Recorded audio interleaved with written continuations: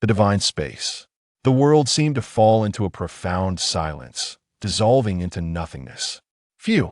Lan Xiaye gasped for breath, abruptly opening her eyes, her body instinctively arching. The ticking of the clock on the wall, the sounds of people strolling and conversing downstairs gradually seeped into her consciousness. Lan Xiaye stared blankly out the window at the remarkably ordinary surroundings, devoid of frozen surfaces, and naturally, there were no horrifying corpses lurking beneath the ice. Those zombies seemed to belong to a distant dream, a chilling nightmare. There were no supernatural abilities, yet countless zombies roamed, and each day brought new death. As if that were not enough, an extreme cold descended, transforming the world into a realm of ice and snow, with thick layers of frost blanketing the ground, beneath which mutatek corpses lurked, suddenly breaking through the surface to drag the unsuspecting into their icy depths. Binding successful. At the sound of an electronic voice, a transparent digital screen materialized abruptly before Lan Xiaye. The screen displayed a jumble of characters, and then the electronic voice continued. Hello, Lan Xiaye. Congratulations on being selected by the Divine Space to become a tasker. Divine Space? Quick transmigration strategy. Lan Xiaye could only muster a weary retort. I refuse. The electronic voice responded amiably. Then please decline on the screen. The garbled text on the screen transformed into a choice. Enter Divine Space? Yes. No. Without hesitation, Lan Xiaye clicked no, only to discover the no button was grayed out, rendering it unclickable. Why can't I refuse? This is coercive trading. Lan Xiaye's tone turned icy. A burst of electronic distortion ensued before the voice returned to normal. You possess a characteristic. That cannot be refused. You must enter the Divine Space. What characteristic? The electronic voice elucidated. Those who are about to die, or have already perished, are compelled to enter the Divine Space without choice. However, you are a reincarnated individual. Should you opt not to enter the Divine Space, the balance will be disrupted, leading to an escalation of world destruction. Lan Xiaye fell silent, ultimately acquiescing, especially upon hearing that as a formal tasker, she could draw upon special abilities, complete missions to earn points, and exchange them for items. Her demeanor shifted dramatically, transforming into a sweet smile, as if she had become remarkably agreeable. Divine Space. The familiar world before her gradually faded, and as Lan Xiaye experienced a moment of disorientation, she found herself standing on an empty road, surrounded by a few people with dazed expressions. While assessing her surroundings, Lan Xiaye scrutinized them as well. The road was bustling with vehicles and pedestrians, seemingly governed by a magnetic force that caused them to avoid a group of taskers, rendering them invisible and segregated. All right, while we are still in a safe period, let me explain the situation. A woman with shoulder-length hair clapped her hands, her expression somewhat aloof. You must have all heard the notification regarding entry into the Divine Space. I must inform you, newcomers, that this is not a game. This is not a prank. It is a realistic survival world where death is a certainty. Beside the woman stood a man, approximately 1.75 meters tall, his well-defined muscles visible. His gaze, much like the woman's, was cold and vigilant, indicating that he too was a formal tasker. They gazed upon the newcomers, assessing which among them were expendable and could be cast aside as mere cannon fodder. Chapter 2. The mission. Their frigid gazes swept across the crowd, sending shivers down the spines of the newcomers. The man let out a cold chuckle. Having already dismissed them as dead, aside from the suited man, there was a young girl dressed in a white dress, likely around 18. Although her body trembled slightly, she spoke softly. I believe this is real. For just a minute ago, I was killed. The atmosphere suddenly turned chillingly cold, prompting the other newcomers to subtly avert their eyes from her. Two seasoned taskers exchanged a glance, recognizing the mockery reflected in each other's eyes. The man maliciously inquired, "Do you know what kind of individuals are permitted to enter the realm of the Master God?" He scrutinized the quaking newcomers with a malicious gleam until his gaze fell upon Lan Xiaye, which diminished his hostility somewhat. From the very beginning, he had taken note of her. She possessed an extraordinarily pure and enchanting visage, her delicate features resembling mist, evoking a desire to protect her. In stark contrast, she maintained her composure, keenly observing her surroundings and the others present. Were it not for the Master God's announcement that only he and Quan Hong were official taskers in this round, he might have mistaken her for one as well. She was indeed a promising candidate, he concluded. What is it? Inquired a youth, appearing to be a university student, noticing the man's sudden pause with curiosity. The man cast a fleeting glance at him, having lost interest in terrorizing the newcomers, now merely dead or about to perish. Observing the newcomers' faces turn pale, he continued. Only by participating in the mission can one hope to survive. Strive on, newcomers. The advantages of becoming an official tasker are beyond your imagination. The safe period is drawing to a close. The short-haired woman, clad in red, vigilantly surveyed her surroundings and spoke swiftly. This is an E-level world. The task is relatively straightforward.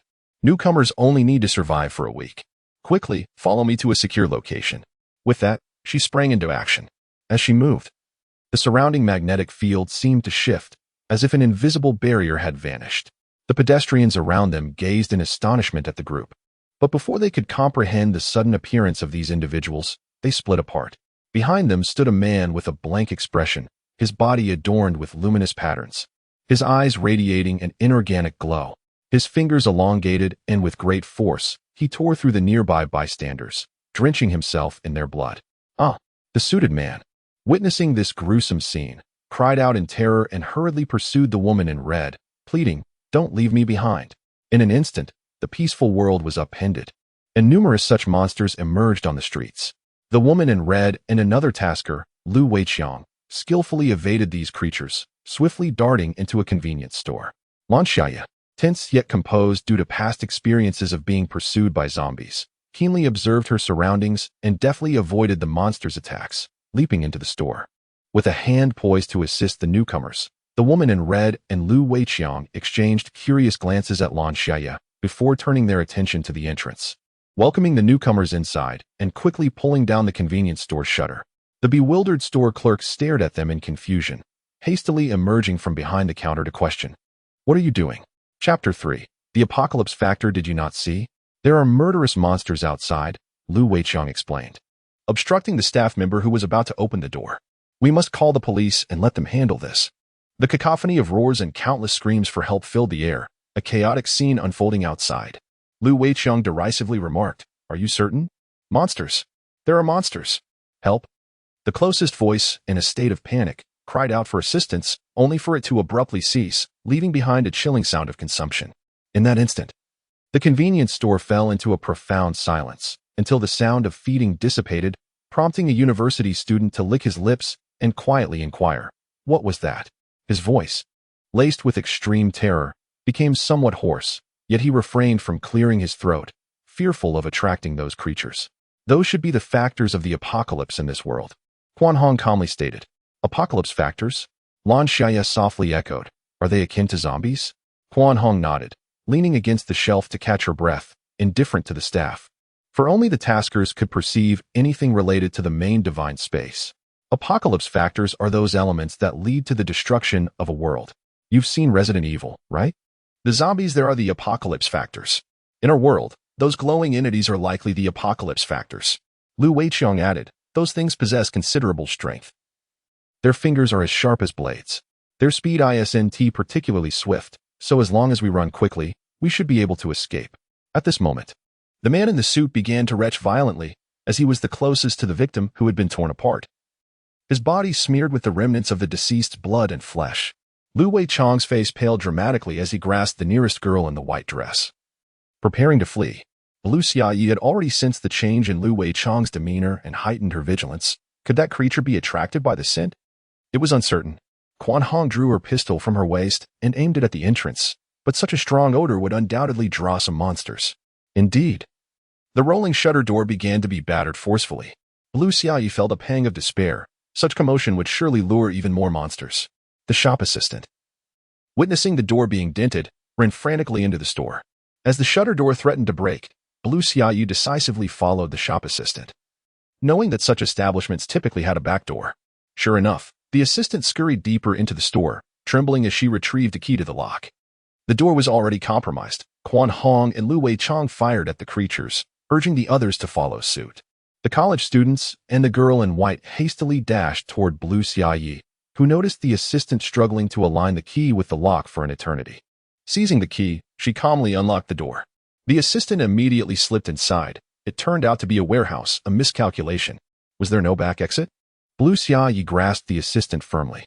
No, no, the assistant stammered in terror, attempting to close the door. Common sense has betrayed me. Blue Xiaye felt a surge of urgency. Breaking through was impractical at this juncture. The warehouse door was robust. It should provide temporary refuge. She held onto the door, brushing aside the assistant's attempts to shut it, offering a sweet smile as she warned, "If you close that door again, I shall throw you outside." The shop assistant trembled in fear, hastily retreating into the warehouse, concealing himself among the goods. The vast expanse of the warehouse was enveloped in darkness, devoid of any light, and carried a chill in the air. At that moment, the university student and the girl in the white dress had rushed inside.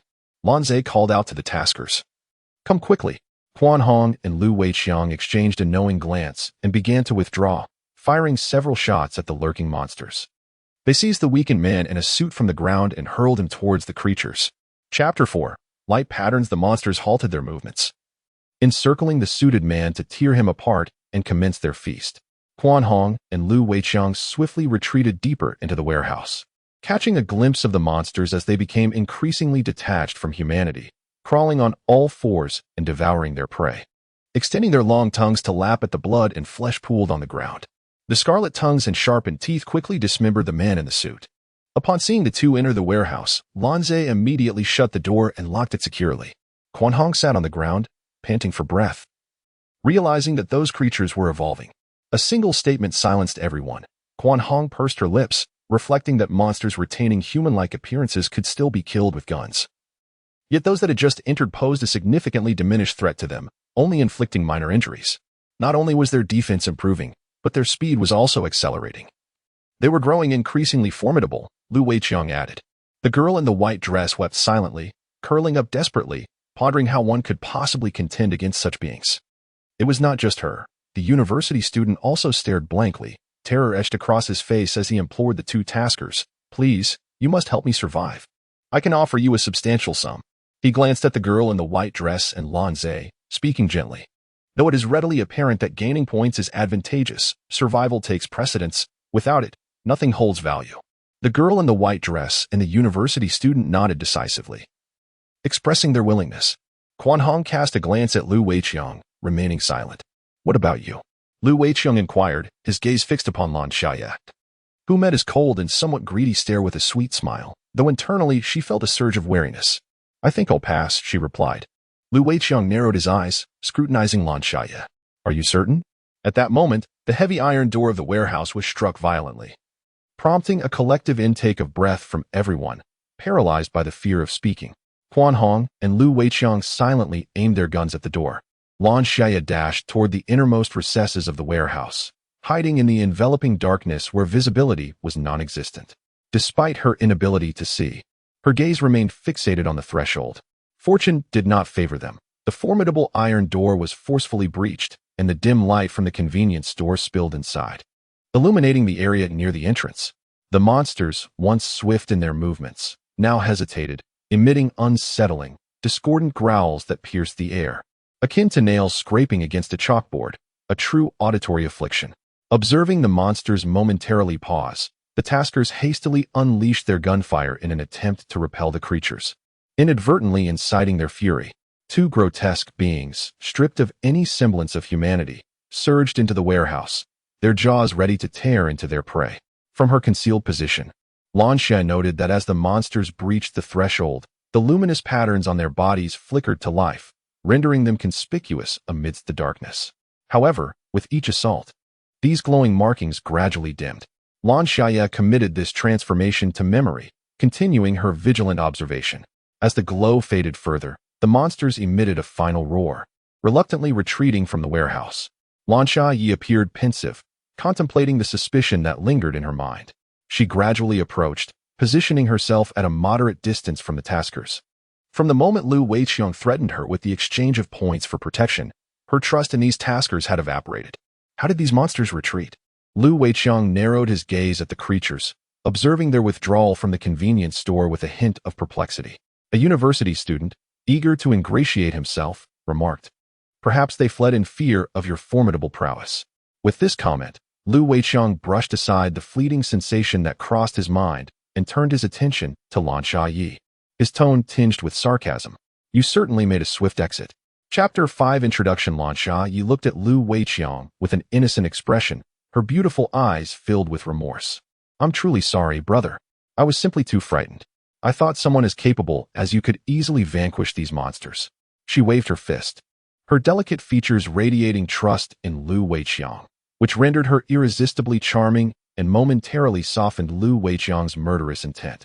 Then you could use your points, he began, but was interrupted by Quan Hong, who cast a contemplative glance at Lan Xiaye. Given that the situation is relatively secure at the moment, let us discuss our strategy.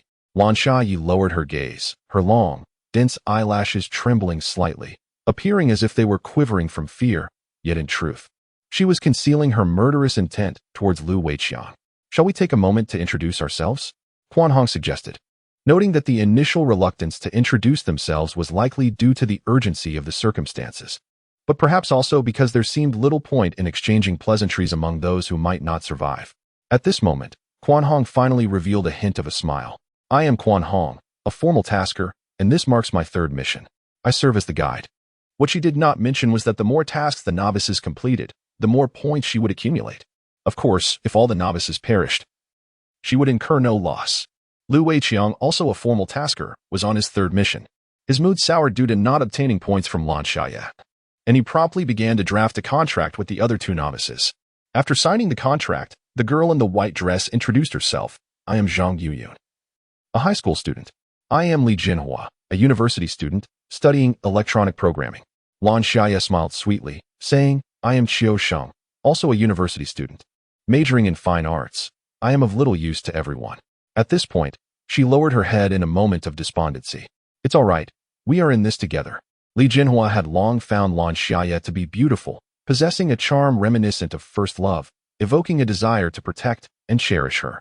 Regrettably, they had been fleeing moments ago, but now that they were safe, he immediately extended his concern towards the beauty. Zhang Yuyun felt a twinge of dissatisfaction. As among the novices, only Lan Xiaye had not contributed her points, which struck her as decidedly unfair. She articulated her thoughts meticulously. You should also contribute points to gain Lu Ji's protection. It would resolve the issue. Lu Weiqiang's eyes brightened, casting an appreciative glance at Zhang Yuyun. All right, Quan Hong interjected impatiently, the priority now is to survive the week. Did you not notice? The bullets have become increasingly ineffective against them. For the time being, this approach would suffice. Quan Hong nodded in agreement. Yet she was acutely aware that these creatures would eventually undergo mutations, growing ever more formidable.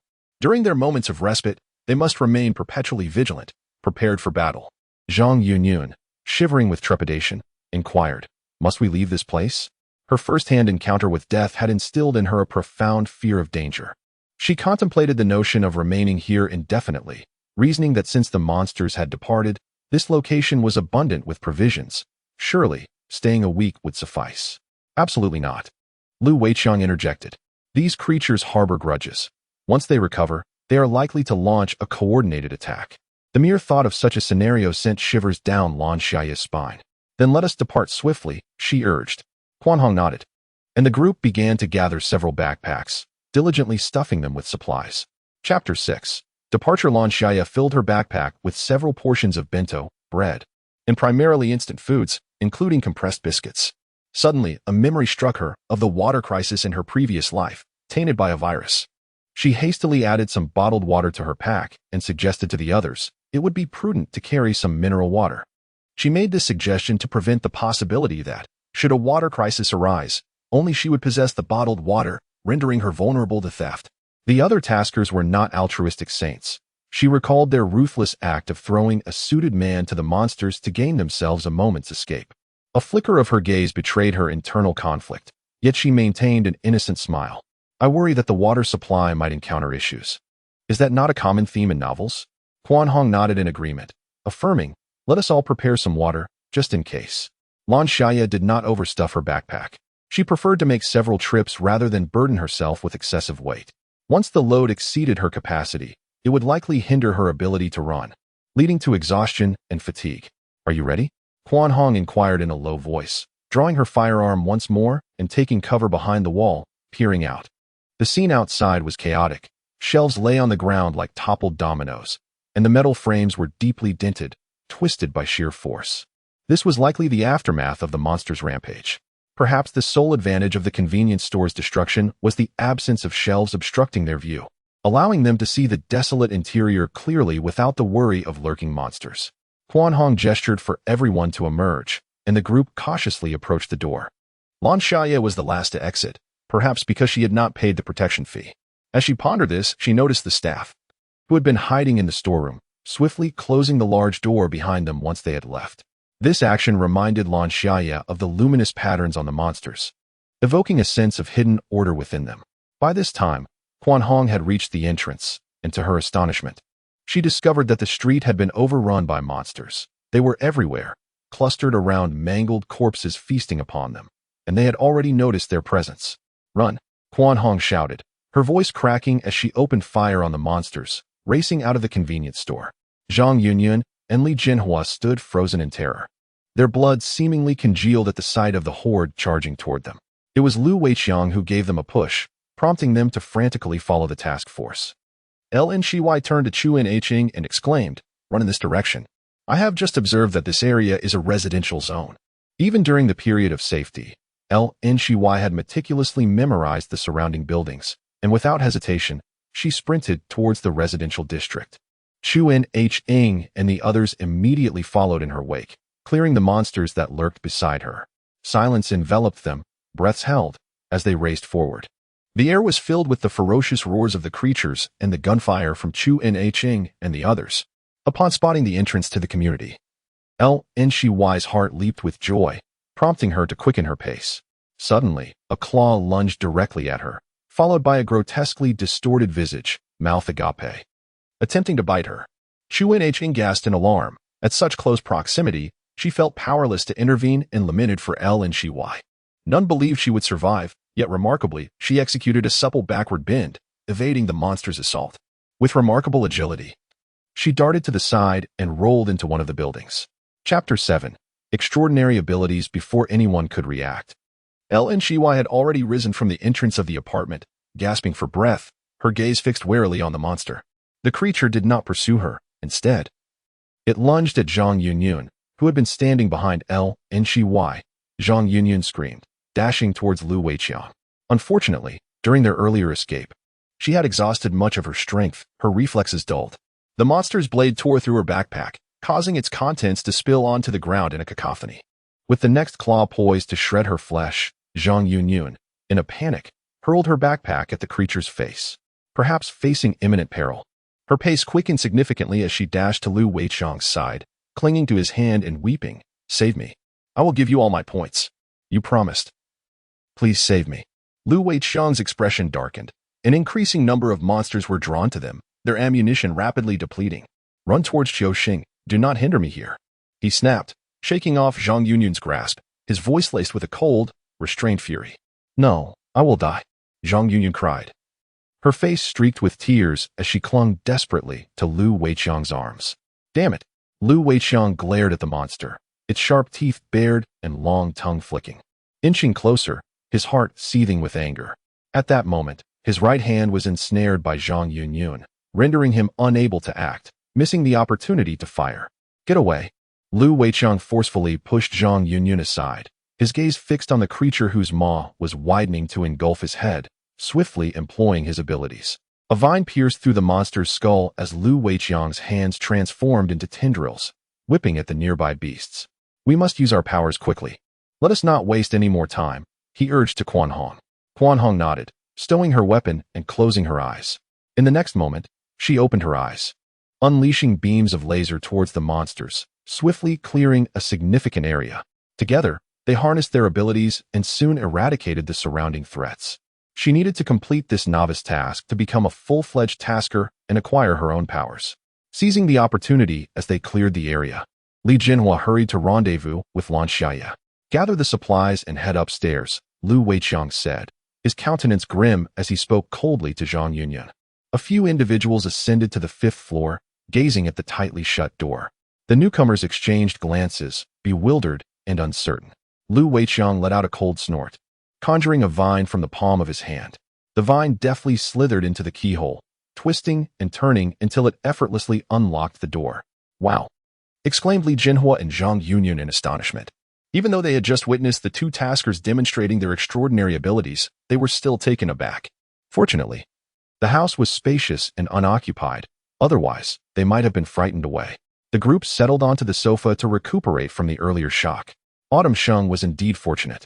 Quan Hong praised Lan Xiaye, whose eyes had returned to normal, devoid of the earlier intensity.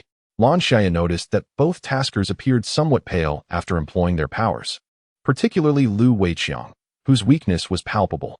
Lu Weiqiang shot a cold glare at Zhang Yunyun, his expression tinged with anger and a hint of malice. Chapter 8. The night Zhang Yunyun recoiled under Lu Weiqiang's piercing gaze, her face still marked by remnants of tears, rendering her quite pitiable. Never mind, Quan Hong reassured gently. Everyone is weary. Let's each find our rooms to rest. Lu Weiqiang snorted dismissively and strode directly toward the master bedroom. Despite the house's size, it contained only 3 rooms, one of which was a rather modest guest room. I will share a room with Lu Weiqiang, Autumn Sheng. You and Zhang Yunyun will share, and Li Jinhua. You will occupy the guest room alone.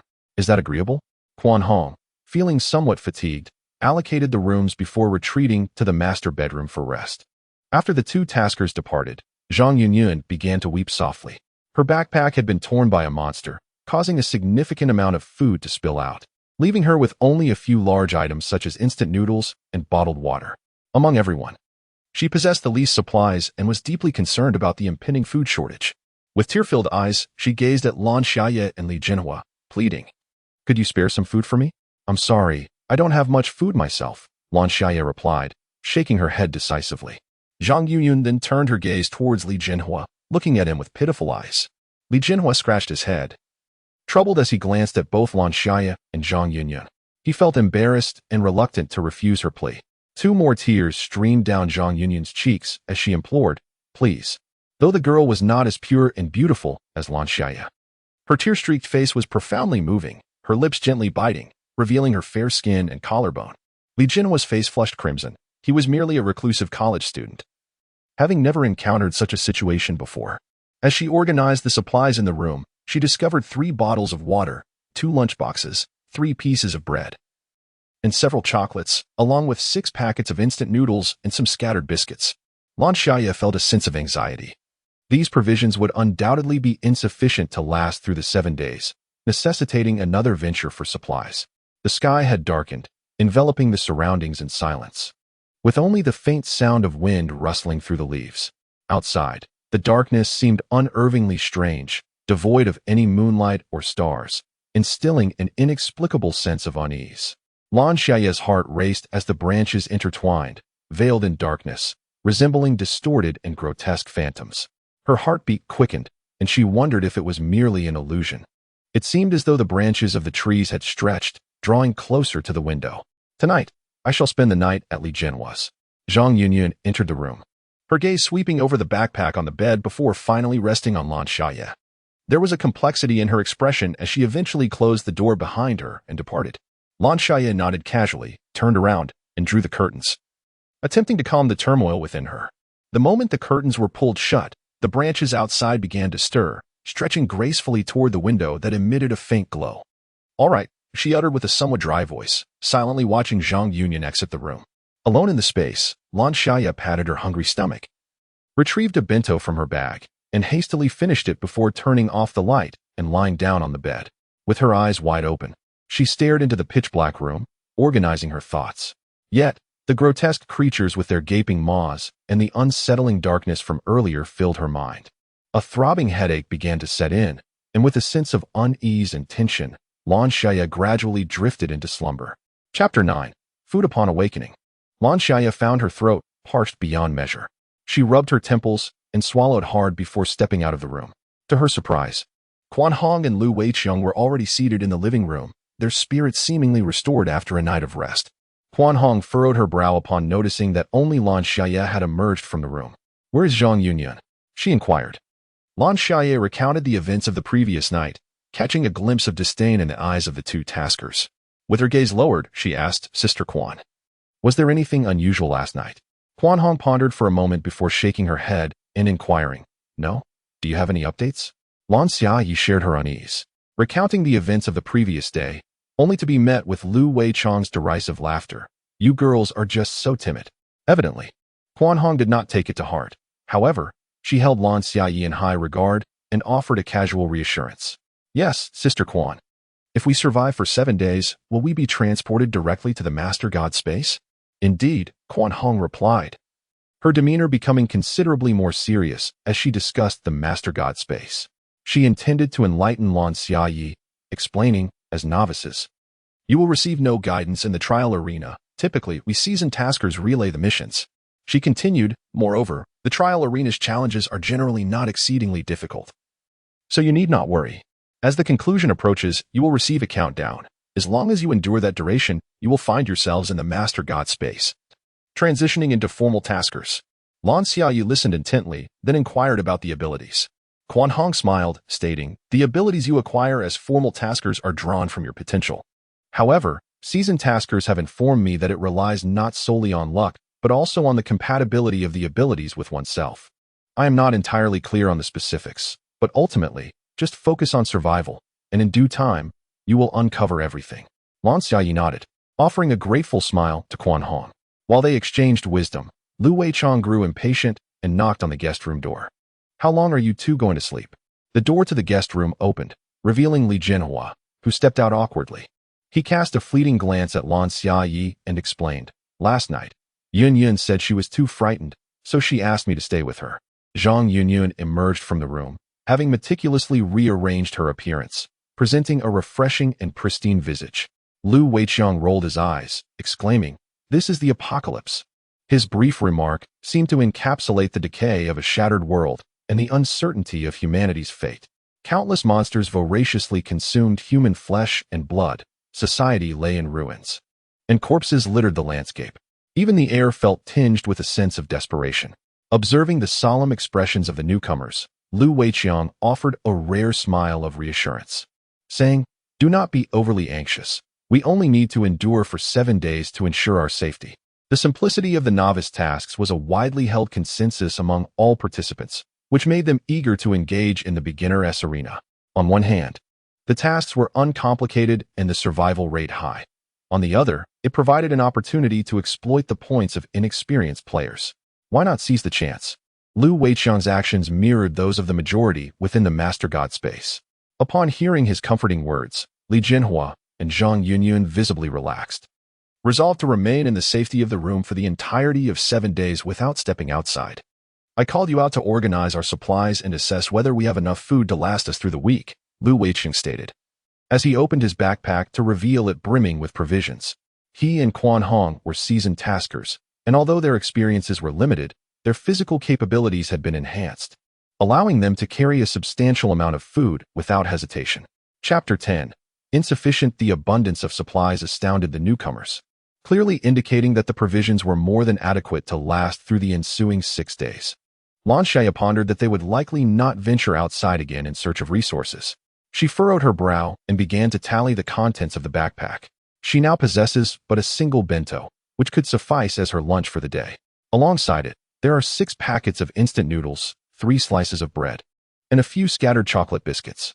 With 6 days remaining until the conclusion of the task and 3 meals to be accounted for each day, it is evident that these provisions are insufficient. However, if she exercises restraint in her consumption, it may be possible to endure the next 6 days. Yet, an unsettling feeling gnaws at Lan Xiaye. She wonders whether she can remain unscathed in her room over the coming days. The prospect of surviving on minimal nutrition for 6 days raises concerns about her strength and spirit. Should any unforeseen danger arise, the situation could quickly deteriorate. Surprisingly, it is not Lan Xiaye who is most anxious about the scarcity of food, but rather Zhang Yunyun, who, due to the monster attacks, is left with only a few bottles of mineral water and some crushed instant noodles. Li Jinhua's rations are also meager, just enough to stave off starvation. And if he continues to assist Zhang Yunyun, neither will survive. Naturally, their eyes turn towards the tasker with the most abundant supplies. "Please, I can offer you my points from the next round," Zhang Yunyun implored, her desperation evident. "I beg you for some food." Lu Weiqiang, without lifting his gaze, regarded her as if she were invisible. Zhang Yunyun's incessant pleas had begun to grate on him. For no one can endure the constant chatter of someone who appears oblivious to the discomfort they cause. With a hint of malice, Lu Weiqiang retorted. You can venture out and seek supplies for yourself. Upon witnessing the drastic change in Zhang Yunyun's expression, her pallid face looking up at him with vulnerability, Lu Weiqiang took on an air of superiority as he continued, This is the apocalypse. I am under no obligation to assist you. I could even cast you out of this house, thereby claiming your supplies for myself. He wore a malicious grin. The moment those words escaped his lips, Zhang Yunyun fell silent, deterred from provoking the tasker any further. Her gaze shifted to Lan Xiaye and Li Jinhua. Lan Xiaye found this individual rather bothersome. Food was the second most important thing to her, and in a post-apocalyptic world, who would willingly relinquish precious sustenance for the sake of kindness? Absurd. Her eyes darkened. Kindness had never been a fitting descriptor in such dire circumstances, as it only engendered greed and death. No lending, she thought. If Zhang Yunyun persisted, she would be met with a little surprise. In truth, Zhang Yunyun was quite apprehensive about confronting Lan Xiaye. She had not realized this at first glance. However, during their flight, faced with those horrifying monsters, both she and Li Jinhua were paralyzed with fear, unable to move. Having lived their entire lives in a peaceful society, they had never encountered such terrifying scenes. Fear was a natural response. Only Lan Xiaye maintained her composure throughout, analyzing the situation with clarity, and even managing to escape from the clutches of the monsters. The two seasoned taskers found nothing amiss in her demeanor. Rather, they regarded her as possessing great potential. Yet, how could someone from a peaceful society, experiencing such horrors for the first time, remain entirely unflappable? This thought was indeed chilling. Zhang Yunyun's mind had spiraled to the unsettling possibility that perhaps Lan Xiaye was a deranged killer. Chapter 11. Confronting a small monster. Lan Xiaye was oblivious to Zhang Yunyun's spiraling thoughts, surprised that she had not pressed her, yet relieved to enjoy a moment of peace. Li Jinhua wore a bitter expression, declining offers. Although he felt pity for Zhang Yunyun, it did not imply that he was willing to sacrifice his own interests. What shall we do then? Lu Weiqiang inquired, raising an eyebrow at Zhang Yunyun, his expression tinged with a hint of amusement. Zhang Yunyun, feeling discontent, cast him a gloomy glance, retorting, If I perish, your points will vanish as well. Lu Weiqiang's countenance darkened. He was reluctant to relinquish Zhang Yunyun's points, unwilling to share his provisions with her, nor did he wish to jeopardize himself by venturing outside in search of sustenance. The atmosphere grew tense. Yet Lan Xiaye's eyes sparkled with a sudden realization of the utility of Lu Weiqiang's unique ability. With a cheerful demeanor, she declared, I have a splendid idea. Lu Gu, your ability allows you to pick locks, does it not? Let us explore other unoccupied houses for supplies. Zhang Yunyun's eyes lit up at this suggestion. Grateful for Lan Xiaye's ingenuity, Lan Xiaye smirked, her lips curving into a smile. Truthfully, her motivation stemmed from a fear of going hungry, as she dreaded the thought of lacking the strength to escape in case of an unforeseen incident. With a plan in hand, Lu Weiqiang, Zhang Yunyun, and Lan Xiaye set out, leaving Quan Hong and Li Jinhua to guard their base.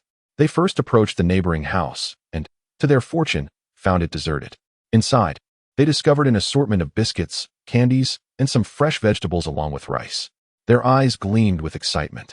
Such provisions were a luxury compared to the meager meals they had been accustomed to. Who would desire to feast solely on instant noodles? Lu Weiqiang inquired. Who among you can cook? Zhang Yunyun timidly shook her head. I cannot. I know a few simple dishes. Meanwhile, Lan Xiaye stumbled upon a large barrel of mineral water in the bedroom. Unfortunately, their luck took a turn for the worse as they soon realized they were not alone. There was indeed someone, more accurately, a mutated creature, lurking within. As Lu Weiqiang opened the door, he was immediately hit by a nauseating scent of blood. Unfortunately, before he could shut the door, an exaggerated, mutated hand grasped it with such force that the iron door quickly caved in. Once the door was prevented from closing, a grotesque head and body slowly emerged. A disquieting smile adorned its face, an unsettling sight for a creature devoid of reason. The others felt a chill run down their spines.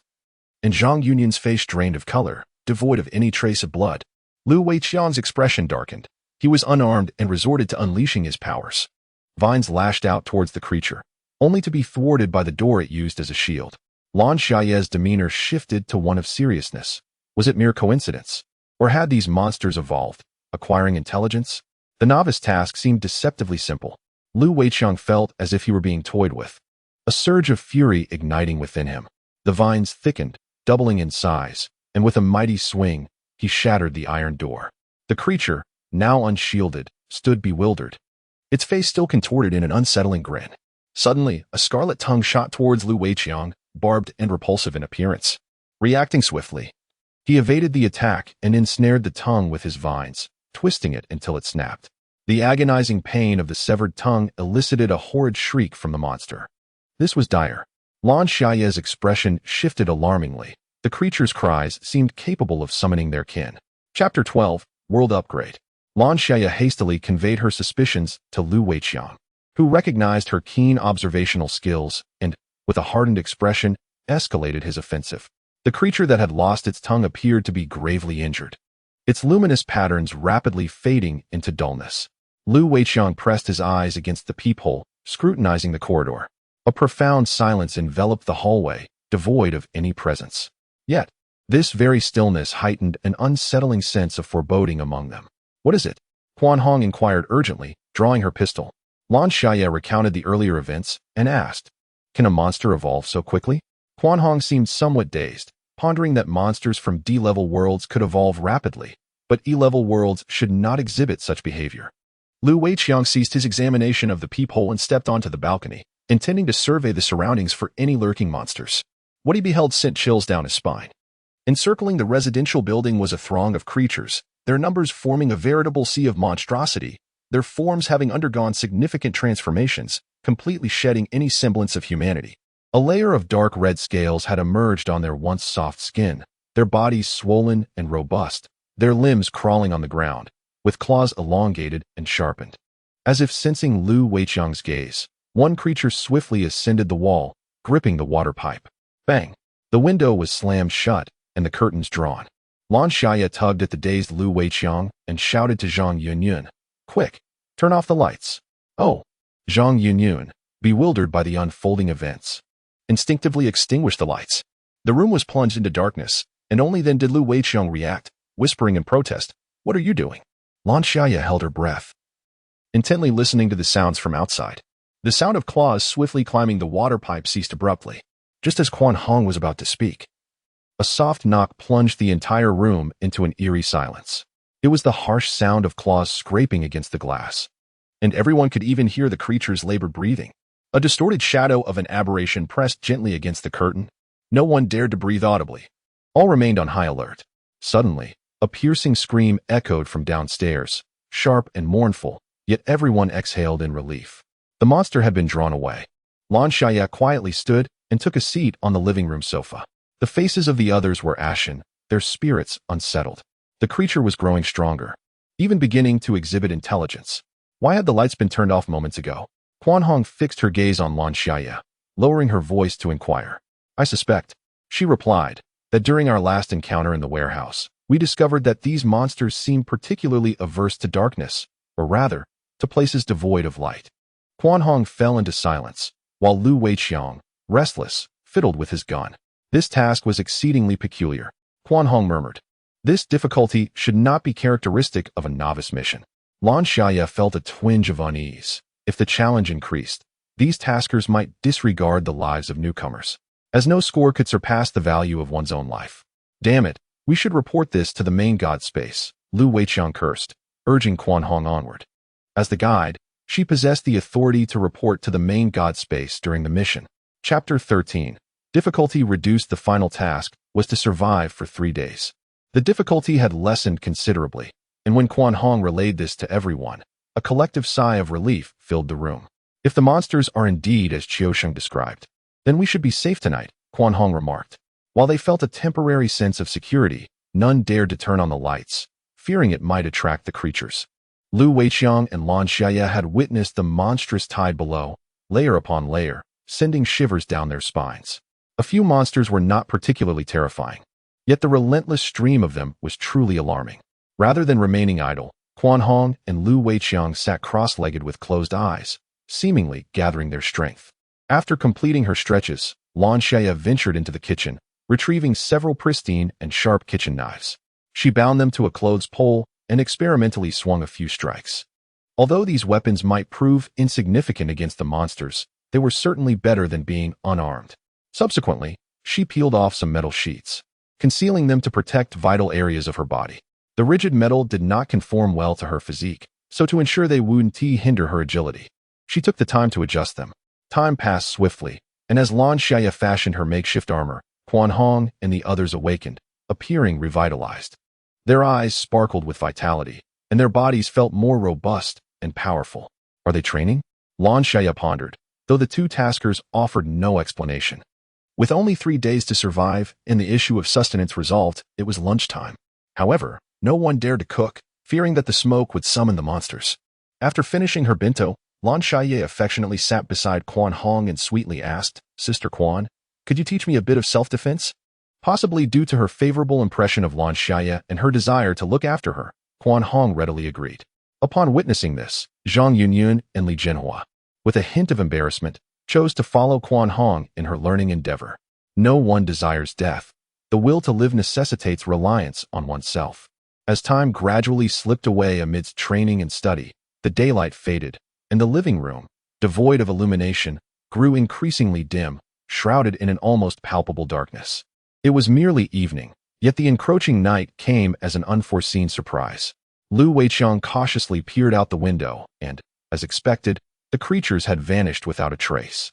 A smile crept across his face. They had dispersed, and it seemed they were safe now.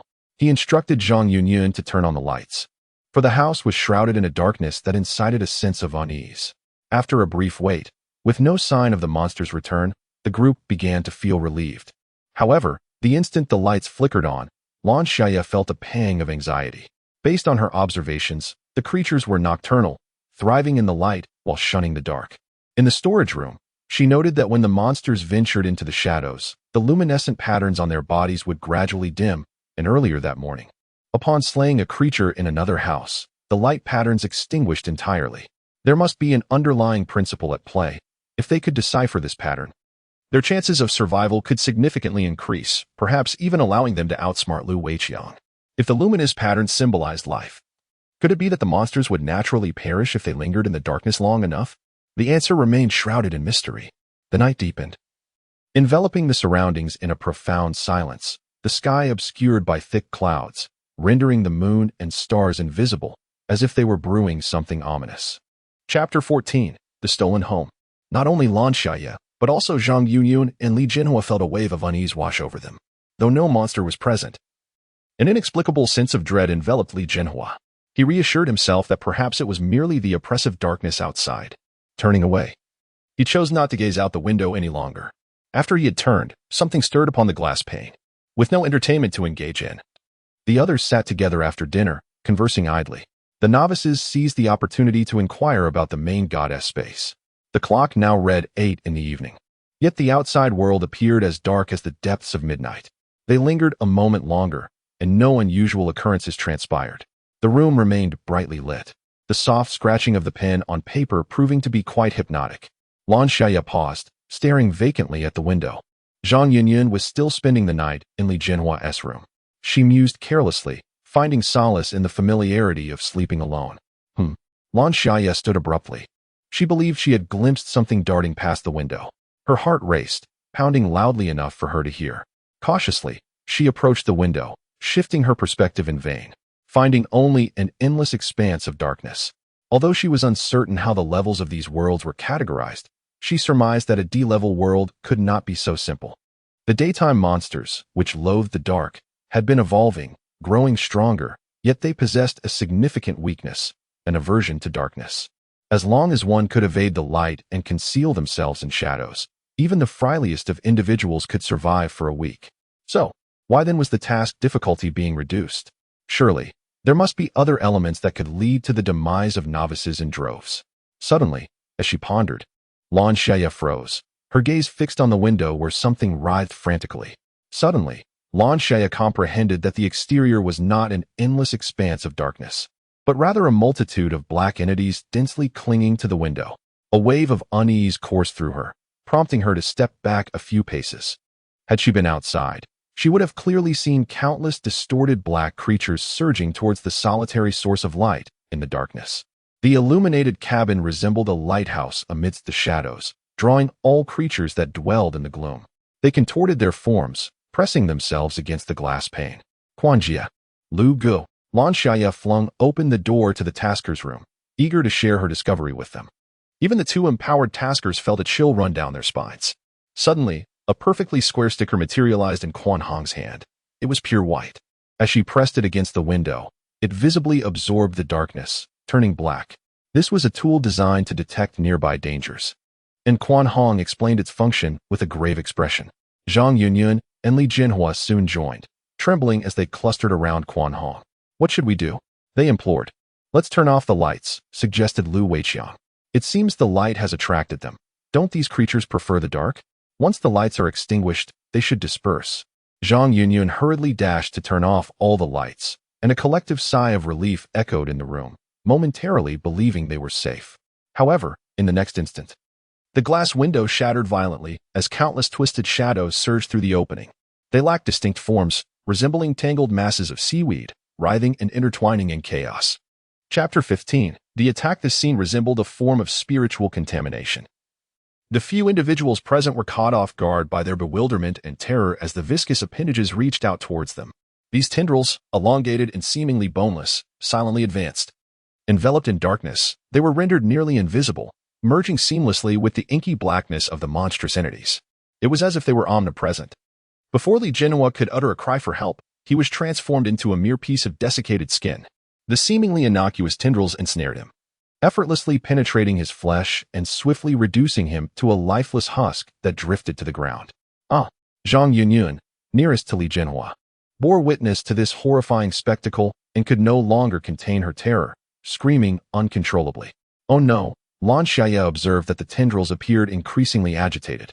An unending stream of them emerged from all directions, making evasion impossible. The inevitable fate awaited those who could not escape, to be drained of their flesh and blood, reduced to mere remnants of skin. The taskers activated their abilities. However, Lu Weiqiang's vines proved ineffective against these monsters, as the tendrils instead burrowed into the vines, siphoning away their vitality. The vines soon withered and disintegrated into nothingness. It seemed the tendrils had discovered a delectable treat, all converging towards Lu Weiqiang. Terrified by the overwhelming mass of appendages, Lu Weiqiang shouted, "Qianhong, it's here." Qianhong opened her laser eyes, unleashing beams that swept across the relentless tendrils. Lan Xiaye noticed that these tendrils recoiled from Qianhong's laser gaze, retreating as if they were venomous serpents. She called out to Zhang Yunyun, who was closest to the light source. "Quick, turn on the lights." Zhang Yunyun felt utterly weak, tears streaming down her face as she shook her head. "I cannot." At that moment, most of the tendrils writhed towards Lu Weiqiang. In a desperate bid to avoid being consumed, Lu Weiqiang continuously released vines, swatting away the tendrils to buy himself time. He shouted in frustration, "What is the point of turning on the lights?" Lan Xiaye paid him no heed. Instead, she addressed Quan Hong, "Sister Quan, support me in activating the lights over there." Without hesitation, Quan Hong nodded, tossing a dagger towards Lan Xiaye with succinct clarity, a tool. Lan Xiaye caught the dagger, bent low, and charged forward, skillfully evading the tendrils ahead. However, these tendrils were as swift as serpents, twisting and turning, quickly pursuing Lan Xiaye. They lurked like assassins in the darkness, concealing themselves as they approached stealthily. At this juncture, Lan Xiaye found herself in dire straits. The tendrils seemed acutely aware of her intentions to turn on the lights and began to obstruct her at every turn. She could only slash at the tendrils with her dagger, racing towards the switch. One tendril crept up silently from behind her, only to be obliterated by Quan Hong's laser eyes in the next moment. The dagger that Quan Hong had provided was exceedingly sharp, effortlessly severing the tendrils, which quickly merged and writhed again, regenerating their forms. Although their regenerative capacity was formidable, the injuries they sustained had significantly slowed them down. With Quan Hong's support, Lan Xiaye swiftly reached the switch and pressed it down without a moment's hesitation. The lights illuminated the surroundings, bringing everything to a halt. The tendrils that had entangled Lu Weiqiang, the writhing tendrils on the ground, and those creeping stealthily towards Zhang Yunyun were all reduced to ashes under the light. Drifting gently to the floor, a pile of black ash accumulated on the ground, while the creatures outside trembled in fear, neither daring to approach the house nor retreating a single step. They brandished their tentacles ostentatiously, filled with covetousness for those within. Lu Weiqiang exhaled, having incessantly unleashed his powers only to be devoured, leaving him utterly exhausted. Chapter 16. The third day, Quan Hong closed her eyes to meditate for a moment, slowly releasing a breath. So, the monsters fear the darkness during the day, yet are intimidated by light at night, are they? Lan Xiaye nodded, elaborating that not only do the nocturnal creatures fear the light, but they are also drawn to it, edging closer. She had an instinct that these monsters were adapting to the light, or perhaps siphoning energy from it. Taking a deep breath, she dared not ponder further. After a brief respite, Lu Weiqiang felt a pang of regret for having instructed Zhang Yunyun to extinguish the lights. The death of Li Jinhua cast a shadow of desolation upon Zhang Yunyun, as she seemed to glimpse her own impending fate. This world was exceedingly terrifying. She curled up, suppressing the tremors coursing through her body. Lan Xiaye gazed at Zhang Yunyun and sighed. This was a cruel world, without adaptation and the pursuit of strength. One could only await death. She had comprehended this truth long ago. The lights could never be extinguished, not just Zhang Yunyun. But even the two taskers found themselves nauseated by the writhing, clawing tentacles outside the window. Lu Weiqiang muttered softly, "What a repulsive sight." In this atmosphere of tension and vigilance, the group spent the night in a half-dream state. It was not until the sun was on the verge of rising, as darkness and light intertwined, that those grotesque tentacles suddenly recoiled and vanished. Lan Xiaye, burdened by drowsiness, extinguished the light and drew the curtains, swiftly succumbing to slumber. After a few hours, she was abruptly awakened. It was around 10 o'clock, and the sunlight poured in abundantly, filtering through the curtains and casting a soft, translucent glow in the room. Outside, the creatures, nourished by the sunlight, stretched their forms, growing even taller and more robust. The luminous patterns on their bodies underwent a transformation, coalescing into a glowing totem, their skin adorned with intricate scales. The inorganic gleam in their eyes dissipated, revealing a hint of cunning and greed. They sniffed the air lightly before dispersing. Some dashed towards the supermarket, effortlessly tearing apart the rolling shutter doors with their claws, exposing their gaping maws to the terrified survivors. Others leaped with fervor towards the residential buildings. It was amid such commotion that Lan Xiaye awoke, the serenity of the day shattered. Faint cries for help echoing in the air. A faint metallic scent of blood lingered. Quan Hong nudged Zhang Yunyun awake, signaling for silence with a gesture, and cautiously parted the curtains to glance outside. Strangely, the outside was devoid of any presence. However, sounds of agitation emanated from the corridor, prompting Lu Weiqiang to lean forward and peer through the peephole. He beheld an eerily distorted corridor, empty of life. Just as he exhaled in relief, a colossal round eye pressed against the door, locking onto Lu Weiqiang with a malevolent, vertically slit pupil. Startled, Lu Weiqiang recoiled in fear as the iron door was violently pounded by the creature outside. "We must not allow it to breach the door." Lan Xiaye commanded Lu Weiqiang. "Use your powers to bind the door and ensure its protection." Lu Weiqiang instinctively obeyed Lan Xiaye's command. As the thick vines coiled around the iron gate, diminishing the monster's attempts at destruction. "What should we do next?" Lan Xiaye calmly stated. "Close the door to fend it off, and open it to lure it in, then shut it again." Chapter 17. Subconsciousness. The room was dimly lit, with no lights turned on. The living room, positioned at a distance from the window, was shrouded in a hazy darkness that the feeble light could not penetrate. Although the occupants could see one another, the absence of a direct light source would likely impact the monster. Lu Weiqiang gritted his teeth and nodded. Lan Xiaye continued. "In a moment, you will open the door and stand to the side. Quan Jie, use your laser eyes to attract the monster's attention and draw it over here. Lu Gu, then you will close the door and ensnare it with the vines." Understood. Outside, the monster continued to furiously pound on the door. Despite possessing a certain level of intelligence, its obsession and greed for flesh kept it relentless. "Open the door." Lan Xiaye leaped into a corner, distancing herself from the impending confrontation, firmly gripping her dagger.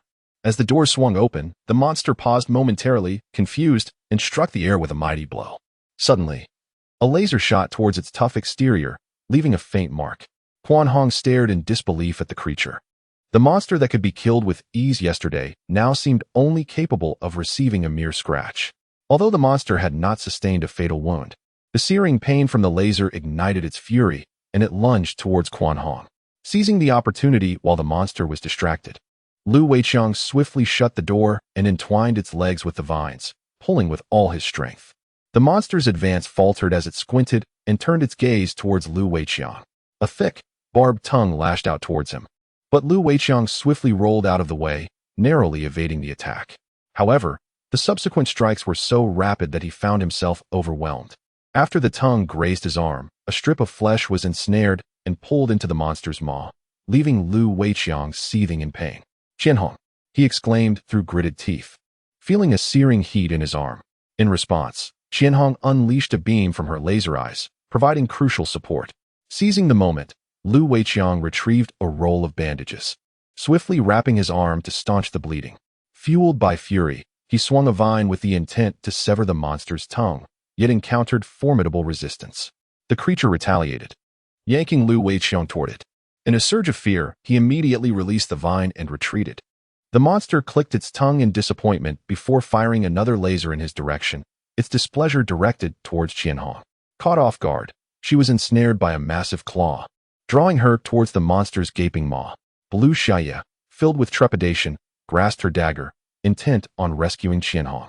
Suddenly, Qianhong's face flushed, and a colossal specter materialized behind her. The apparition's cold eyes snapped open, unleashing two piercing beams that penetrated the monster's body. Qianhong broke free, her demeanor now mirroring that of the specter, exuding an instinctual aura of formidable power. The potency of her laser eyes intensified, inflicting numerous wounds upon the creature. Despite its resilience, the monster's injuries began to heal gradually as it struggled to rise, fixating its vengeful gaze upon Qianhong. Qianhong let out a cold snort, raising her hand in conjunction with the shadow behind her. Suddenly, the wounds on the creature's body ignited spontaneously, the injuries expanding as healing and harm occurred simultaneously, causing the tortured beast to roar in agony. A glowing totem upon its body disintegrated, transforming back into the familiar luminous patterns known to Lan Xiaye. With the totem's dissolution, the creature lost its ability to heal, and its defenses significantly weakened, allowing Qianhong to effortlessly reap its life. With the crisis averted, the shadow behind Qianhong dissipated, and she weakened, collapsing onto the ground. Lan Xiaye rushed to support her, gazing at her with curiosity, wondering what had just transpired. Chapter 18. The resurgence of battle. At this moment, Qianhong's condition was even worse than when she had previously overexerted her abilities. Her complexion was pale, her body feeble. As she lay upon the sofa, breathing shallowly, her eyes closed in exhaustion, slipping into a deep slumber. Lu Weiqiang explained on her behalf.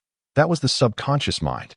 Noticing Lan Xiaye's eager gaze for knowledge, Lu Weiqiang suppressed his impatience and continued, "As you can see, tapping into the subconscious can grant one a fleeting surge of immense power, doubling the effects of their abilities and the damage inflicted. However, the subconscious only manifests in situations of extreme peril, emerging autonomously when one's life is at stake, preserving their existence. Moreover, the after effects of utilizing the subconscious are particularly severe. Qianhong's current state is a manifestation of those repercussions." Lan Xiaye inquired, "Is it possible to trigger the subconscious without having any abilities?" Lu Weiqiang chuckled at the notion. "That is impossible. The subconscious is intrinsically linked to one's powers." During the period of recuperation for Quan Hong, a monstrous entity was drawn to the vicinity, wandering outside the door. Lan Xiaye moved the creature's carcass to the entrance and instructed Lu Weiqiang to retract the vine slightly, as if the scent of the deceased beast had permeated the surroundings, prompting the previously lingering monster to depart without hesitation. Lu Weiqiang, intrigued, cast a sidelong glance at Zhang Yunyun, who had been huddled in a corner since the onset of the battle, pondering the considerable disparity among novices. "It's safe now," he said to Zhang Yunyun, urging her to rise, rest, and partake in some sustenance, for a fierce confrontation awaited them that night, and they must all strive to survive. At that moment, a hint of human warmth surfaced within Lu Weiqiang. After a few hours, Quan Hong gradually regained consciousness, her spirit rejuvenated. During this interlude, several monsters had traversed the area, though the scent of the deceased creature had dissipated significantly over time. The most recent passerby lingered at the entrance for a considerable duration before finally departing. Perhaps the next creature would launch an assault without hesitation. Each time a monster paused at the entrance, tension permeated the group, particularly for Zhang Yunyun, who trembled with trepidation. Fortunately, Quan Hong had awakened and, upon learning the circumstances, her countenance turned ashen. "I cannot utilize my subconscious at this moment," she declared. Lu Weiqiang sighed. "Hasten your recovery. A fierce battle is undoubtedly imminent this evening." At 2 in the afternoon, A monster, drawn by the scent, approached with ferocity. Showing no regard for the presence of the creature remains within.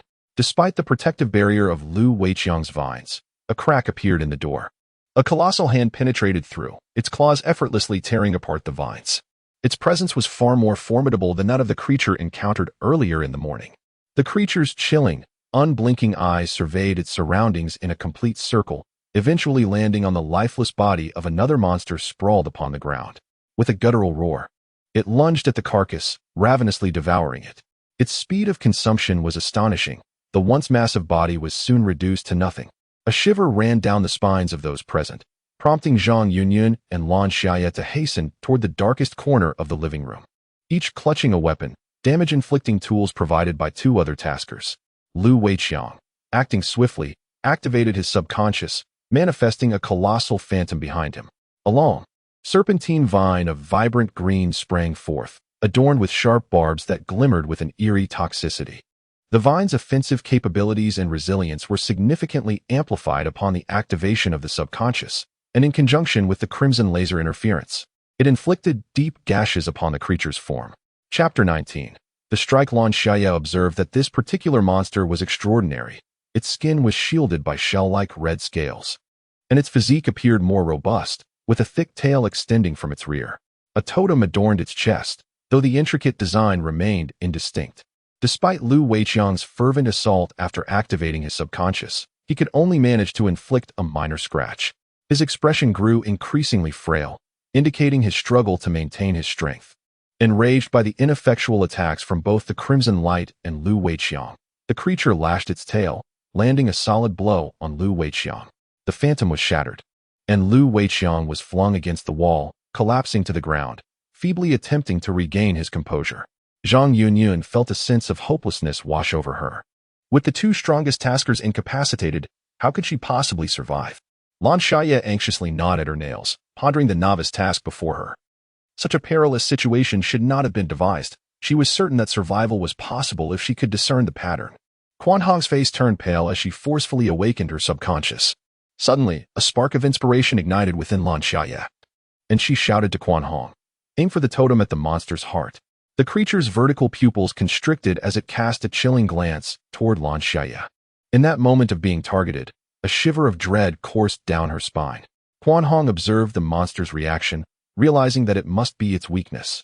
She joined hands with the shadow behind her, unleashing a powerful wave of laser energy. The beam surged toward the monster's heart, traveling at the speed of light, leaving the creature no time to evade.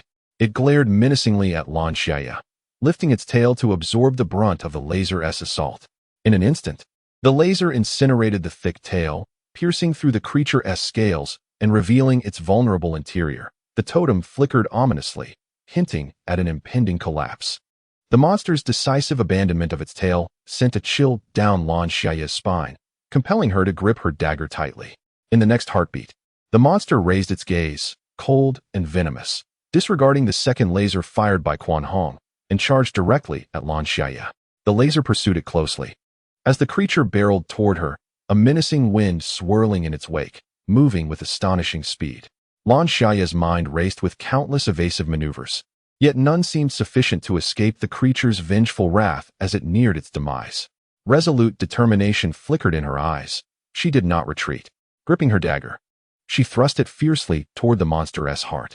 The creature's movements abruptly halted, the totem shattered, and shortly thereafter, a laser descended, effortlessly obliterating the beast's form.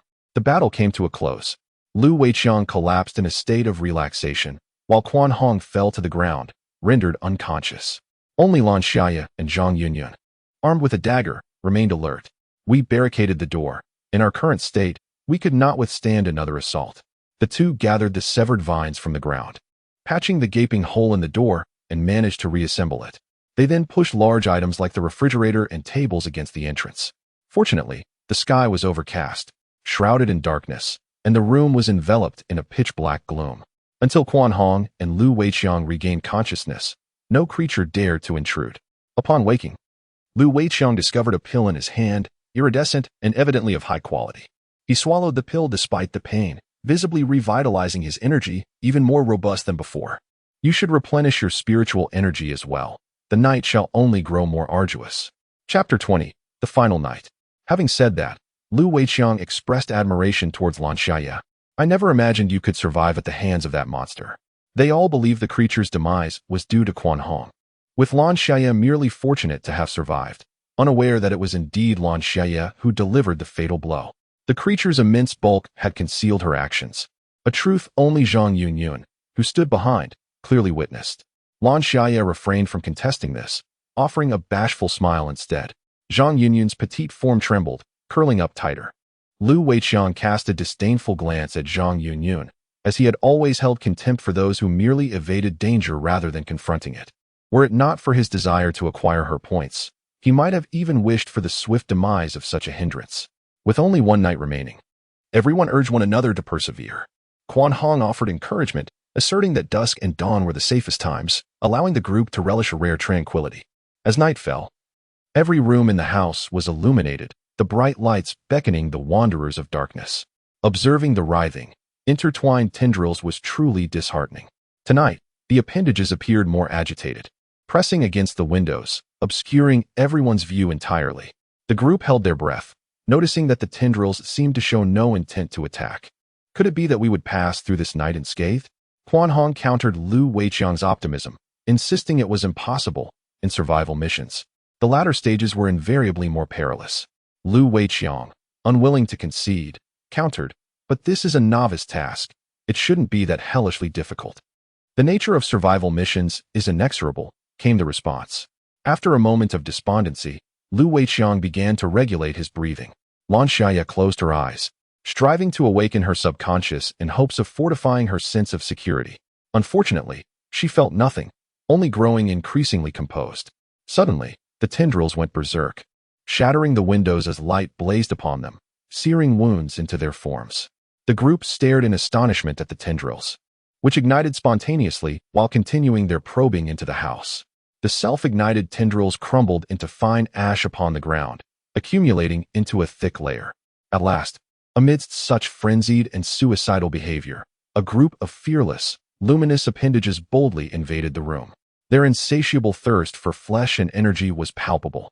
Let us refrain from using our abilities for now. We can first utilize items that emit strong light, suggested Lan Xiaye, noting that Quan Hong had yet to fully recover.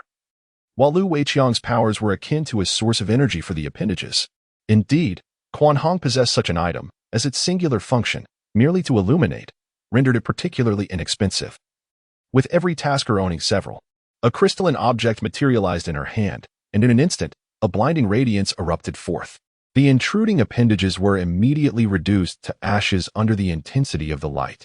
The appendages outside, stirred by the commotion, retreated like a receding tide, seeking refuge in a relatively safe location.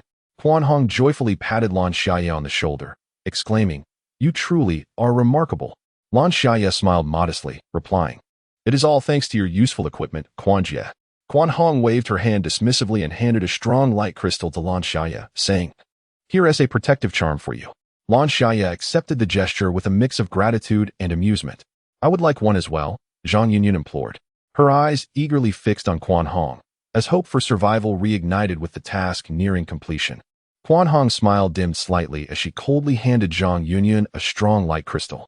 Chapter 21. Countdown. Zhang Yunyun paid no heed to Quan Hong's demeanor, cradling the strong light crystal with great care. Although her eyes initially stung from the brightness, she quickly adapted. Similarly, the appendages were also adjusting to the intense light, gradually closing the distance between them. At 10 o'clock in the evening, a colossal mass of tendrils invaded the room, many of which were severed by the intense light, leaving behind a cluster of tendrils towering to the height of an adult man, now unafraid of the brilliant luminescence. Countless tendrils fanned out, reaching toward their chosen prey. Zhang Yunyun, gripped by fear, instinctively swung the luminescent crystal in her hand at the tendrils encroaching upon her.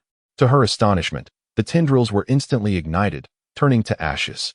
It appeared that even after adapting to the bright light, they could not approach the source of illumination. Lan Xiaye secretly breathed a sigh of relief.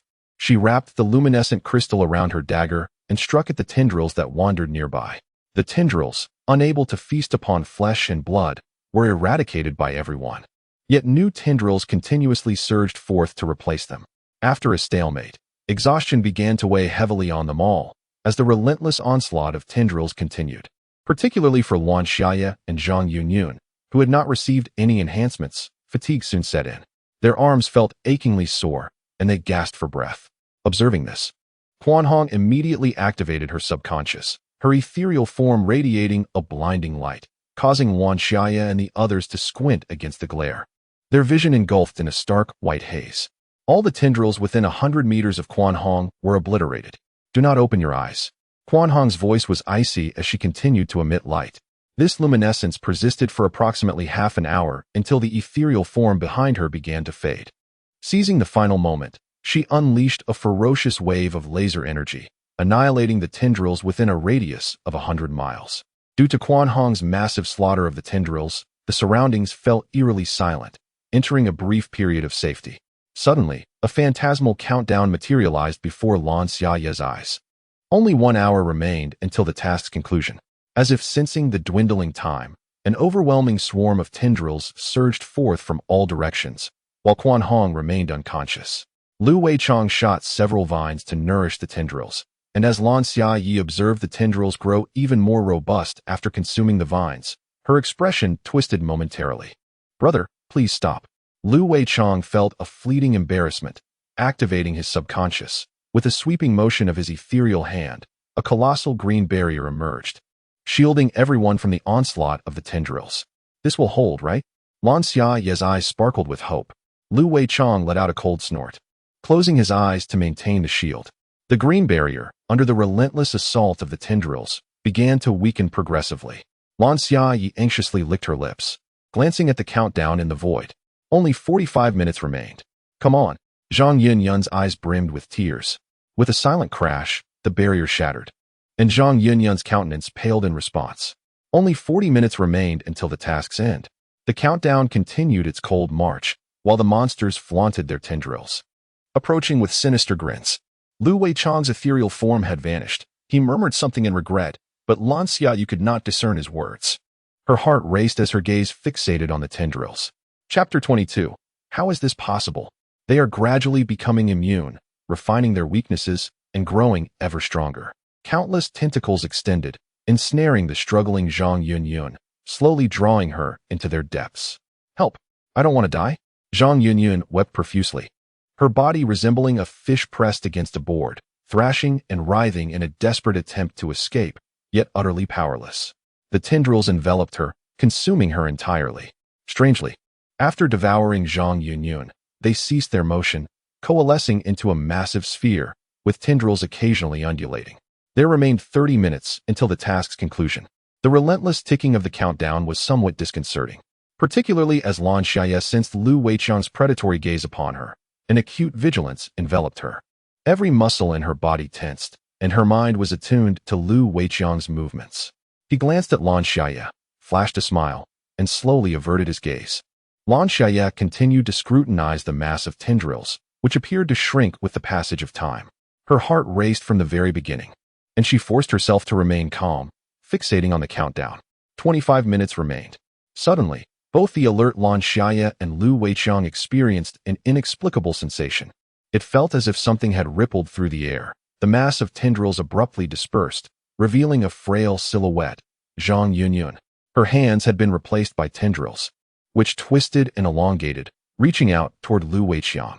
A glimmer of excitement flashed in his eyes as he calmly produced an object, offering a reassuring smile to Lan Xiaye. She froze, a wave of foreboding washing over her. In the next instant, she and Lu Weichang had inexplicably swapped positions. Confronting her were countless twisted tendrils. Lan Xiaye felt as though her very blood had frozen, rendering her immobile. She struggled to extricate herself from this predicament, gradually realizing that she had lost control over her own body. Lu Weichang had retreated to a secure position, a smile creeping onto his lips. Only 10 minutes remained until the mission's conclusion. Tentacles surrounded Lan Xiaye from all directions. An inexperienced novice like her had no chance of survival. Lu Weichang's lips curled in a smirk, relishing the thought that this arduous task was finally drawing to a close, though he begrudged the fact that he had garnered no surplus points. As he contemplated how to extort a hefty sum of points from the situation, he suddenly found himself paralyzed. It felt as if time itself had come to a halt. He possessed a vague, rigid awareness, but was utterly incapable of exerting control over himself. The tentacles, too, had become immobile, and he stared in astonishment as a figure bent slightly and emerged from the mass of appendages, as if effortlessly sidestepping a mundane obstacle. Lu Weiqiang's eyes widened in disbelief. How could this be? Hello, Lan Xiaye greeted him with a sweet smile, her eyes curving into crescent moons, brimming with mirth.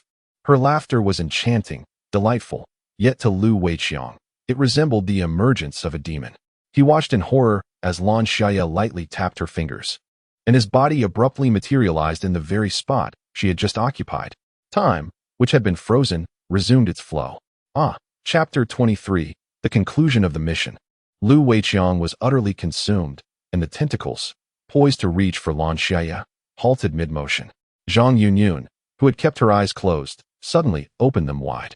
Her eyes were the purest black, swirling with the most unadulterated malice of the world. 60 seconds remained until the completion of the mission. 59 seconds. 58 seconds. The countdown ticked away with an inexorable momentum, swiftly elapsing. Zhang Yunyun stared impassively at Lan Xiaye, neither initiating an attack. The two exchanged glances for a moment. Suddenly, Lan Xiaye nodded, lowering her gaze, her delicate and graceful face tinged with a hint of nostalgia. Ayun, it has been a long time. The voice of the system in the main god space devoured Lan Xiaye's words, and in the next instant, she and the unconscious Quan Hong vanished from their location. Zhang Yunyun continued to gaze at the now empty room, and after a prolonged silence, she turned to leave. As she did, an overwhelming mass of tendrils writhed, enveloping and consuming the world around her. Upon awakening, Lan Xiaye found herself lying in a transparent pod. As she rose, a layer of transparent barrier slid away from the pod. A voice echoed in her mind, "Congratulations on completing the novice mission and becoming a formal tasker. This mission involved 5 participants, with 2 survivors remaining. We shall now draw your special ability." A finely crafted card hovered in the air. As Lan Xiaye reached for it, her fingertips grazed the card, which transformed into a faint golden radiance, merging into her being. "Congratulations, the drawn ability is time and space." The once monotonous voice of the system momentarily faltered, and Lan Xiaye faintly discerned some garbled sounds. This system could use some repairs, she mused, her expression unchanged. The novice task has unexpectedly escalated to a Class D world due to unknown factors, resulting in doubled points. Additionally, the tasker is granted an opportunity to spin the lucky wheel. The system calmly stated, "For further details, please refer to your personal panel." With a sweet smile, Lan Xiaye exclaimed, "Wait, you encountered a bug that rendered a novice task so challenging, and this is the extent of your compensation?" Her smile faded, replaced by a bitter expression as she continued, "In this novice task, all the other newcomers perished except for me. Even one of the official taskers met their demise. Had it not been for my fortuitous survival until the end, I might have been lost as well. Such a low survival rate. This is what you deem a simple novice task?" The system, sensing her confusion, felt a twinge of helplessness. It sighed, on a personal note, "I grant you a key. Please check your personal panel for it." Seeing an opportunity, Lan Xiaye beamed, "Thank you, kind sir. Safe travels." In the realm of the main god. Had she truly endured the countdown? At that moment, she felt her control over her body gradually slipping away, her consciousness dimming as though she were sinking into an abyss, succumbing to slumber. When she finally regained consciousness, the task had concluded, and she found herself safely here. Puzzled yet determined to abandon her thoughts on the matter, Lan Xiaye noticed a blue, ethereal button before her. She pressed it, and a vast panel materialized before her eyes. Official tasker, Lan Xiaye physical fitness. Ordinary person, recommended for upgrade. Attractiveness, 86, a beauty. Yet not stunningly exquisite. Chapter 24. The Lucky Wheel Ability. Time-space manipulation, SS level. Upon seeing this, Lan Xiaye couldn't help but twitch her lips. Indeed, this system was a perplexing jumble. Score, 500. Initial score for novice tasks is 100. Difficulty doubles with each upgrade, accumulating 400 points, with an additional hidden score of 100, totaling 500 points. Items, a sharp dagger. A mysterious key, special, a mysterious key, special, a gift from the main god space system. Its purpose remains unknown. A key without a corresponding lock is of little use. Special status, Gaze of the Abyss, S. Gaze of the Abyss, S. You have drawn the attention of a Level boss, elevating your mental threshold and enhancing your sanity. You will possess resistance against certain mental illusions and will not be easily entranced by phantasmagoria. Additionally, you will receive a monster-attracting buff. You are a beacon in the night, always capable of drawing the attention of creatures. This unique status has both advantages and disadvantages, yet the origin of this state remains a mystery, an additional unsolved riddle for today. Not wishing to dwell on the incomprehensible, Lan Xiaye began to browse the points marketplace. The items in the marketplace were dazzling, ranging from starships and cultivation manuals to mundane napkins. There was virtually nothing that was not for sale. As for starships, Lan Xiaye could scarcely fathom the multitude of zeros that followed their price. Opting for practicality, she navigated to the item category. A myriad of peculiar props, each marked with distinct prices, lay before her. The vibrant red crystal shone brightly and was surprisingly inexpensive, costing merely a single point. After a prolonged contemplation, Lan Xiaye selected several items.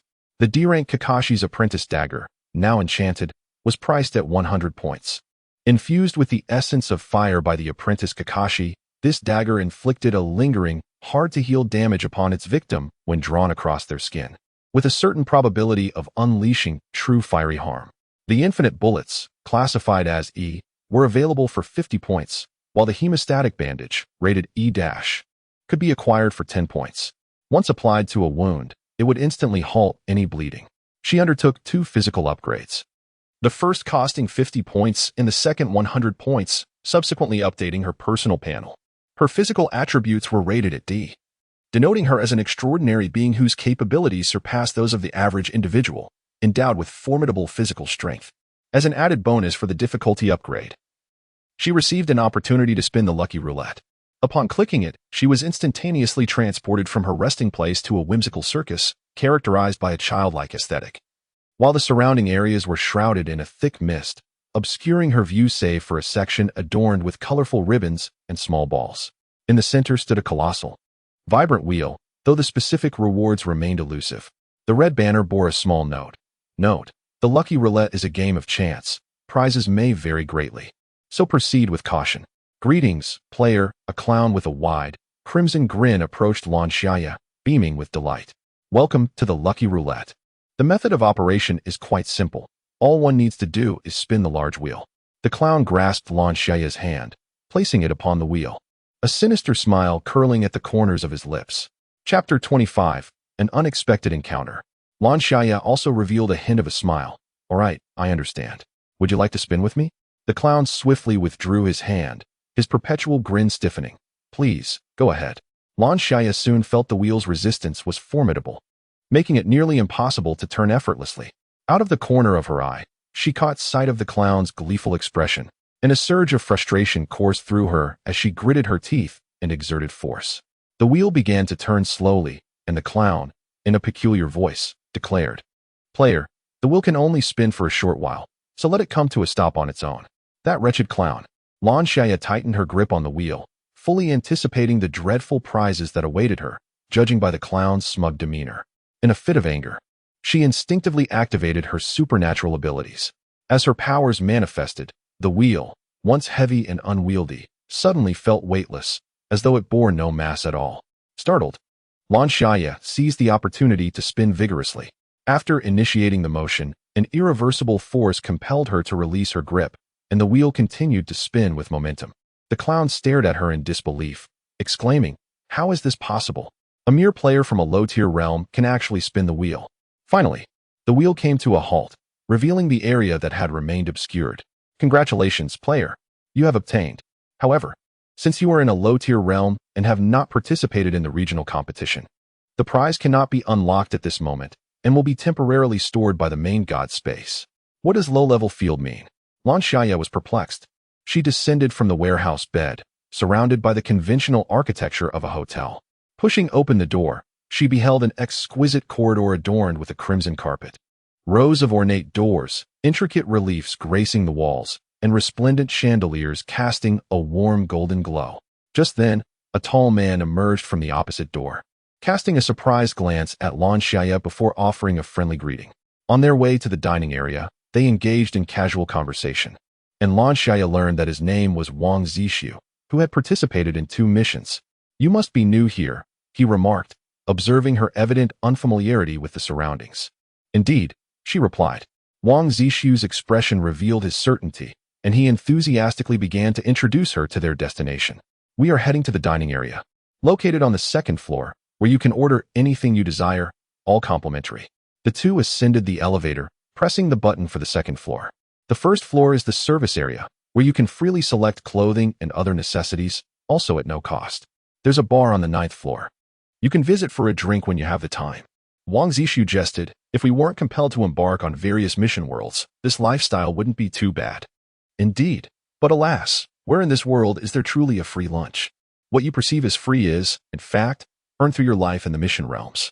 It's merely a matter of striking you once, and then offering you a sweet date to soothe your pain. Lan Xiaye was acutely aware of this reality.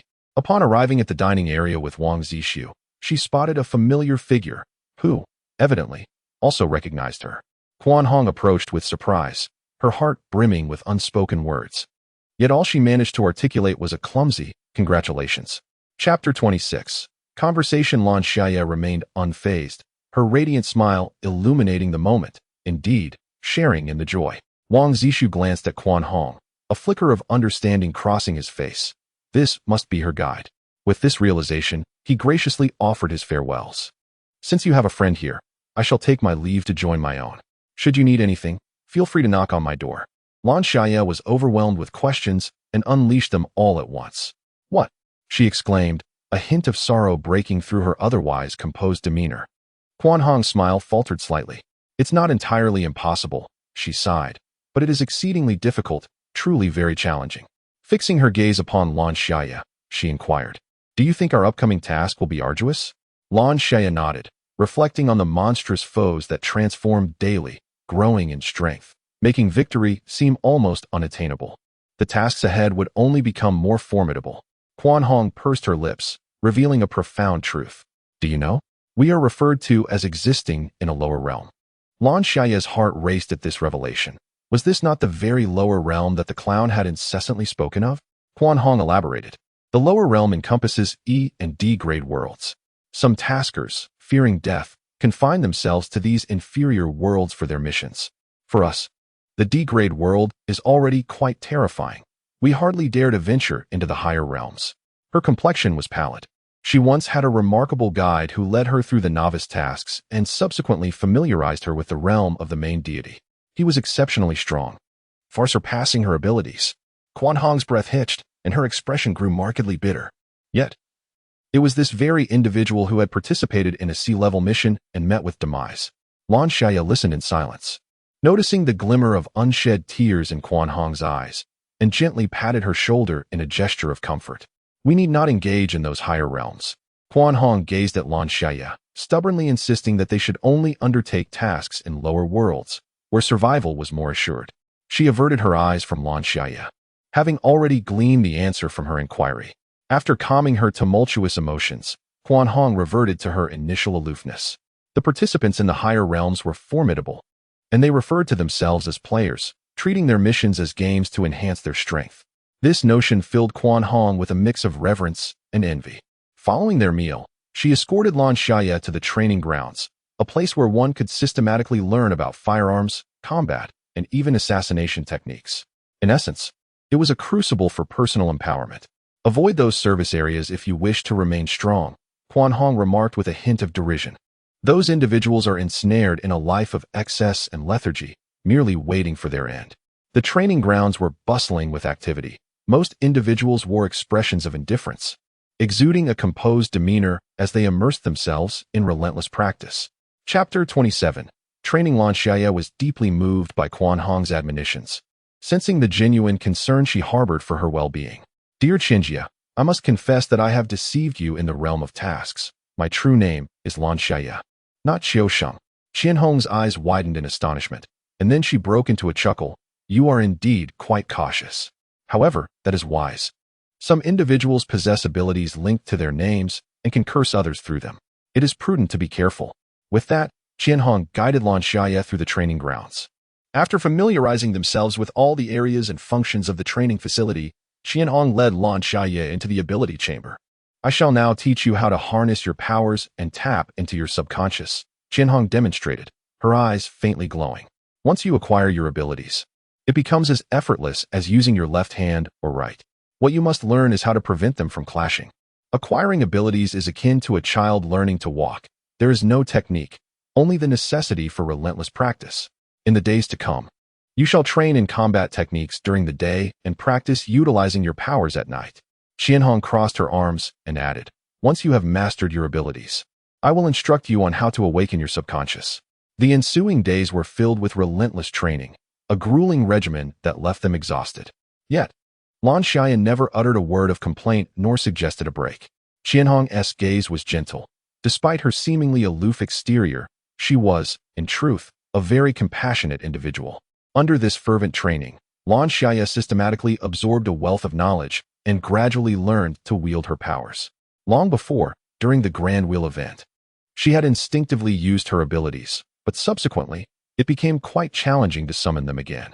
She can now freeze time for a few seconds, a result of extensive training. Yet utilizing this skill leaves her utterly drained. Her supernatural ability resembles a shallow bowl of water. Once depleted, it must be replenished, a process that proves rather lengthy. Of course, she could resort to medication to expedite the recovery, but that would be excessively costly in terms of points, and Lan Xiaye considers herself not so affluent. Her power pertains to time and space. In addition to halting time, she possesses a small space for storage. This encapsulates her current mastery of her abilities, and Qianhong expresses a degree of satisfaction. Henceforth, you shall refer to your power as space, designated solely for storage. While the ability to freeze time remains your trump card, to be revealed only in critical moments. Now, I shall instruct you on how to activate your subconscious. The subconscious can be triggered both actively and passively. What I will teach you now is the method of active activation. Following Qianhong's guidance, Lan Xiaye immerses her thoughts deep within her mind, reaching the innermost recesses. She beholds the vast cosmos, where a girl gazes back at her, smiling gently. Hi. That girl is herself. Abruptly, Lan Xiaye breaks free from this thought, hesitatingly asking, Sister Quan, what did you see? Qianhong recounts, when I delved into the depths of my mind, I discovered a sealed version of myself. Upon touching her, I unsealed the barrier, triggering the subconscious. Lan Xiaye lowers her gaze, her heart filled with astonishment. Why is her subconscious not only unsealed, but also possesses its own consciousness? Greeting her, Sister Quan, could the subconscious have its own personality? Qianhong, how is that possible? The subconscious is an entirely rational self, often cold and logical. Lan Xiaye was unsure of her own situation, yet she instinctively concealed it. Chapter 28. Mission Release. I saw nothing. Perhaps I should practice more. Very well. Qianhong held no suspicions. The two spent another week at the training ground, during which Qianhong entered the game once. Wang Zishu had knocked on her door several times, only to be met with emptiness. Until today, when they spotted each other in the dining area.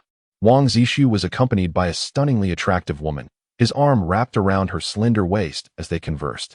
Upon suddenly catching sight of Lan Xiaye, his voice faltered. Lan Xiaye greeted them naturally, picked up her tray, and found a seat. The woman cast a glance at Lan Xiaye, a strong sense of wariness swelling within her. She approached Lan Xiaye's table, smiling sweetly, and asked, What is your name, sister? Qiusheng. Lan Xiaye replied without looking up. The woman's eyes flickered, and just as she was about to speak, she was impatiently interrupted by Wang Zishu, who said, all right, aren't we here to eat? Ever since Wang Zishu noticed Lan Xiaye diligently making her way to the training ground each day, he realized she was not the type of woman who relied on others to survive.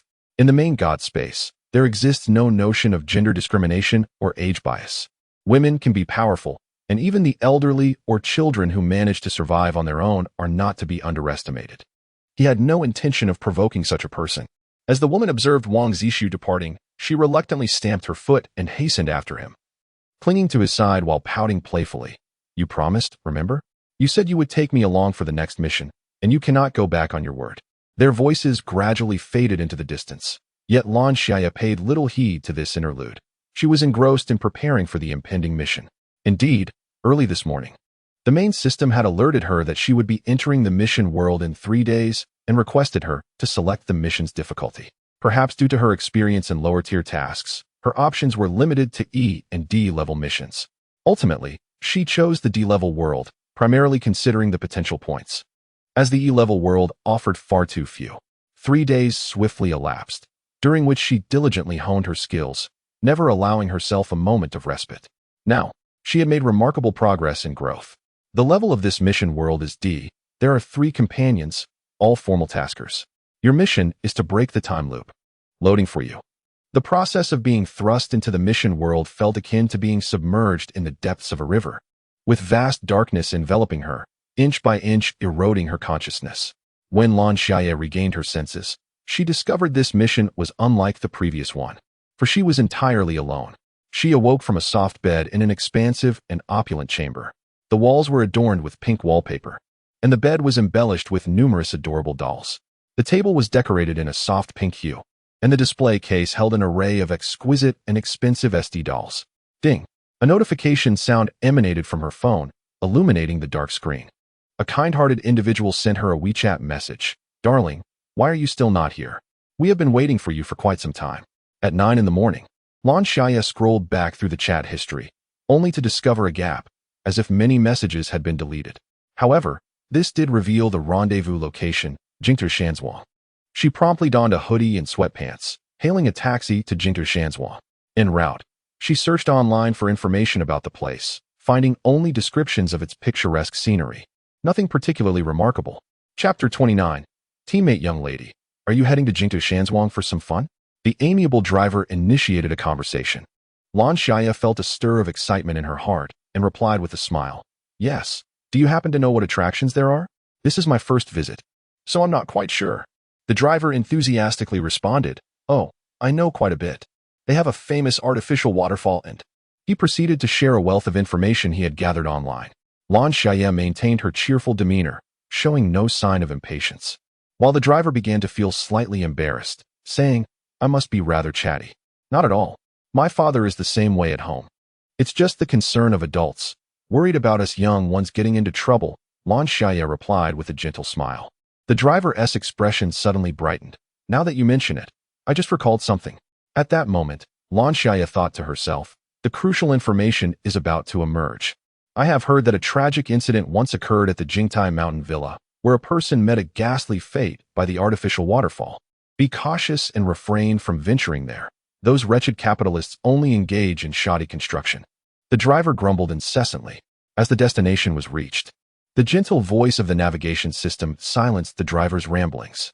Lan Xiaye turned her gaze toward the window, taking in the grand expanse of the villa.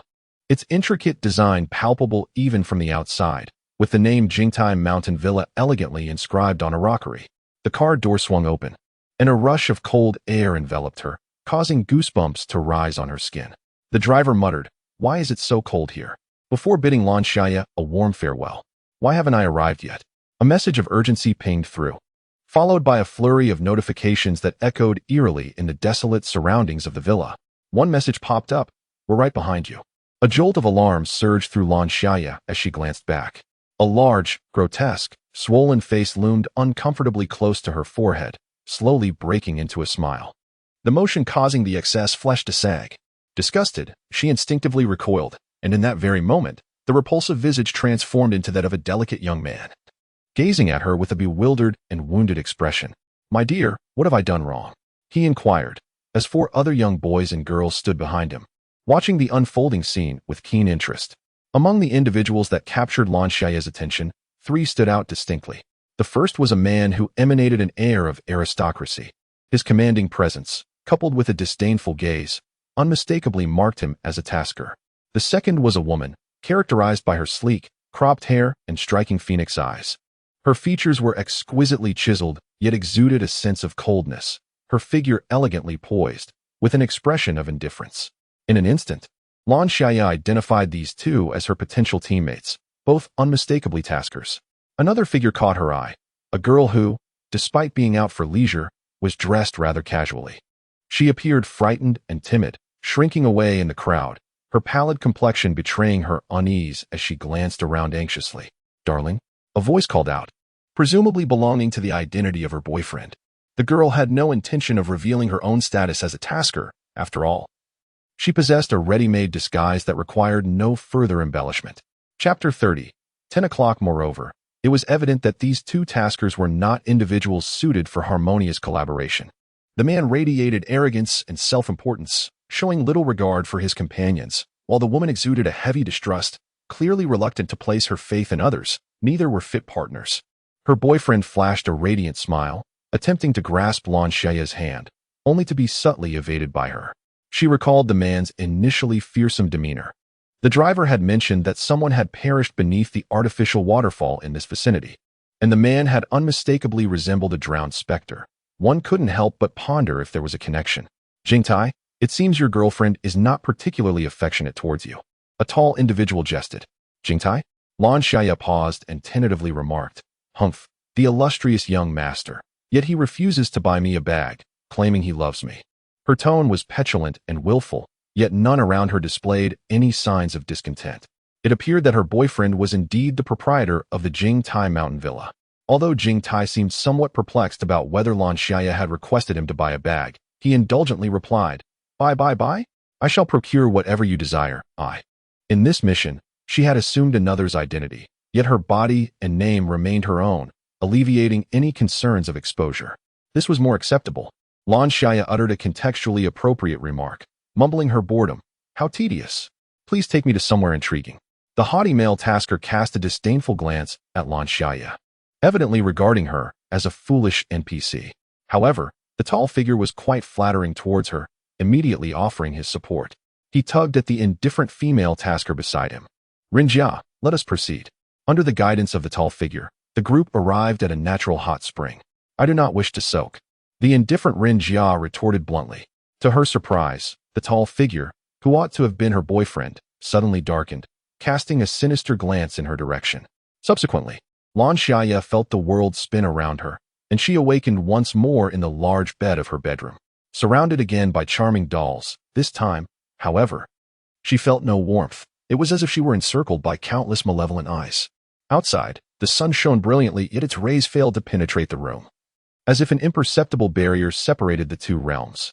The interior was dim, and those exquisite, expensive SD dolls, with their large, bright eyes, seemed to watch her wherever she moved. A sense of unease enveloped Lan Xiaye as her phone buzzed incessantly with messages. She hurriedly exited her room, and upon unlocking her device, discovered it was her insufferable boyfriend urgently pressing her for a response. The clock struck 10 in the morning. Without a moment's hesitation, she summoned a taxi and made her way to the Jingtai mountain villa, refraining from engaging the driver in conversation. Is this the manifestation of a time loop? Lan Xiaye pondered, her lips pressed together. If this were indeed a time loop, why had she awakened an entire hour later than before? What circumstances had ensnared her in this cycle?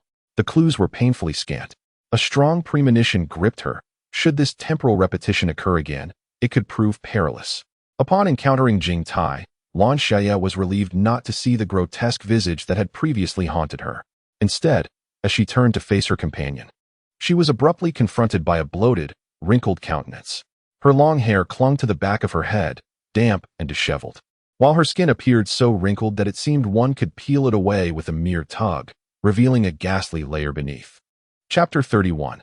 The swimming pool. You will come down and accompany me, she mouthed to Lan Xiaye, her eyes brimming with malevolence that coalesced into a tangible black mist, creeping ominously toward her. Reacting swiftly, Lan Xiaye retreated a few steps, the dark vapor pressing in relentlessly until she found herself beside Jingtai, at which point the mist reluctantly dissipated. "What is wrong, darling?" Jingtai inquired gently, gazing at Lan Xiaye, who had instinctively sought refuge by his side.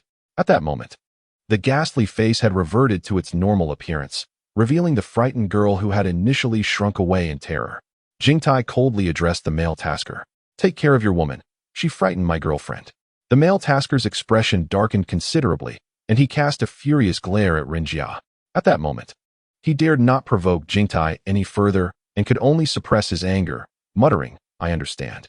Jingtai, feeling triumphant, winked at Lan Xiaye, seeking her approval for avenging her. Lan Xiaye, understanding his intent, smiled sweetly, feigning the demeanor of a terrified maiden. Jingtai reveled in her act and immediately expressed concern. "Let me show you the luxurious pool my father built for me. I assure you it will bring you joy and be unforgettable." Indeed, it would be memorable. Lan Xiaye thought coldly. The time loop not only altered the temporal flow, but also transformed those who voiced their opinions and the intended destinations. Everything appeared ostensibly fine and tranquil, yet an unsettling aura enveloped all the taskers. Why was it that every destination featured water? Coupled with the information Lan Xiaye gleaned from the driver about a past incident where someone perished at an artificial waterfall, she glanced at the male tasker and Ren Jia. Despite their pallid complexions, they maintained an air of composure, evidently possessing hidden cards and feeling secure. Clearly, they too sensed the sinister undertones of the recreational side, but were hesitant to dismiss the opinions any longer. Seeing that no one objected, Jingtai, in high spirits, led the group towards the northwest. The estate was vast, stretching endlessly before them, and perhaps due to the young master's efforts to clear the area, the expansive grounds were devoid of anyone else, save for their party. This time, Lan Xiaye did not resist Jingtai taking her hand. She conversed with him sweetly, subtly extracting information. Jingtai evidently found her captivating, treating her with the gentleness of water and unwavering obedience. Through their conversation, Lan Xiaye learned that those in their circle hailed from affluent backgrounds, a cohort of wealthy second-generation heirs, with Jingtai standing as the wealthiest among them, followed closely by herself. Although it seemed that they had only recently become a couple, when Lan Xiaye inquired about the reason for their relationship, Jingtai merely smiled enigmatically and refrained from answering. His smile bore a subtle mystery. Had it not been for Lan Xiaye's keen gaze upon his face, she would have overlooked the delicate shifts in expression. "Wow, Jingtai, is this the pool your father built for you?" exclaimed the tall individual, a note of envy and admiration evident in their voice. Lan Xiaye looked up, realizing that this could hardly be described merely as a pool. It resembled a small river, stretching endlessly beyond sight, the azure floor enhancing the water's vibrant blue hue. Under the sun's refracted light, it shimmered with beautiful silver ripples. "What do you think?" Jingtai said, lifting his chin with a sense of pride. "If you like it, I could consider it an engagement gift for you." It seemed they were not only a couple, but also engaged. Lan Xiaye asked, "Where does it lead?" Chapter 32, The Cycle.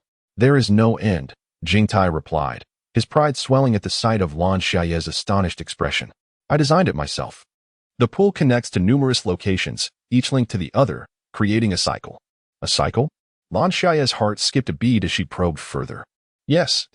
I designed them in a circular fashion, allowing the water sources to interconnect." "Isn't that cool?" Jingtai remarked. Lan Xiaye inquired, "Could you tell me what is adjacent to us?" Jingtai, somewhat impatient, waved his hand dismissively, suggesting, "I'll show you a map later. Let us swim first." Seeing Jingtai's reluctance to elaborate, she turned her gaze toward the others. They stood at a distance, seemingly unwilling to intrude upon the intimacy of the two.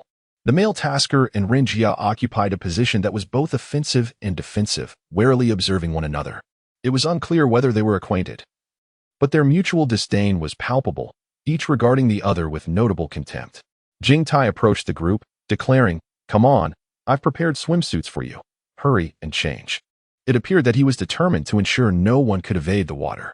Despite her reluctance, Lan Xiaye dared not voice her objections, fearing a reset of time. The other two taskers mirrored her heavy expression as they followed Jingtai. Once everyone had changed into their swimsuits, a striking transformation was evident. The short-haired tasker, Ren Jia, showcased a graceful figure, her curves captivating and her skin radiating a healthy tan, exuding an aura of strength. The male tasker, standing at 6 feet tall, boasted a chiseled physique with defined abs, appearing exceedingly alluring. As Lan Xiaye emerged in her swimsuit, she purposefully stumbled, crashing to the ground with a thud. Her pale skin immediately contrasted starkly with the impending redness, and delicate bruises soon marred her tender flesh. However, bolstered by her enhanced physique, it was unlikely she would sustain such injuries so easily. Thus, she discreetly employed her powers to amplify the severity of her fall. Fortunately, her fair complexion accentuated the exaggerated extent of her injuries. Alas, Jingtai, the tall figure noticed the fragile Lan Xiaye fall to the ground, unable to rise, and immediately called out towards the house. Jingtai hurriedly emerged, asking, "What happened?" Upon seeing the injured Lan Xiaye, he felt a surge of compassion as he helped her up.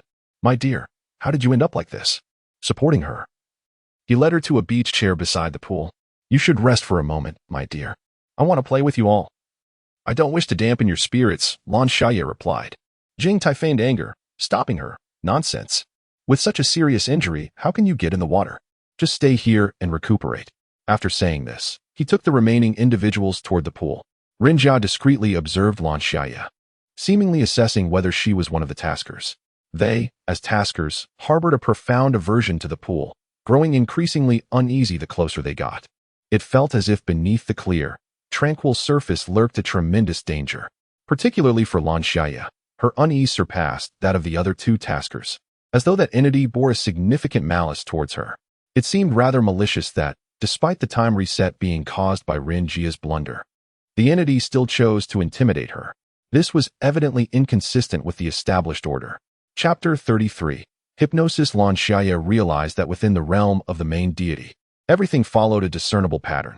Only by uncovering these patterns could one achieve victory. Regrettably, her intellect was not particularly sharp.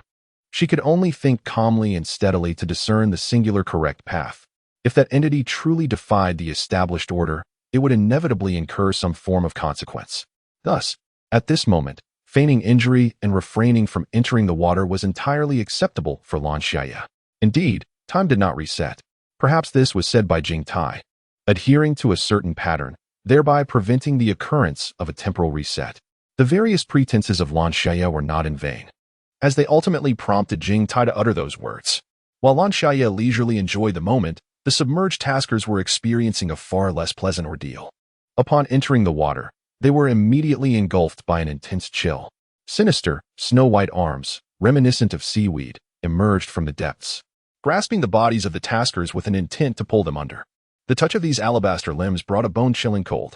One male tasker paled at the sensation, letting out a cold snort as an aura of righteous energy enveloped him, causing the grasping arms to disintegrate like moss to a flame. Ren Jia cast him a disdainful glance, sidestepping slightly, and began to chant an incantation.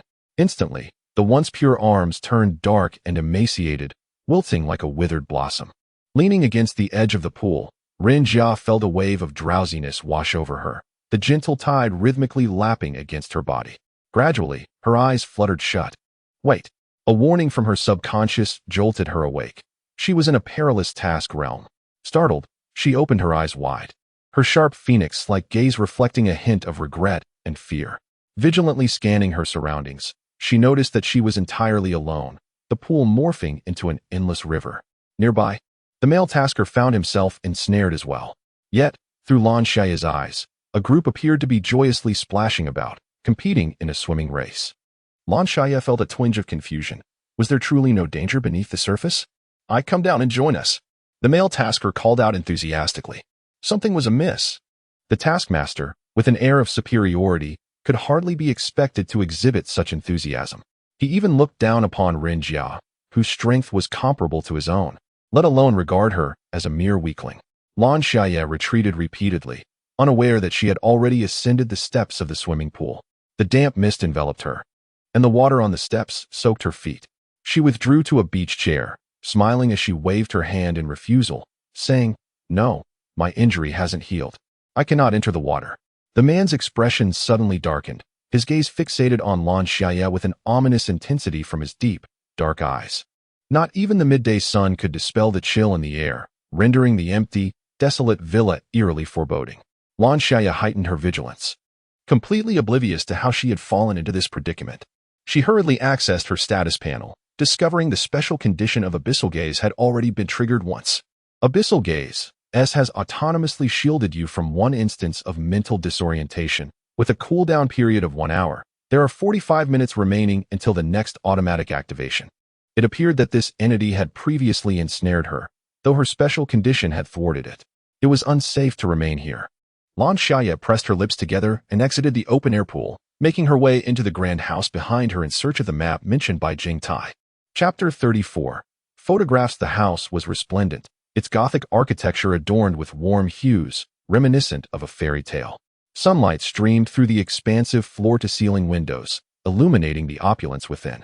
Lan Xiaye began her search throughout the house. However, it had been tidied to an immaculate standard, leaving no clues to uncover.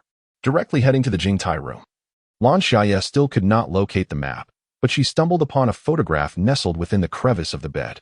It was a dirty, old picture, its edges crumpled as if tightly clenched by someone's hand. In addition to the 6 individuals from Jing Tai, a strikingly beautiful woman stood among them. Her figure was voluptuous, and her features exuded an innate allure. Unfortunately, her demeanor appeared somewhat reclusive, significantly diminishing her charm. Who could she be? A subtle smile graced Lan Xiaye's lips as she sensed she had discovered the key to unraveling the mystery. The next step would be to seek out this vanished woman. Regrettably, her stroke of luck had faded. She scoured the entire house, yet found no further information. "What are you doing?" A sudden, eerie voice echoed from behind, sending shivers down Lan Xiaye's spine. She swiftly turned around to see Jing Tai standing at the doorway, caught in the interplay of light and shadow. Half of his face obscured, the other half illuminated, rendering him particularly indistinct. "What are you up to, my dear?" He chuckled softly, stepping inside with a tone deliberately imbued with warmth and intimacy. Noticing Lan Xiaye's silence, he raised an eyebrow. "My dear, what is it that you hold in your hand?" This task was undeniably peculiar, yet she had gleaned a potential breakthrough. Observing Lan Xiaye's continued silence, Jing Tai's demeanor grew increasingly ominous, his smile widening. "What's wrong?" Lan Xiaye's sharp retort shattered the tension Jing Tai had been cultivating. He stared at her in bewilderment as she stormed towards him, brandishing the photograph and slapping it against his chest. "If I hadn't discovered it, would you still be keeping this woman's picture?" Jing Tai was taken aback by her actions and instinctively explained, "I didn't tea. It must be because the aunt didn't tea clean properly. I will call immediately to reprimand them." He flashed a conciliatory smile, saying, Please don't be angry." Lan Xiaye turned her head away, letting out a cold huff. The somewhat rigid expression on her face subtly relaxed. "Have you finished?" she inquired. Noticing Lan Xiaye was willing to engage, Jing Tai enthusiastically responded, "I simply missed you too much. Without you, I could hardly find joy in anything." Lan Xiaye ignored him, prompting Jing Tai to awkwardly add, "Everything was fine until Ren Jia and Pu Wengong suddenly fainted." Lan Xiaye's heart skipped a beat. Two taskers had collapsed. Their vitality was far stronger than that of Quan Hong and the others. How could they succumb in a swimming pool? "What happened?" she pressed. "I don't know. Perhaps it was a cramp," he replied. Lan Xiaye promptly exited the house and immediately spotted Ren Jia and Pu Wengong lying on the ground. Indeed, it was those two taskers. She strode forward and observed the darkening of their foreheads, with malevolent energy swirling between their brows. Upon noticing Lan Xiaye approaching, the dark energy leaped up, attempting to attach itself to her. It was terrifying. A chill coursed through her as the ominous aura radiated an intense malice, rendering her momentarily paralyzed. Chapter 35, The Taskers of the Higher Realm. Just as the dark energy was about to ensnare her, Lan Xiaye decisively employed her abilities to break free from the immobilizing state. She dashed to Jing Ai's side, and indeed, the dark energy ceased its pursuit. However, it lingered resentfully in the air, hovering ominously. Lan Xiaye frowned. In such a brief span, this entity had grown increasingly powerful. If she did not swiftly unravel the time loop, she was certain to perish during the mission. Resolute, she decided to take action and probe the situation. For the dark mist appeared to harbor an inexplicable aversion towards Jing Tai. "Jing Tai, why not go and check on them?" Lan Xiaye urged, nudging him while casting a worried glance at the two individuals sprawled on the ground. Jing Tai strode purposefully towards them, and as he drew near, the dark mist dissipated in apparent terror, as if confronted by a formidable foe. The visible shadows clinging to the two vanished completely. With the mist retreat, their tightly furrowed brows gradually relaxed, and they swiftly regained consciousness. They sprang to their feet with an air of vigilance, their eyes glinting with a ferocity that sent shivers down one's spine. However, Jing Tai seemed oblivious, waving over to the tall figure who was making a phone call nearby. "Stop the call. They have awakened." The tall figure dashed over, cursing vehemently. "Damn it. Not a single person answered my call. What on earth were those rascals busy with?" Ren Jia and Pu Wengong bore expressions of dismay, evidently taken aback by the profundity of the entity's abilities.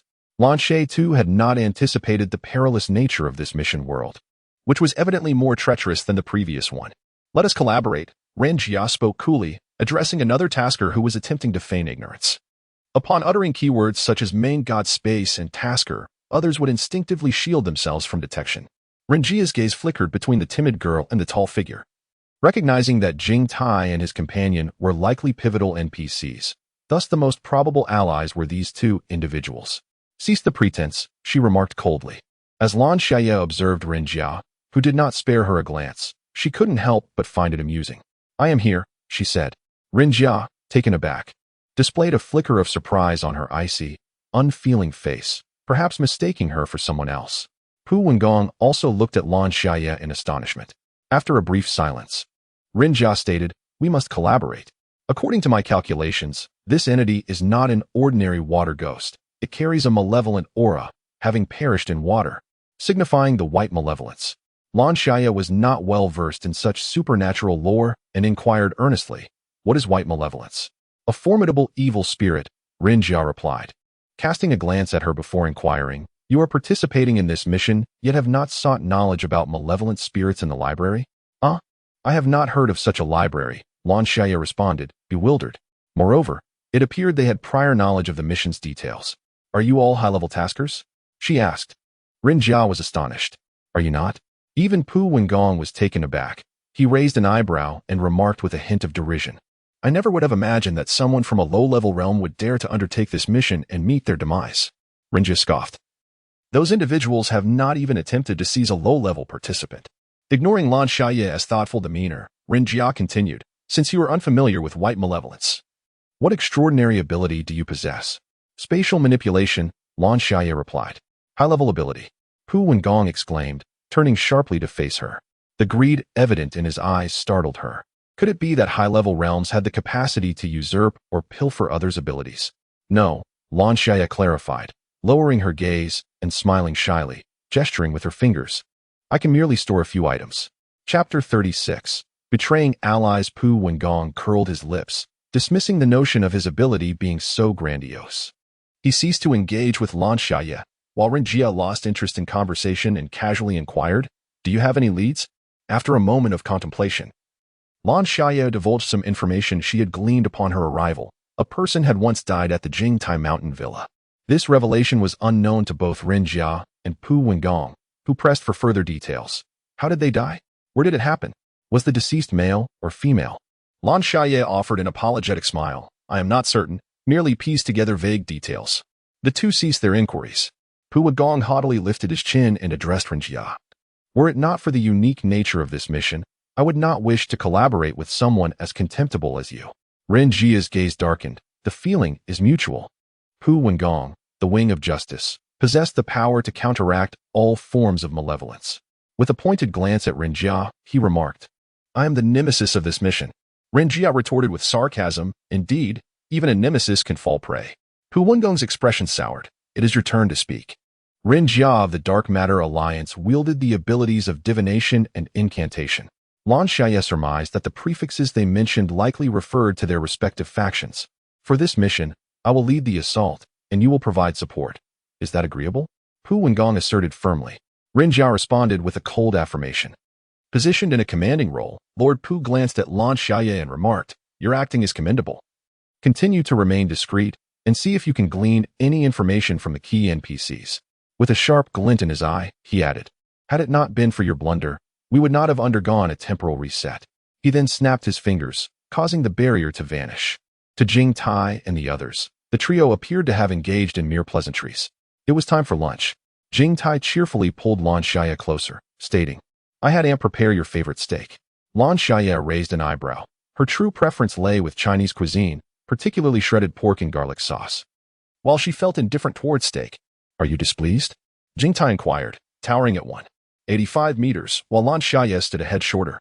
Upon hearing his question, she instinctively looked up, but revealed no change in her expression.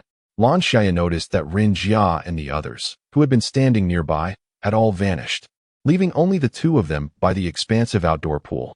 Jing Tai displayed a long-repressed smile. "So, why the discontent? Is it because you do not enjoy steak? What are you talking about?" Lan Xiaye replied with a hint of impatience. "Why is everyone acting so strangely today?" Jing Tai's broad smile froze on his face, confusion evident. This should not have been his line. With a slightly distorted expression, he tenderly asked, "What seems strange?" Lan Xiaye paid no heed to his peculiar countenance and, with a hint of discontent, remarked, "Don't tell me you haven't noticed those two, Ren Jia and Pu Wengong. Their arrogance is simply unbearable." Chapter 37. Nap time. She embodied the essence of a wealthy young lady with remarkable precision. Jing Tai replied, "I truly hadn't noticed. My focus was entirely on you." Do those two oblivious souls genuinely believe themselves to be the epitome of nobility?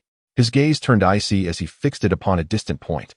As the mist of confusion dissipated, the unseen figures remained stationary. Pu Wengong and Rin Jia faced off, each harboring disdain for the other, blissfully unaware of the malicious intent that loomed ahead. A tall individual and a timid girl reclined on beach chairs, basking in the sun. The tall one inquired, Jing Tai, "When shall we have lunch? I feel as though I might perish from hunger." "Now," Jing Tai replied, revealing a chillingly bright smile. Inside the house, Lan Xiaye had just conducted a thorough search and found no trace of the so-called steak or any food. The place was impeccably clean. Yet now, a lavish spread adorned the long dining table in the hall. Neatly arranged plates of steak and cut fruits lay before them. "Is this even edible?" Lan Xiaye, a novice in such matters, inquired of Rin Jia and Pu Wengong.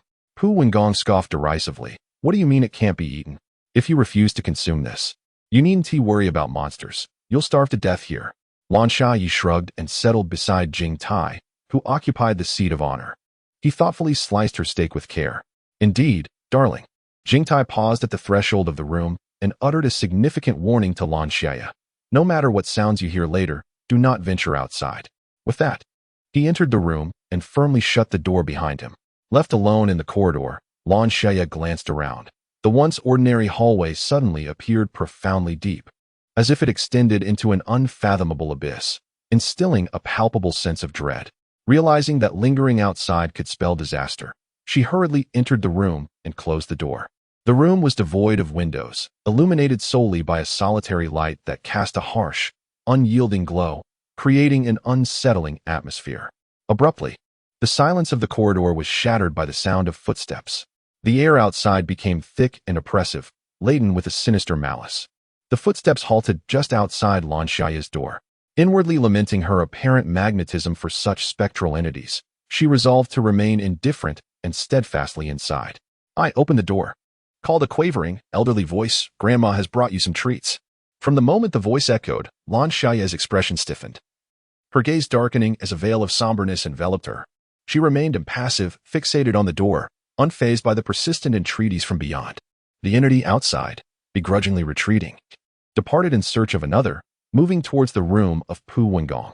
"Pu Wengong, you are the finest among us. It is truly fortuitous to have you as a part of our organization." This is the person whom Pu Wengong holds in the highest regard. Ecstatic, he inquired, "Is it true?" The sound from outside abruptly ceased, followed by an unsettling yet exhilarating rustle. Indeed, the timbre of the voice suddenly transformed, no longer resembling the familiar tones that Pu Wengong once knew. Chapter 38.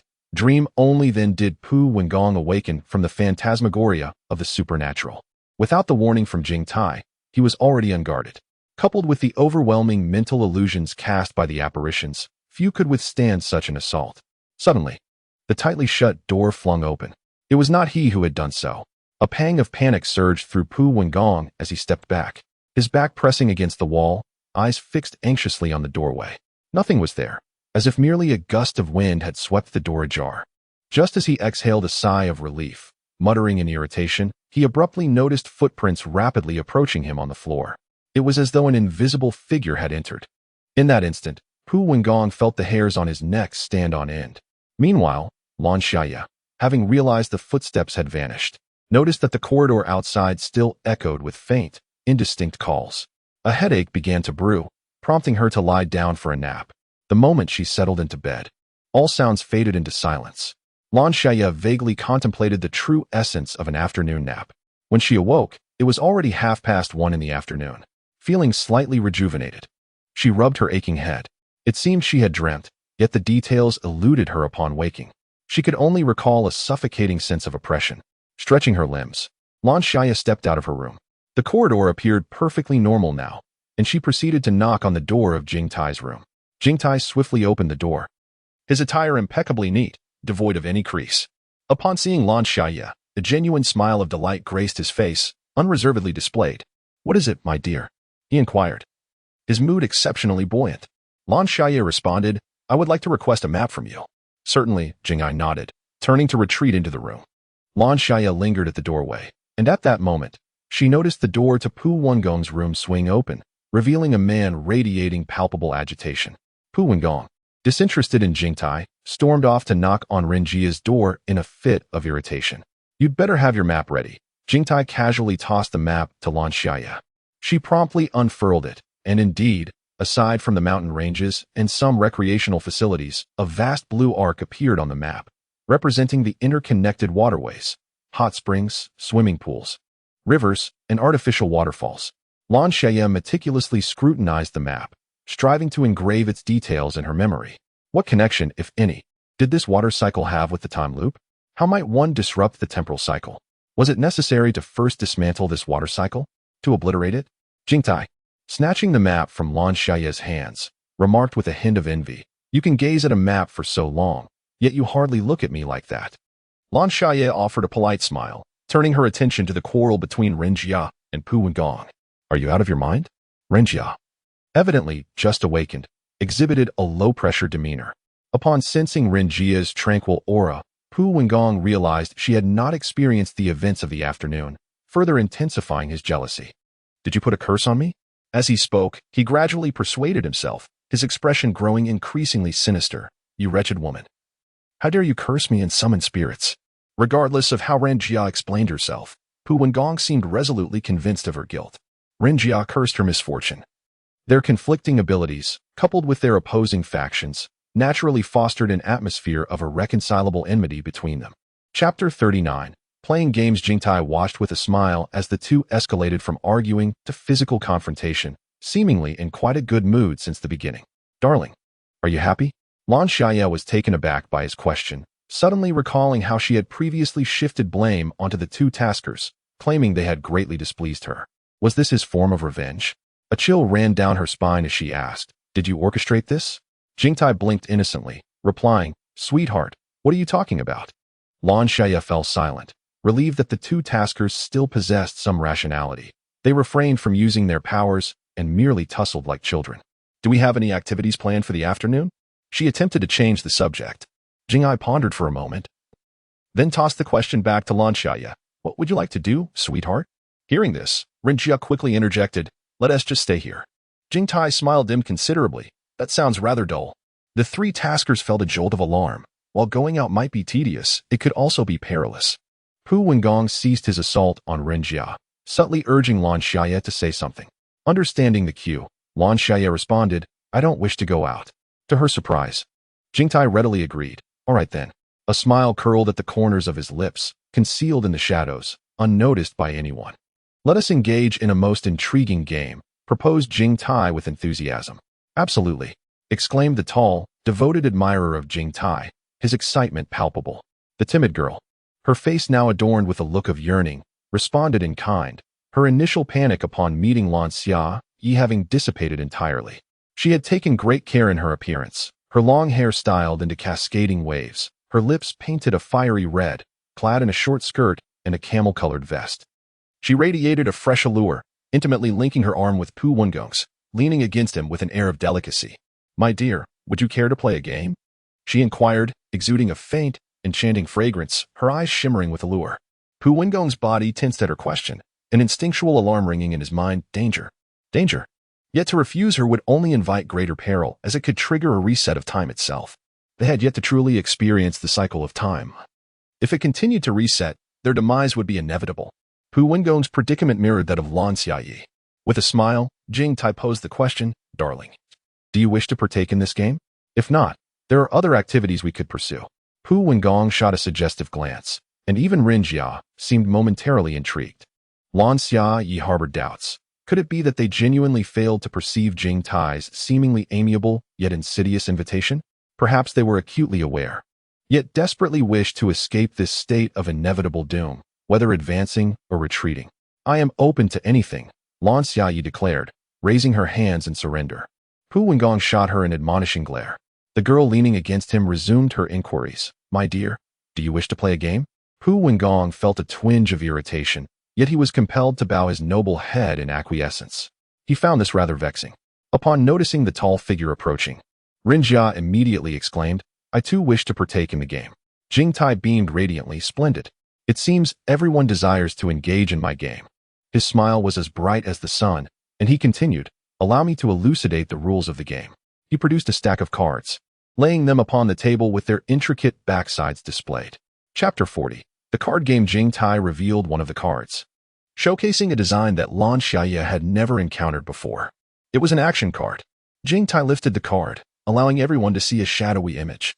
The picture vaguely depicted a darkened environment with indistinct outlines of various objects. Beneath it was inscribed, Action Card. The holder of this card must send someone to the basement to retrieve a specified item, as defined by the dealer. The dealer occupies a pivotal role within the game, typically responsible for dealing cards, initiating rounds, and assigning tasks. In a non-competitive format, the dealer stands alone against all players. A spark of realization ignited within Lan Xiaye, and with a sweet smile, she declared, "I wish to be the dealer." Ren Jia and Pu Wangong silently cursed their sluggish reactions. Who among them was unaware of the considerable advantage that being the dealer conferred in such a non-competitive card game? Jing Tai promptly declined her request. Left with no choice, Lan Xiaye sought clarification on the rules, confessing her unfamiliarity with such a game, assuring them that it was not an ordinary round of truth or dare. The game comprises 3 distinct types of cards. The first is the action card, which requires players to perform a task based on the rules inscribed upon it. Jing Tai then produced another card. This one is the event card. It features a distorted silhouette, rendered in an abstract style that evokes an inexplicable sense of dread when viewed collectively. Event card. Someone has trespassed into the forbidden realm, unleashing a terrifying demon that has returned to the world. In 3 minutes, it will randomly abduct one player. How will this randomness be determined? Pu Wengong inquired gravely. This is a cruel realm of tasks, where all specters harbor an innate malevolence toward them. In such a perilous world, no one would naively believe that this game is merely a game. The demon is real, and being taken means death. Jing Tai smiled mysteriously. Who knows? He continued. Now for the final type of card. Jing Tai explained, it comes in various forms, but I refer to them collectively as safety cards. He revealed several cards at once. Pass card. Nothing occurs. The current cardholder skips their turn, allowing the next player to draw a card. Life card. The cardholder may use this card to evade one attack or negate death. Substitution card. In the face of danger, the cardholder may designate another player to endure the attack or death in their stead. These are all the safety cards. Each type has only one card, with no duplicates. Once Jing Tai elucidated the rules, he stacked the cards and began to shuffle them. After the cards were thoroughly mixed, Jing Tai held them, his eyes gleaming with mirth as he surveyed the group. Who shall begin first? As his gaze swept over Pu Wengong and Ren Jia, an overwhelming chill enveloped them. They had always regarded Jing Tai as a non-threatening key NPC, one who, by definition, offered them crucial information. Pu Wengong suppressed the turmoil within, attributing it to the tension of the game. When Lan Xiaye felt Jing Tai's eyes upon her, an unsettling premonition surged within her. Indeed, darling. Let us commence the game with you, Jing Tai said with a smile. Lan Xiaye sighed inwardly. Ever since she acquired a special status, the malevolence of the spirits in this world towards her had intensified. It was through this negative buff that she discerned Jing Tai's identity must be far more complex than it appeared. Chapter 41. The Mural. Moreover, Jing Tai's probing was glaringly evident. Had it not been for her quick reflexes, she might have faced dire consequences on several occasions. Lan Xiaye calmly accepted that she would be the one to initiate the game, while Pu Wengong and Ren Jia exchanged puzzled glances. In the realm of quests, there exists an unspoken rule that danger tends to gravitate towards the strong. Could it be that this unknown low-tier tasker was superior to them? Congratulations. You have drawn an action card, Jing Tai announced with a smile as he revealed the card's face. Action card. The cardholder must proceed alone to the innermost room on the 3rd floor and open the wardrobe inside. The 3rd floor? How could this house possibly have a 3rd floor? The quaint villa only boasted 2 levels, a spacious 1st floor divided into a gaming room, dining area, and kitchen.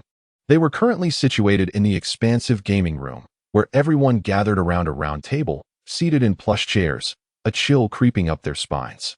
Jing Tai, we don't have a 3rd floor here, remarked the tall individual, scratching his head in confusion. Jing Tai smiled enigmatically. Having transformed from the facade of a wealthy playboy into a figure of mystery and danger after taking on the role of the dealer. How do you know there isn't one? He questioned. The tall man was momentarily speechless, thinking that the absence of a 3rd floor was evident. Yet he dared not offend Jing Tai. Thus, the group followed Lan Xiaye as they ascended to the 2nd floor. To their surprise, what was supposed to be the ceiling of the 2nd floor revealed a staircase leading directly to the 3rd floor. Ah! Exclaimed the beautiful girl beside Pu Wengong. How could a staircase suddenly appear?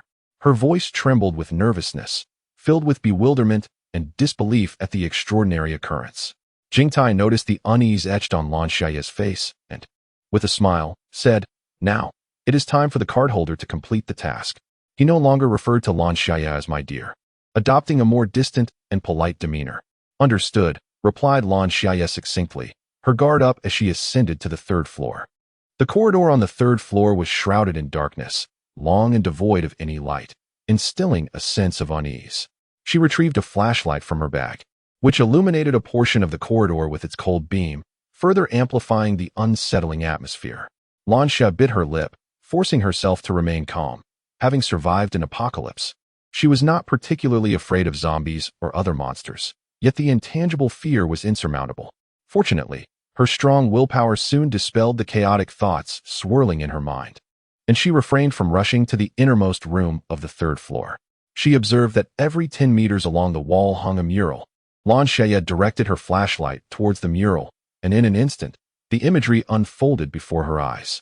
Her expression shifted subtly, for the mural bore significant clues pertaining to their mission. The first mural depicted a stunningly beautiful woman enduring bullying, the very same individual who had appeared in the photograph of the seventh person that Lan Xiaye discovered in Jingtai's room. In the foreground, the woman was surrounded by a group of youthful tormentors, while in the background, an indistinct silhouette loomed, observing the scene. As Lan Xiaye advanced, she encountered the second mural, which featured Jingtai. He had his arm around the waist of the enchanting woman, seemingly engaged in light-hearted conversation. The third mural revealed Lan Xiaye's visage, accompanied by Pu Wengong, Rin Jia, and 2 others, standing before the beautiful woman. The fourth mural illustrated the 7 individuals embarking on an excursion together. Unbeknownst to her, Lan Xiaye found herself at the farthest end of the corridor, where the final mural awaited. Chapter 42, The Malevolent Spirit in the Cabinet. A magnified, distorted face loomed in this last mural, the woman's appearance grotesque. Her face had become horrifically deformed, swollen to an alarming degree. Her eyes, wide and bloodshot, were filled with a mixture of agony and resentment as they fixated on Lan Xiaye beyond the canvas. Her sticky, elongated hair seemed to reach out from the painting, as if attempting to ensnare her. Startled by this chilling scene, Lan Xiaye felt a shiver run down her spine. She had reached the deepest recesses of the corridor, where a previously sealed door creaked open eagerly, revealing an even darker interior.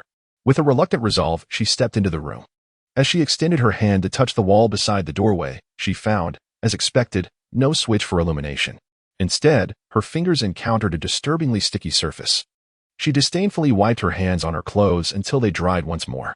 Hesitant to touch anything carelessly, Lan Xiaye illuminated the room with her flashlight, scanning the space methodically. Instead of opening the most conspicuous wardrobe in the room first, she surveyed her surroundings, hoping to uncover additional clues. Unfortunately, the room was impeccably tidy, while the wardrobe began to stir. It seemed impatient with Lan Xiaye's aimless wandering, angrily thumping against its own structure. Reluctantly, she approached the wardrobe, which fell silent as it sensed her proximity. It stood ominously still, awaiting the moment the girl would open its doors, ready to emerge and shred her to pieces. As it felt the wardrobe gradually creak open, a sinister, bloody grin revealed itself within. However, before it could make a move, the wardrobe was abruptly slammed shut. The contents within froze momentarily, then erupted with rage, bursting out of the wardrobe. "Did you think you could confine me?" It hissed, shrouded in an oppressive, malevolent mist, exuding a chilling aura. "What?" It gasped, surveying the empty room in disbelief. That cunning woman had already fled, leaving the malevolent spirit seething with indignation. Lan Xiaye, a master of exploiting loopholes, recognized that the rules merely stated to open the wardrobe, without specifying how many times or forbidding its closure. Thus, she cracked it open just a sliver, then quickly slammed it shut and darted away. She raced down the hallway, but it seemed to stretch infinitely, as if the staircase would never come into view. Lan Xiaye halted, her expression faltering. The malevolent spirit had caught up, its dense aura casting an icy chill throughout the corridor. Draped in nothing but a single hoodie, Lan Xiaye was suddenly engulfed by an overwhelming chill, exhaling a plume of white vapor. As the malevolent spirit drew nearer, the cold intensified, and she felt her limbs gradually stiffening, numbed by the frigid air. This was dire indeed. The fiend crawled towards her with alarming speed, its movements reminiscent of a spider scuttling forth. its face contorted with excitement, the rapid pace causing its mouth and nostrils to flare grotesquely. With a sinister chuckle, the specter halted before Lan Xiaye, remaining low to the ground, its hands and feet resembling the limbs of a beast. It lifted its torso, whispering in a chillingly delicate tone, "Run on, continue to flee." The voice, sharp and frigid, dripped with a faint gentleness that sent shivers down her spine. The cold enveloped Lan Xiaye further, a delicate layer of frost blooming across her skin. Chapter 43. The battle. Upon witnessing Lan Xiaye's demeanor, the malevolent spirit nodded in satisfaction, yet it was insufficient. Why did this woman exhibit no fear? Why was she unperturbed? The spirit's countenance twisted into a more grotesque form. Initially, the terrifying visage of the specter had startled Lan Xiaye. However, she had always feared the intangible horrors. When the fiend manifested before her, her trepidation diminished. In turn, the spirit was infuriated by Lan Xiaye's calmness. Its malevolent aura thickened, the chilling essence causing her to tremble involuntarily.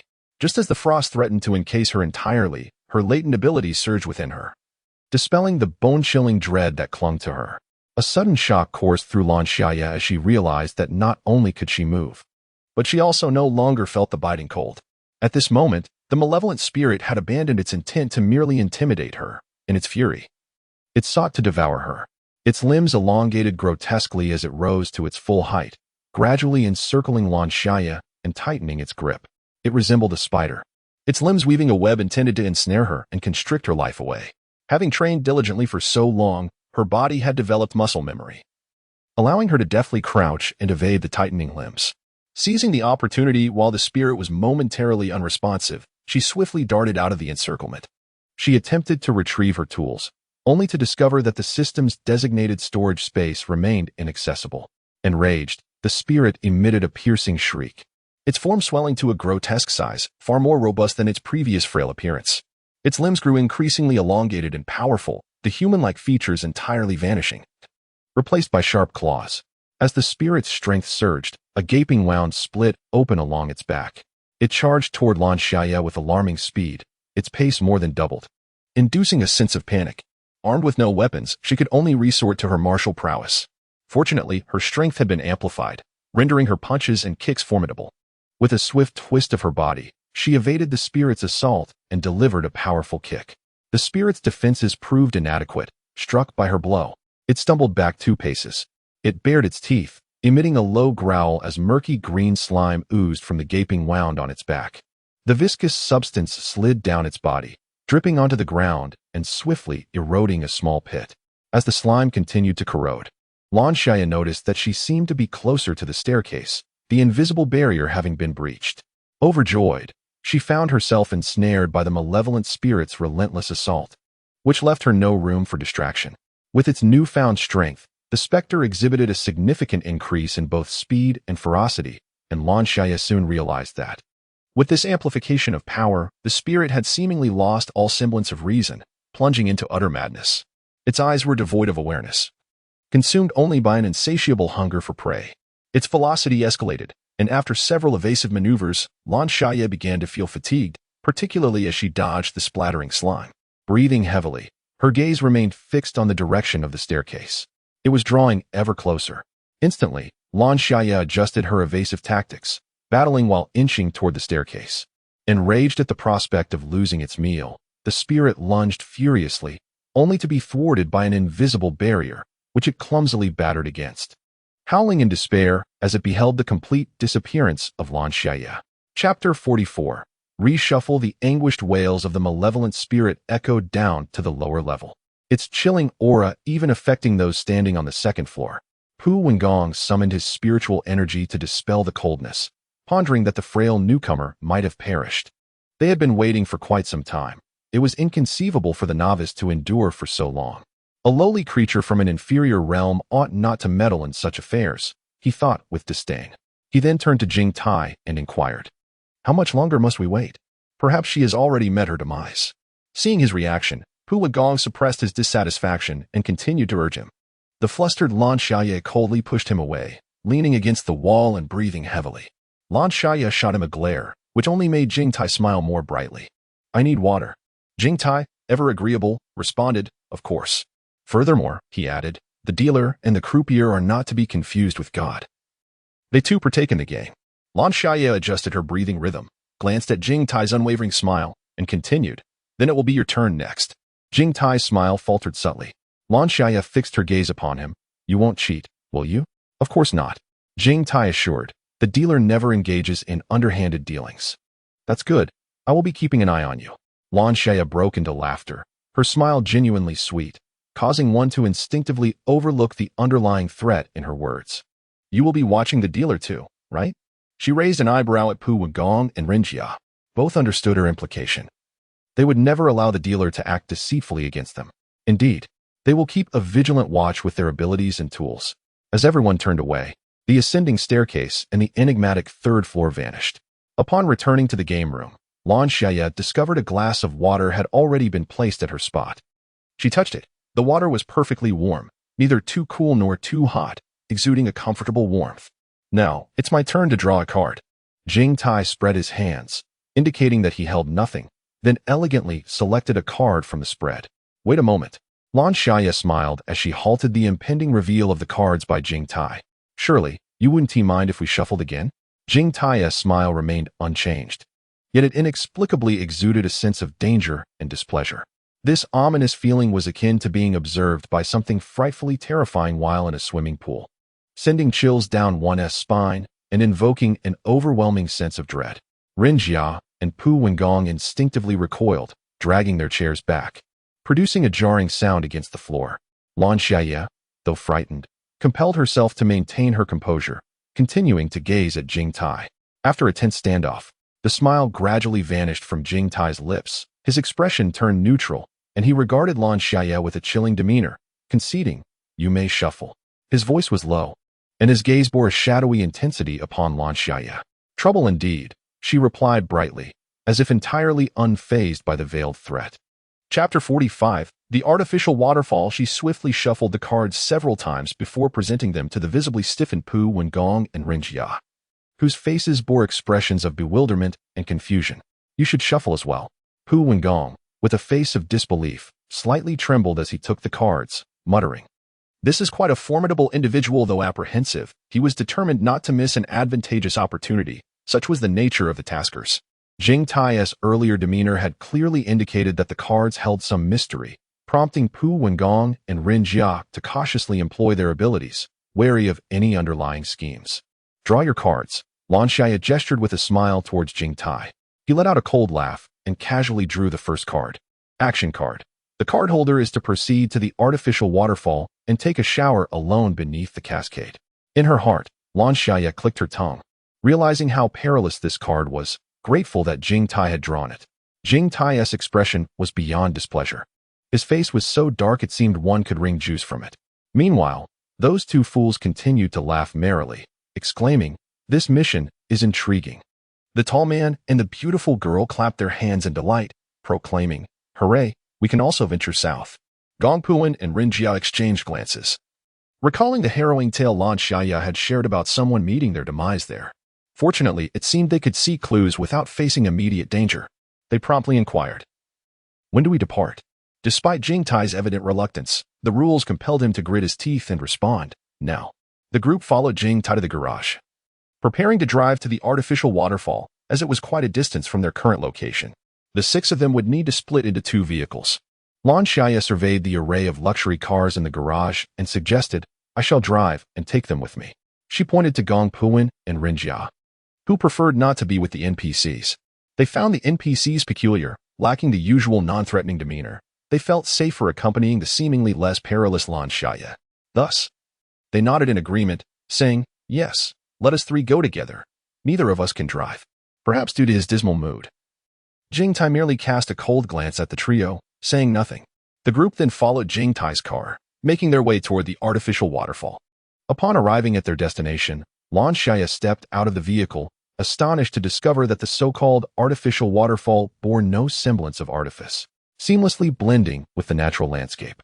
The waterfall, though not grand in scale, cascades gently, its waters flowing delicately and slowly into a crystal-clear stream.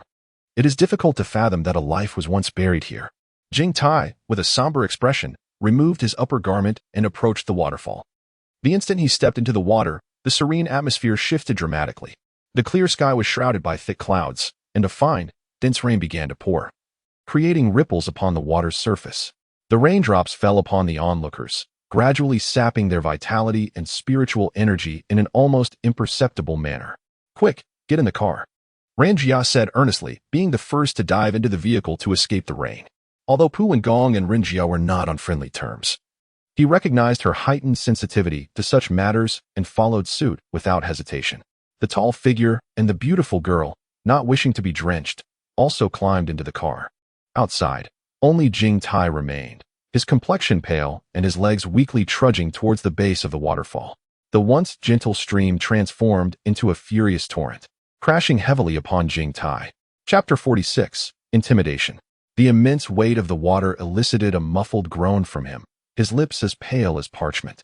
The task was complete, and he turned to leave, only to find a pair of pale, bloodless hands gripping his feet from beneath the surface. Long, dark hair emerged from the water, wildly entangling around Jing Tai. The water below pulsated incessantly, those hands either pulling him down or seeking to draw themselves up with him. The previously tranquil river now roared with tumultuous waves, the wind and rain intensifying the eerie and unsettling atmosphere. Observing from within the car, Pu Wengong muttered to himself, "This portends great misfortune. How much of a chance do you think you have?" He asked solemnly, regarding Lan Xiaye, "If we cannot locate the crucial item." "Perhaps a mere 2%, Lan Xiaye replied, her gaze lowered. Pu Wengong licked his back molars, sharing the same sentiment. Lan Xiaye, intrigued, inquired, "What exactly is this crucial item?" Pu Wengong and Lan Xiaye exchanged a brief pause. Lan Xiaye understood. It seemed to be yet another source of information from the higher realms. After a moment of silence, Pu Wengong spoke. "The crucial item can directly alter the situations, leading us to victory. Is it present in every world?" Lan Xiaye's eyes sparkled as she contemplated a method for swift completion. "Impossible," Pu Wengong retorted with an annoyingly sardonic expression. "Such good fortune is rare. This is an item unique to the genesis of this world. The crucial item." His voice suddenly softened, a glint of determination flickering in his eyes. "Otherwise, why would we venture into this inferior realm?" Pu Wengong lifted his chin defiantly. Lan Xiaye mused to herself. Indeed, a mere 2% chance in this inferior realm. However, this crucial item must possess other significant uses, which explains why they had deliberately arrived at the D-level arena to vie for it. The group fixed their gaze intently toward Jing Tai's direction, but alas, the tempest obscured their view, rendering everything a blur. After an indeterminate time, the rain ceased, restoring the tranquility of the surroundings. Jing Tai emerged onto the shore, his figure trembling and appearing exceedingly frail. "What do you think he has endured?" Pu Wengong asked in a hushed tone. Lan Xiaye understood that he was referring to her actions from the previous round. She cast her gaze downward and spoke with a blend of truth and deception. "I followed the instructions on the action card and opened the wardrobe, only to be confronted by a terrifying specter, prompting me to flee immediately. We waited below for quite a while." Lan Xiaye, with an impassive expression, pointed out the flaws. Lan Xiaye remained unperturbed, exhaling a sigh. "I truly do not know. All I recall is running, and somehow I emerged unscathed. Perhaps I am simply fortunate." "You should go check on their situation," Lan Xiaye commanded, evidently addressing Lan Xiaye. On the other side, Pu Wengong also scrutinized her intently. The two seasoned taskers conspired to compel Lan Xiaye to gather intelligence on the enemy, knowing full well that Jing Tai, visibly injured, was likely in a dreadful state. Sending her to probe the enemy's situation was tantamount to courting death. Naturally, Lan Xiaye was reluctant to comply. Yet the implication from the two taskers was unmistakable. She had no choice but to go. As she exited the vehicle, her expression morphed into one of despair. Lan Xiaye surely believed she was concealing clues from the previous game, thus deliberately targeting her, or perhaps deemed her lacking in value, thinking that sending her out for reconnaissance, even if it led to her demise, would bear no consequence. Ultimately, it all boiled down to her insufficient strength. Chapter 47. Bold Exploration. Lan Xiaye approached Jing Tai's vehicle. Outside the window, she caught a glimpse of 3 skeletal remains, stripped of flesh and skin, leaving only stark, white bones, which momentarily startled her. One of the skulls, sensing her gaze, rotated a full 360 degrees until it met her eyes. Lan Xiaye lowered her gaze, concealing her shock, and adorned her face with a sweet smile, gently tapping on the car window. The car window slowly descended, revealing the visage of a beautiful girl, a stark contrast to the skeletal figure she had just encountered. The girl, her expression devoid of emotion, gazed intently at Lan Xiaye. "I came to see Jing Tai. Is he well?" Lan Xiaye inquired with concern as she peered into the vehicle. Unimpeded. She easily spotted Jing Tai reclining in the back seat, his chest rising and falling dramatically.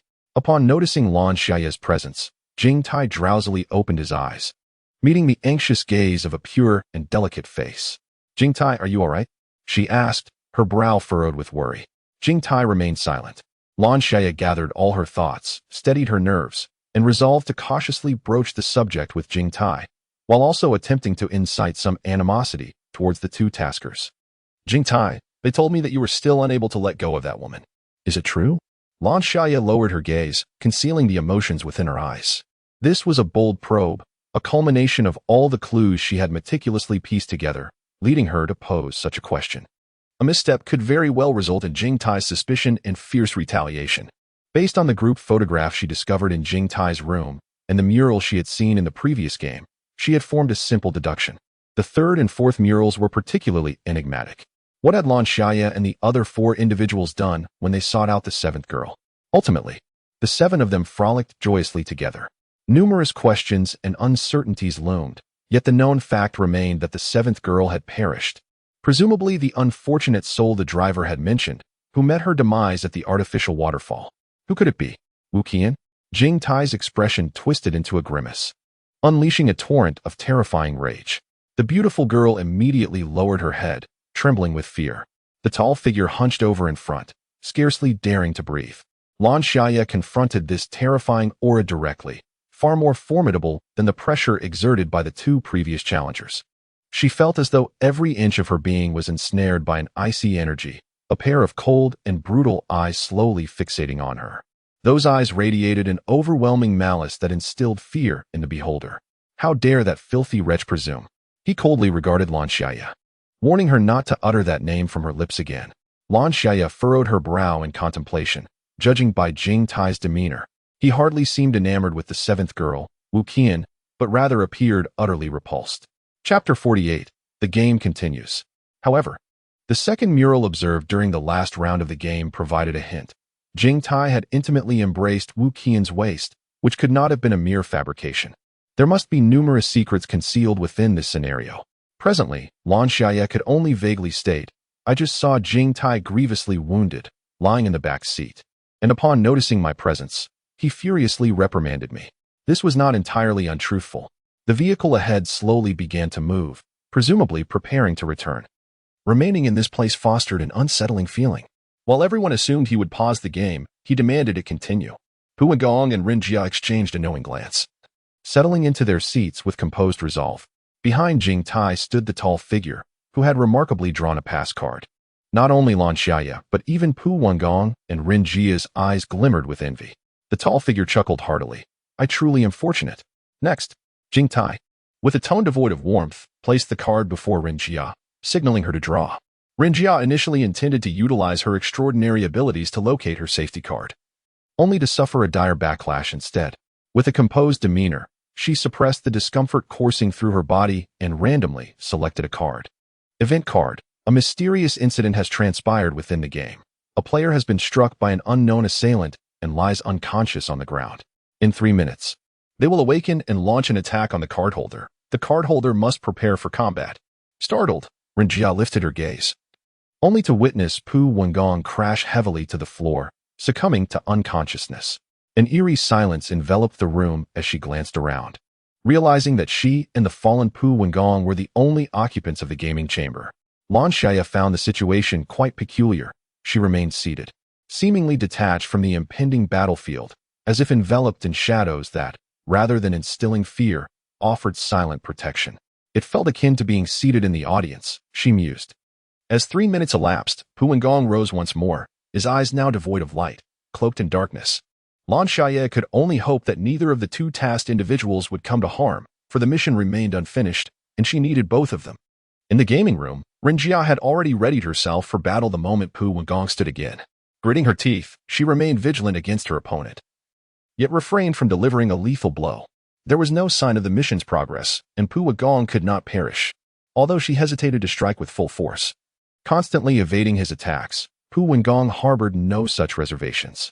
With each strike, he exhibited lethal intent, merciless and fierce. His movements and attacks differed from what Lan Xiaye had learned, exhibiting a greater degree of savagery and agility, which she promptly committed to memory, openly absorbing his techniques. Neither party employed their extraordinary abilities. Perhaps Ren Jiao wished to conceal her trump card, while Pu Wengong remained oblivious. As Ren Jiao evaded Pu Wengong's assaults, she gritted her teeth and inquired loudly, "When will this battle come to an end?" Lan Xiaye pondered, "Surely it cannot be a matter of life and death." Amidst Ren Jia's frantic questioning, Jing Tai appeared ominously, uttering, "When one falls, the game concludes." With that, he retreated a step, vanishing into the shadows, leaving no trace. Chapter 49. Action card. Pu Wengong struggled on the ground, crawling toward Ren Jia, only to be pinned down by her foot. With an impassive expression, she asked, "Can we conclude this? What is happening?" "The game has ended." Pu Wengong regained consciousness, his body racked with excruciating pain. He attempted to rise, only to discover that his legs were utterly numb. His complexion fluctuated between hues of green and white as he gritted his teeth, demanding, "Can someone explain to me what is going on?" Then, he beheld Ren Jia standing before him, gazing down with an air of superiority. Pu Wengong seethed, "Ren Jia, what have you done?" His tone was filled with astonishment and fury, yet Ren Jia responded nonchalantly, "What's the rush?" She approached him, and instinctively, he attempted to retreat, only to realize he was utterly immobilized. In this moment of disadvantage, a smile curled at the corners of Ren Jia's lips. "Are you afraid of me, Pu Wengong?" Jing Tai, with his hands folded upon the table, exhibited a hint of malicious intrigue on his pallid visage. He made no effort to hasten the proceedings, observing the two with keen interest. Ren Jiamin keenly noticed Jing Tai's gaze. She lowered her eyes and explained to Pu Wengong, "Just now, with the action card, you lost consciousness and attacked me. The game can only be terminated when one of us falls." Without further ado, Ren Jiamin efficiently assisted Pu Wengong in reattaching his legs. Once he stood again, his legs still trembled slightly, and he moved slowly to take his seat. Locking eyes with Jing Tai's smiling gaze, a flicker of realization coursed through Pu Wengong. He no longer regarded Jing Tai as a benign NPC, but rather pondered why this peculiar entity had fixated on him. The next to draw a card was a beautiful girl who drew an action card. Action card. The card holder must proceed to the back mountain of your current location, a sealed forbidden area housing a terrifying demon. Caution: if too many individuals venture forth, the demon may awaken prematurely, resulting in dreadful consequences. The beautiful girl immediately rose, intent on heading to the back mountain. Her actions were swift, devoid of hesitation, as if she truly perceived the game as a mere pastime. Yet, having witnessed the experiences of Lan Xiaye, Jing Tai, and Ren Jiamin, could anyone still regard it as an ordinary game? Ren Jiamin and Pu Wengong exchanged contemplative glances as they observed the girl's departing figure. She moved with ease, as if merely taking a moment to admire the scenery. "Did you encounter anything?" Pu Wengong inquired, likely recalling that the girl was his girlfriend. After speaking, he chuckled. "You can't possibly take the contents of that card seriously." The girl's gaze remained firmly locked on Pu Wengong's eyes, her smile gradually fading. "You used to be far more astute." Suddenly berated as foolish, Lord Pu Wen could not display any sign of discontent. He discerned the malice and provocation embedded in the remark. He refrained from citing the antics of Lan Xiaye and others, quickly retorting with a sardonic smile. "Why such a strong reaction to my concern? Is that so?" The beautiful girl continued to gaze at him with a haunting intensity. Chapter 50. A dance of demons. Maintaining an air of composure, Pu Wen noticed that the girl remained oblivious to the underlying tension, and she averted her gaze with a gentle smile, saying, "Well then, dear, it's your turn to draw a card." Jing Tai promptly laid out the cards, gesturing for him to make his selection. Event card. Ignorant humans have trespassed into a forbidden realm, unleashing terrifying malevolent spirits. This succinct statement plunged the three adventurers into an abyss of silence. How many malevolent spirits were there? What were their intentions? When would they depart? All remained shrouded in ambiguity, revealing the unmasked malice of Jing Tai. The three adventurers turned their eyes towards him, only to discover that Jing Tai and his companions had vanished. "Where have they gone?"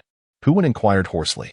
An endless tide of malevolent spirits surged forth, and the boundless chill of evil enveloped the villa, drawing it into a realm of darkness. Through the windows, all that could be seen was an infinite void. "We have been pulled into the realm of ghosts," Ren Jia stated solemnly, her body slightly hunched and tense, a rifle materializing in her hands. This firearm differed from the infinite bullet pistol purchased by Lan Xiaye, not only in form but also in its silver body adorned with two dark patterns. Before Puwen, a golden orb floated, radiating a blinding light, moving of its own accord. Upon sighting the golden orb, Ren Jia displayed a flicker of trepidation and distaste.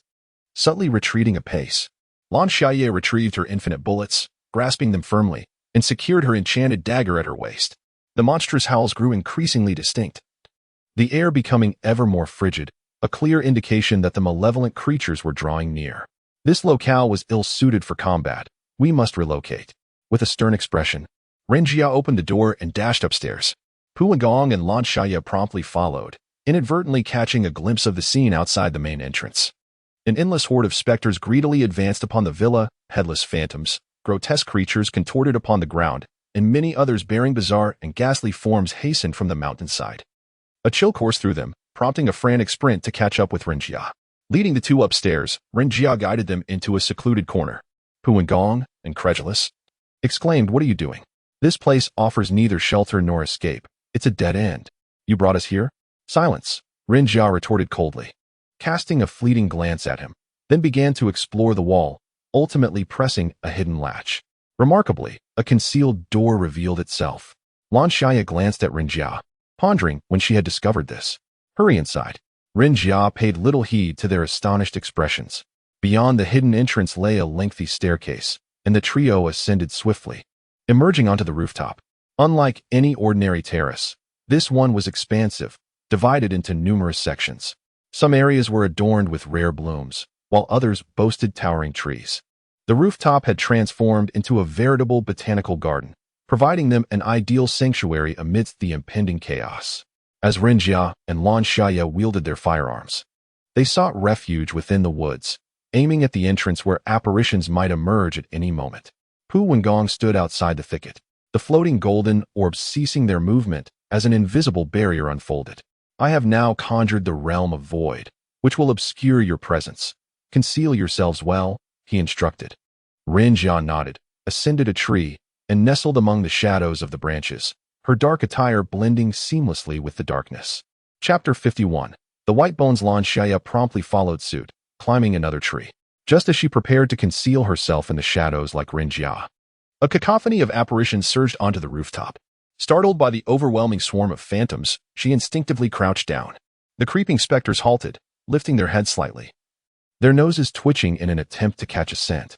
Unfortunately, Pu Gong's barrier effectively obstructed their olfactory senses.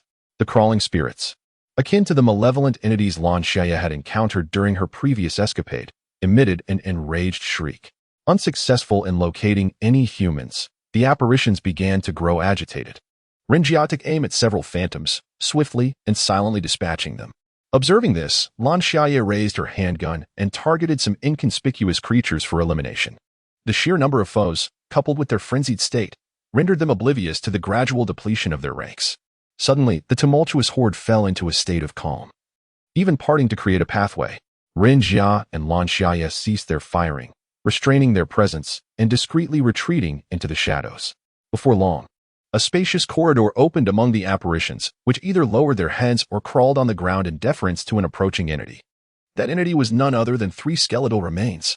Three skeletal figures, entirely devoid of flesh and blood, moved with a remarkable solidity that belied their bony nature.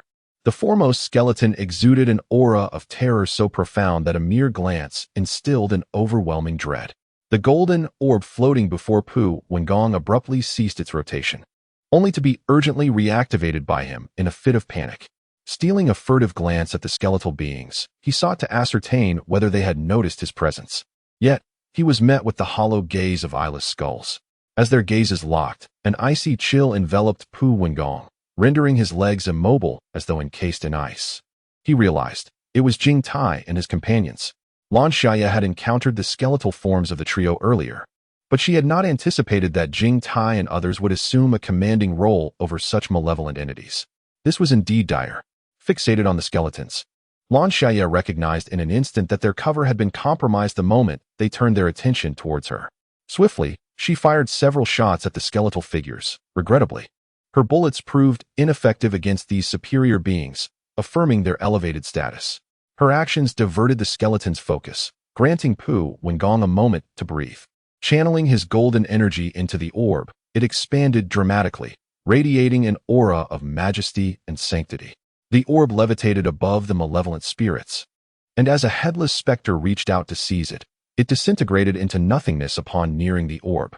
Following the vanquishing of the ghostly entity, the orb ignited with flames from within, resembling a blazing sun suspended in the sky, fiercely incinerating the sinister apparitions. How formidable! Lan Xiaye stood in astonishment as the malevolent beings disintegrated beneath the orb, their numbers dwindling rapidly.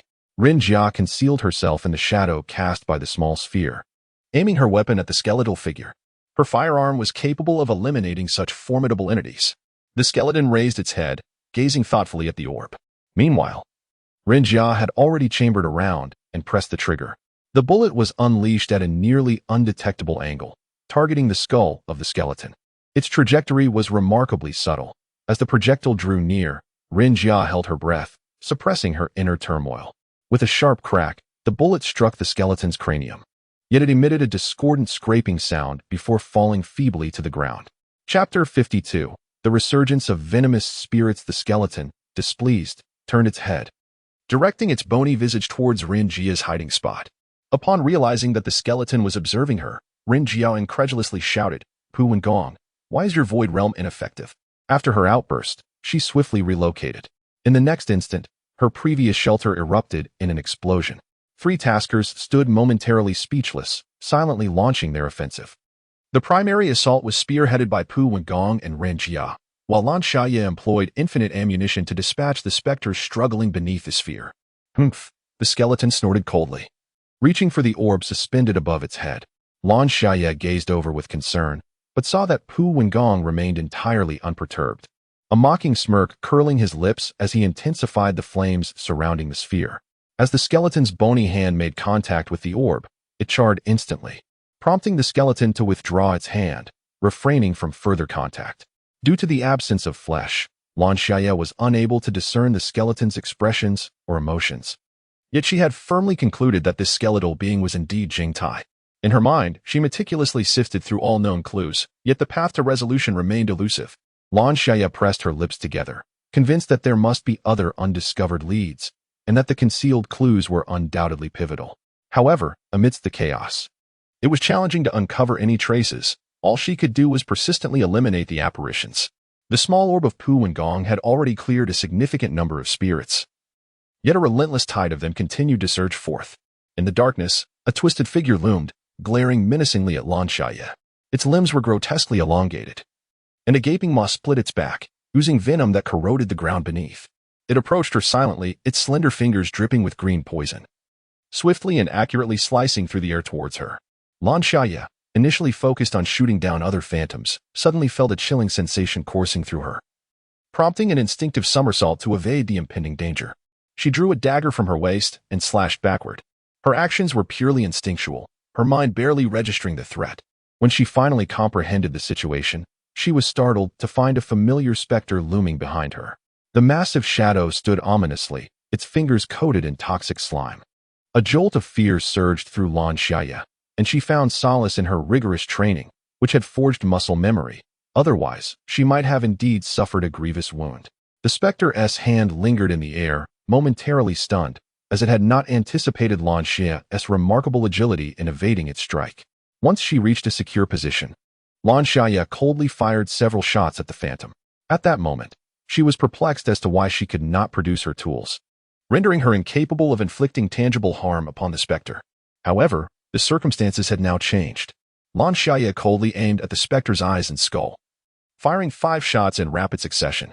As the smoke dissipated, the specter remained unscathed, its form now marked with bullet wounds, from which green viscous fluids swiftly emerged to prevent further expansion of the injuries. The substance oozing from the wounds was not the creature's blood, but rather a toxic green slime, which promptly spurted forth even more venom.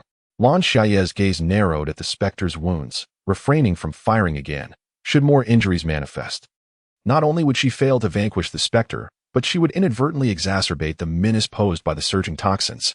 Meanwhile, Ren Jia was preoccupied with the relentless onslaught of apparitions, while Pu Wengong's small orb was steadily depleting the monster's strength. 3 skeletal figures stood silently, motionless. Yet Lan Xiaye sensed an uncanny awareness emanating from the lead skeleton, as if it were scrutinizing her. Chapter 53, Mutation. Upon experiencing this inexplicable sensation, Lan Xiaye's entire being tensed. She stifled the urge to employ her powers, deciding to bide her time and reserve her trump card for the final moment. She felt the hilt of the enchanted dagger at her waist, which possessed a certain probability of unleashing flames, potentially inflicting significant damage upon this toxic specter. Externally, she feigned shooting at the venomous apparition while gradually closing the distance. In truth, none of her bullets found their mark, yet the specter remained oblivious, continuing to laugh maniacally. Its maw gaped wide, and the toxic fluid writhed with excitement, bubbling as it surged forth. At this moment, Lan Xiaye was in close proximity to the spectral figure, and she observed the peculiar changes occurring within it.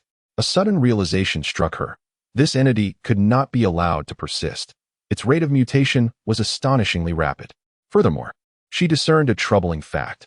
This venomous apparition not only mutated at an extraordinary pace, but also seemed to possess a degree of intelligence. In stark contrast, the other countless apparitions were devoid of such faculties. Their expressions were vacant, their eyes reflecting nothing but avarice and a primal fear of the bones. They lacked reason and wisdom, completely subservient to the commands of the skeletal figure, and thus continued to march to their demise one after another.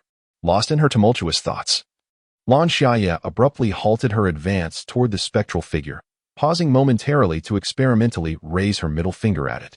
The skeletal figure, which had been observing the scene, momentarily froze, seemingly taken aback. The ghostly figure, initially stunned, erupted in a furious wail, causing the other apparitions to cease their movements.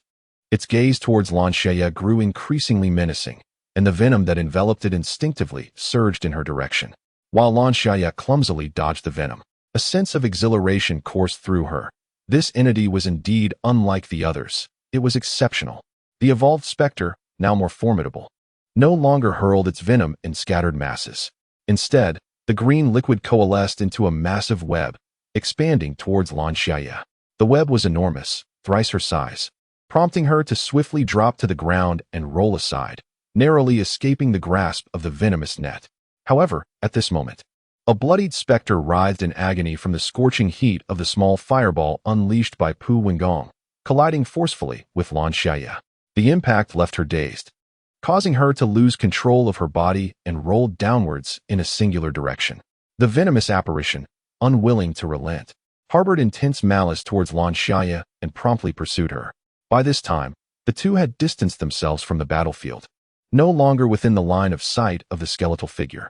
As Lan Xiaye regained her composure, she realized she was no longer amidst the wooded area but had tumbled into a garden. The soil was adorned with exquisite flowers, blooming in splendid hues, the vivid red petals exuding an enchanting beauty. In the distance, the contorted specter drew nearer with astonishing speed. Lan Xiaye immediately attempted to rise and draw the dagger from her waist, but as she stood, the ground beneath her gave way, sending her plummeting. The specter halted its pursuit, relying not on sight but on scent to track its prey. At that moment, Lan Xiaye's scent had entirely vanished, leaving the creature spinning in circles like a headless fly, oblivious to the void below, as if some unseen force rendered this place extraordinary. Chapter 54. The transaction. As Lan Xiaye continued to descend, she strained to stretch her arms and engaged her legs to brace against the surrounding earth, desperately attempting to halt her slide. Alas, she could only manage to slow her descent, unable to completely stop. A pungent mixture of earth and blood filled her nostrils, the overwhelming stench provoking a wave of nausea. Finally, she landed. Upon touching the ground, she sensed a palpable malevolence scrutinizing her with blatant hostility. Astonished, Lan Xiaye attempted to rise, only to be restrained by a hand that roughly grasped her chin and lifted her gaze. The moment she glimpsed the shadowy figure, her pupils dilated in alarm. In the wooded area, obscured from view, the skeletal specter lost its patience and summoned a horde of spirits to approach the small orb hovering above them. Pu Wengong smirked derisively. For his supreme righteousness was a bane to all malevolent beings. Any spirit daring to touch it would face utter annihilation, condemned to eternal non-existence. Indeed, Before even reaching the orb's edge, the spirits disintegrated one by one. Meanwhile, the skeleton methodically directed the spirits to touch the orb in succession. Lan Xiaye, having stowed her firearm, approached Pu Wengong and, upon witnessing the scene, suddenly grasped the gravity of the situation. With a pale visage, she admonished, "Fool, quickly retract your talisman, you imbecile." Her eyes were frosty with fury. "Have you not noticed that they are draining your spiritual energy? These spirits are endless and will inevitably deplete your essence. By the time your talisman falters and those malevolent beings destroy it, do not say I did not warn you." Only then did Pu Wengong realize that the radiance of his talisman was diminishing. In a state of panic, he observed that the spirits had ceased their assault on them, instead flocking towards his talisman like moths to a flame. However, at this juncture, it no longer emitted the supreme righteousness that once scorched the spirits. What of the tasker? Pu Wengong hesitated to inquire about Lan Xiaye's whereabouts, momentarily forgetting her name. "I do not know. Focus on your own predicament," Lan Xiaye replied, her gaze fixed intently on the now motionless swarm of spirits. It was Wu Qian. Lan Xiaye stared at Wu Qian in astonishment. She appeared as a normal person, stunningly beautiful, immediately reminiscent of the photographs Lan Xiaye had seen before. However, she radiated a half-transparent, ethereal quality. She should not be here. It was impossible. Wu Qian grasped Lan Xiaye's chin, her enchanting peach blossom eyes now pitch black, and with a sinister smile, she remarked, "You have willingly delivered yourself into my hands. Just what I need. A body." Haha. Her tone was disturbingly sharp, and in the next moment, her entire form began to levitate. "Wait." Fearing Wu Qian might directly possess her, Lan Xiaye hastily exclaimed, "This is merely your soul, isn't it?" Before she could finish, Wu Qian erupted in a furious, shrill scream, a sound so piercing it was beyond human endurance. Lan Xiaye felt a searing pain in her head and struggled to breathe. Yet she persevered, continuing to speak at a rapid pace. Chapter 55. Task Upgrade. The underground space fell into an eerie silence, so profound that Lan Xiaye could hear the tumultuous rhythm of her own heartbeat. In the next instant, her chin was forcefully lifted, bringing her face to face with Wu Qian's indifferent expression. "Is what you said true?" She leaned closer to Lan Xiaye, seemingly attempting to discern her true intentions through her eyes. The depth of those pitch-black pupils was disorienting, instilling a genuine fear within her. "Yes," Lan Xiaye replied, and suddenly, the system voice of the main deity resonated in the air. "The world difficulty has upgraded from D level to C level. The task assigned to the tasker has been altered. This task is uniquely yours. Assist Wu Qian in becoming the Ghost King." "What? Are you having second thoughts?" Wu Qian remained vigilant, her icy gaze fixated on Lan Xiaye. Upon noticing any unusual movement from her, she immediately inquired with a voice laced with coldness. At this juncture, there was no choice but to adhere to the task at hand. Lan Xiaye smiled gently, responding, "Of course not. I merely had some thoughts." Wu Qian snorted disdainfully, threatening, "You had better not attempt any tricks. Although I cannot deal with Jing Tai at the moment, handling you is well within my capabilities." Lan Xiaye smiled amiably, "I understand. But I find one thing quite puzzling." A look of confusion crossed her face. "Since your soul is here, why was I inexplicably compelled to approach the water earlier? Moreover, I heard Jing Tai went to the artificial waterfall and seems to have sustained grave injuries. Thus, I always assumed you would be there." Upon hearing Jing Tai's name, Wu Qian's expression twisted into one of sheer malice, and it took her a moment to regain her composure. "When I perished, my resentment was extraordinarily potent. Jing Tai and the others feared me, separating my soul from my body. My corpse lies submerged in the river. But due to the intensity of my wrath at the time of death, even without my soul to lead, that resentment continues to autonomously seek vengeance against my murderers. However, without my soul to guide it, no matter how strong the resentment of my body, it cannot kill them. And in my soulless state, I am exceedingly weak, especially since they have confined my spirit here, suppressing me with a multitude of ghosts day and night. I find myself growing weaker by the day," Wu Qian declared with bitterness. After a moment of calm, Wu Qian spoke with significant undertones. "You had better remember your words." Before Lan Xiaye could fully comprehend the depth of that statement, a wave of drowsiness enveloped her, darkness obscured her vision, and she succumbed to a deep slumber. She embarked on an extraordinarily lengthy dream, during which she transformed into a young girl hailing from a modest background. Due to her exceptional academic achievements, she gained admission to an elite school, yet her striking beauty became a profound burden. For the sake of her parents, who fervently hoped for her success. She endured and tolerated the incessant pressures. This continued until the arrival of a remarkable individual who shielded her from the torment inflicted by her peers. In that moment, he illuminated her world like a radiant beam of light. The gentle breeze tousled the boy's unruly hair, revealing his brilliant, sunlit smile, stirring within the girl a nascent affection. "Do they often bully you like this?" he inquired. She felt a wave of discomfort wash over her, lowering her gaze and avoiding his eyes, thus missing the mischievous glint within his own. "Fear not, I shall protect you from now on." His voice was melodious. Instantly, her cheeks flushed crimson as she stammered. "What is your name?" "Jing Tai. I am called Jing Tai," he replied with a smile. Under his guardianship, the bothersome individuals ceased their harassment, allowing her school life to finally become more bearable. Gradually, she found herself developing feelings for Jing Tai, yet he was remarkably handsome, came from a privileged family, and possessed numerous talents. The thought filled her with an overwhelming sense of bitterness. How could she ever be worthy of such an exceptional person?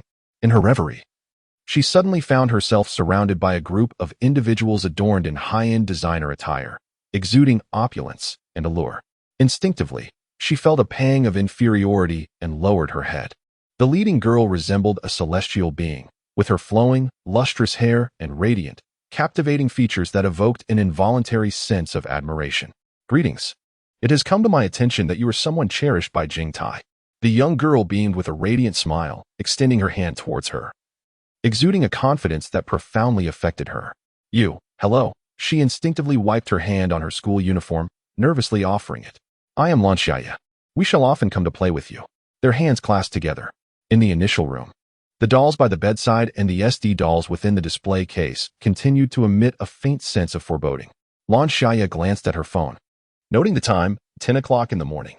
Is this the phenomenon of a time loop? Was it orchestrated by Wu Qian? Lan Xiaye rubbed her slightly throbbing head, meticulously organizing the information she had gathered thus far. 1. The first awakening occurred at 9 in the morning. Subsequently, due to Ren Jia's erroneous actions, time was reset, leading to a second awakening at 10 o'clock. 2. Wu Qian met her demise at the artificial waterfall, her body suppressed by Jing Tai and others within the river, her soul confined alongside theirs and the myriad of spirits on the villa's rooftop. 3. Wu Qian had endured bullying during her lifetime, which ceased only after Jing Tai intervened on her behalf. Later, Lan Xiaye and others appeared before her, culminating in 7 individuals enjoying an outing together, after which Wu Qian perished. 4. Jing Tai harbored a deep disdain for Wu Qian. However, he aided her during her lifetime, and there existed a hint of ambiguity between them. 5. Jing Tai and his companions had transformed into skeletal forms. It is inconceivable for humans to become bones, suggesting they were deceased. How did they meet their end? Was it at the hands of Wu Qian? 6. Jing Tai and Lan Xiaye are betrothed. 7. Upon her agreement to assist Wu Qian in reclaiming her corporeal form, the mission escalated, requiring her to aid Wu Qian in ascending to the status of a ghost king. Lan Xiaye rubbed her brow, contemplating that the other 2 taskers must have received the same information. What could their mission be? Might it involve assisting Jing Tai in becoming the ghost king? A sigh escaped her lips. If that were the case, they would be on opposing sides. She, a mere novice, would be pitted against 2 seasoned taskers. Chapter 57, Second Cycle. Though it seemed absurd, she resolved to remain steadfast. A glance at the urgent messages from Jing Tai on WeChat rekindled a question in her mind. If taskers retain their memories after the time loop, would Jing Tai and the others possess memories from the previous round as well? Upon re-encountering each other, the atmosphere among the 3 taskers became somewhat delicate. Pu Wengong inquired. "You all received the notice about the task upgrade, correct?" "Yes," Lan Xiaye and Ren Jia responded in unison. She had anticipated that Pu Wengong would continue to inquire about their respective missions, but to her surprise, he fell silent. The trio lapsed into quietude, studying one another. Although they were eager to glean information regarding the sea-level world, any attempt to ask questions would inevitably reveal their own missions to the experienced taskers. At that moment, Jing Tai approached, warmly taking Lan Xiaye aside. A spark of curiosity ignited within her as she began to probe Jing Tai. "Are we headed to the pool area shortly?" Jing Tai appeared taken aback, then smiled gently. "My dear, you truly have a connection with me." Lan Xiaye scrutinized him closely, detecting no signs of deceit. This time, having reached an agreement with Wu Qian, she no longer feared the aquatic domain. Firstly, she must venture to the artificial waterfall alone, ensuring not to arouse any suspicion. Otherwise, it would immediately alert the other two taskers. As the time loop resets, the three taskers become adept at navigating the events that have transpired, responding with ease. This time, when it came to swimming in the pool, Lan Xiaye did not shy away. She donned her swimsuit and joined the others in the water. However, an unexpected occurrence ensued. After the six of them entered the pool, Lan Xiaye caught a fleeting glimpse of a hexagram formation, which sent a jolt of panic through her, prompting her to turn around. "What is it?" Pu Wengong inquired, furrowing his brow. "What have you discovered?" Ren Jiao moved closer, scrutinizing Lan Xiaye's expression. "Oddly enough, weren't you too fearful to enter the water last time? Why the sudden change of heart?" Ren Jiao subtly probed. The astute taskers quickly sensed that something was amiss with Lan Xiaye, who summoned all her energy to maintain her performance. "I wish to experiment with a different approach in this second loop, to see if I can uncover new clues." Lan Xiaye scratched her head, offering an awkward smile, and looked at Ren Jiao with a sense of admiration. "Am I doing this correctly?" Ren Jiao felt a strange fixation, after all. The other party was merely a low-tier tasker, and her demeanor and actions clearly reflected a lack of experience. During the previous round of combat, Lan Xiaye had been astonished to witness the artifacts wielded by herself and Pu Wengong, indicating she was unfamiliar with such matters as a low-tier tasker. How could a mere low-tier tasker possess such intricate thoughts? They were individuals who wouldn't dare undertake even D-rank tasks. How could they possibly contend with those from higher tiers?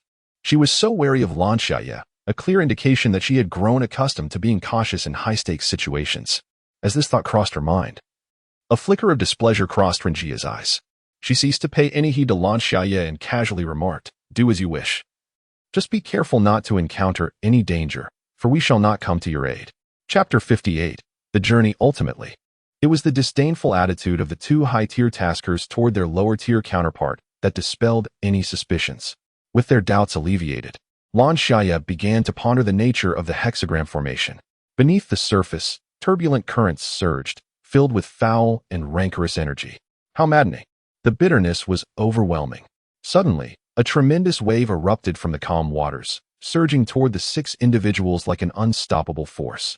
Ren Jia and Pu Wengong frantically attempted to evade it, bewildered by the discrepancy from the events of the first round. Lan Xiaye faced the colossal wave head-on, instinctively yearning to flee to the shore. However, no matter how desperately they struggled, they found themselves unable to move even an inch, the water enveloping them like viscous glue, ensnaring them in place. Driven by an inexplicable intuition, she turned to glance at Jing Tai and the others, who seemed to be distancing themselves from the bizarre wave, entirely oblivious to the anomaly in their vicinity. Could this truly be? Lan Xiaye abruptly realized the positioning of the six individuals, each corresponding to a point on the hexagram. Meanwhile, the three taskers formed a tight triangle, huddled together like forsaken shadows. "Damn it!" Pu Wengong cursed vehemently. If that towering wave were to crash down upon them, it would undoubtedly inflict internal injuries. He decisively summoned a golden orb, erecting a shield that enveloped the three of them. A wave crashed down, and the immense force submerged them beneath the surface, the shield holding for merely 3 seconds before shattering. Lan Xiaye was swept underwater, her head spinning. Out of the corner of her eye, she caught sight of countless strands of black hair reaching up from the depths, a dense mass that startled her into surfacing. Gasping for air, she searched for Pu Wengong and Ren Jia, but the two taskers were nowhere to be found. Attempting to swim towards the shore, she found herself unable to reach the bank, regardless of her efforts. Abandoning the idea of returning to land to conserve her strength, she observed the scene near Jing Tai, which appeared tranquil and serene. Tentatively, she began to swim towards Jing Tai, astonished to discover that she had significantly closed the distance to him and his companions. Meanwhile, Ren Jia and Pu Wengong remained elusive. A flicker of realization crossed Lan Xiaye's mind. Could her dealings with Wu Qian have afforded her greater safety in comparison to Pu Wengong and the others? This revelation confirmed her alignment with a different faction from the two taskers. Without hesitation, Lan Xiaye resolved to head towards the river connected to the artificial waterfall. Having memorized the map and knowing the way, "Help me delay them," she murmured tentatively towards the depths, yet there was no response from the abyss. Pressing her lips together, an inexplicable unease washed over her. Wasting no more time, she swiftly made her way to her destination. The waters were interconnected, and she soon reached the artificial waterfall. Just as she prepared to dive to the riverbed in search of Wu Qian's body, she beheld a peculiar entity, the shadow of venom. The venomous specter prowled near the artificial waterfall, its keen senses detecting the gaze of an onlooker. It swiftly turned to meet the eyes of Lan Xiaye, a faint, enigmatic smile flickering across its grotesque visage, before it darted towards her with alarming speed. Startled, Lan Xiaye realized that time was of the essence. Ren Jia and Pu Wengong could discover her absence at any moment, and she had no desire to squander precious moments entangled with this malevolent entity. Suddenly, she froze, a chilling realization gripping her. Chapter 59, Severe Injury. Lan Xiaye stared rigidly at the venomous specter. This was the second round. She had yet to engage in the card game of Jing Tai, so how had this creature materialized? How did it recognize her and harbor such hostility? Did these apparitions retain memories from the previous cycle? What of Jing Tai? Were his actions mere pretense? A wave of icy dread washed over her, prompting Lan Xiaye to abandon her search for Wu Qian's corpse in the water. The foremost priority now was to eliminate this monstrous being. Dodging the venomous spray expelled by the specter, she leapt onto the bank, utilizing her abilities to evaporate the dampness clinging to her skin. The specter retained its mutated form from the previous round, aware that conventional harm would be ineffective against it. Nevertheless, Lan Xiaye adopted the same strategy as before. Feigning the withdrawal of a pistol and pretending to threaten the creature, yet not a single shot struck its form. Perhaps her aim was woefully inadequate. As the specter observed her approach, a glimmer of human-like disdain flickered in its eyes. It stood its ground, seemingly unprepared to evade or resist.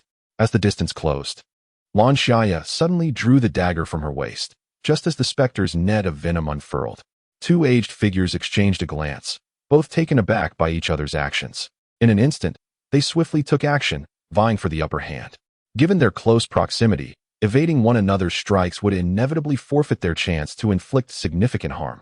Clearly, neither was willing to relinquish this opportunity. The specter's eyes gleamed with malice and avarice as it unleashed a massive web of venom towards Blue Summer Leaf, who braced herself to trade injury for life. During her feigned approach with the gun, she had been keenly observing the specter. The venomous apparition had undergone considerable transformation from its initial form. It retained a humanoid shape, but boasted unnaturally elongated arms that did not dangle like a human's, instead propping itself on the ground like a beast. A deep gash split open along its spine, from which a grotesque green venom oozed forth. At that moment, the venom continued to evaporate upward from the gash, expanding the area of the toxic web. It seemed devoid of weaknesses. Yet, Blue Summer Leaf refused to believe that such a creature was indestructible. In a C-ranked mission world, there could be no such bug-level monstrosity. It must have a vulnerability. And that vulnerability lay right there. Her gaze sharpened with determination as she thrust her dagger with precision and ferocity towards its heart. The dagger's flame-infused true damage was triggered, unleashing azure flames that surged forth, penetrating the wound carved by the blade. In an instant, the venom spilling from the specter's injury was entirely evaporated by the flames, which continued to burn, exacerbating the depth and width of the wound as they delved deeper into its core. The phantom, grievously wounded at its core by flames, writhed in agony, desperately attempting to extinguish the fire that engulfed it. Yet, the flames persisted, mercilessly consuming its essence and eliciting a cacophony of pain cries. Although Lan Xiaye swiftly retreated after her successful strike, her back inadvertently brushed against the venomous web, leading to a significant portion of her skin being rapidly corroded away. The poison left her back a gruesome mess, with flesh and blood mingling grotesquely, exposing a glimpse of her internal organs. Chapter 60. The sole key item. The venom continued its relentless assault on Lan Xiaye's flesh. Yet she bore the pain and hurled her dagger towards the heart of the phantom. Striking true, the dagger pierced through its heart, extinguishing its life entirely.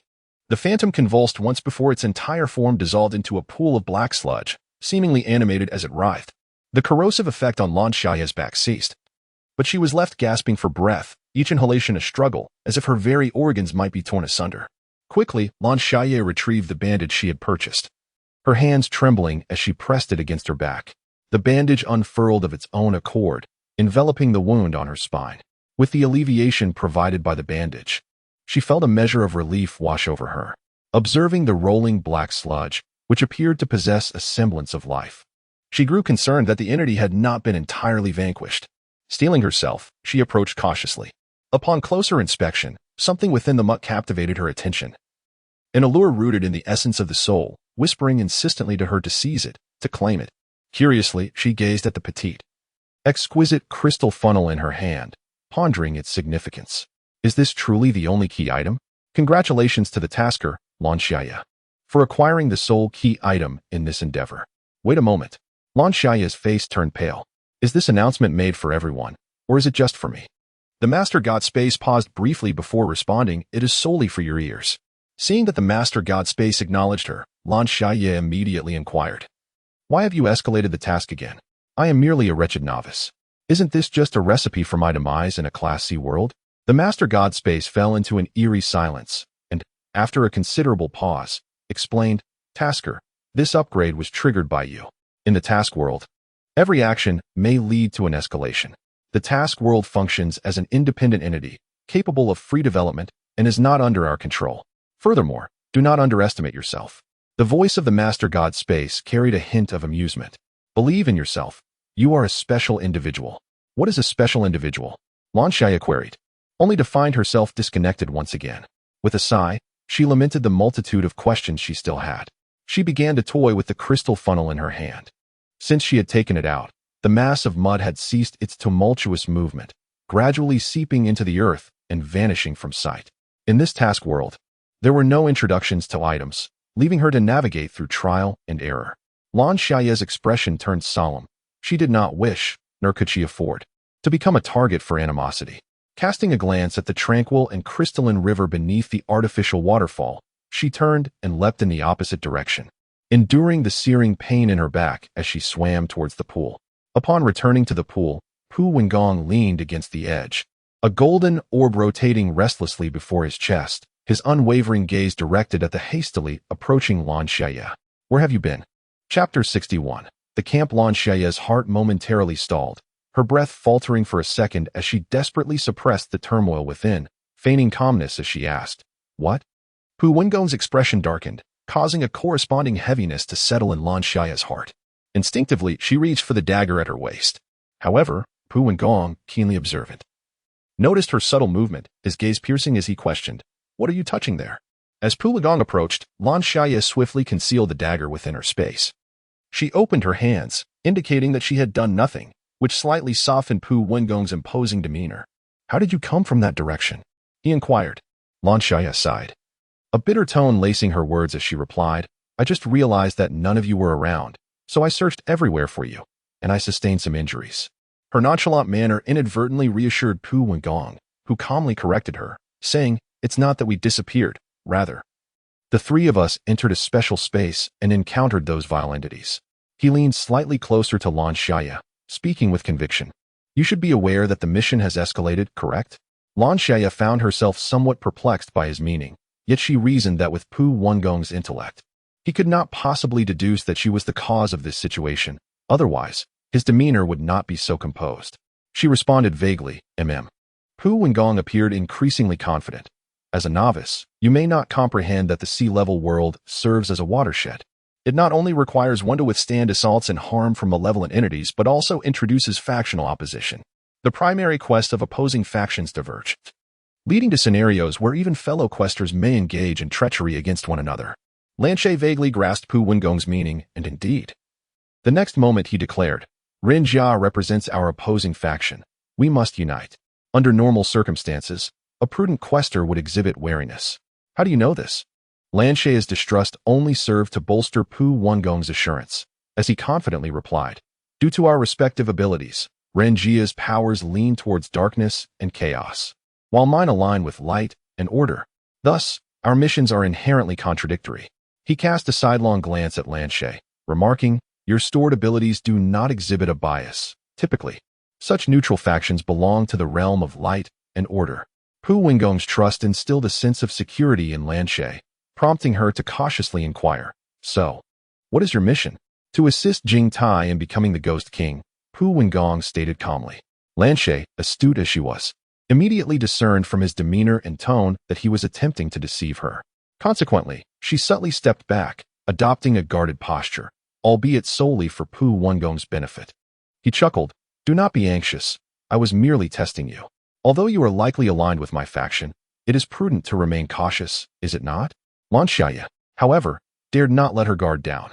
Although Pu Wengong appeared arrogant and overbearing, he was meticulous beneath his bluster, capable of delivering a sudden strike when one least expected it. He was indeed a seasoned high-level tasker, having undergone numerous missions.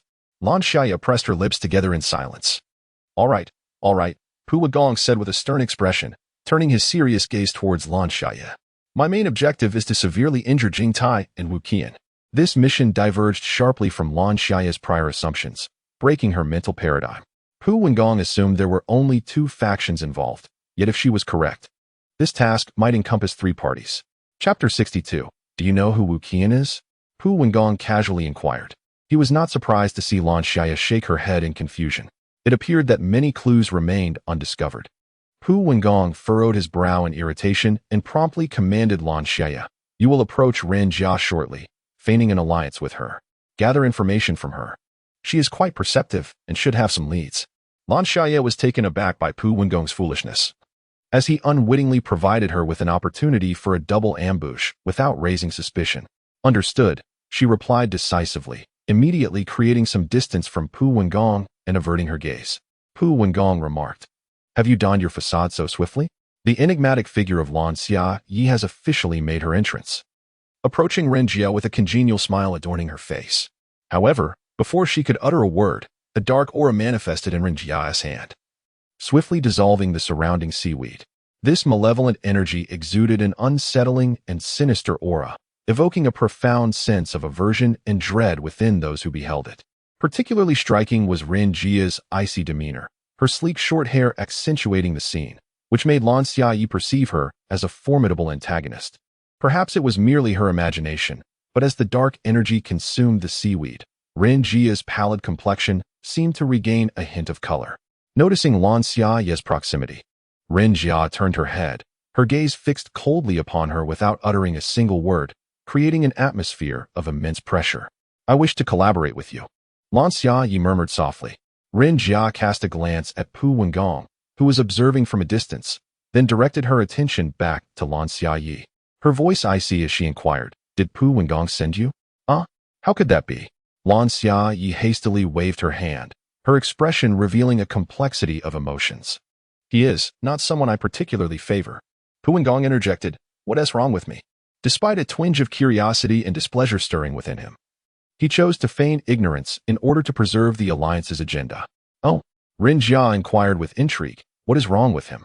Well, Lan Xiaye glanced in Pu Wengong's direction, hesitating to respond. Sensing her reluctance, Ren Jia discreetly produced a crystal orb, enveloping them in an invisible barrier. This is a soundproof crystal. He cannot hear us. Speak freely, Ren Jia stated, resting her chin on her hand, her sharp, phoenix-like eyes firmly locked onto Lan Xiaye's gaze. Ren Jia is indeed a remarkably cautious and elusive individual, especially in such an infinite world, where gaining her trust is a formidable challenge. However, Lan Xiaye's objective is not to earn that trust. Rather, she seeks clues and a delicate equilibrium. In the presence of 2 seasoned taskers, she finds herself too vulnerable, necessitating a careful maintenance of balance to avoid attacks from both sides, striving to ensure that they mutually weaken each other, allowing her to reap the benefits as an opportunist. Upon discovering that Pu Wengong is unable to hear their conversation, Lan Xiaye expresses her relief, stating, Pu Wengong is far too arrogant. His disdainful attitude towards others is truly exasperating. We are all taskers. What gives him the right to look down upon us? She then shifts her tone, adding, especially when he just questioned which faction I belong to.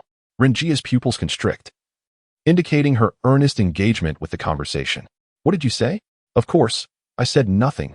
Lan Xiaye replies with a playful glimmer in her eyes and a cunning smile. I am no fool. Not entirely foolish.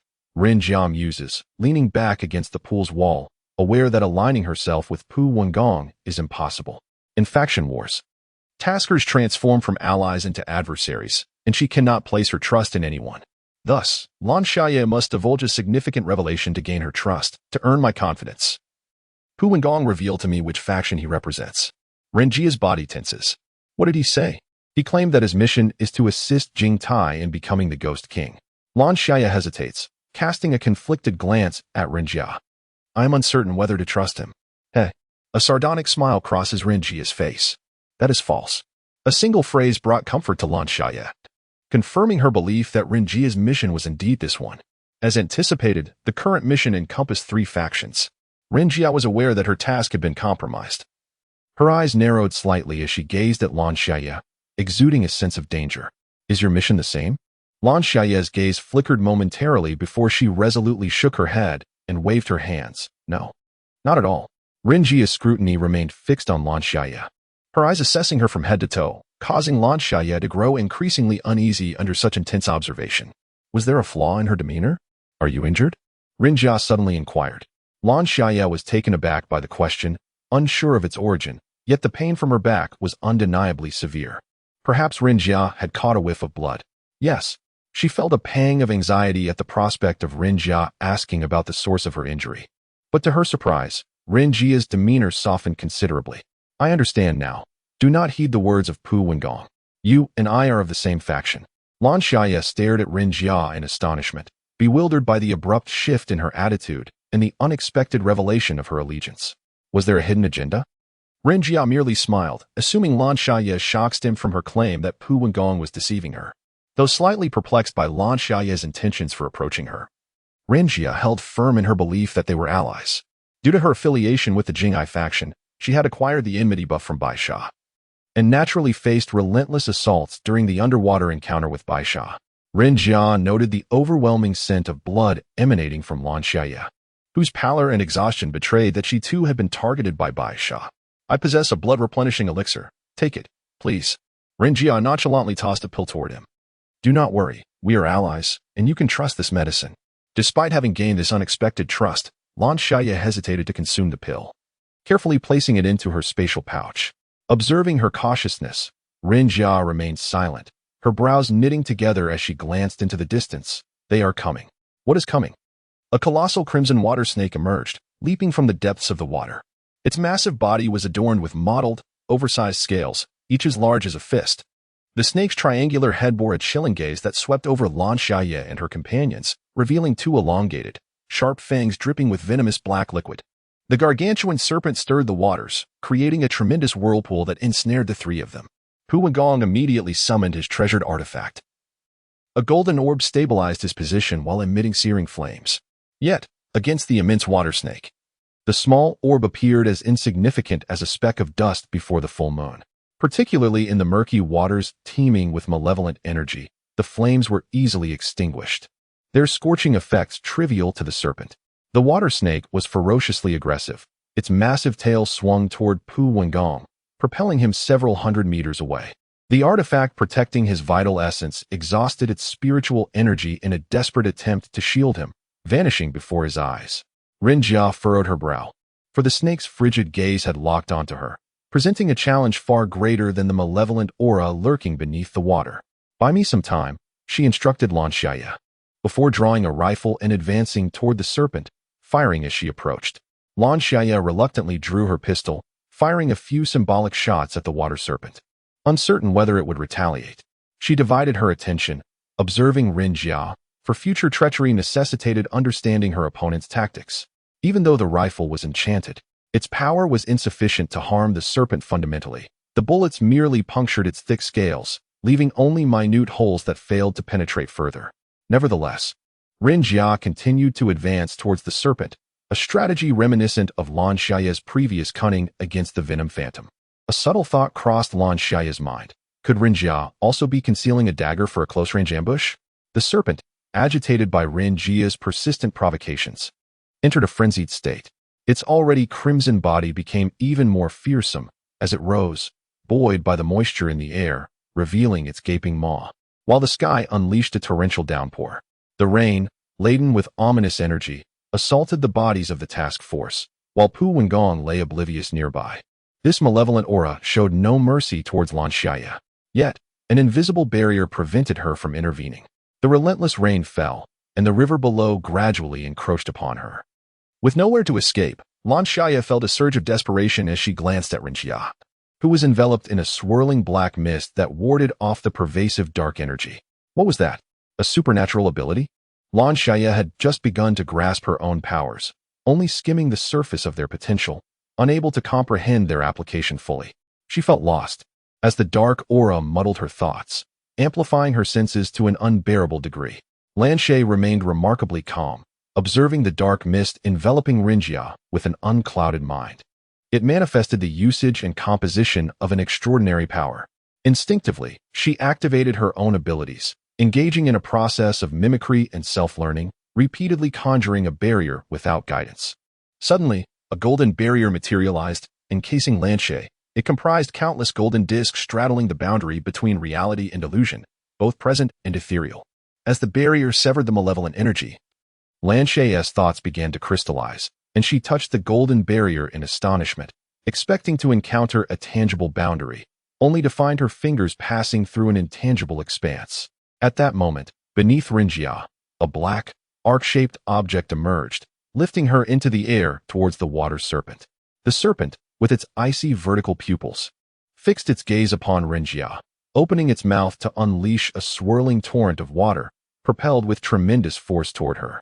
Below, Lan Xiaye watched Rinjia with trepidation. She had assumed that Pu Gong was superior to Rinjia, but to her surprise, it was Rinjia who concealed her true prowess. Pu Gong had already fallen, while Rinjia aimed to slay the serpent. This water serpent, ferocious in nature, was likely a manifestation of Wu Qian's lingering resentment, should Rinjia succeed in vanquishing it. It would undoubtedly severely diminish Wu Qian's strength, posing significant peril for Lan Xiaye. She must intervene to thwart Rinjia. The water serpent unleashed its torrent, accompanied by the dark malice it exuded, hurtling towards Rinjia, who remained unfazed, calmly rising from the circular pedestal below her. Lan Xiaye rubbed her eyes, struggling to comprehend what was unfolding before her. With an imaginative spark, she directed her powers towards her vision, and a refreshing sensation surged through her, significantly broadening her perspective. The once vague image gradually sharpened in her eyes, revealing that Rinjia was seated beside an enormous black cauldron. Before Lan Xiaye could fully comprehend the situation, the colossal pot stood upright, its gaping mouth aimed at the water serpent, devouring both the water vortex and the accumulated resentment. Remarkably, Rinjia remained unscathed, her presence only serving to amplify her strength by consuming the water serpent. As Lan Xiaye solemnly observed this spectacle, a hand emerged from beneath the surface, forcefully gripping her arm. Startled, Lan Xiaye instinctively reached for the dagger hidden within her spatial realm. Quick, stop her. Pu Gong emerged from the depths, his eyes wide with alarm as he gazed at Rinjia. We cannot allow her to advance, otherwise, our defeat is inevitable. What should I do? Let us launch a surprise attack and eliminate her. Pu Gong's gaze flickered with urgency. Lan Xiaye raised her hands in resignation. I cannot do that. Pu Gong shot her a fierce glare, his voice laced with a chilling intensity. Rinjia thrives on the negative energies of resentment to bolster her powers. This world serves as a natural arena for her ascension. If we permit her to continue growing, victory will elude us. Do you wish to be defeated by her? At that moment, Pu Gong appeared utterly disheveled, his hair matted against his scalp, his eyes filled with a sinister glare, scrutinizing Lan Xiaye with a hint of skepticism. His expression twisted with urgency. He fixated on Rinjia's direction, while the foolish serpent remained oblivious to the futility of its attacks, persistently unleashing water vortexes. I understand now. Pu Gong calmly stated, in a moment, you will attack the water serpent, drawing its hatred away and preventing it from delivering supplies to Rinjia. Lan Xiaye pondered for a moment and replied, they are all in the sky, and I cannot fly. Moreover, my bullets may not inflict any damage upon it. How then can I attract the water serpent's animosity? Pu Gong contemplated briefly before producing a magnificent bow, adorned in black and gold, a spiritual artifact unattainable in lower realms. This weapon could inflict harm on higher beings, and its inherent sanctity would undoubtedly draw the ire of dark creatures. A splendid item indeed, Lan Xiaye remarked, her eyes gleaming with delight as she promptly accepted the bow. Utilize your own abilities to transform the arrow and commence your mission, Pu Gong instructed before vanishing. As the water serpent had withdrawn rain droplets imbued with immense resentment and dark energy to confront Rinjia, Lan Xiaye had long concealed her conspicuous barrier. Reflecting on Pu Gong's words regarding the transformation of arrows, she lifted the bow, aiming at the water serpent. At that moment, the funnel cradled in her arms emitted a ghostly blue luminescence, and a fleeting insight surged within her. In an instant, a colossal arrow formed, launching forth with a thunderous roar. Chapter 66. Alliance. The arrow was immense, and upon its formation, Ren Jia, Pu Wengong, and Jing Tao simultaneously gazed skyward. The colossal projectile pierced through the water serpent's body with unstoppable force, causing it to explode into oblivion. The massive serpent plummeted into the depths, creating a tumultuous wave and a spray of water.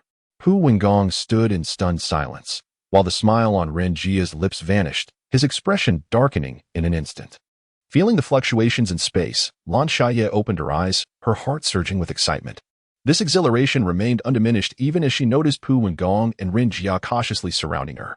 The three stood in a delicate standoff, forming a triangular formation, each wary of the others. "Aren't you my ally? Why are you assisting Pu Wengong?" Ren Jia feigned a smile, her skin prickling with unease. Pu Wengong smirked with self-satisfaction. "She is a spy I dispatched. Did you not foresee this?" "Humph, foolishness," Ren Jia retorted, seated upon a large cauldron, gazing down at Pu Wengong. "If she truly aligned with you, why would I trust her so readily?" The arrogance on Pu Wengong's face gradually faded as he fixated on Lan Xiaye's countenance, his mind flooded with myriad suspicions. Indeed, why did Lan Xiaye readily agree to collaborate when he proposed cooperation? Could it be that she had been in collusion with Ren Jia all along, feigning allegiance? Despite the tumultuous doubt swirling within him, Pu Wengong maintained an outward calm. "Do not attempt to sow discord. Otherwise, how could she have consented to work with me? Interrupting your advancement?" This remark, laced with malice, revealed Lan Xiaye's intentions, swiftly delineating her into opposing factions. The traitorous Lan Xiaye found herself precariously perched, unable to withstand the animosity of both sides. Consequently, Lan Xiaye widened her eyes and urgently exclaimed, "Hurry up! Did you not say I should lure the water snake while you ambush?" Ren Jia's gaze became piercing, coldly scrutinizing both Lan Xiaye and Pu Wengong. Well, I did not expect to be deceived by the two of you." Enraged, she launched an assault against them both. Pu Wengong was taken aback by Lan Xiaye's audacious declaration, which caused him to lose his opportunity. Internally, he harbored a deep resentment towards Lan Xiaye's foolishness, yet there was no time for further discourse. Ren Jia's attacks were exceedingly peculiar. A continuous stream of black mist poured forth from the cauldron, coalescing into a gigantic, ghostly visage. The face split in two, one half lunging towards Pu Wengong to bite, while the other surged towards Lan Xiaye.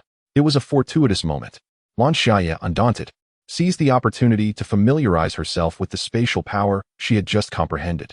She transformed her spiritual energy into an arrow, aimed at the specter, releasing a projectile of ordinary size, devoid of the earlier cataclysmic force. However, within the vacated space, Ren Jia's right hand morphed into a massive beastly claw, descending violently upon the back of Lan Xiaye. With her acute senses attuned to her surroundings, Lan Xiaye was momentarily taken aback. Yet she swiftly dodged to the left to evade the onslaught. To her dismay, a beam of golden light surged from that direction, effectively obstructing her escape. It was Pu Wengong. Unable to evade, Lan Xiaye was struck squarely by Ren Jia's attack, resulting in a violent expulsion of blood, reopening her previously staunched wounds. She cast a bewildered glance at the two, questioning when they had conspired to turn against her. Pu Wengong lifted his chin, looking down upon Lan Xiaye with an air of superiority. "Which faction do you truly belong to?" Chapter 67. The hexagram formation severely injured. Lan Xiaye suppressed her indignation and fury, forcefully wiping the blood from her lips, and coldly remarked, "Since you refuse to believe me, no matter how many times I speak, you will never be convinced." Out of the corner of her eye, she noticed Ren Jia's fingers twitching, suggesting ulterior motives. Reluctant to remain entangled with the two any longer, she resolved to disengage. This temporal reset was initiated by her, granting her the advantage, and Lan Xiaye was determined not to squander this opportunity. Observing the uncertainty etched on Pu Wengong's face, it was evident that he wavered in his decision regarding whether to continue collaborating with Ren Jia to eliminate her. However, fully aware of the capricious nature of taskers, Lan Xiaye dared not entrust her fate to them any longer. The arrow she had just released had provided her with a preliminary understanding of spatial power. Now, she submerged into the river, utilizing her newfound abilities to instantaneously transport herself to another aquatic domain. Ren Jia's attack missed its mark, her brow furrowing as she spread her arms wide, allowing dark mist to cascade from her form, enveloping the entire river's surface. Pu Wengong's heart skipped a beat as he swiftly erected a barrier. His earlier collaboration with Ren Jia now tinged with regret. Naturally, Ren Jia could not locate Lan Xiaye, for she had already descended into the waters beneath the artificial waterfall. Her immediate objective was to seize the initiative and retrieve Wu Qian's lifeless body, facilitating the fusion of her spirit and flesh.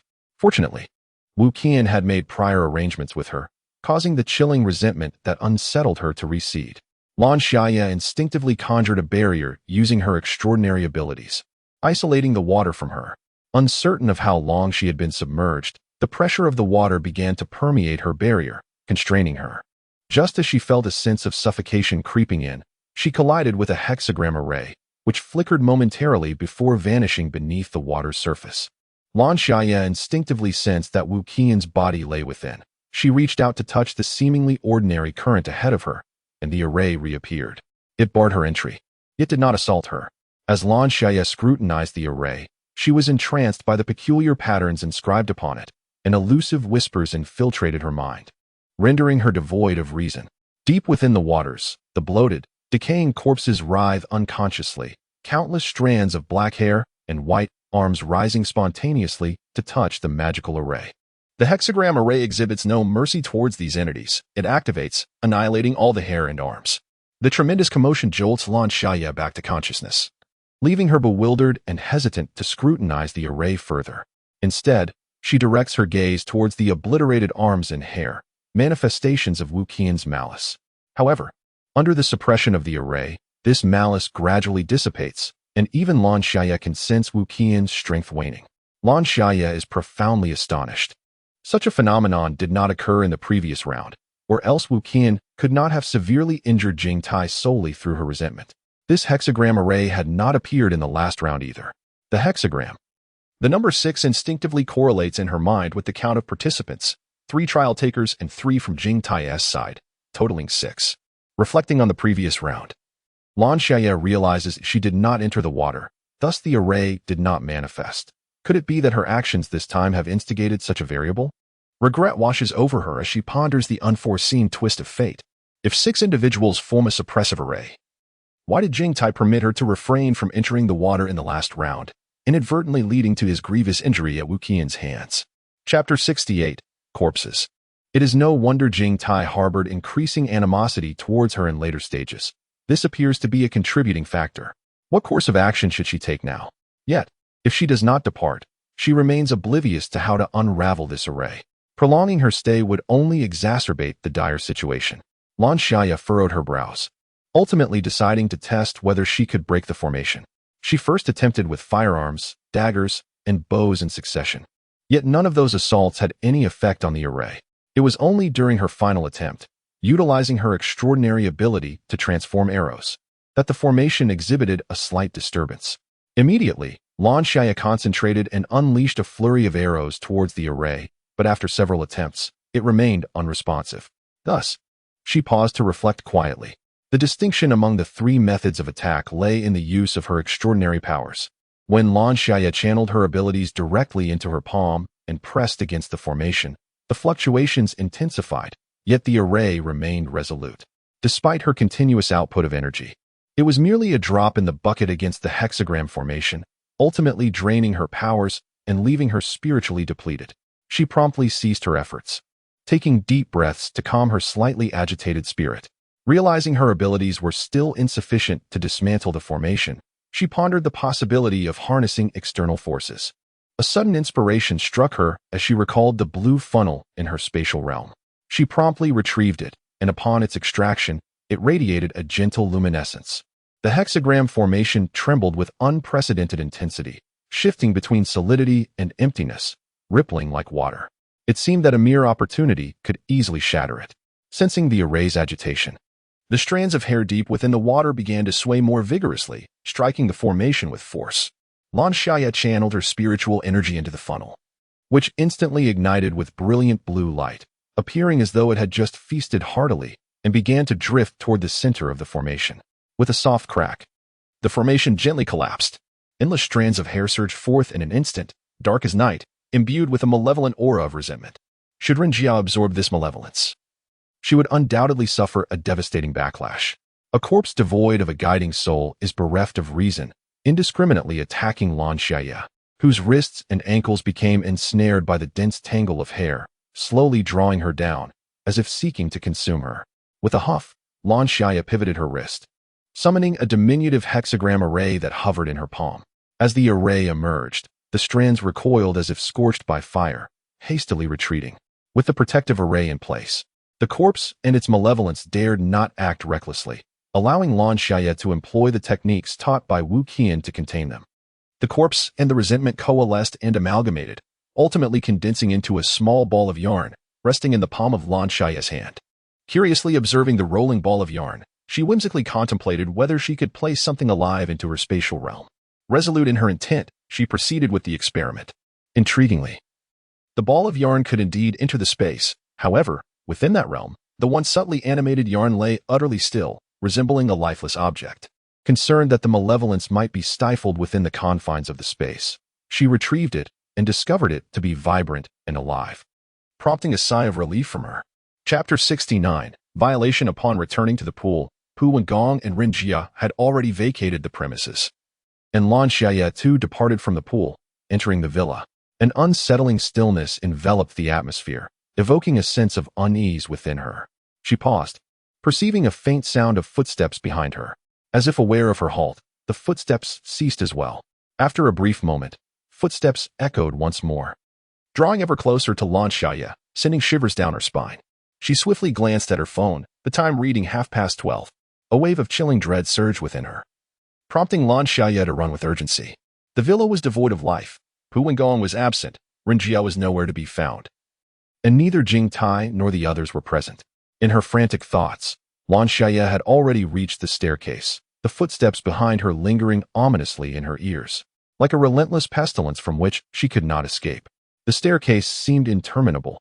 No matter how fiercely she fled, the second floor remained tantalizingly out of reach, let alone the third. Her stamina waned rapidly, her pace involuntarily slowing.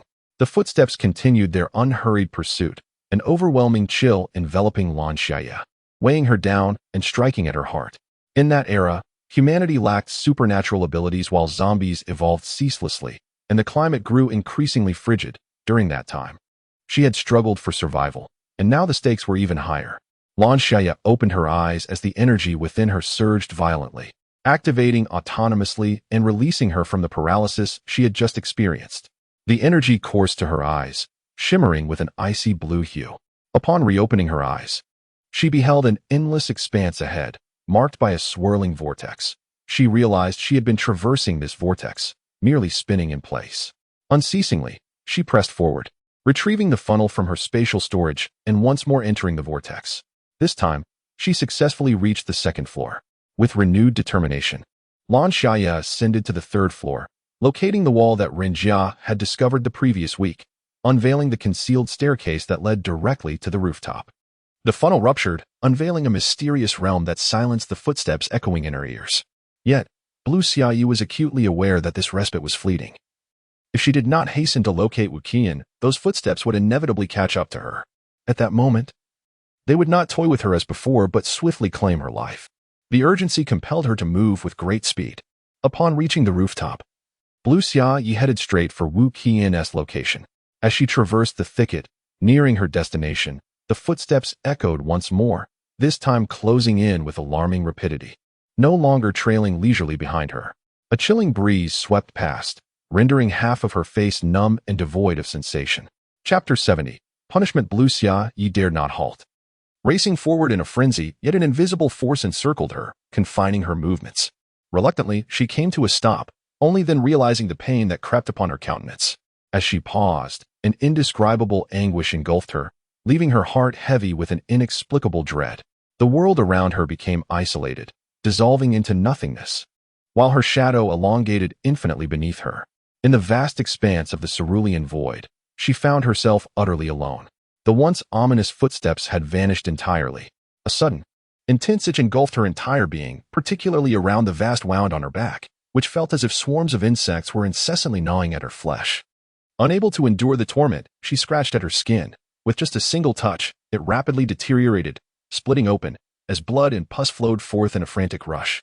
The intertwining sensations of pain and itch tormented Lan Xiaye, pushing her to the brink of unconsciousness. Her body was consumed by an insatiable itch, yet she resisted the urge to scratch. She gritted her teeth, and soon the skin around her eyes flushed crimson. At that moment, the shadow beneath her began to writhe violently, coalescing into a formidable form. A silhouette, towering several times larger than Lan Xiaye, emerged and advanced toward her. Overwhelmed by the dual afflictions, her pupils dilated and her thoughts scattered like leaves in a tempest. With a resounding thud, the shadow gracefully struck Lan Xiaye with an open palm, sending her flying several meters away. The force of the impact momentarily jolted her into lucidity. Yet she was swiftly engulfed once more by an overwhelming wave of itchiness. In an instant, her demeanor shifted. She calmly expelled a mouthful of blood and shattered internal organs, languidly stretching as if awakening from a deep slumber. The shadow seemed to sense this transformation, pausing as its left hand lost its form, flowing like liquid and trickling downwards. The inky substance slithered swiftly toward Lan Xiaye. Her gaze remained unwavering as she delicately tapped her fingers, causing the dark liquid to spiral into a folded space, appearing to draw nearer, yet destined to remain eternally out of reach. The shadow was incapable of inflicting harm upon Lan Xiaye. Thus, the very space around her began to collapse inch by inch, intent on burying her within. Suddenly, a colossal clock's phantom materialized behind her, its golden luminescence enveloping Lan Xiaye, shielding her from the devastation of the crumbling realm. However, this protection was not everlasting. The collapse of the space threatened to claim even the future greatness of Lan Xiaye. Time itself began to reverse. The hands of the clock turned counterclockwise, pointing to 12 o'clock. The collapsing space came to a halt, and Lan Xiaye discovered a safe spatial vortex, stepping outside. Only then did she relax her furrowed brow, for the torment of this punitive itch was indeed excruciating. Having endured the transgression's punishment on behalf of her true self, and with time reversed, Lan Xiaye, fatigued, left behind a psychological suggestion and succumbed to slumber. I cannot emerge for the time being. Take care of yourself, she thought. While her memories remained elusive, she understood that her subconscious had rescued her, and that her emergence would be delayed. Thank you, she whispered, pressing her hand to her heart, feeling the rhythm of her heartbeat, her gaze growing ever more resolute. Chapter 71. Memories. The cavern lay nearby, and Lan Xiaye wasted no time, leaping down. However, upon seeing her empty hands, her expression darkened immediately. The oppressive aura of the White Sha spirit was formidable, yet after enduring the punitive measures, Lan Xiaye had developed a strong resistance to pressure. Wu Qian's aura dissipated instantly, her gaze fixed on Lan Xiaye in a mixture of surprise and tension, cautiously inquiring, "My corpse?" "Yes," Lan Xiaye replied with a smile. Her demeanor relaxed as she leaned against the wall. "Where's my corpse?" Wu Qian's visage twisted uncontrollably, her face swollen. The stark whiteness of her skin accentuated by her two pitch-black eyes fixated on Lan Xiaye. "Corpse, give me my corpse," she screamed in a frenzy. Calmly, Lan Xiaye responded, "If you continue like this, you will frighten me, and I want to give you your corpse."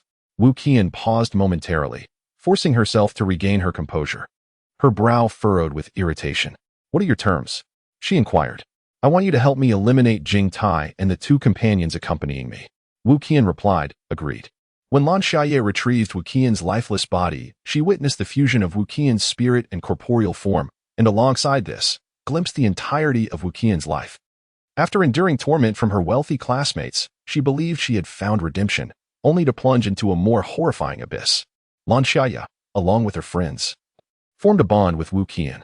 The group made their way to Jing Tai's private villa for a leisurely outing, and the subsequent days felt like a surreal dream.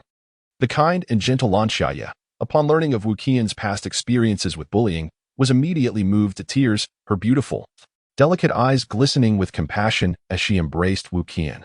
"Xiaoyan, I had no idea you had endured such hardships. I wish I had met you sooner." She tenderly consoled Wu Qian, remaining steadfastly by her side. "Xiaoyan, let us become best friends. I will protect you fiercely." Lan Xiaye turned to Wu Qian, her gaze imbued with an irresistible warmth. At that moment, a sun rose within Wu Qian's heart, casting a gentle light upon her once frigid soul. All right. That evening, Jing Tai invited Wu Qian out under the moonlight, where he professed his feelings. "I like you, Wu Qian. Let us be together." With a flourish, he produced a bouquet of roses from behind him. Wu Qian stood frozen, her happiness reaching an unparalleled zenith. "Really?" she asked in disbelief. "Absolutely," Jing Tai replied, his smile radiating joy. "Are you happy now?" "Happiness. I am truly happy." Wu Qian accepted the rose, her radiant face adorned with a blissful smile. Ha ha ye. This is such an amusing game. The sunlit youth before her suddenly burst into hearty laughter. Wu Qian stood bewildered, unable to comprehend why Jing Tai would utter such words. To her surprise, she actually believed him. Lan Xiaye and her entourage emerged, their typically gentle faces now twisted with palpable malice and mockery. Well then, it is time to engage in my favorite game. Chapter 72. To scheme with a tiger. What? What does this mean? Wu Qian gazed at Lan Xiaye in confusion, an inexplicable sense of unease swelling within her. I.e., what are you all talking about? The joy that once illuminated her face quickly faded to pallor. Lan Xiaye approached, tucking her disheveled hair behind her ear, offering a feeble smile. Of course, it is all a fabrication. A lovely girl in a uniform skirt following her stifled a laugh, reveling in the delight of witnessing their shattered dreams. Her awareness remained acutely intact, yet her body succumbed to a numbing paralysis as she collapsed to the ground. She watched as Jing Tai approached with a vibrant smile, inching closer until he grasped her arm. How shall we play this? He revealed a devilish grin, asking whether to dismember or to bleed her. The tall figure exclaimed with excitement, dismemberment. Evisceration is far more entertaining. The girl in the uniform skirt scoffed, how crude. Bleeding is undeniably more beautiful. What? What? Wu Qian's eyes widened in horror as despair engulfed her. Even in her innocence, she comprehended her fate. You cannot do this, she cried out. Lan Xiaye, with a serene smile, responded, why not? Murder is against the law. Little did Wu Qian know. Her words invoked a wave of laughter from the crowd. There was nothing that money could not resolve. We will fabricate an accident and offer a bit of compensation. No one will dare to trouble us. After all, we are merely innocent students, and we too grieve for our friend's demise. Lan Xiaye feigned profound sorrow, casting her gaze downward as tears welled in her eyes. Wu Qian, her eyes filled with fury, writhed in a desperate attempt to escape. Oh, Jing Tai expressed surprise. Even under the influence of my drug, she can still move. This plaything should prove to be quite entertaining. What followed was a grotesque spectacle of torment. The group treated Wu Qian as a mere toy, ruthlessly subjecting her to various forms of cruelty. After enduring the agonizing severing of flesh, exsanguination, and disembowelment, Wu Qian astonishingly maintained her defiance, her eyes still open despite the overwhelming pain, now veiled in a crimson haze.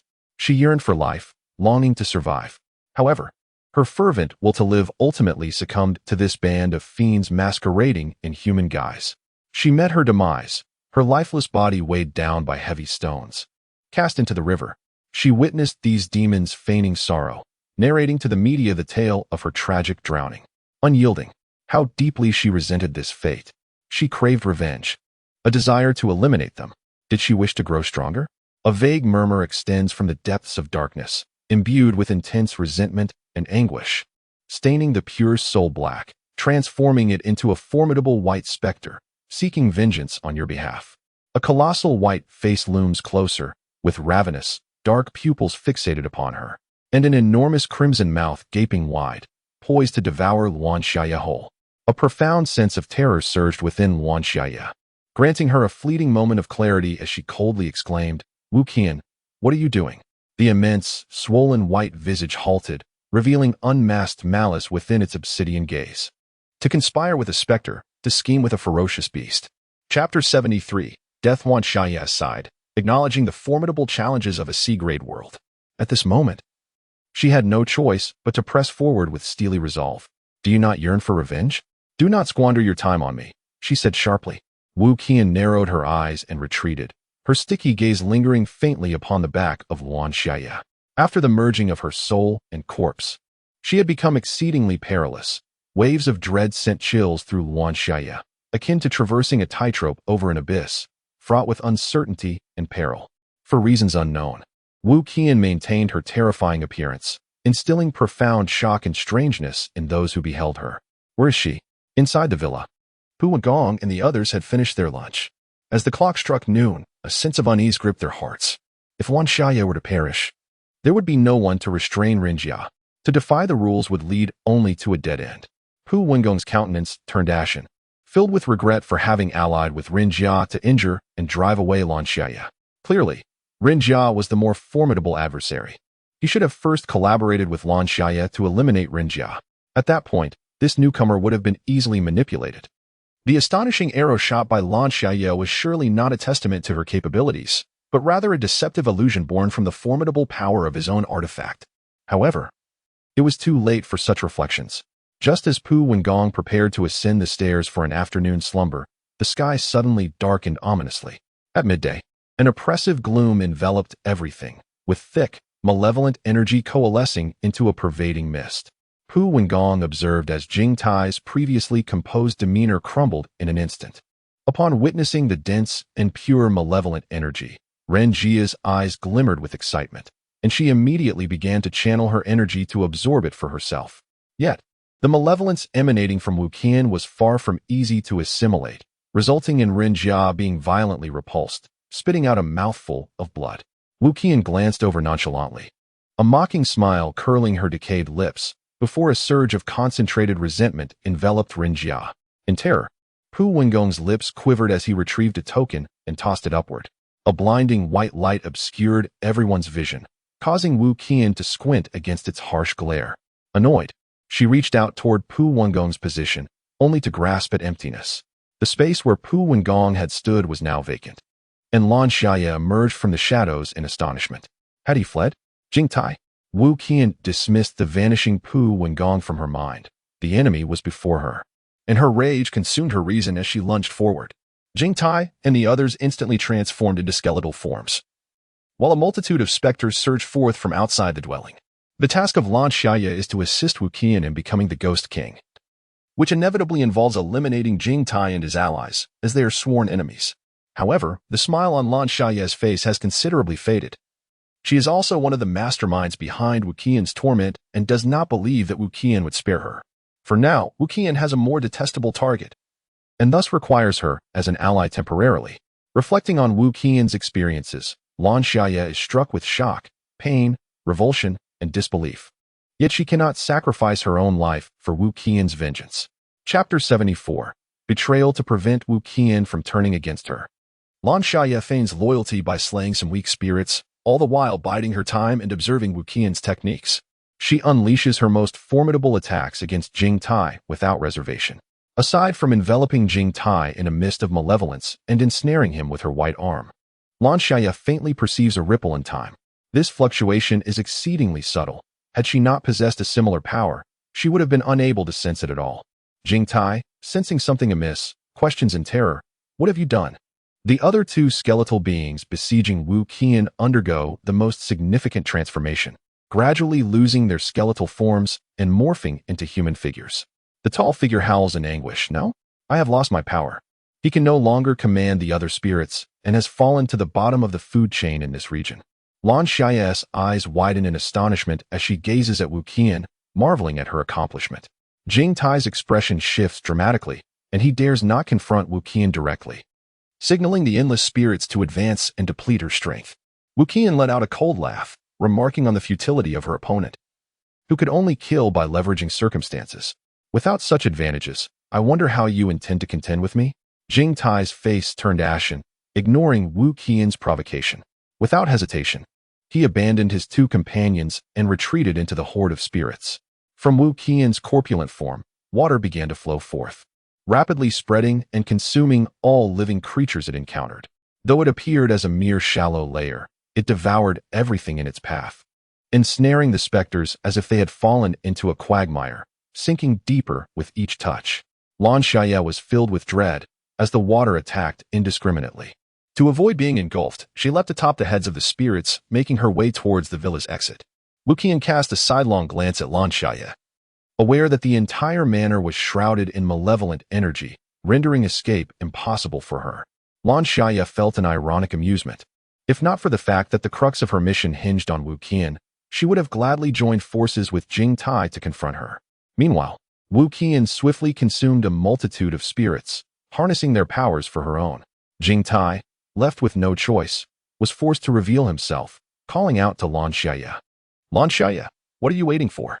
Seeing Lan Xiaye remain unmoved, he sneered. "You two are a perpetrator against her. Do you truly believe that aiding her against us will spare you?" Of course, it would not. Lan Xiaye thought to herself, but as long as Jing Tai perished, her mission would be accomplished, allowing her to depart at will. She could not reveal her true identity, and instinctively, she donned a benign smile, saying, "I do not care. Consider it my penance." Jingtai, with a hint of sarcasm, was about to utter a word when he noticed a thick vine hurtling toward Lan Xiaye. Should such a massive vine strike, it could render him immobile. Lan Xiaye's expression shifted dramatically as she dodged repeatedly, raising her voice in protest. "Wu Qian, what are you doing?" Wu Qian's icy gaze was filled with a fierce malevolence. "I despise smiles like yours." Lan Xiaye's smile faltered. Chapter 75, Pursuit. Oh no. She had forgotten that in this narrative, Lan Xiaye was adept at deceiving Wu Qian with her feeble smile, a smile that had once led Wu Qian to her doom. "I was wrong. I won't smile anymore." Lan Xiaye surrendered, bitterness swelling within her. Her smile was merely a habit, not an indication of the malice embodied by the Lan Xiaye of the story. Unfortunately, Wu Qian paid her no heed. She harbored the deepest hatred for Jingtai and Lan Xiaye. One deceived her in love, the other in friendship. Lan Xiaye's hypocrisy only fueled her resentment. Wu Qian's damp hair writhed as she wept blood, the crimson tears cascading onto the water's surface, instantly staining it a foreboding scarlet. The moment Lan Xiaye's gaze met the blood-red water, a sense of heaviness and dizziness began to envelop her. The scarlet surface erupted with towering jets of water, surging toward Lan Xiaye. A sinister smile crept across Wu Qian's swollen face as she parted her blood-red lips, unleashing a concealed water arrow that swiftly darted toward Lan Xiaye, masked by the rising columns of water. "Danger! Danger!" Lan Xiaye bit her tongue sharply, instantly regaining her composure. She gazed at the menacing column of water and then glanced at the concealed Jingtai before swiftly making her way towards him. Upon sensing that Lan Xiaye was diverting the disaster towards her, Jingtai shot her an indignant glare and sprinted in another direction. The multitude of specters summoned by Jingtai had been entirely devoured by Wu Qian. At this moment, Lan Xiaye could only tread upon the water's surface.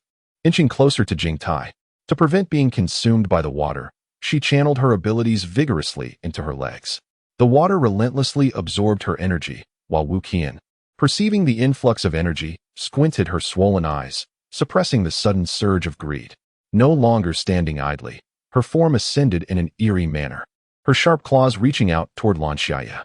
The three, Jingtai, Lan Xiaye, and Wu Qian, formed a linear chase, their distances steadily diminishing. Jingtai shot a resentful glance at Lan Xiaye and flung a set of cards, which unfurled autonomously, creating a barrier that impeded Lan Xiaye's advance. This brief moment of hesitation allowed Wu Qian to close in rapidly, just as her slender, razor-sharp claws were poised to pierce Lan Xiaye's body. Lan Xiaye unleashed a hexagram formation, which immediately ensnared Wu Qian upon its emergence. Wu Qian halted, confronting the formation that had restrained her for so long, and despair, loneliness, and anguish surged within her. Her eyes stained crimson. She frantically assailed the formation. As Lan Xiaye observed the flickering starlight of the magical array, she realized that it could not possibly contain the complete form of Wu Qian. Evading the card barrier, she seized the dazed Jingtai and hurled him towards the location of Wu Qian's array. With a resounding thud, the array shattered, and Wu Qian, in a frantic manner, clawed directly at Jingtai's skeletal form. As the array crumbled, Jingtai's bones also fragmented. "No!" he roared in agony, transforming back into his human form. "I am the true sovereign. How dare you, a despicable insect, defeat me? You cannot. You cannot. I shall forever stand above you." Jingtai glared at Wu Qian with a seething hatred, dismissing her as nothing more than a wretched servant. "Wait, others will come to kill you." Chapter 76. Mission accomplished. A series of garbled sounds stirred something within Lan Xiaye, as though she had brushed against the fringes of an infinite realm. Yet she felt unworthy of grasping more intricate truths at this moment. After eliminating all her foes, Wu Qian's cold gaze once again fell upon Lan Xiaye. However, Lan Xiaye remained utterly unfazed. She even calmly nodded at Wu Qian, offering a sweet smile. This evident display of composure only served to infuriate Wu Qian, who unleashed her deadly strike without hesitation. A chilling wind grazed Lan Xiaye's face, presenting a grave threat, followed by the transmission to the main god space.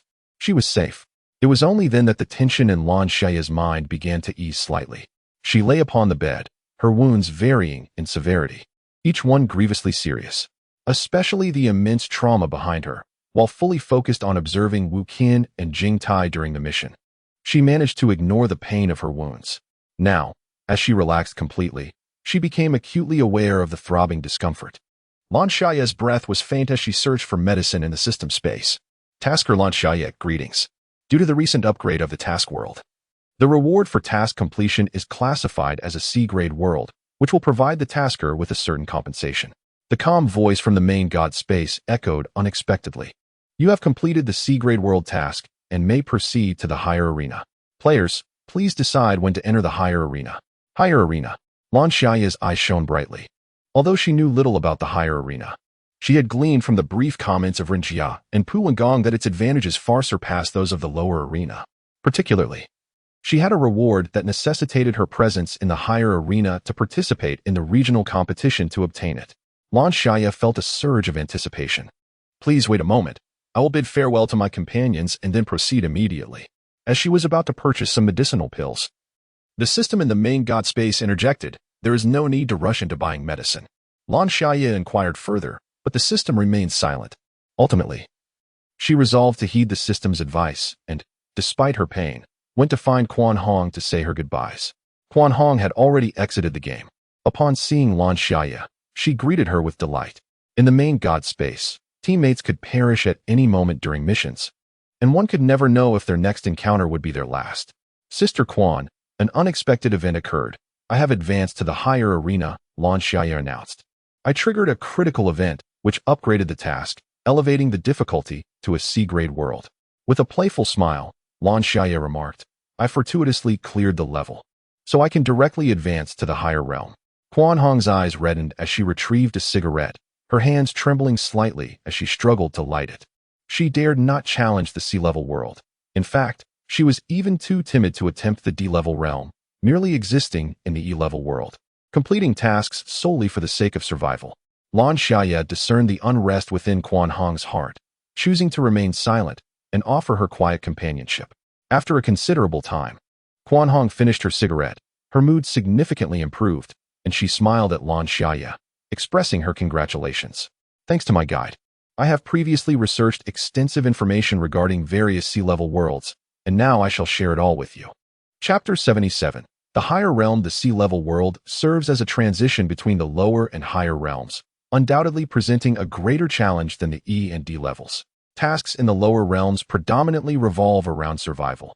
One merely needs to endure for a specified number of days in a post-apocalyptic world. However, the C-level world diverges from this norm, as the task modes and content undergo a transformation, introducing opposing factions.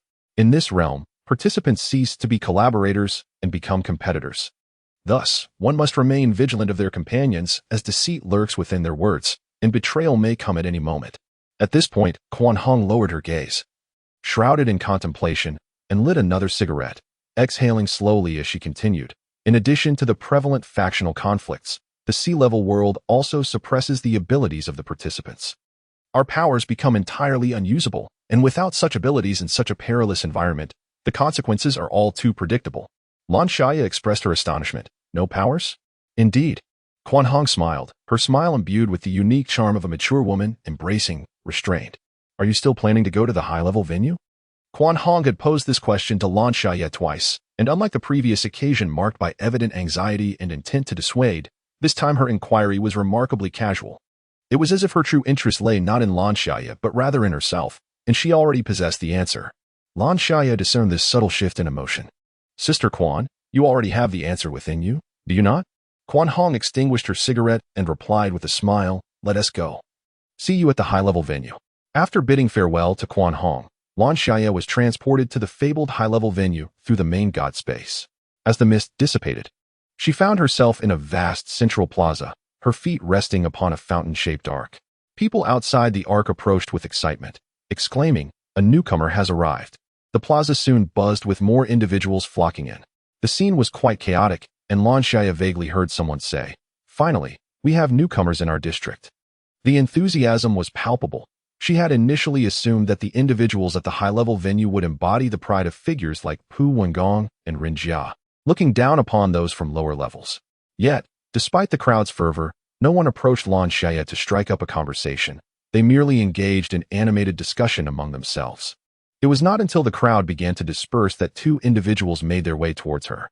The leading woman was clad in a formal suit, her hair impeccably styled, followed closely by a youthful man who greeted Lan Xiaye with a cheerful wave. "Hello, my name is Chun Rong." The woman extended her hand in introduction. Lan Xiaye hesitated for a moment, then smiled and extended her hand, greeting, "Hello, my name is Lan Xiaye." "Very well, Miss Lan. I presume you have many inquiries regarding the advanced arena. Please follow me, and I shall provide you with the answers you seek." Chun Rong turned and led Lan Xiaye away, as the crowd behind them gradually dispersed. Lan Xiaye looked around. The most striking distinction between the advanced arena and the inferior arena was the presence of the sky and land here, seemingly indistinguishable from the outside world. The expansive terrain contrasted sharply with the confines of the modest hotel in the inferior arena. The surroundings were picturesque, adorned with a variety of architectural styles, including traditional gardens and elegant villas. Under Chun Rong's guidance, the trio arrived at the base of a towering structure. This edifice, soaring into the sky, shimmered with a silvery hue, its opaque surface exuding an aura of coldness and seriousness, unmistakably a venue for business and discourse. Chapter 78. Regional competition. Upon entering the silver building, a smiling middle-aged man approached them. After ushering them inside, Chun Rong took her leave. "You must be Lan Xiaye," the man said with a warm smile. "Allow me to introduce myself. I am Wang Mingjie, the administrator of this area." "Young friend Lan, what do you believe the advanced arena to be?" Lan Xiaye was momentarily taken aback as Wang Mingjie continued. "It is not merely a place of heightened challenges. Here, you will have access to resources far superior to those in the inferior arena. I assume you have sustained some injuries?" A glint of sharpness flickered in Wang Mingjie's small eyes. "Would you like to first experience the remarkable benefits of the advanced arena?" Lan Xiaye responded politely.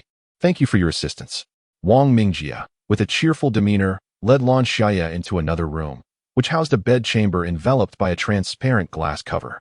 He gestured for Lan Xiaye to lie down, and inexplicably, she found it difficult to harbor any sense of apprehension in this space. Following her instincts, she entered the bedchamber. The glass cover gradually descended, and an extraordinarily comforting sensation enveloped Lan Xiaye.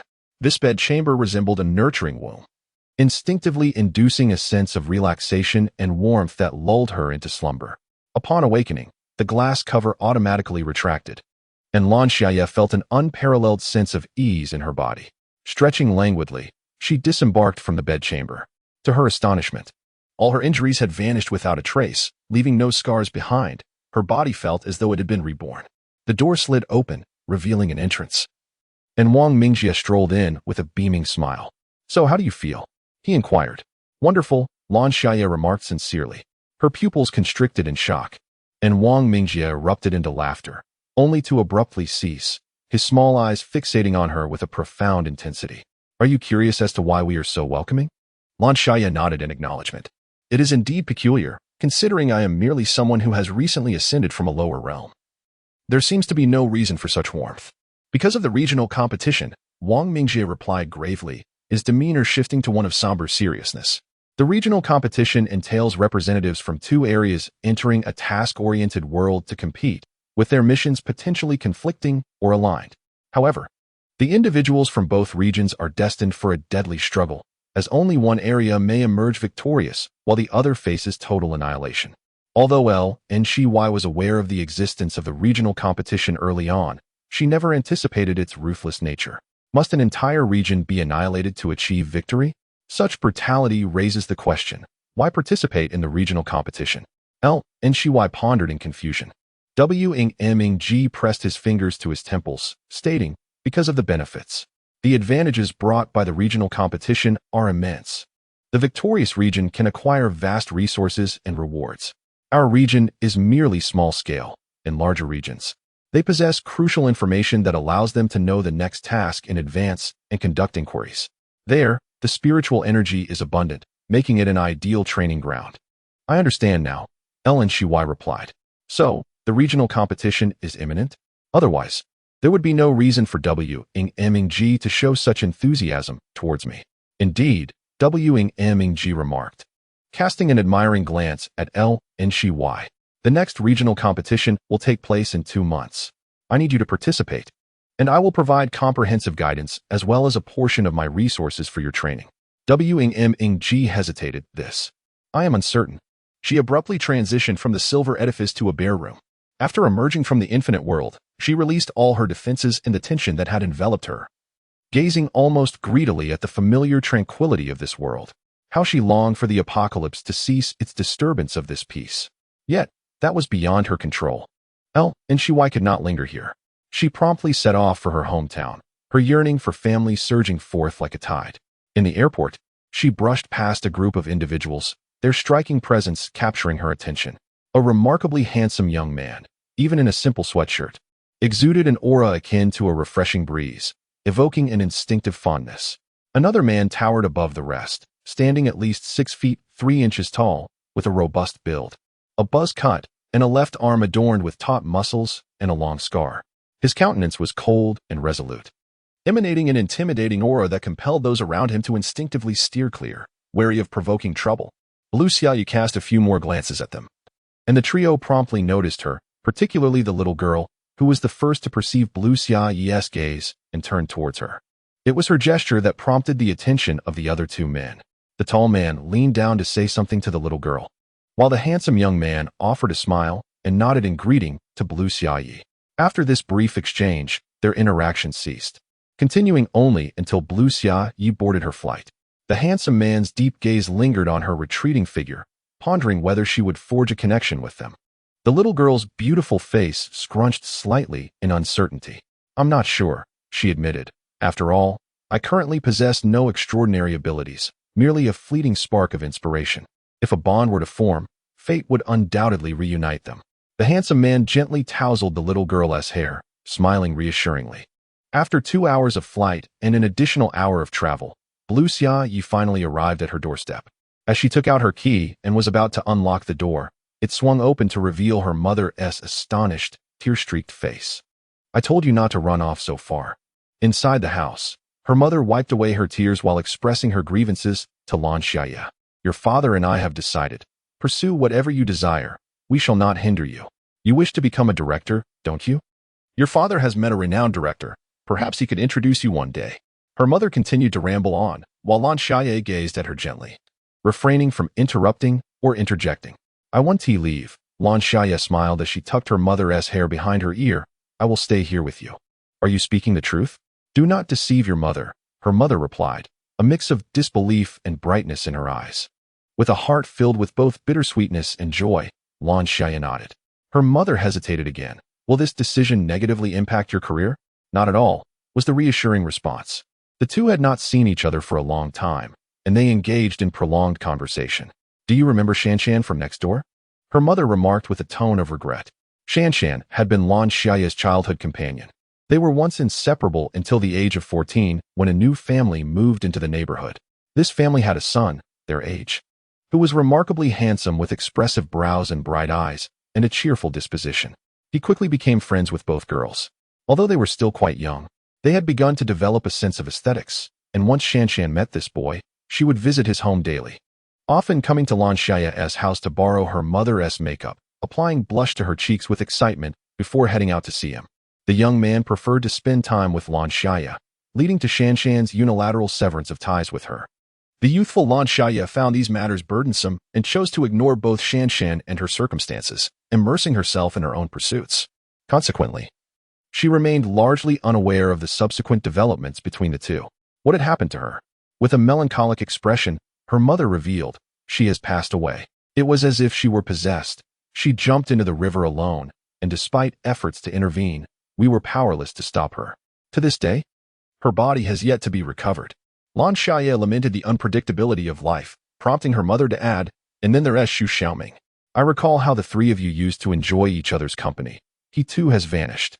Initially untroubled by these thoughts, Lan Xiaye now found the strange death and the disappearance compelling her to question whether they had also been chosen by the Master God Space. Given that she herself had been selected, it was only natural for her to draw such connections. Chapter 81. Changes in the panel.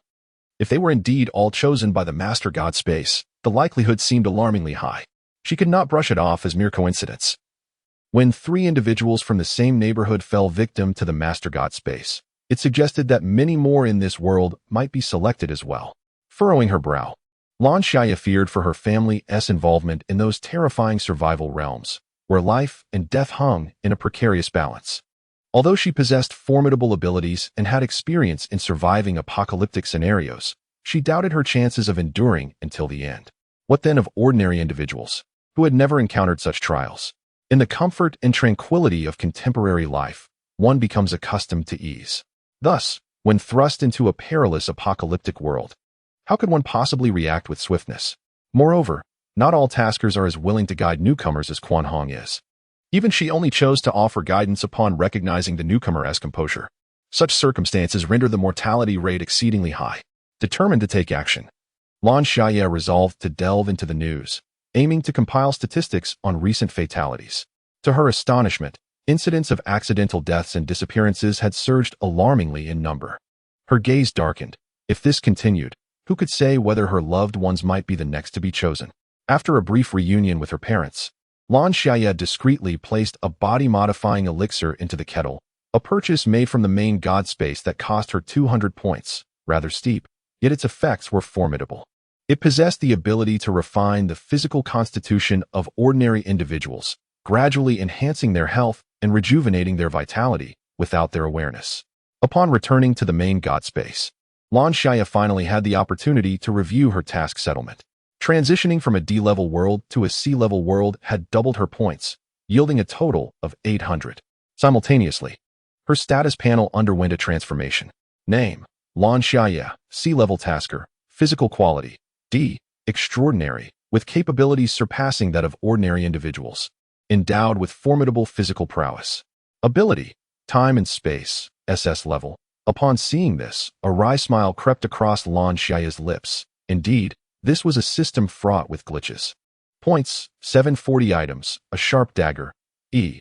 A mysterious key, special, Kakashi's apprentice dagger, D. Infinite bullets, E. The Paladin's bow, C. A mysterious key, special, a gift from the Main God Space system. Its purpose remains unknown. It is merely a key, and without a lock. It serves no function. The Paladin's bow, C. This bow was once wielded by the Paladin, requiring the infusion of extraordinary energy to transform arrows. The arrows possess inherent power against malevolent beings, dealing increased damage to dark entities. Special status: Gaze of the Abyss, S. Gaze of the Abyss, S. You have attracted the attention of a level boss in the gaze of, elevating your mental limit and sanity once more, providing resistance against certain illusions, and making you less susceptible to deceptive realms. Additionally, you will receive a monster attraction buff. You become a beacon in the night, inevitably drawing the attention of dark creatures and individuals within the quest world.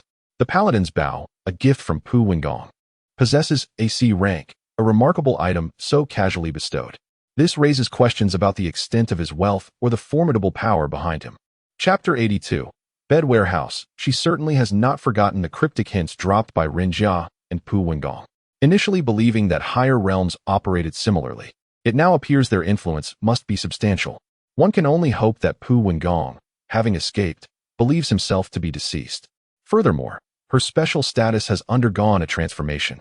Following the occurrence of, aside from the formidable boss, a mysterious entity, shrouded in a veil of mosaic, also scrutinized her. Surprisingly, Lan Xiaye felt no significant anxiety. Could it be that an abundance of debts does not weigh one down? Tomorrow, we shall gather at the tower defense to familiarize ourselves with our teammates for this regional competition. The tower defense is that silvery edifice, the administrative hub where only those granted an invitation by the administrator may enter. The structure boasts a minimalist design, featuring not only standard rooms such as bedrooms, kitchens, and studies, but also a dedicated chamber for the healing pods. Is the intelligent butler present? Master, I am here. The endearing yet somewhat foolish voice resonated immediately. Lan Xiaye found it peculiar to refer to the intelligent butler as such and inquired, "Do you have a name?" Awaiting the Master's designation, Lan Xiaye scratched her nose, admitting her lack of creativity in naming. "Then you shall be called Xiaolan." "Understood," Xiaolan replied cheerfully. "The duration of repair varies based on the severity of your injuries. The more grave the wounds, the longer the healing process. If, as you suggested, your heart is shattered and only a breath remains, the restoration could take an extensive period, perhaps even beyond the allotted time for your mission, leading to your transfer to the task realm." Lan Xiaye pondered this, realizing that she could not rely solely on the healing pod and disregard the seriousness of her injuries. What is the upper limit of the pod's capabilities? Once you ascend to the rank of an A-class tasker, the pod will no longer be of any assistance. Suddenly, Lan Xiaye recalled Pu Wengong, Rin Jia, and others, and tentatively asked Xiaolan, "Are you familiar with the Wings of the True Cycle and the Dark Matter Alliance?" "Apologies, but Xiaolan lacks sufficient authority." "Well, Lan Xiaye, being a novice who has just ascended to the higher realm, dares not venture outside to investigate. After all, as a newcomer probing into the powerful factions of the higher realm, would that not undoubtedly raise suspicions? It could even attract the attention of Lord Pu Wengong, leading him to believe she has perished. In truth, Lord Pu Wengong indeed believes that Lan Xiaye is dead. Chapter 83. The Wing of the True. Will he knelt on one knee in the grand hall, his demeanor steeped in guilt and self-reproach as he uttered, "An unexpected incident occurred. The White Shatter world has escalated to a sea-level difficulty, and White Shatter has been unleashed. Her strength is formidable. Rin Jia of the Dark Matter Alliance fell victim to her in an instant, and I too am no match for her." "So you simply fled?" A voice mocked. "Is this how you repay the trust of our Lord? Had our Lord assigned me to this task, I would never have retreated in such a disgraceful manner." "You." Pu Wengong's face shifted between shades of green and white. Above in the hall, a young man clad in golden armor, wielding a heavy sword, turned around and remarked, "Let it be." The boss of a sea-level world is indeed not one to be confronted head-on, especially with that figure looming behind her. As the golden-haired youth spoke, silence enveloped the hall. The following day, Lan Xiaye arrived at the appointed place outside the tower defense, where two groups of 3 individuals were already assembled. One was a woman adorned in a Taoist robe, her countenance aloof, her hair secured by a wooden hairpin, wielding a whisk. The other was a disheveled man wearing black-framed glasses, his hair somewhat greasy, clad in a plain gray jacket and sweatpants. In stark contrast to the woman clad in a Taoist robe, whose supernatural abilities were immediately apparent, the man appeared utterly unremarkable, concealing his true prowess. The most striking figure was a short man, even diminutive compared to Lan Xiaye, standing at a mere 1.40 meters, yet possessing the countenance of an adult male. He harbored an intense disdain for the curious gazes of those around him. Prior to Lan Xiaye's arrival, he had already engaged in a heated argument with the woman in the Taoist robe and the man with black-rimmed glasses. Though they paid him little heed, his sensitivity flared anew upon her entrance as he remarked sarcastically, "Oh, look, now we have a woman joining us. One might think we're here to seduce our opponents."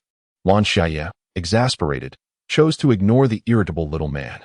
The woman in the Taoist robe, unable to contain herself, let out a cold snort, brandishing her whisk to send the short man flying several meters away. The man in glasses cast a derisive glance at him, a flicker of mockery in his eyes. Moments later, a pair of twin sisters arrived. They were identical not only in appearance but also in their synchronized movements, rendering them nearly indistinguishable. Their hair, dyed a shade reminiscent of milk tea, was styled into 2 braids, exuding a sunny disposition. The sisters greeted everyone with a wave before standing quietly side by side, hand in hand. Gradually, the remaining members of the group assembled, totaling 9 individuals. Among them was a 40s woman in a blue jacket and a cap, exuding an amiable and approachable demeanor. A man, standing at 1.78 meters, with a square face and slightly puffy eyes, greeted everyone in a mix of Mandarin and English. Lastly, arriving fashionably late was a man in a suit, complete with a tie, his chin held high. The 9 individuals gathered in silence, awaiting the arrival of Wang Mingjie, who emerged from the tower defense, clutching a substantial stack of papers. The regional competition, set 2 months hence, would be a confrontation with the Breaking Army region. As he spoke, he distributed the documents to the attendees, revealing the profiles of potential competitors from the Breaking Army region. Naturally, I could not ascertain their hidden strategies, so it is prudent for everyone to remain vigilant and not to underestimate our opponents. After conveying this, Wang Mingjie approached each participant in turn, bestowing supplies upon them. This distribution occurred directly through the main god space, ensuring that only the recipients were privy to the contents of their gifts. When he reached Lan Xiaye, he presented her with a book. Although curiosity stirred within her, she masked her feelings. Due to the nature of the task-oriented individuals, cooperation during regional competitions was unheard of. They merely acquainted themselves, ensuring mutual respect to avoid sabotage. Upon returning home, Lan Xiaye examined the book gifted by Wang Mingjie. To her astonishment, it was a treatise on cultivating mental techniques. She eagerly immersed herself in its teachings. It dawned on her that even supernatural abilities could be refined through such methods. By harnessing these techniques, one could accumulate spiritual energy, which is essential for sustaining the output of supernatural powers. Should this energy be depleted, the abilities would falter. She realized that her occasional inability to wield her powers stemmed from the protracted process of instinctively drawing in spiritual energy. By diligently practicing the mental techniques, she could significantly shorten this duration. If no one had informed Lan Xiaye, she might have spent a considerable amount of time discovering the shared characteristic of high-level and low-level realms. The system of the main god space never offers suggestions, nor does it divulge any unspoken rules. After acquiring the cultivation technique, Lan Xiaye immersed herself in her practice with fervor, never stepping foot outside her home. This left Wang Mingjie, who awaited her inquiries, feeling quite empty-handed. With the kitchen utensils under her control, little Lan prepared her meals, which, while not exquisite, were sufficient for Lan Xiaye. It wasn't until the day before the regional competition that Wang Mingjie sent a message to Lan Xiaye, requesting her presence in a private meeting. Little Lan, you are the only newcomer among this group, Wang Mingjie stated directly. I find myself in a difficult position. Each region must send out 9 participants, and I simply cannot find a 9th willing to compete. Our region has faced complete annihilation in several previous rounds. He produced a small pink heart, its jelly-like texture dissolving upon contact with Lan Xiaye's skin. Lan Xiaye accessed her system panel and spotted it in the item section. True Love Shield. See a disposable shield capable of absorbing 1 lethal blow on behalf of its owner, which disappears automatically after use. It's a valuable item. Lan Xiaye's eyes curved into a joyful arc as she sincerely expressed her gratitude. Thank you, Brother Wang. Wang Mingjie chuckled and waved his hand dismissively. As long as you hold no grudge against me. Originally, he intended to guide Lan Xiaye as a form of compensation, but he was taken aback to find that she had been diligently honing her skills at home, rendering his efforts seemingly futile. He ultimately decided to gift her a life-saving artifact. He was somewhat astonished by her commendable state of mind. Had he just entered the elite arena and been compelled to participate in a competition with almost certain death, he would not have accepted it so readily, but rather would have lamented his fate and succumbed to despair.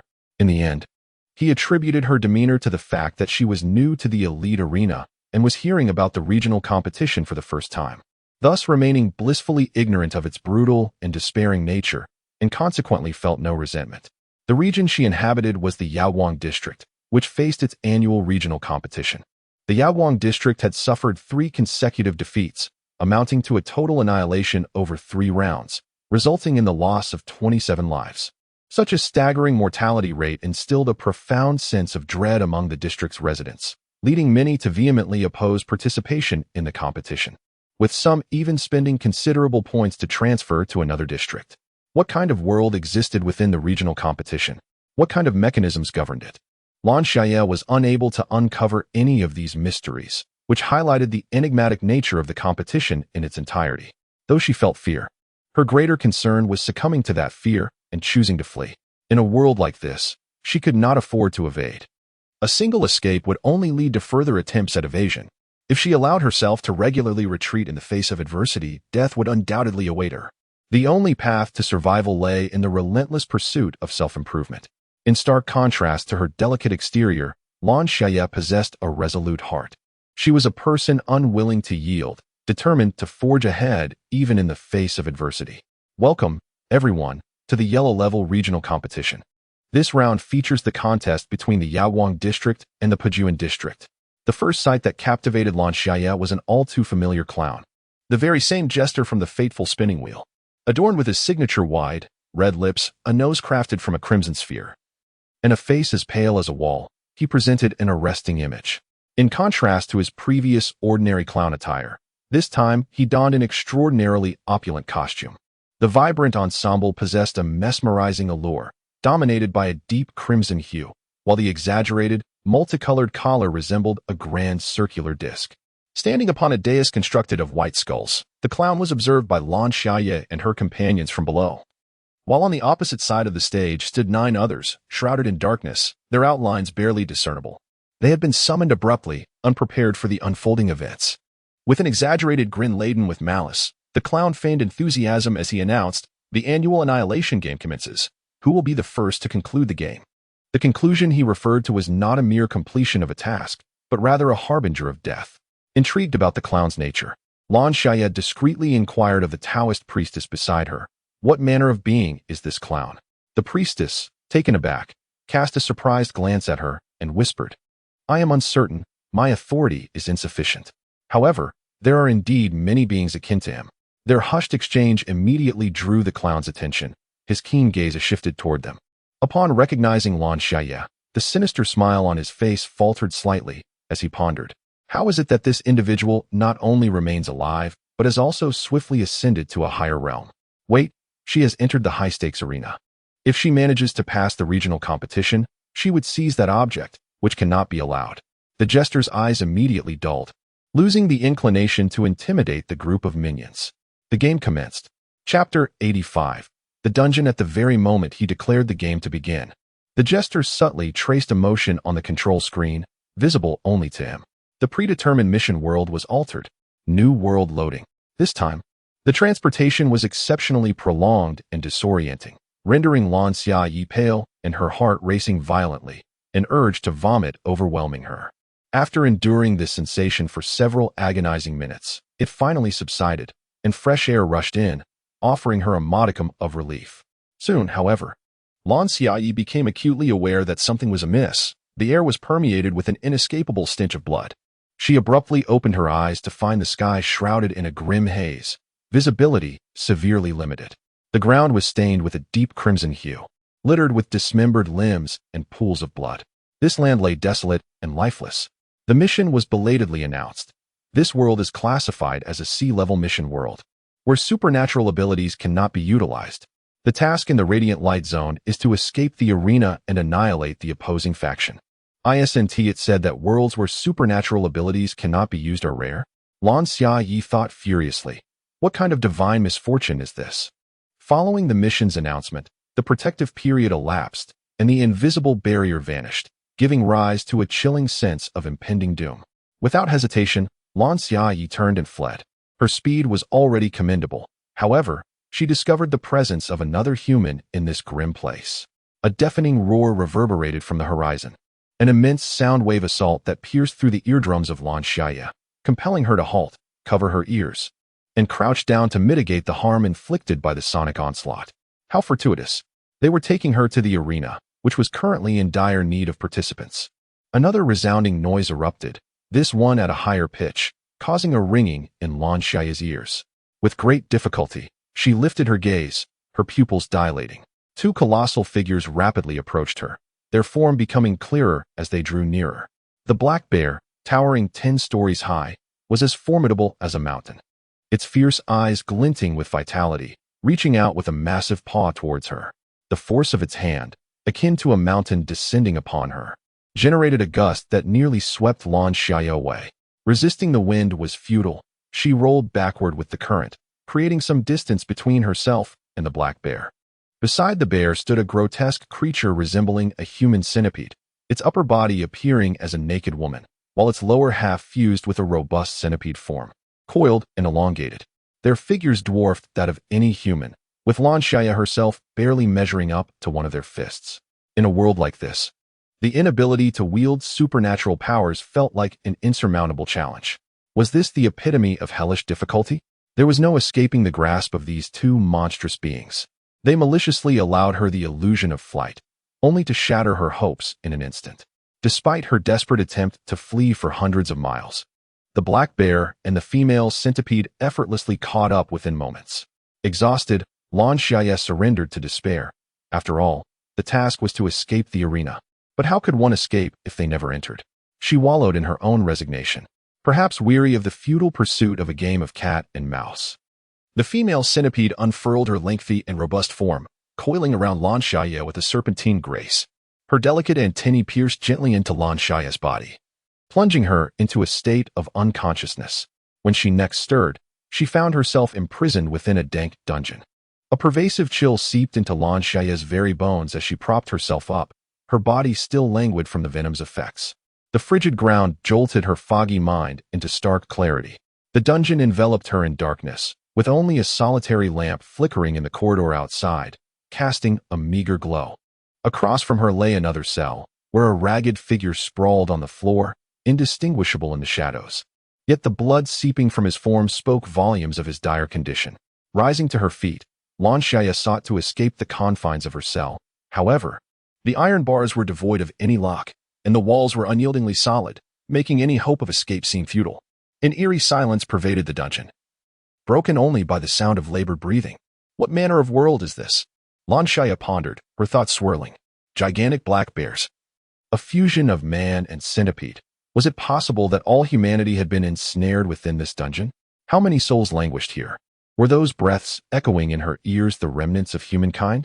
Faced with such colossal creatures, what hope did she have of fleeing, bereft of any extraordinary abilities? A shroud of despair settled over her heart. Was this truly the nature of the regional competition? Despite her myriad speculations, she had woefully underestimated its perilous challenges.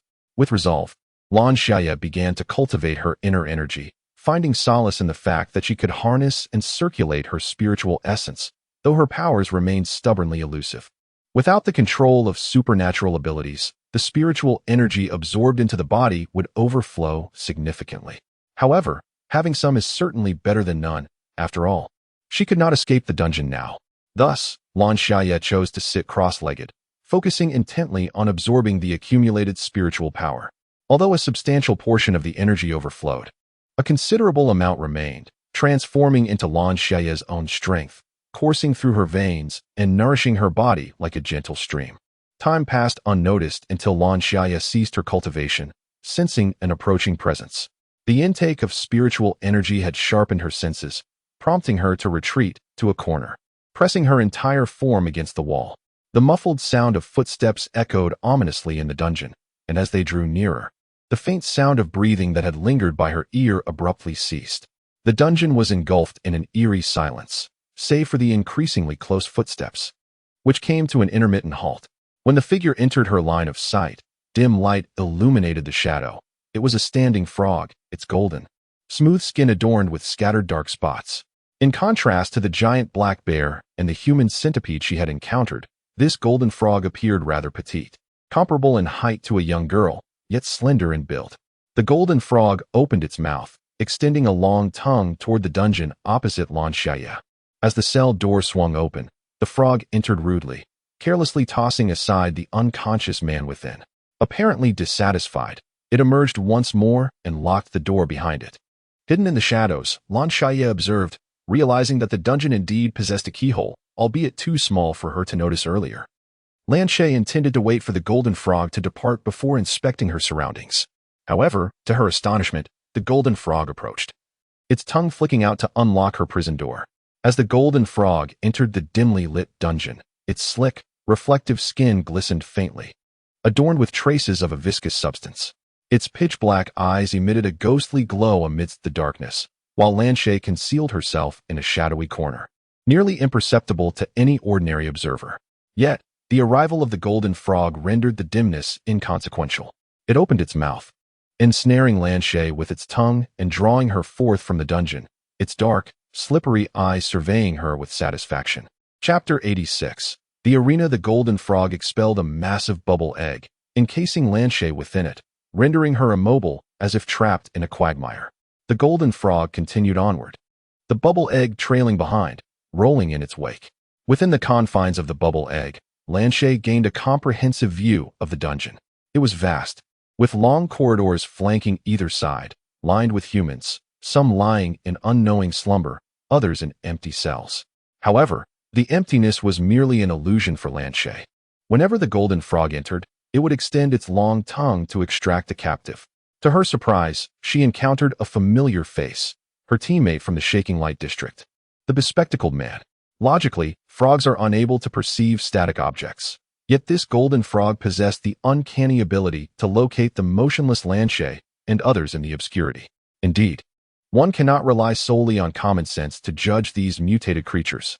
Lan Xiaye silently followed the golden frog, observing as he extracted numerous individuals, each one a grotesque spectacle in the form of massive bubble eggs, lined up ominously behind him, evoking both terror and revulsion. The golden frog gazed with satisfaction at the 10 unharmed humans, his voice hoarse as he remarked, You all must strive to survive. His elongated tongue rendered his speech somewhat indistinct, as viscous saliva continuously dribbled from his mouth, creating an absurd and repulsive sight. With a bizarre expression, the golden frog touched each bubble egg, causing them to levitate. He then crept toward the dungeon's exit, where a colossal stone door awaited. With a croak, he signaled to the door, which swung open to reveal a gigantic tiger languidly propping it up with its tail, the immense barrier merely a child's plaything for the creature. As the golden frog led the humans outside, the tiger withdrew its tail, and the stone door thudded shut behind them. After fulfilling its duty, the giant tiger sprawled down once more to resume its slumber. From Lan Xiaye's perspective, the tiger resembled a golden mountain. Outside the dungeon, darkness prevailed. As though this world were devoid of light, the sky above was shrouded in a heavy blackness, while weeds flourished in the surroundings, not far from a precipice. The golden frog leaped with a croak, enveloping himself in a bubble egg, rolling toward the edge of the cliff. Behind her, the encapsulated human eggs tumbled down as well, cushioning the impact and velocity of the fall, ultimately landing in a small river. Ahead of them, a sluice gate barred their path. One by one, the eggs floated on the water's surface, and the golden frog had vanished from sight. The cacophony around was deafening. The immense and boisterous noise did not induce tinnitus or ear pain in Lan Xiaye this time. It seemed the eggs' properties were at play. Welcome to the arena. The next two contestants are newcomers. As per tradition, please place your bets, announced a high-pitched voice. Instantly, the 10 individuals within the encapsulated eggs sensed impending doom. Exchanging glances filled with trepidation. Some bore expressions of numbness, clearly natives of this world, while others remained composed and unperturbed. Some radiated fierce determination, whereas others shrank back in fear. The one whose eyes sparkled with ambition and battle spirit was neither from the Radiant Zone nor the Breaker Zone. Lan Xiaye could not fathom why he appeared so exhilarated in a world where humans were mere playthings. Moments later, the announcement concluded, and the gate was opened. The previously tranquil river surged violently, and Lan Xiaye was swept along with the current. Out of the corner of her eye, she caught sight of the 9 still eggs behind her, realizing she had been selected. As she landed on solid ground, the egg that had confined her dissolved, granting her the freedom to move. Opposite her, another individual was also released, and with her keen eyesight, Lan Xiaye discerned that this was not a fellow tasker. She refrained from hastily engaging in combat with her opponent, opting instead to survey her surroundings. The colossal arena loomed around her, with varying elevations. The lower tiers served as the stage for human bloodshed, while the higher tiers were occupied by spectators. The stage tapered from a wide opening at the top to a narrow base, resembling a bowl that ensnared them, with walls that were exceedingly smooth and steep. From their vantage point, they could not glimpse the audience, akin to frogs confined at the bottom of a well, trapped in a cycle of mutual destruction for the amusement of onlookers. "Oh dear, why is my little kitten so unperturbed?" A sharp, mocking voice echoed from above. The 2 humans, both newcomers to the arena, stood bewildered and hesitant, having yet to experience the brutality of combat amongst their kind. Opposite Lan Xiaye stood a youthful boy, seemingly no older than 15, his face etched with sheer terror as he beheld the monstrous creatures around them. The voice, presumably that of an announcer, resounded once more. "Why do you remain idle? The rules of the arena dictate that 2 may enter, but only 1 shall leave. In other words, one of you must perish." The boy, filled with dread, glanced up at Lan Xiaye, his gaze fixed upon her with trepidation. "If you lack the will to fight, consider this. Should you achieve 100 consecutive victories, our arena will grant you freedom and promise you a territory wherein you may survive. Are you not compelled to act?" The incendiary words ignited a fire within the boy's eyes, consuming his sense of morality and rationality in a fervent blaze. At last, Lan Xiaye comprehended why some individuals were so fervent about the arena. It turned out that achieving 100 victories could grant one an escape from this place. Both combatants were devoid of weapons, and the young man charged forward first, his male strength and endurance inherently surpassing that of a female. The arena erupted with excitement, for it had been an eternity since they had laid eyes on a woman, and they were eager to witness a man rend her apart with his bare hands and teeth. Even without her extraordinary abilities, Lan Xiaye had undergone a physical optimization. As an extraordinary being, her physical prowess had long transcended that of an ordinary person. How could she possibly be harmed by a mere boy? She effortlessly evaded his attacks and seized him by the neck, gazing into his eyes filled with terror and pleas for mercy, gently twisting. "Oh, Congratulations to this lady on her victory. This match appeared far too effortless. It was a misjudgment on our part regarding the lady's prowess. We shall promptly arrange another opponent for her. Lan Xiaye furrowed her brow. Was this to be a battle of attrition? If so, no matter how formidable her endurance, she would surely succumb to wave after wave of assaults.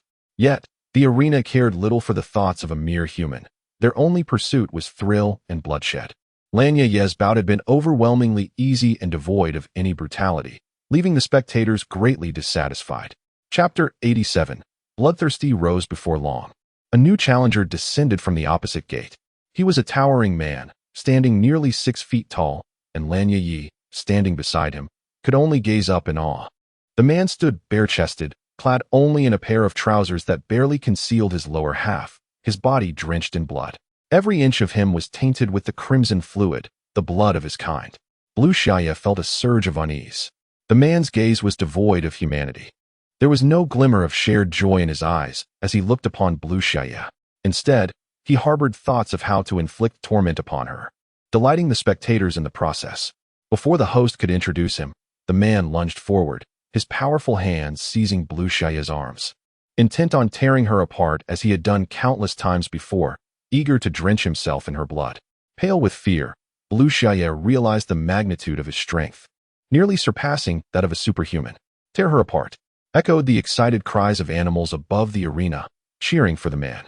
A wave of fervor surged through the crowd, as if Lan Xiaye were destined to perish at his hands in the next moment. Yet, a smile of defiance crept onto her face. She delivered a swift kick to the man's abdomen.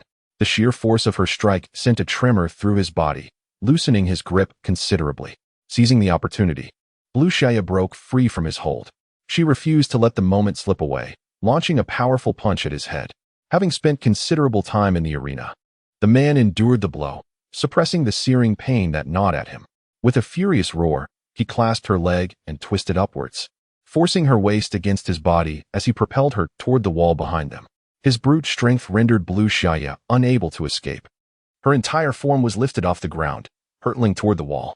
In a fit of rage, she hooked one arm around his neck while the other hand rained down heavy blows upon his head. She struck the man twice, causing blood to flow from his scalp. With a fierce glare, he gritted his teeth, suppressing the urge to push Lan Xiaye away, and forcefully slammed her against the wall. Again and again. Both of them disregarded the frenzied cheers echoing from the arena. Lan Xiaye felt her insides twist painfully upon impact. Without the man's grasp, she slid to the ground, her arm that had clung to his neck now falling limply. The man, with his ruthless gaze, showed no mercy as he mimicked her move, seizing her throat with the intention of delivering a fatal blow. Should he succeed, it would undoubtedly mean her demise. At that moment, Lan Xiaye's focus sharpened. She knew she could not reveal her weapon here, as it would surely draw attention. The weapon must remain her trump card, poised to deliver a lethal strike against her opponent. Slumped on the ground, she feigned weakness and exhaustion, while secretly gathering strength in her arm. As the man's hand reached toward her, she tensed her body, resisting the instinct to evade. Just when he relaxed his guard, believing victory was near, Lan Xiaye rolled away from his grasp and sprang up behind him, delivering a powerful blow to his heart. He spat out a mouthful of blood, his formidable frame immediately sagging, stumbling forward a few steps. Seizing the opportunity, Lan Xiaye twisted his neck with a decisive motion. He was dead. The arena fell into an eerie silence, only to be soon engulfed by an even more fervent eruption of cheers. Lan Xiaye's gaze was laced with derision. She could hardly muster a smile, weary as she leaned against the wall to rest. Fortunately, the host refrained from madly assigning her another opponent. Congratulations to this lady for vanquishing the blood demon, who had achieved an astonishing 35 consecutive victories. It is indeed surprising that he met his demise at her hands.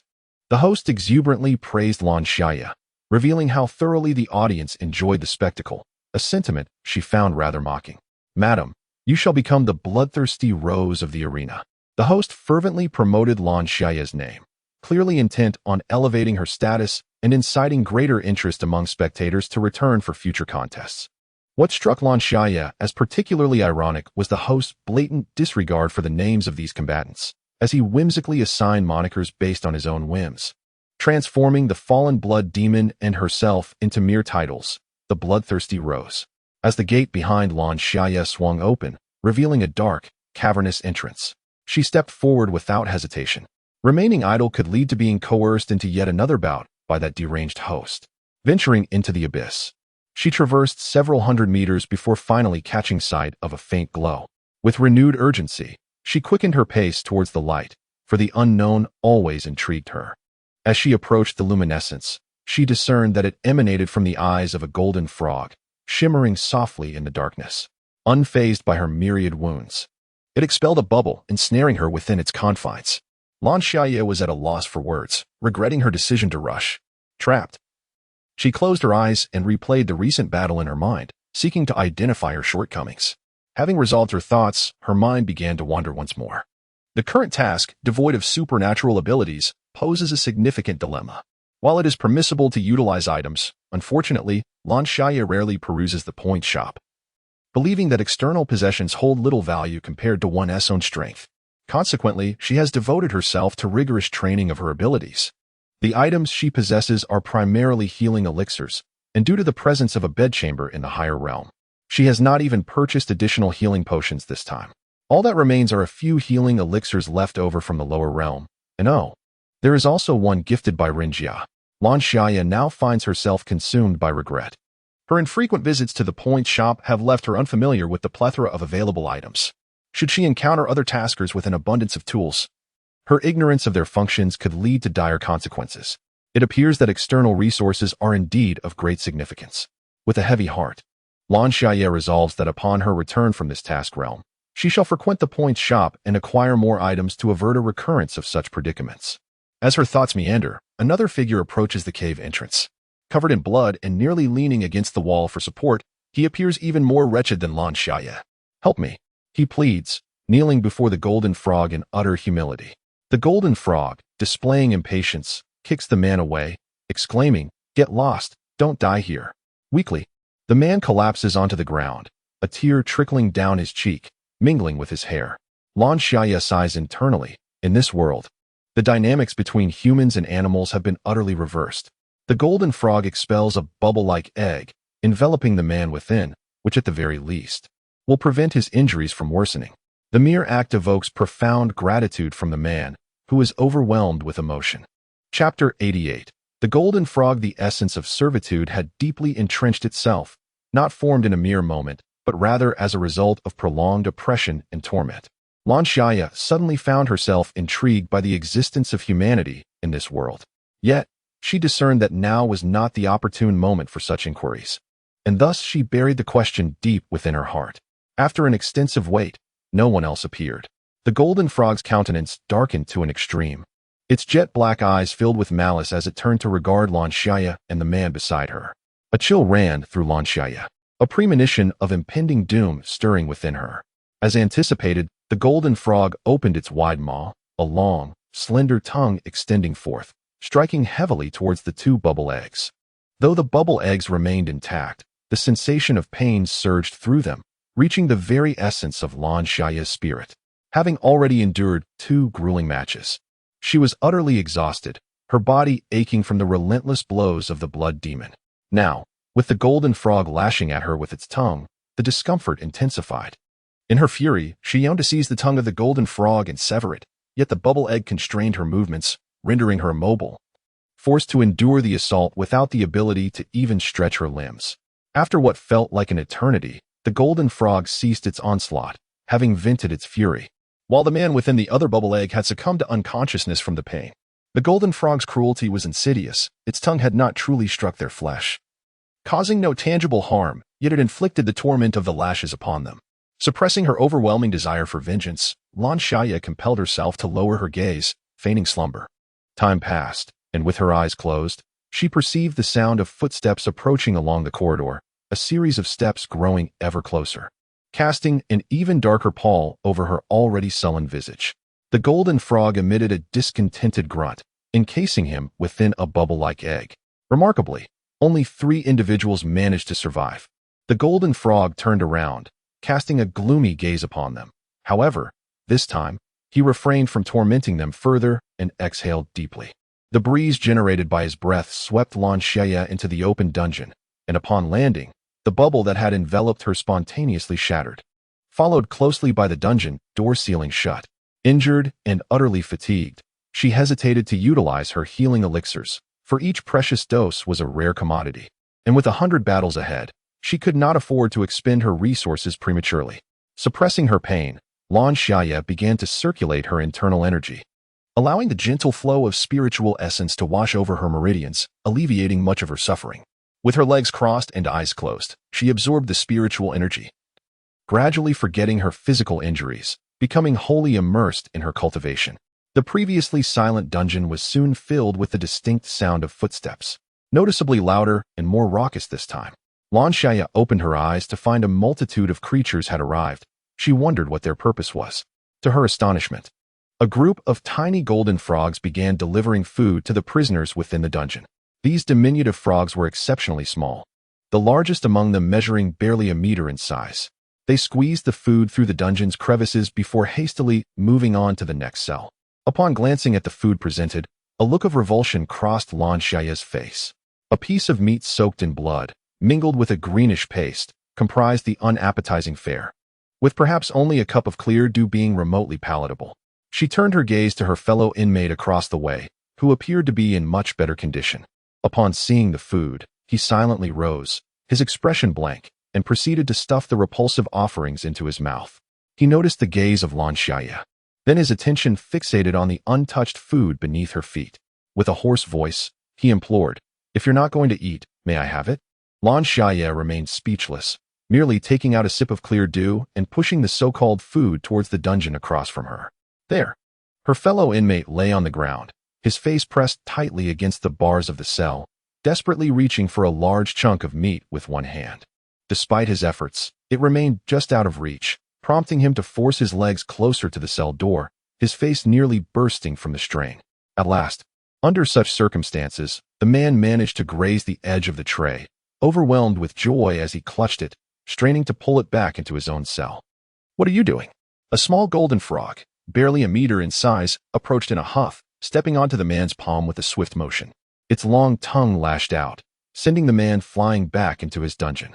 The small frog, still unsatisfied, struck him again with its tongue.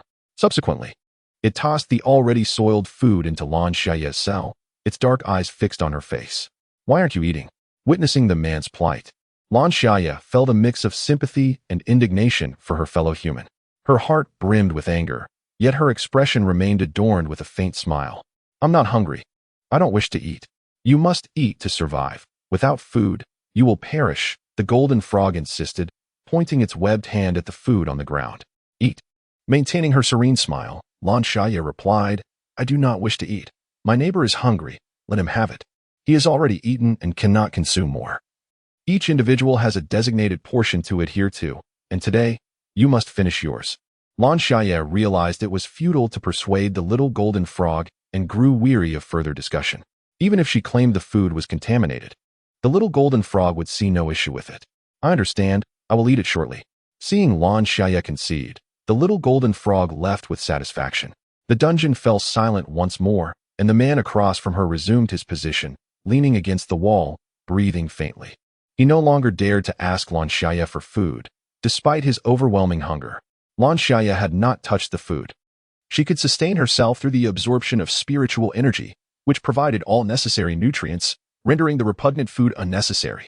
She discarded the food into the system's storage space and continued to meditate, absorbing spiritual energy. The following day, the little golden frog collected Lan Xiaye's empty plate and left contentedly. Shortly after the little golden frog departed, the big golden frog arrived without hesitation. Taking both Lan Xiaye and the bespectacled man along with 8 others, many of whom were severely injured, Lan Xiaye even spotted a man with a severed arm.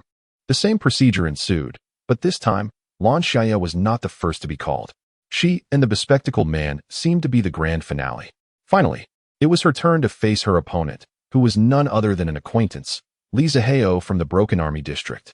According to the information provided by Wang Mingjie, Lan Xiaye was a particularly troublesome adversary, not due to formidable strength, but rather because of his exceptional agility. Chapter 89. The Duel. Lan Xiaye, of modest height at around 1.70 m, possessed a rather slender build and an unremarkable visage.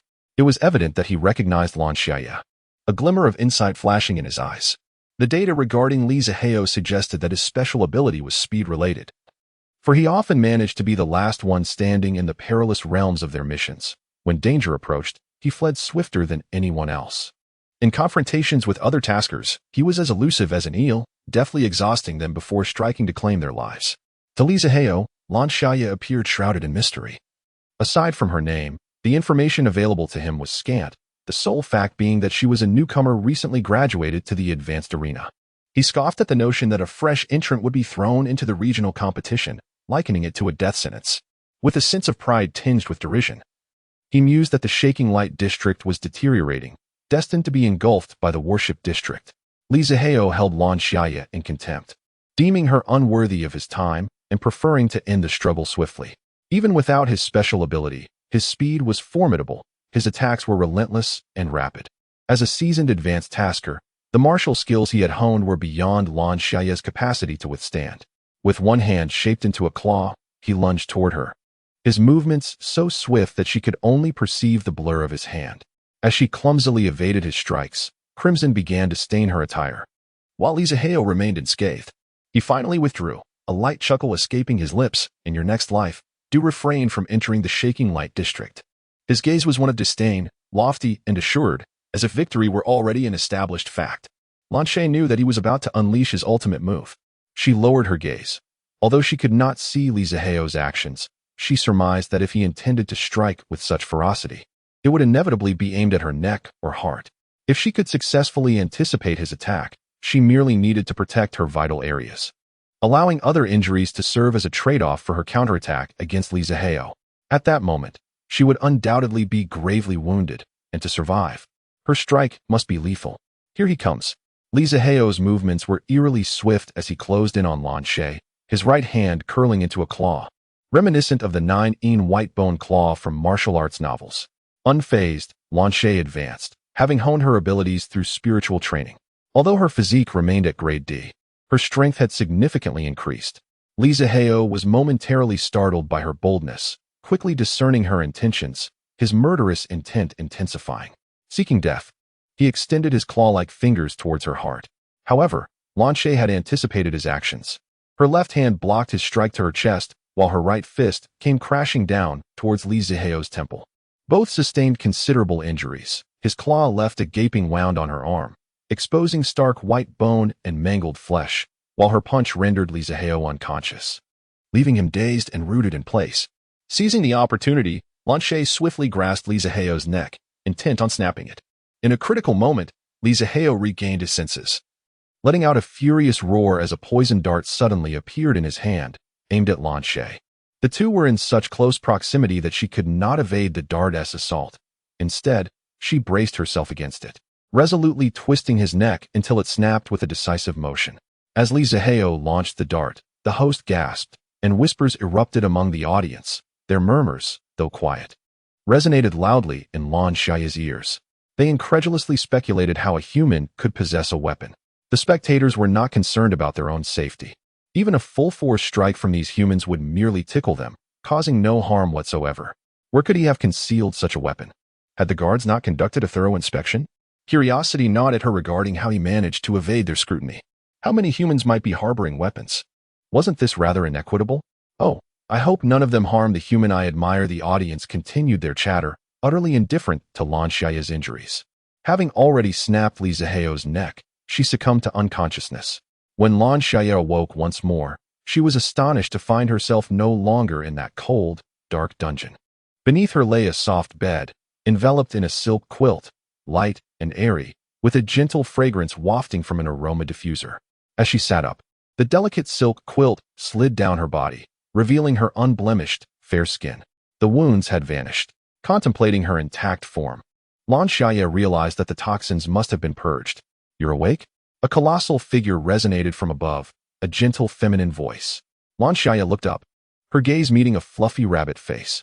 The rabbit's blood-red eyes regarded her with an unsettling calm, and the enormity of its head startled Lan Xiaye. Fortunately, this rabbit possessed a gentle disposition and, noticing the terror in Lan Xiaye's eyes, offered a soothing remark. Do not be afraid. You are safe now. However, her cold, emotionless crimson gaze rendered it difficult for anyone to feel at ease. Lan Xiaye inquired, "What is happening to me?" The rabbit replied kindly, "You sustained grave injuries in the arena, but I have healed you. I must say, your recovery ability appears to surpass that of others." A jolt of surprise coursed through Lan Xiaye, leaving her momentarily bewildered. Observing her reaction, the rabbit chuckled softly, "It is nothing." The sight of a massive rabbit smiling was, in truth, rather disquieting, revealing 2 long incisors, while her 3-part lips seemed to stretch unnaturally. Regardless, there was no trace of goodwill to be found. Setting aside the sensitive term pet, the notion of departing the arena unscathed without the involvement of Baisheng was undeniably tempting. However, did this align with the task's requirements? It did not. The mission demanded an escape from the arena, not an escorted departure. In a C-grade world, it was unfathomable that one would be allowed to fulfill a mission so gently. More likely, this was a trap. As Lan Xiaye contemplated the rabbit, she perceived a subtle, insidious malice lurking within her gaze. "I am afraid I would prefer to remain in the arena," she declared. The rabbit responded, "Oh, is that so? What a pity." Her voice was soft, yet her tone remained unremarkable. "Have you thought this through? Should you miss this opportunity, you may find yourself forever bound to the arena, perhaps facing death within its confines or perishing in the shadowy corners of a dungeon." The rabbit intimidated Lan Xiaye, its blood-red eyes glimmering with an eerie light. "Indeed, I am determined to remain in the arena."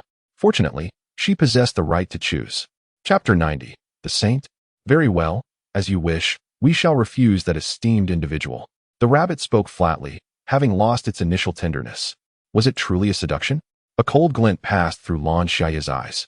Alone in the pitch-black dungeon, she surprisingly felt a flicker of safety. At least here, she was free, unobserved and unjudged, like a mere plaything. Upon re-entering the arena, Lan Xiaye was astonished to discover that weapons had been prepared this time. At the 2 gates, numerous weapons were displayed.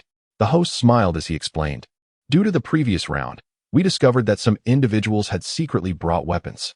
To ensure fairness for the contestants, we have directly provided you with weapons. Let the cheering commence." Yet, there was no cheer to be found. The advantage of the challengers had been entirely undermined.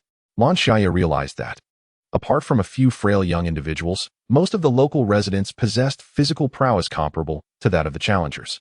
Without their extraordinary abilities and with the balance of weaponry disrupted, Lan Xiaye could scarcely fathom how many challengers would perish in such gladiatorial combat. Perhaps she too would.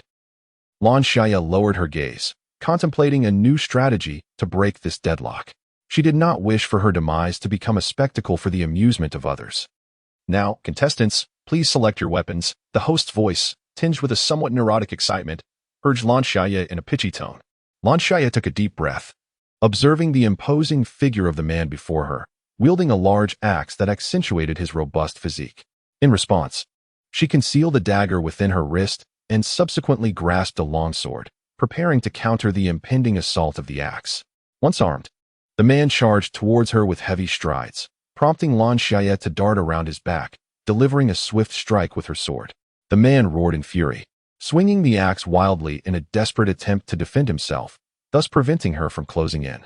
Yet, he too found himself unable to reach her. With her mind slightly settled, Lan Xiaye recognized that these natives had been confined to the arena, relying solely on brute strength, devoid of combat finesse or awareness. This presented her with a golden opportunity. Intentionally, she feigned a vulnerability, and predictably, the man, without a hint of suspicion, brought the axe crashing down. The sheer force was overwhelming. Lan Xiaye had intended to deflect the axe with her sword, but the man's strength, compounded by the weight of the weapon, thwarted her efforts. They found themselves in a stalemate, the man's pressure intensifying as the axe pressed down upon her sword. Lan Xiaye had no intention of contesting strength. Suddenly, she relaxed her grip and swiftly sidestepped, allowing the axe and its wielder to tumble forward due to inertia. Seizing the moment, she hurled her sword towards the man's back. The long sword pierced through his chest, sending him crashing to the ground. This scene was undeniably gruesome, far more so than the times she had previously snapped the necks of others. A torrential flow of blood gushed forth from the man's chest, an unimaginable sight, illustrating the sheer volume of blood a single person could possess. Blood flowed beneath Lan Xiaye's feet, soaking her shoe soles, the vivid crimson hue causing her gaze to falter, instinctively retreating further. In that moment, her heart was besieged by turmoil. She had indeed taken lives. In the apocalyptic world, her soul had become numb, harboring a deep-seated hatred for all. In her quest for vengeance, she had cast her enemies into hordes of the undead, watching as they were mercilessly torn apart. Yet now, before the true battle had even commenced, what had she done? She had ruthlessly slain an innocent, fully aware that this confrontation meant either his death or her own. Nevertheless, the brutality of the situation left her reeling. At this juncture, she harbored an intense loathing for the creator of the arena, questioning why innocent humans were forced to fight to the death for survival, slaughtering their own kind. When she returned to the realm of the Golden Frog, trapped by the bubble eggs, Lan Xiaye found herself in a daze, her eyes vacant as she stared ahead, attempting to empty her mind. A futile endeavor that offered her a modicum of relief. "What troubles you?" he inquired, furrowing his brow, witnessing Lan Xiaye in such a state for the first time. As her comrade, he felt compelled to encourage her to regain her composure. If he were not mistaken, within this mission's world, they might encounter allies from the shaking light zone. Yet, in the arena, there were no allies. Only one could survive. And he believed that even comrades would fiercely compete for their own lives. Thus, he and Lan Xiaye were the true allies. Lan Xiaye remained silent. Certain thoughts were not meant to be spoken aloud, for if Jinhua were to overhear, it would undoubtedly lead to another confrontation. The man in black-rimmed glasses seemed to discern her thoughts and employed an item, asking, "So, what exactly is the matter with you?" The regional competition does not permit such lack of enthusiasm. His words were discreetly conveyed to Lan Xiaye, evading the notice of Jinhua. Lan Xiaye's eyes widened slightly. Indeed, the items available in the points marketplace varied greatly, and she resolved to explore it further next time to acquire some useful tools. Yet, I cannot comprehend the true purpose of the regional competition. Is it merely to compel us into incessant internal strife? The bespectacled man fell silent. It was his first time participating in the regional competition, motivated solely by the substantial benefits promised by Wang Mingjie. "I am uncertain," he confessed. The nature of the regional competition was both ruthless and a means to swiftly amass vast resources, fostering strength in its participants. Thus, while some shunned it as one would a venomous snake, others incessantly switched regions to engage in the competition. Occasionally sparring in the arena, surviving each bout suffices. After 100 matches, one may depart the beast arena. Though exhausting, this seems considerably simpler than many other task worlds, does it not? Despite her melancholic disposition after taking a life, Lan Xiaye's mind continued to analyze this task world, and the current scenario of mutual slaughter keenly highlighted the need for peacekeeping. Why must we engage in this self-destructive conflict? Lan Xiaye pondered aloud. Today, my spirits are low due to this, but will repeated exposure render me desensitized, causing me to regard life as mere fodder? The bespectacled man inquired with a hint of perplexity. Isn't that a good thing? The main god space does not require unnecessary benevolence. No. Lan Xiaye shook her head vehemently. I have always only eliminated those deserving of death. I do not wish to become an indiscriminate, apathetic killing machine. The bespectacled man scoffed, a saint. With a cold smirk, Lan Xiaye remarked, if you die before me, I shall harbor no emotions. Chapter 91. Analysis. The bespectacled man was genuinely perplexed. This woman was certainly no benevolent soul. So why was she contemplating so much for a group of ordinary individuals? Then why not forego the next match and simply perish at the hands of these commoners? He taunted. Lan Xiaye furrowed her brow. You utterly failed to grasp my intentions.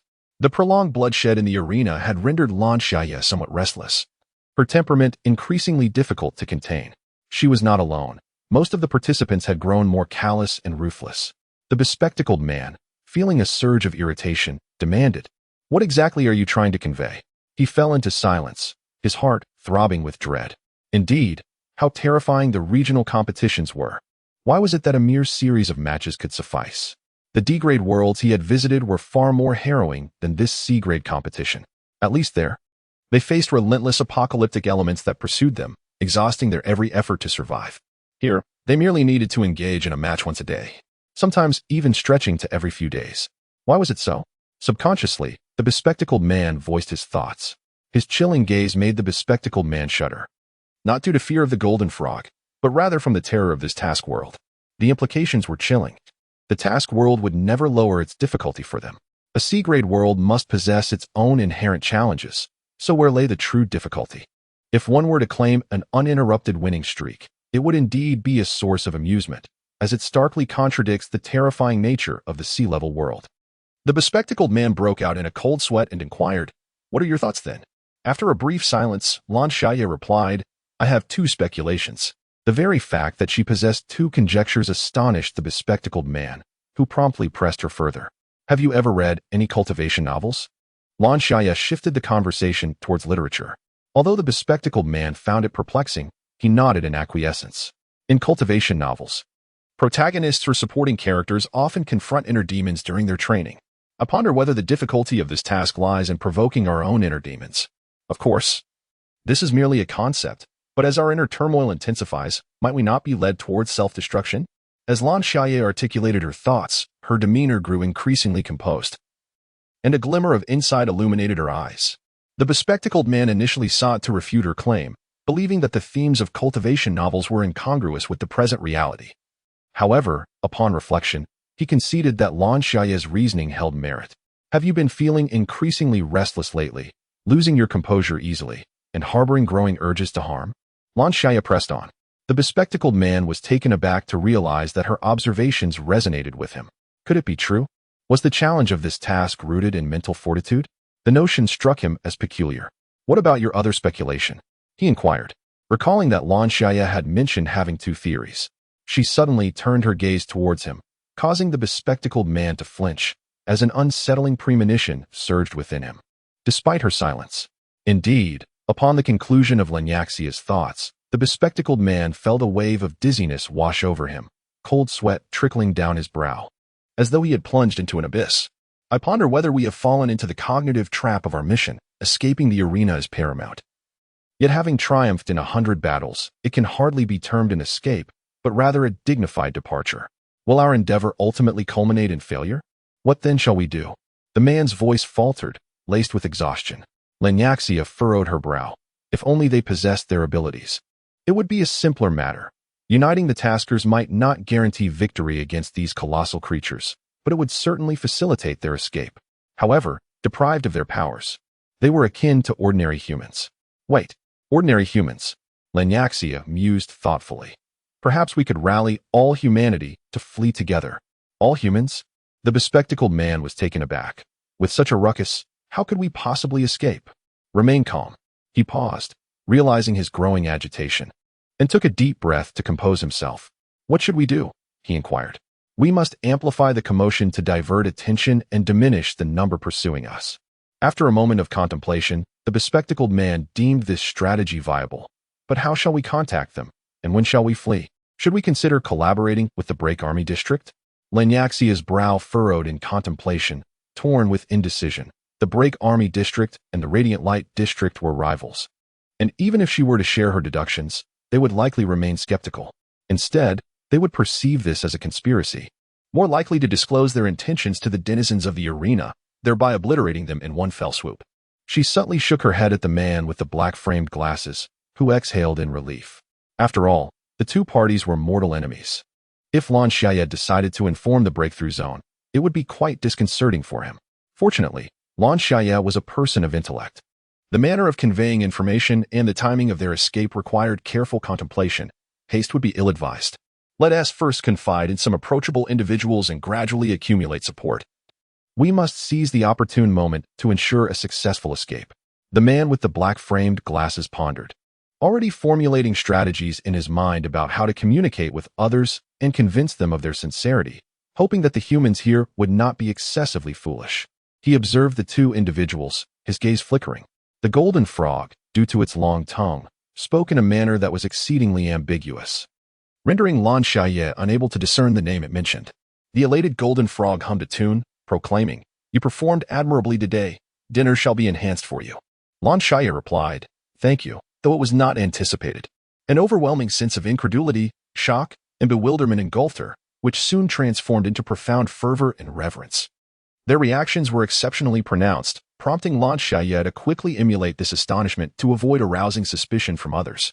Although her acting skills were not particularly refined, the varied responses of the crowd prevented the golden frog from noticing anything amiss, as all its focus was devoted to this victory.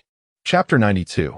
The day of amnesty dinner has indeed undergone a remarkable transformation. The unchanging raw meat and repulsive slop have been replaced by cooked dishes, accompanied by an array of fresh fruits.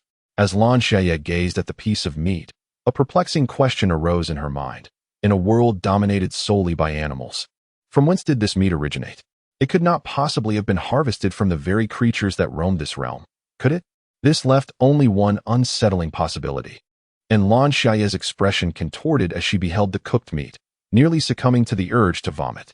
Across the table, a man voraciously devoured this rare delicacy, even hastily reclaiming a piece that had inadvertently fallen to the ground. Witnessing this scene, a sense of melancholy welled up within Lan Xiaye. Hey! The man eating raised his head, looking at Lan Xiaye with a puzzled expression, only to notice the untouched food before her. Though he could not fathom how she managed to survive without consuming any of these dishes, he was indifferent to her plight. His gaze was greedily fixed upon the food. As he inquired, "Are you going to share that with me? Do you even know what kind of meat this is?" Lan Xiaye picked up a slice of meat, and the man's eyes fixated on it with insatiable desire. "I'll tell you, but you must promise to share it with me," he cunningly countered. Lan Xiaye smiled, a sweet and enchanting smile that illuminated the dim, cold dungeon like a beam of moonlight, pure and gentle. Despite being confined in the dungeon, away from the sunlight, the man retained an inherent yearning for beauty.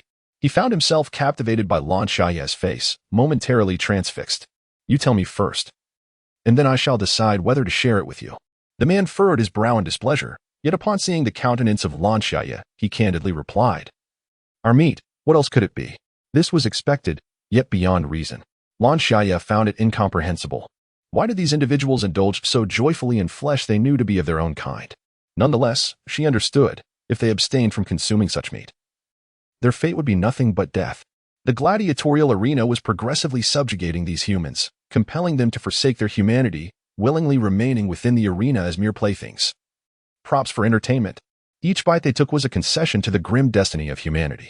A surge of fire ignited within Lan Xiaye's chest for the first time. She felt an intense yearning to alter this world.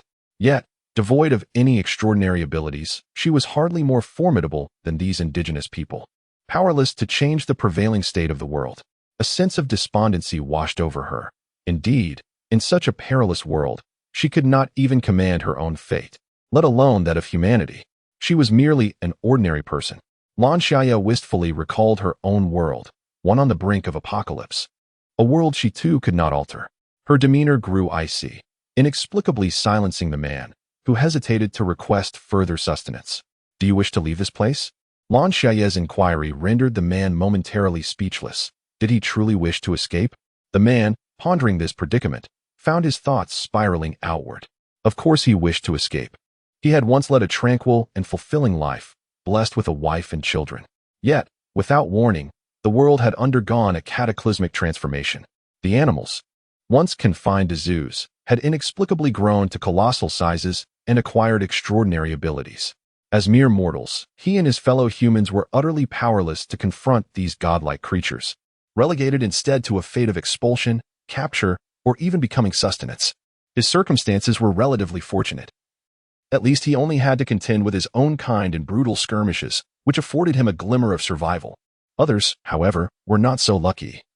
Trapped in breeding facilities, perpetually reproducing, birthing new human infants, and subsequently forced to grow them to maturity, only to be dispatched to the kitchens as mere dishes for the animals. As the man contemplated the fates of others, he felt a begrudging satisfaction with his own plight. Yet he yearned for liberation. He longed for the world to revert to its former state. Wishing to escape was one thing, but the true fear lay in the possibility that these individuals had been tamed, unwilling or afraid to seek freedom. He resolved to converse with the bespectacled man during their next encounter, before conveying his thoughts to the man across from him. An escape must proceed without a single misstep. Meanwhile, Lan Xiaye continued her meditative practice, absorbing the essence of spiritual energy. With each infusion, her body became increasingly agile and supple, her strength amplifying, and her speed gradually quickening. The following day, Lan Xiaye anticipated being summoned once more to compete in the arena. To her surprise, Jinhua brought along the 6 survivors from the previous day to a magnificent golden hall. Today marked a day of amnesty. You are exempt from the arena's contests, Jinhua proclaimed with unbridled pride. You have garnered a modicum of renown within the arena, thus you are permitted to partake in today's ceremony. Feeling quite pleased, the golden frog responded to the sweetly inquiring voice of Lan Xiaye. My dear golden frog, What exactly is the Day of Amnesty? The title My Dear Golden Frog brought joy to the creature, as it reminisced. 2 years ago today marked our transformation. On that day, we acquired immense power and formidable stature. Thus, every year on this date, we hold a ceremony to celebrate and express our gratitude for the divine blessings. On this day, we refrain from any acts of killing, granting amnesty to all. So, this is the Day of Amnesty. These animals underwent a sudden mutation 2 years ago. What could have caused such a transformation? Is it the power of the deity they speak of? Lan Xiaye pondered, furrowing her brow. Talking animals, colossal forms, and extraordinary abilities. These phenomena defy explanations by natural mutation or scientific inquiry. Could it truly be the so-called divine power? It must be true, echoed the voice of the bespectacled man in her mind. Do you realize how small the golden frog originally was? It is the tiniest frog species in the world, measuring merely 4 to 5 millimeters. Without the mutation, how could it have grown to such heights? Lan Xiaye gazed at the bespectacled man in astonishment. He offered no explanation, merely adjusting his glasses. I see now. The Day of Amnesty is likely to attract many renowned individuals from the arena. This presents an excellent opportunity for us to connect with our teammates. Lan Xiaye exclaimed. Chapter 93. Theism indeed. This was an opportunity presented on a silver platter, thought the man in black-rimmed glasses, a smirk gracing his lips. The golden frog led 6 individuals to a corner of the grand hall, where they stood amidst numerous creatures of similar stature, accompanied by several imprisoned humans. Among them, Lan Xiaye spotted her teammates and some members from the broken military district. A surge of confusion washed over her as she observed the multitude of humans. Why, on their Day of Amnesty, were so many brought forth to bear witness? Taking advantage of the moment, the man in black-rimmed glasses contacted his companions, relaying Lan Xiaye's thoughts to them. We are aware and will fully cooperate with you, they responded. All agreed without issue, save for the most obstinate of the group, the short man, who merely scoffed. The man in the suit questioned Lan Xiaye's perspective, dismissing it as nonsense, asserting that the proper course of action was to adhere to the arena's rules and achieve victory through 100 consecutive wins to secure their exit. The man in black-rimmed glasses attempted to elucidate the situation to him, but the suited man remained obstinate, cutting off any further dialogue with a huff. What is the matter? Lan Xiaye inquired, noticing the displeasure etched on the face of the man in black-rimmed glasses. He, brimming with frustration, briefly explained the circumstances to her. Lan Xiaye furrowed her brow. Upon her first encounter with the man in the suit, she discerned his exceedingly arrogant demeanor, evident in his late arrival at the Tower Defense Assembly, a clear testament to his inflated sense of self-importance. He always regarded others with a condescending tilt of his chin. Nostrils flared in disdain. If he seeks his own demise, let him be, Lan Xiaye resolved, decisively excluding the man in the suit from their escape party. After all, whether he was present or absent made little difference. The bespectacled man nodded, his mind beginning to conjure images of the suited man collapsing in despair after 100 consecutive victories, only to discover his mission had failed. Simultaneously, he marveled at Lan Xiaye's astuteness. If her suspicions were indeed accurate, they could effortlessly annihilate the broken army district without a single casualty. As the bespectacled man indulged in his delightful reverie, the grand hall gradually filled with people. Lan Xiaye, observing the seemingly dazed expression of the bespectacled man, softly inquired, "Have you conveyed the message clearly?" Devoid of the bespectacled man's communicative support, she could only whisper her question, fortunate that the golden frog had sought out her nemesis, thus diverting attention from them.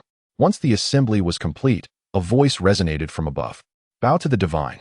With that, a multitude of animals prostrated themselves, leaving only the humans, confined within bubble-like structures, to gaze vacantly. This spectacle was undeniably magnificent. Various creatures, large and small, lay flat upon the ground, occupying the entirety of the grand hall's floor. The larger animals loomed like mountains as they bowed, consuming vast amounts of space. Yet, this only served to highlight the immense scale of the hall, as Lan Xiaye and her companions could discern no boundaries. A colossal serpent raised its tail, rising majestically, its sharp, vertical pupils surveying the humans disdainfully.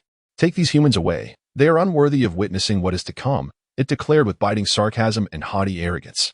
With a swift flick of its tail, it cast all the humans out of the grand hall.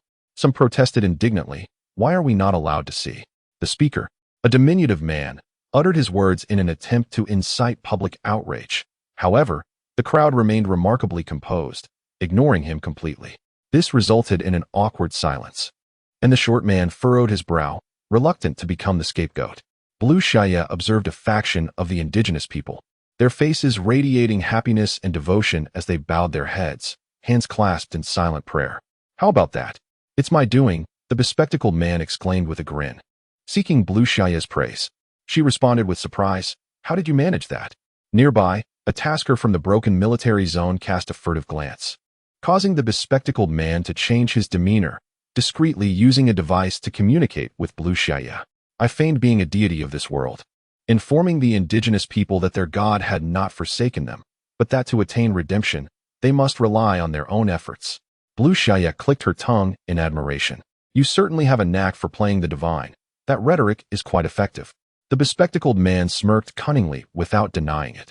And then, Lan Xiaye gestured for him to continue. "I further informed them that I had dispatched several divine emissaries who would assist them in escaping the arena when the time came. At that moment, we would utilize our artifacts to manifest divine wonders." Lan Xiaye expressed her admiration, recognizing that masquerading as a deity was indeed a clever strategy. Perhaps for these subjugated individuals, the concept of a divine being was the only entity worthy of their faith and the catalyst for their potential transformation. After all, the mutations of these creatures originated from the divine. In the annual Amnesty Day, it was a well-known event for all inhabitants of this world. Thus, humanity universally believes in the existence of divine beings, yet they remain perplexed as to why these deities never offer them salvation or direct their gaze towards humankind, resulting in an ever-increasing suffering among people. Meanwhile, the man with the black-rimmed glasses effortlessly gains the trust of humanity, who fervently believe in his doctrines. They rekindle their resolve to change everything, for humanity has never been a species to surrender lightly. As long as hope is provided, they will rise to strive and overcome. "Impressive," thought Lan Xiaye, giving a thumbs up. The man with the black-rimmed glasses immediately raised his head in delight, their mutual bewilderment leaving many in a state of confusion. The teammates in the shaking light zone were not entirely aware of their plans. They merely recognized they had fallen into a cognitive trap. The true method to accomplish their mission should have been to escape the arena directly, rather than seeking to achieve 100 consecutive victories. They also understood that they were collaborating with other residents of the arena to create opportunities for escape and divert attention. Beyond that, they were entirely in the dark. Some, harboring discontent, inquired of the man with the black-rimmed glasses for more specific details, questioning why only Lan Xiaye seemed privy to the information while the rest remained in ignorance. The man with the black-rimmed glasses chuckled mischievously but refused to divulge further information. "I fear the more information spreads, the more they will learn," he implied. "We won't disclose anything to them," the other participants thought with dissatisfaction. Yet they also understood that participants instinctively kept certain cards close to their chests, wary of their teammates. Thus, despite their discontent, they refrained from pressing further. The talents of the Break military district are utterly perplexed. They are diligently engaged in their competitions. Yet upon encountering the individuals from the Shakelite district, they clandestinely gather, their hearts brimming with profound doubt and vigilance. Chapter 94, Provocation. "Inquire about their schemes," remarked the mightiest warrior of the Break military district to the short-haired girl beside him. The girl, with her ear-length hair, blunt bangs, large eyes, and round face, appeared innocently charming, easily disarming the suspicions of those around her. Some wondered why they did not seize this opportunity to flee. The question was posed by a woman in a Taoist robe, who turned her gaze toward the bespectacled man, her confusion evident. As he was the one communicating with the group, they assumed he was the mastermind behind their plans. The bespectacled man immediately looked to Lan Xiaye, his demeanor betraying a sense of guilt. "You should ask her." Lan Xiaye was unfazed by the fact that the bespectacled man garnered trust and admiration from the other participants by appropriating her thoughts and ideas. The outcome was what truly mattered. "Do you have a way to unravel this bubble egg?" she retorted to the woman in the Taoist robe. The latter was momentarily taken aback. Had her abilities not been lost, unraveling the bubble egg would have been effortless. However, now, devoid of her powers, they found themselves powerless against it. The short-haired girl had arrived at this precise moment, seamlessly interjecting into the conversation between Lan Xiaye and the Taoist priestess. "Do you wish to lift this seal? I possess a solution." The Taoist priestess regarded her with caution, instantly recognizing her as a participant from the Break military district. With a steely demeanor, she inquired, "What are your intentions?" Lan Xiaye gazed thoughtfully at the girl, who skillfully ascended the pole with a cheerful demeanor, inquiring, I simply wish to know what you plan to do. The Taoist priestess and Lan Xiaye were at a loss for words. How could they possibly divulge their intentions? The short-haired girl, with a swift glance, exclaimed loudly, What? Are you planning to sneak away? Her exclamation immediately garnered the attention of everyone nearby, who turned their astonished gazes upon Lan Xiaye and the Taoist priestess. The short-haired girl sank to her knees, tearfully clutching at Lan Xiaye's garment. How could you possess such a brilliant method and not take us with you? I am terrified of those monstrous beings. I implore you, allow me to accompany you.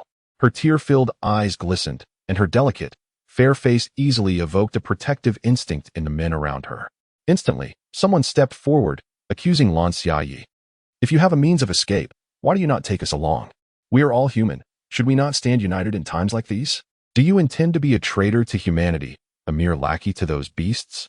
The man spoke with a frigid gaze, scrutinizing Lan Xiaye as if she were already a traitor to humankind. More individuals rallied, pressing Lan Xiaye to reveal her method of escape, their fervor unmistakable. Of course, their primary desire was to flee, rather than genuinely advocating for the short-haired girl. They merely seized upon this pretext to instigate conflict. The short-haired girl cast a triumphant glance at Lan Xiaye, seemingly envisioning her inevitable capitulation and the revelation of her escape plan. The inhabitants of the Pinnacle district and those of the Yaoguang district possess their respective backgrounds. The short-haired girl, aware that Lan Xiaye is merely a novice who has recently ascended to a higher level, deduced that her psychological resilience must be quite feeble. Employing this cunning tactic, she could undoubtedly extract the information she sought. Throughout her history, she had consistently employed such methods against women, who often found it difficult to resist the clamor of the crowd. A malevolent smile crept upon her lips as she stood behind the throng, conjuring chaos. No one could harm her. Yet, the short-haired girl furrowed her brow in displeasure, for a significant portion of the crowd remained unmoved, even impervious to her provocations. This was the first instance where so many had resisted her incitements. Nevertheless, it sufficed. The Taoist priestess seethed with fury as she beheld the triumphant short-haired girl, her fingers itching to strangle her. What means do we have to depart? Do not speak nonsense. The priestess, already stern in demeanor, appeared even more unapproachable with her cold expression, as if she were on the verge of violence. Alarmed, the crowd encircled the short-haired girl protectively, prompting Lan Xiaye to marvel at the allure of the White Lotus. The bespectacled man and others joined in, forming a shield around Lan Xiaye. The Pinnacle district's inhabitants approached leisurely, coming to the aid of the short-haired girl. Among them was a strikingly handsome leader exuding a formidable presence. With a glint of mischief in his eyes, he tilted his head towards Lan Xiaye, inquiring, Are you not inclined to share your plans with us? Of course. He harbored no expectations of learning about the Yaoguang district strategies. Rather, he sought to instigate discord, to engage in a melee that would drain the strength or lives of the Yaoguang district's participants. Indeed, quickly tell us, the surrounding individuals urged, pressing Blue Xiaye and her companions. The man in black-rimmed glasses appeared exceptionally distressed, while several merciless taskers nearly resorted to violence against them. The twin sisters stood indifferently nearby, already prepared for a potential clash. Not only they, but the members of the Breakthrough District were also quietly readying themselves for an attack. However, no one anticipated that Blue Xiaye would calmly utter, All right, what? Everyone turned in shock to gaze at Blue Xiaye, with the taskers from the Breakthrough District exhibiting uncertainty. With a smile, Blue Xiaye continued, We intend to escalate this situation a bit. Will you assist us? The leader of the Breakthrough District frowned, clearly taken aback by Blue Xiaye's directness. Not a single one of the taskers behind her attempted to stop her. Could she possibly be the leader of the Shaking Light District? No, that seemed improbable. The people from the Shaking Light District were notoriously unruly and proud. It was unlikely they would have a leader at all. Surely, this woman was merely spouting nonsense to deceive them. Unbeknownst to them, the reason the Shaking Light District members did not intervene was their belief that the ideas originated from the man in black-rimmed glasses, and that Blue Xiaye was likely unaware of the deeper circumstances. They also doubted she would speak the truth. The man snorted coldly, willing to hear more. Blue Xiaye had no intention of fleeing amidst the chaos today. Firstly, the moment when one appears most relaxed might very well be the most perilous. Secondly, if she were to escape today, the Breakthrough District members would undoubtedly be the first to cause trouble. It was imperative to orchestrate such an event at an unexpectedly mundane moment. This matter must be directed to your teammate. It was she who boldly volunteered to inform us of her method to dismantle our confinement. This very object that binds us. Lan Xiaye gestured towards the bubble egg. In Chapter 95, titled Giant Bird, the short-haired girl did not anticipate that Lan Xiaye would not only maintain her composure, but also deftly shift the focus back onto her. Instantly, her gaze turned venomous, as if laced with poison, directed towards Lan Xiaye. The individuals who had been standing beside the short-haired girl, Zhao Wenjing, now regarded her with skeptical eyes. Zhao Wenjing's complexion paled in an instant. She was acutely aware of the captain's disposition. The captain had sent her forth to provoke the Radiance District, intending to incite conflict and thereby obliterate them in one fell swoop. However, to her astonishment, the Radiance District not only remained unfazed but also turned her into a pawn against her will. At this juncture, Zhao Wenjing had no choice but to concede. Yes, she stated, her voice tinged with frustration and fury. Lan Xiaye smiled sweetly, her eyes crescent-shaped. Then, might I trouble you to relinquish that item? Zhao Wenjing was exceedingly reluctant. The artifact capable of dismantling the confinement was exceedingly precious, a purchase made with a significant expenditure of her points. How could those impoverished souls from the Radiance District afford such a treasure? The man chuckled ominously, his teeth clenched in irritation. You have yet to disclose your escape plan. As the leader of the Breakthrough District, he had witnessed his team annihilate the Radiance District on multiple occasions. Yet this was his first significant setback at their hands, which ignited a fierce desire for vengeance against Lan Xiaye. Lan Xiaye examined the artifact for dispelling the confinement, feeling the potential of the carving tool to liberate her from the bubble egg that encased her. Ah, what a remarkable item. Yet, it seems a pity to use it at this moment. The twin sisters silently approached Lan Xiaye, conveying to her that they possessed an item capable of replicating abilities. A single phrase sufficed for Lan Xiaye to grasp the twins' intentions. She nodded and handed them the carving knife. With a beaming smile, she added, "No need to rush. Let me first lift the restrictions for my teammates and ascertain whether this item is as extraordinary as you claim." The man licked the back of his teeth, patiently awaiting to see what tricks Lan Xiaye had up her sleeve. The twin sisters exchanged a knowing glance with Lan Xiaye, who, understanding their unspoken message, returned the carving knife to Zhao Wenjing. In 3 days, we need to create chaos. Everyone will take advantage of the turmoil to escape. I trust you can assist us. Yes, Lan Xiaye casually proposed a time frame, inquiring with a smile. The man squinted, inherently skeptical that Lan Xiaye would divulge the truth. Why not escape today? Given such a splendid opportunity? Lan Xiaye maintained her smile. That is indeed our plan. I am a rather obstinate individual and do not easily alter my intentions. The man, vexed to the point of amusement, dismissed her absurdity. However, they were no longer in a position of influence, and thus could not instigate further conflict. He turned away in frustration. Wait, hand over that knife capable of freeing us from this predicament.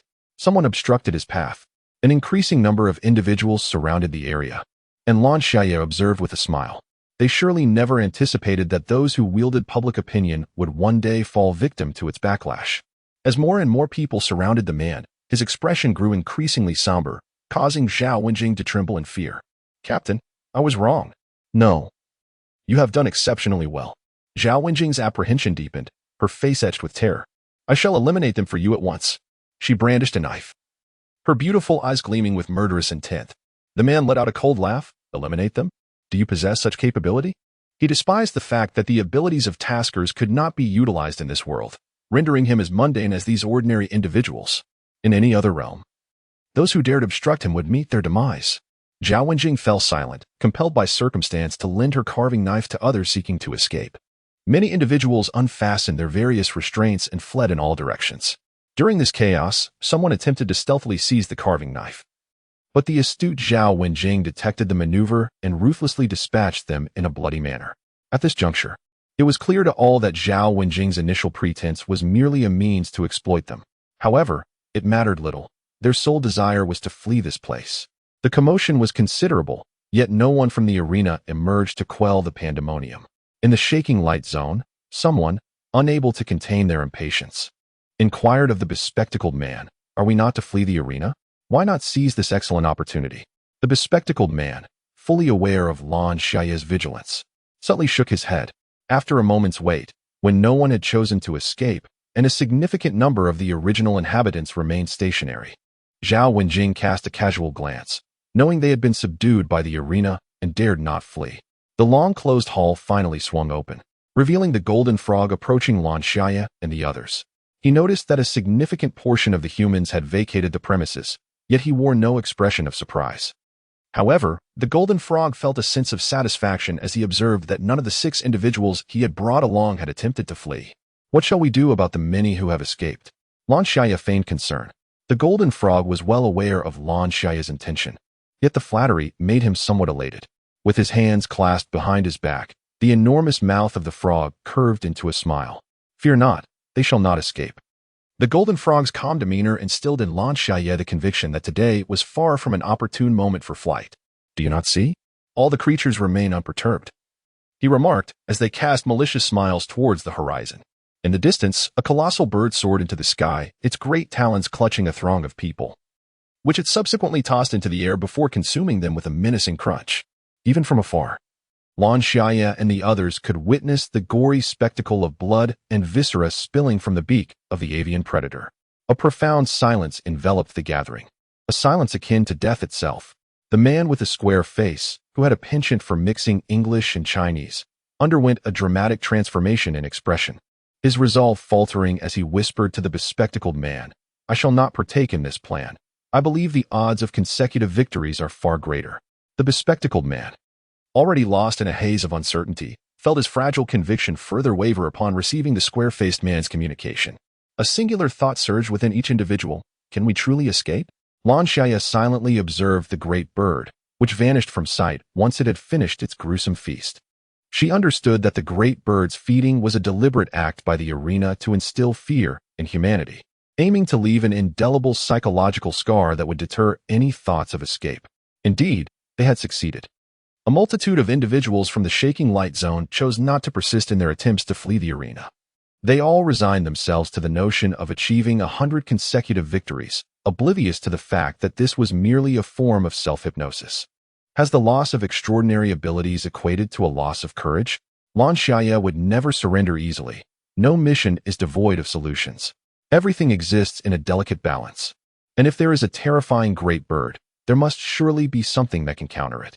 Her task was to find that very thing. In Chapter 96, Zhao Wenjing met her demise. As the following events unfolded, the collective mood soured, replaying in their minds the haunting image of the colossal bird devouring humans. The bespectacled man, torn by indecision throughout the day, ultimately transmitted a query to Lan Xiaye. Shall we proceed with our plan? Lan Xiaye's gaze remained resolute. Yes, but we must first stabilize our position. I will seek a more secure method. In that moment, the man's anxieties were soothed, and he regained his composure. Very well. Take care. In the ensuing days, Lan Xiaye oscillated between the arena and the dungeon, her injuries worsening, and the bespectacled man was no better off. 3 days after the day of amnesty, the taskers from the Broken Army Zone indeed reported Lan Xiaye and her companion's intent to escape, prompting heightened surveillance from the arena. However, upon investigation, it was discovered that Lan Xiaye and her group had exhibited no unusual behaviors amidst their monotonous existence. This revelation left the arena's creatures feeling deceived, leading to a swift punishment for the informant in the form of a brutal whipping.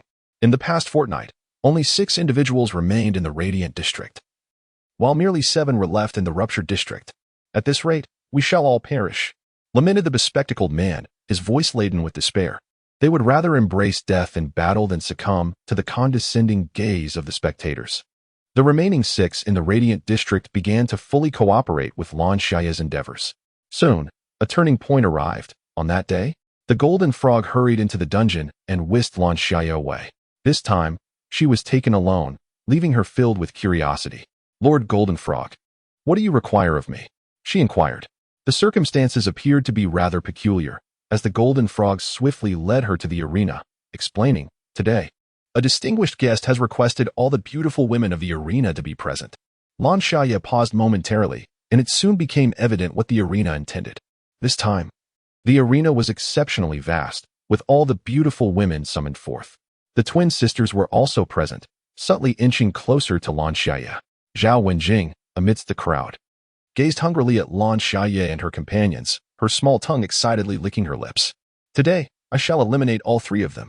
As confusion enveloped everyone, a searing flame descended upon the arena, the brilliant light causing Lan Xiaye and the others to instinctively squint.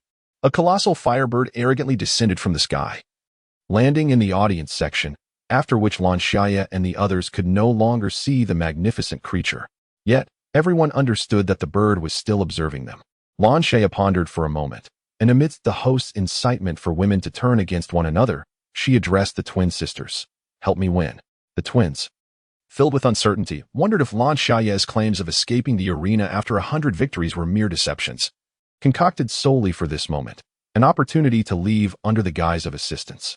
As Lan Xiaye noticed the twins' immobility and their increasingly scrutinizing and cold gazes, she swiftly discerned their thoughts. She let out a light laugh, reassuring them, "Do not be so tense. I truly am not deceiving you. When I was first injured, I encountered a doctor who was a rabbit. She mentioned that a powerful figure wished to take me away as his pet, but I declined. These must be distractions designed to ensnare us. I only trust myself." As she uttered her final words, her eyes radiated a profound calmness. The twins were taken aback. The younger sister, with a stern expression, declared, "Very well, I shall trust you this once. If you deceive me, once we leave this world, I will certainly kill you." They refrained from further questioning Lan Xiaye's intentions, for once they placed their trust in someone, it was with unwavering faith. Lan Xiaye extended her pinky finger, smiling playfully. "All right. Let's make a pact. If I deceive you, you can come and slay me." The younger sister flushed with embarrassment, about to scold Lan Xiaye, when the elder sister pushed her aside. A dagger narrowly missed the younger sister, having been thrown by Zhao Wenjing amidst the chaos incited by the host. The dagger is one of Zhao Wenjing's props, possessing no extraordinary function, merely a common dagger among many she owns. Lan Xiaye gazed at Zhao Wenjing, who wielded the dagger, and offered a gentle smile, contemplating the need to eliminate this bothersome adversary.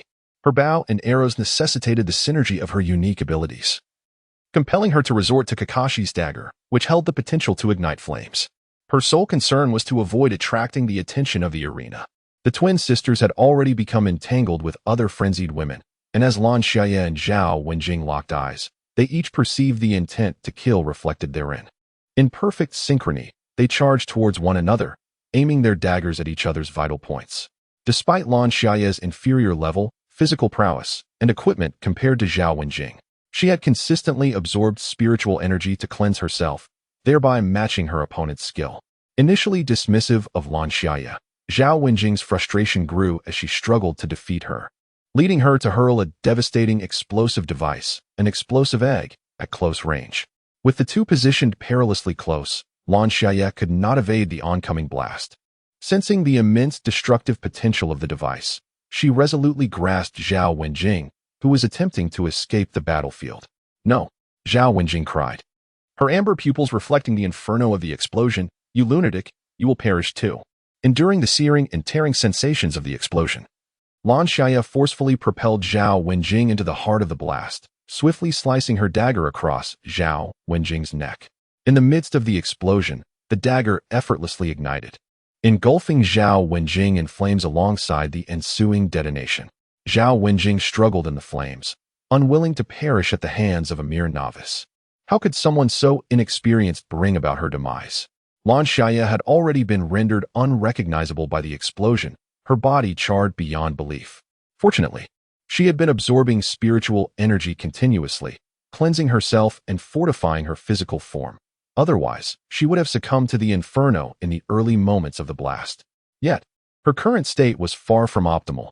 Her hands were shattered, with only skin and flesh holding them together, as she stood there with great difficulty.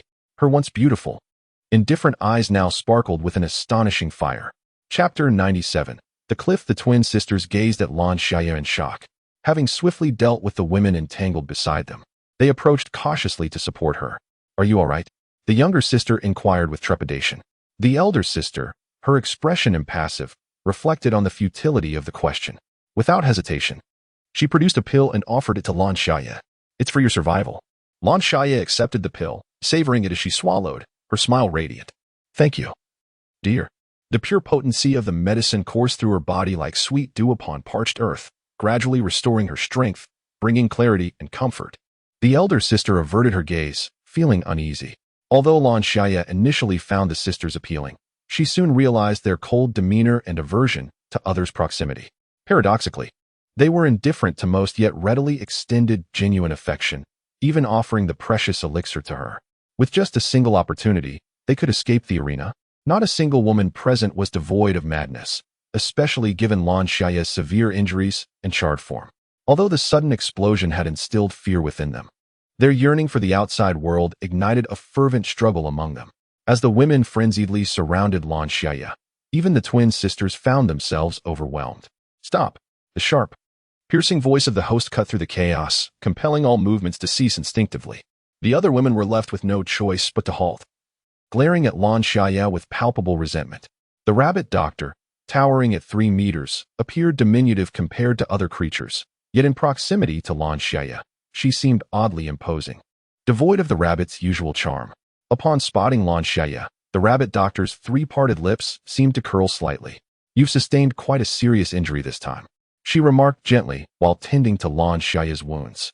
The rabbit doctor's eyes glimmered with a crimson light as she gazed at Lan Xiaye. "Did you not express a desire to remain in the arena?" Lan Xiaye had no intention of departing the arena in such a manner. Her desire to follow the blazing bird was driven by the need to find an opportunity. "Perhaps." The rabbit doctor hesitated. "Well, I've nearly bandaged your wounds. They do appear quite severe." The rabbit doctor swiftly shifted the conversation, ushering Lan Xiaye outside, where a colossal shadow awaited her. It was the blazing bird, who swiftly scooped up Lan Xiaye, cradling her in its claws as it took flight.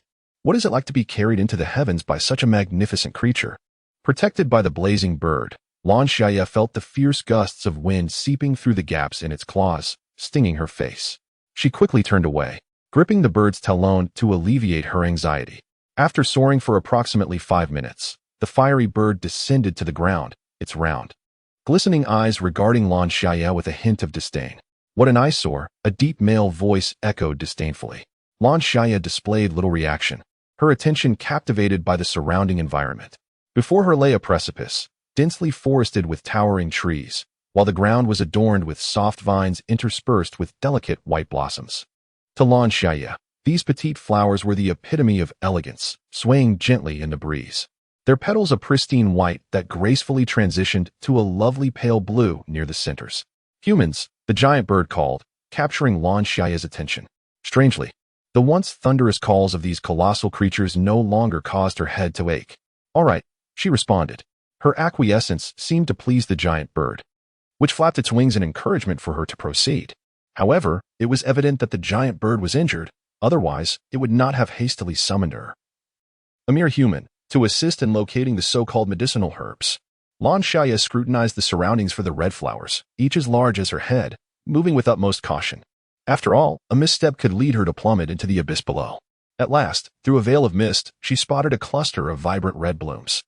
Approaching for a closer look, she confirmed that it was indeed a vast array of flowers, each one matching the size of her head. Likely the herbs the giant bird had mentioned. They were situated on a ledge beneath the cliff, a precarious location for a human like Lan Xiaye, fraught with danger. One careless move could spell disaster. Yet for the giant bird, retrieving them would be a simple task, especially with such an abundance of blossoms. Lan Xiaye, with utmost caution, refrained from descending immediately. She picked up a small stone and hurled it towards the flowering bushes. In an instant, a fiery blaze erupted, reducing the stone to mere ashes. Lan Xiaye gasped, as she seemed to comprehend why the colossal bird had chosen her, a human capable of surviving amidst an explosive inferno. As she pondered how to successfully procure a flower, a multitude of slender red serpents stealthily approached her from the ground. Their minuscule forms, vibrant crimson against the darkened earth, rendered them nearly invisible. A faint hissing sound caught her attention, prompting her to scan her surroundings, yet all she found was an eerie stillness. Her heart, instead of easing, sank with a sense of foreboding. The hissing intensified, revealing the presence of snakes. Lan Xiaye looked around, only to discover countless tiny red serpents coiling together on the ground, almost blending into the terrain, encircling her like a frenzied tide. A chill ran down her spine. In a moment of panic, she drew Kakashi's dagger and swung at the serpents. Some were severed, while others, undeterred by their diminutive size, ensnared her wrist. Chapter 98. The great serpent. The blood-red snakes writhed around Lan Xiaye's pale wrist, sending shivers across her skin, compelling her to discard them immediately. Countless serpents squirmed, provoking a wave of nausea as they pushed her further into the thicket of flowers. With no alternative, Lan Xiaye resolved to descend.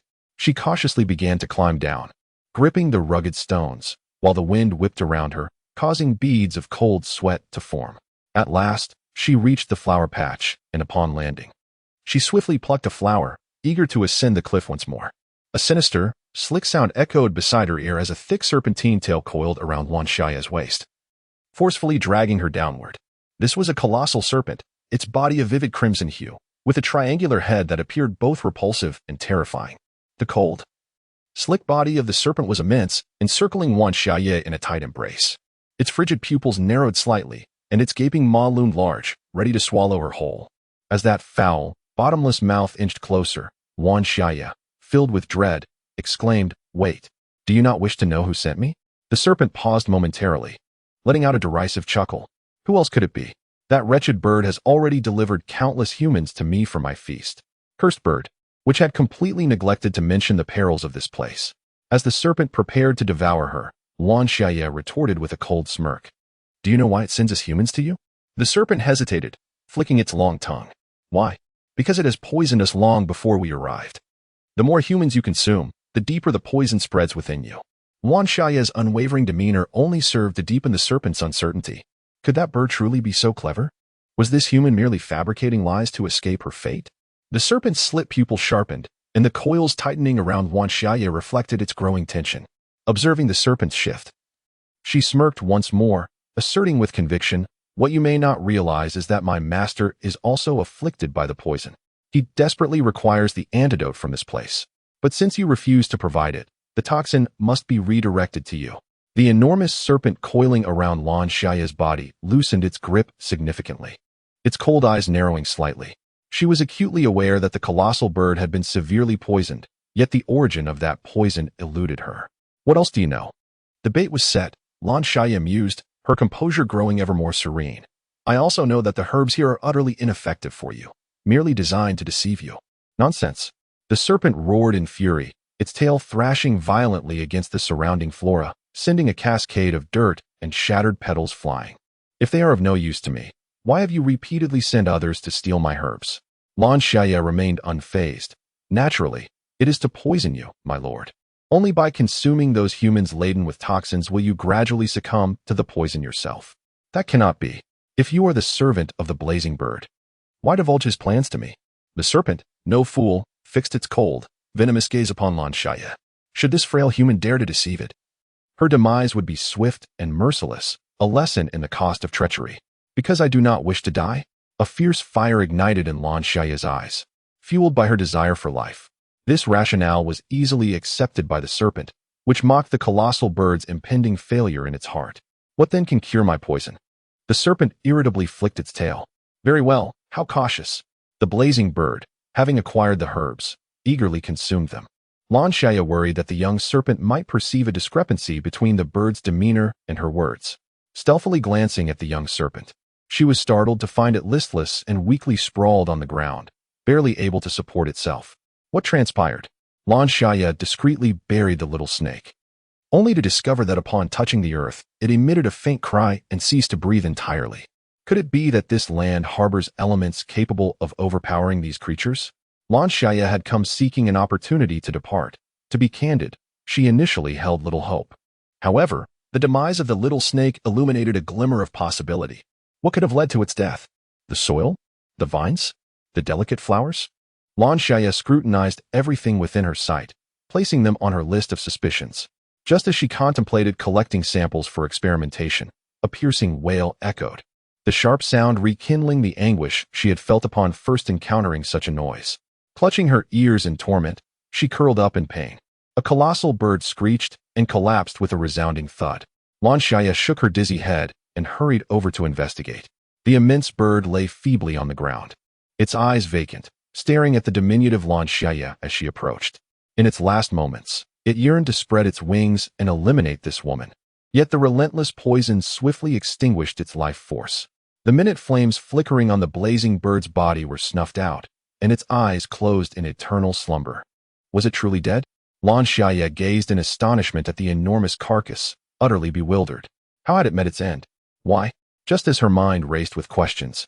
An overwhelming sense of dread compelled her to hide behind the charred remains of the blazing bird. A massive red serpent soared upward, arriving at the precipice. It swiftly slithered down, and upon spotting the great bird's lifeless body, it hesitated, casting a perplexed glance at its former rival. How could one of equal strength perish so effortlessly in its own domain? The colossal serpent flicked its tail in agitation, the air around it imbued with an unsettling scent that easily ignited the fury within. It had hastened to this place, sensing the demise of a child, only to be met with the lifeless form of the blazing bird. What transpired here? The serpent felt a twinge of retreat. Meanwhile, Lan Xiaye's heart raced uncontrollably as she concealed herself beneath the carcass of the giant bird, hoping the serpent would soon depart. Human, where are you? The serpent's sharp, sinuous voice, accompanied by the subtle hiss of its tongue, nearly caused Lan Xiaye's heart to cease its rhythm. She dared not breathe, closing her eyes in a feigned death. Yet, something was amiss. The serpent squinted, questioning the whereabouts of the human with whom it had struck a bargain. Could it be that she was the true architect of this calamity, though aware that humans lacked such power? The serpent's long-standing oppression at the hands of humanity had fostered an image of them as cunning and malevolent. With a burgeoning intent to kill, the serpent prowled, seeking Lan Xiaye. Chapter 99, Poison. What could possibly have caused such sudden demise? The small serpent began to languish after reaching the precipice, slowly succumbing to its fate. In contrast, the giant bird perished shortly after consuming the crimson flower. Wait, it seemed she had uncovered a commonality between the two. Perhaps both had been tainted by the miasma of the blood-red blossoms, or something else entirely. It was conceivable that the crimson flowers were antagonistic to the elements of this place, leading to the demise of both creatures. Unbeknownst to her, the enormous serpent had stealthily drawn closer to Lan Xiaye's hiding spot, the chilling scrape of its scales against the ground muffled by its own voice. I have found you. Her shrill voice echoed, fluctuating in proximity, and Lan Xiaye understood that the great serpent was attempting to provoke her, urging her to lose her composure and reveal herself. The serpent loomed above the charred body of the phoenix, its icy pupils glimmering with a hint of human-like mockery.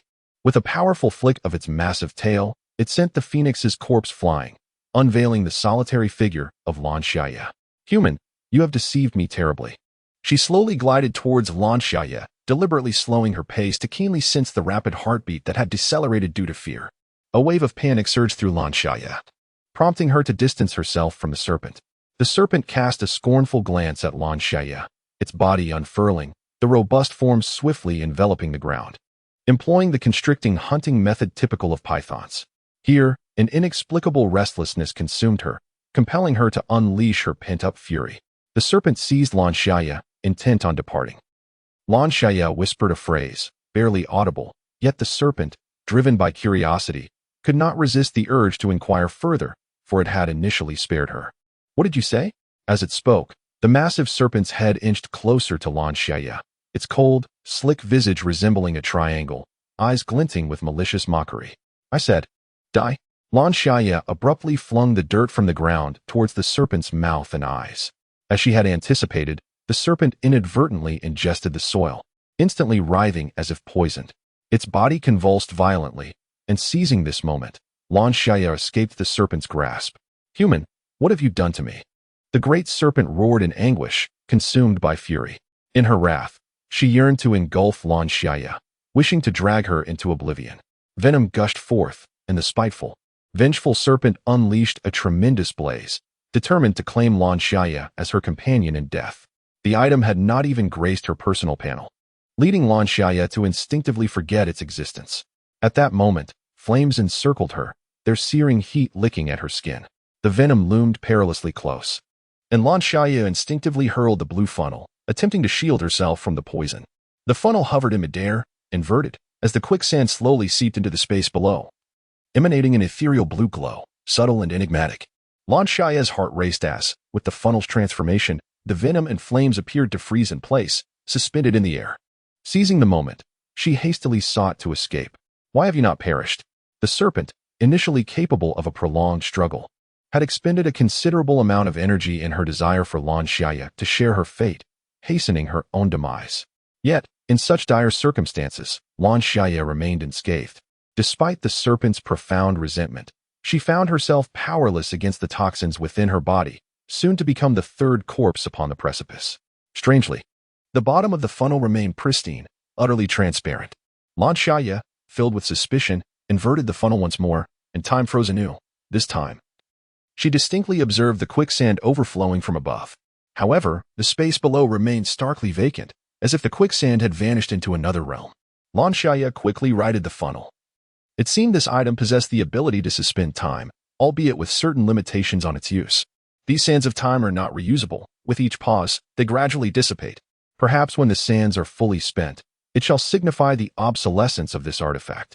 Next, the inquiry must focus on the source of the immense toxins generated here, and why the blazing bird experienced no adverse effects in this very location. That entity must be a mutation, an abrupt emergence that led to the bird's sudden poisoning.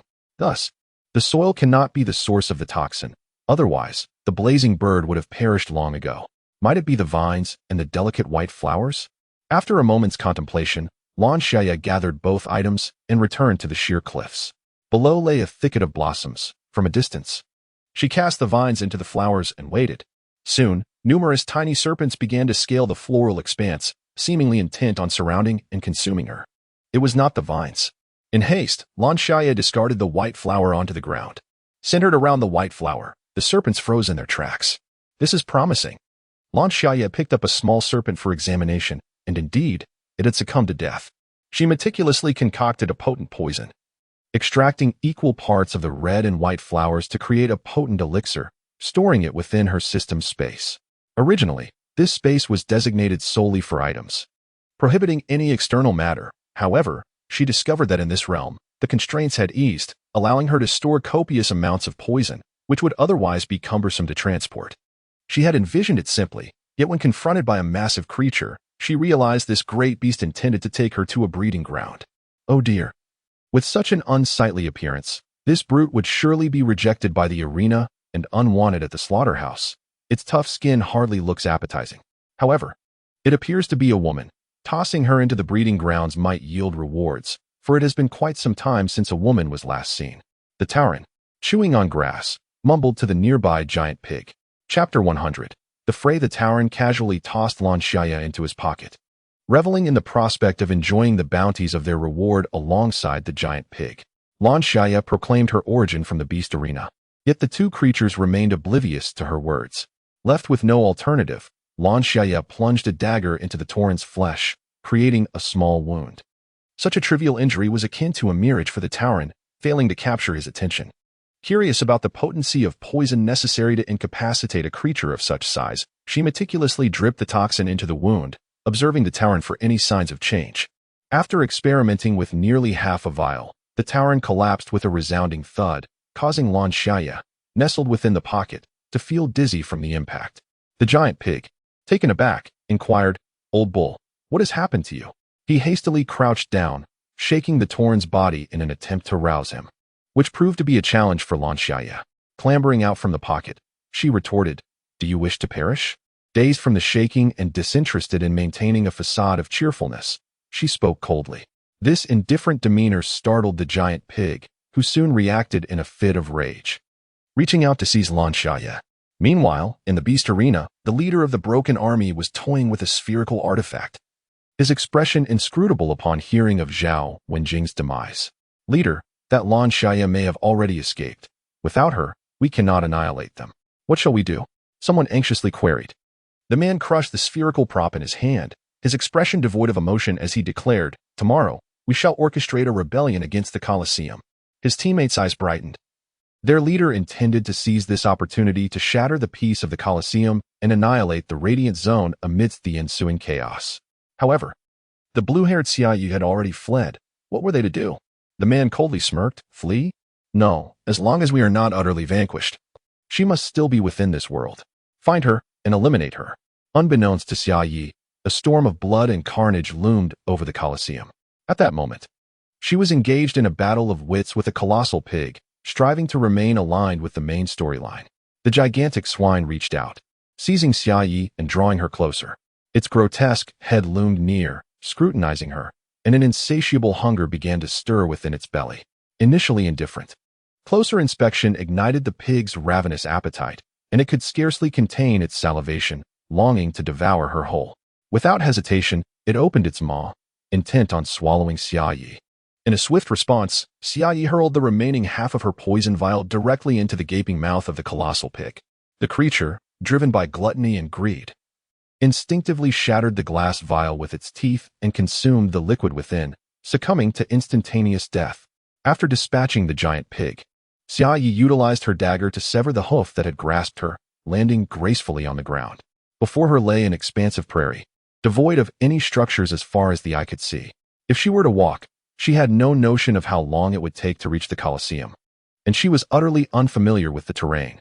While Xiaye wandered aimlessly, chaos erupted within the Colosseum as the rebel zone instigated turmoil, tearing down barriers and wreaking havoc in the arena. The location they currently occupy is the arena where Lan Xiaye competed prior to his departure.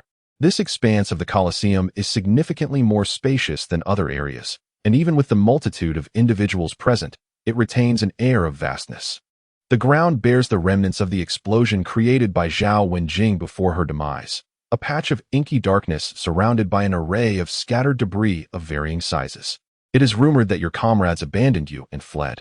The leader of the Broken Army District, accompanied by his entire team, has advanced to the front of the Radiant Light District, deliberately commenting on the conspicuous dark stains on the ground.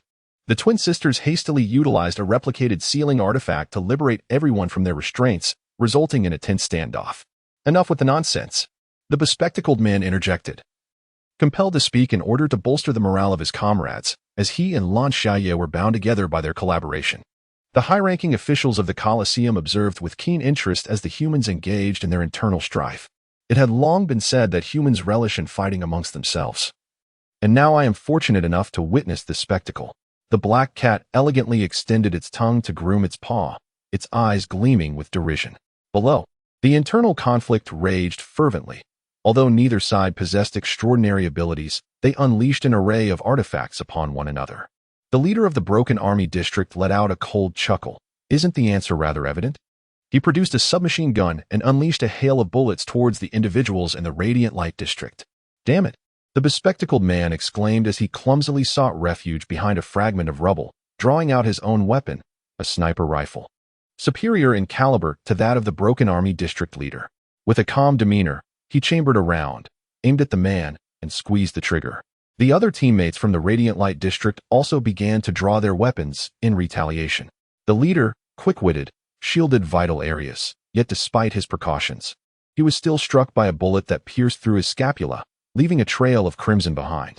He licked his back gums and suddenly erupted into a sinister laughter, his grin exuding malevolence.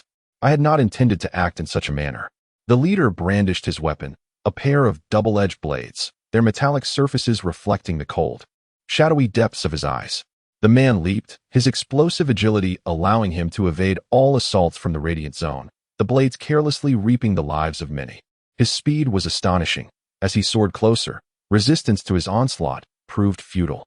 The double-edged blades flashed like lightning, claiming lives before one could even register the danger.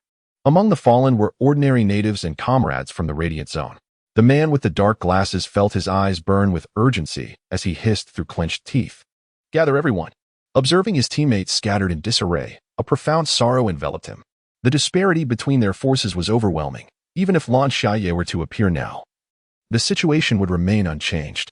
The man with the dark glasses pondered in despair. This was the chasm between the Radiant Zone and the Ruptured Zone. Gaps in points, equipment, and strength loomed insurmountably large.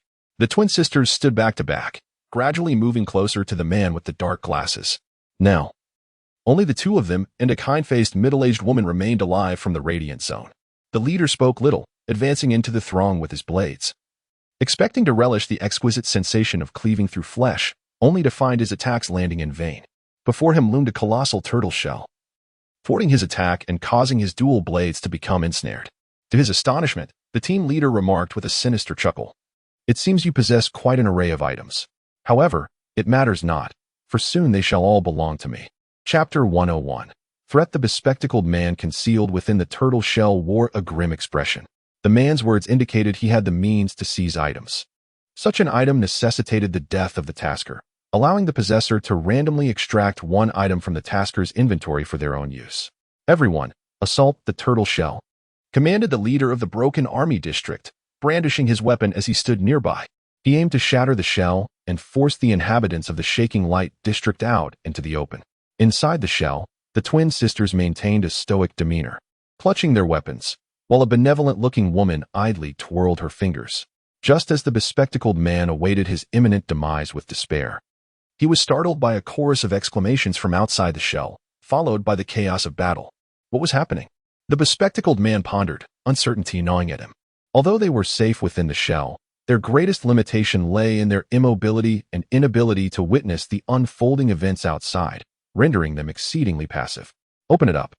Let us see what transpires outside, urged the twins. With a surge of adrenaline, the bespectacled man nervously retracted the turtle shell. Almost instantaneously, he brandished other survival items. However, the sight that greeted him left him utterly astounded. The squad from the Broken Army District was entangled with several gigantic creatures, standing atop the broad shoulder of a great black bear. Lan Xiaye wore a cheerful smile as she directed it alongside another creature that bore the upper body of a woman and the lower body of a centipede.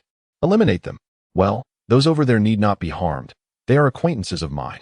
With a light tap of her finger, Lan Xiaye sealed the fate of anyone she pointed at, causing them to perish instantly at the hands of the human centipede.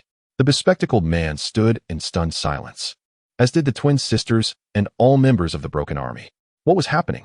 How could she command these colossal creatures to commit murder on her behalf?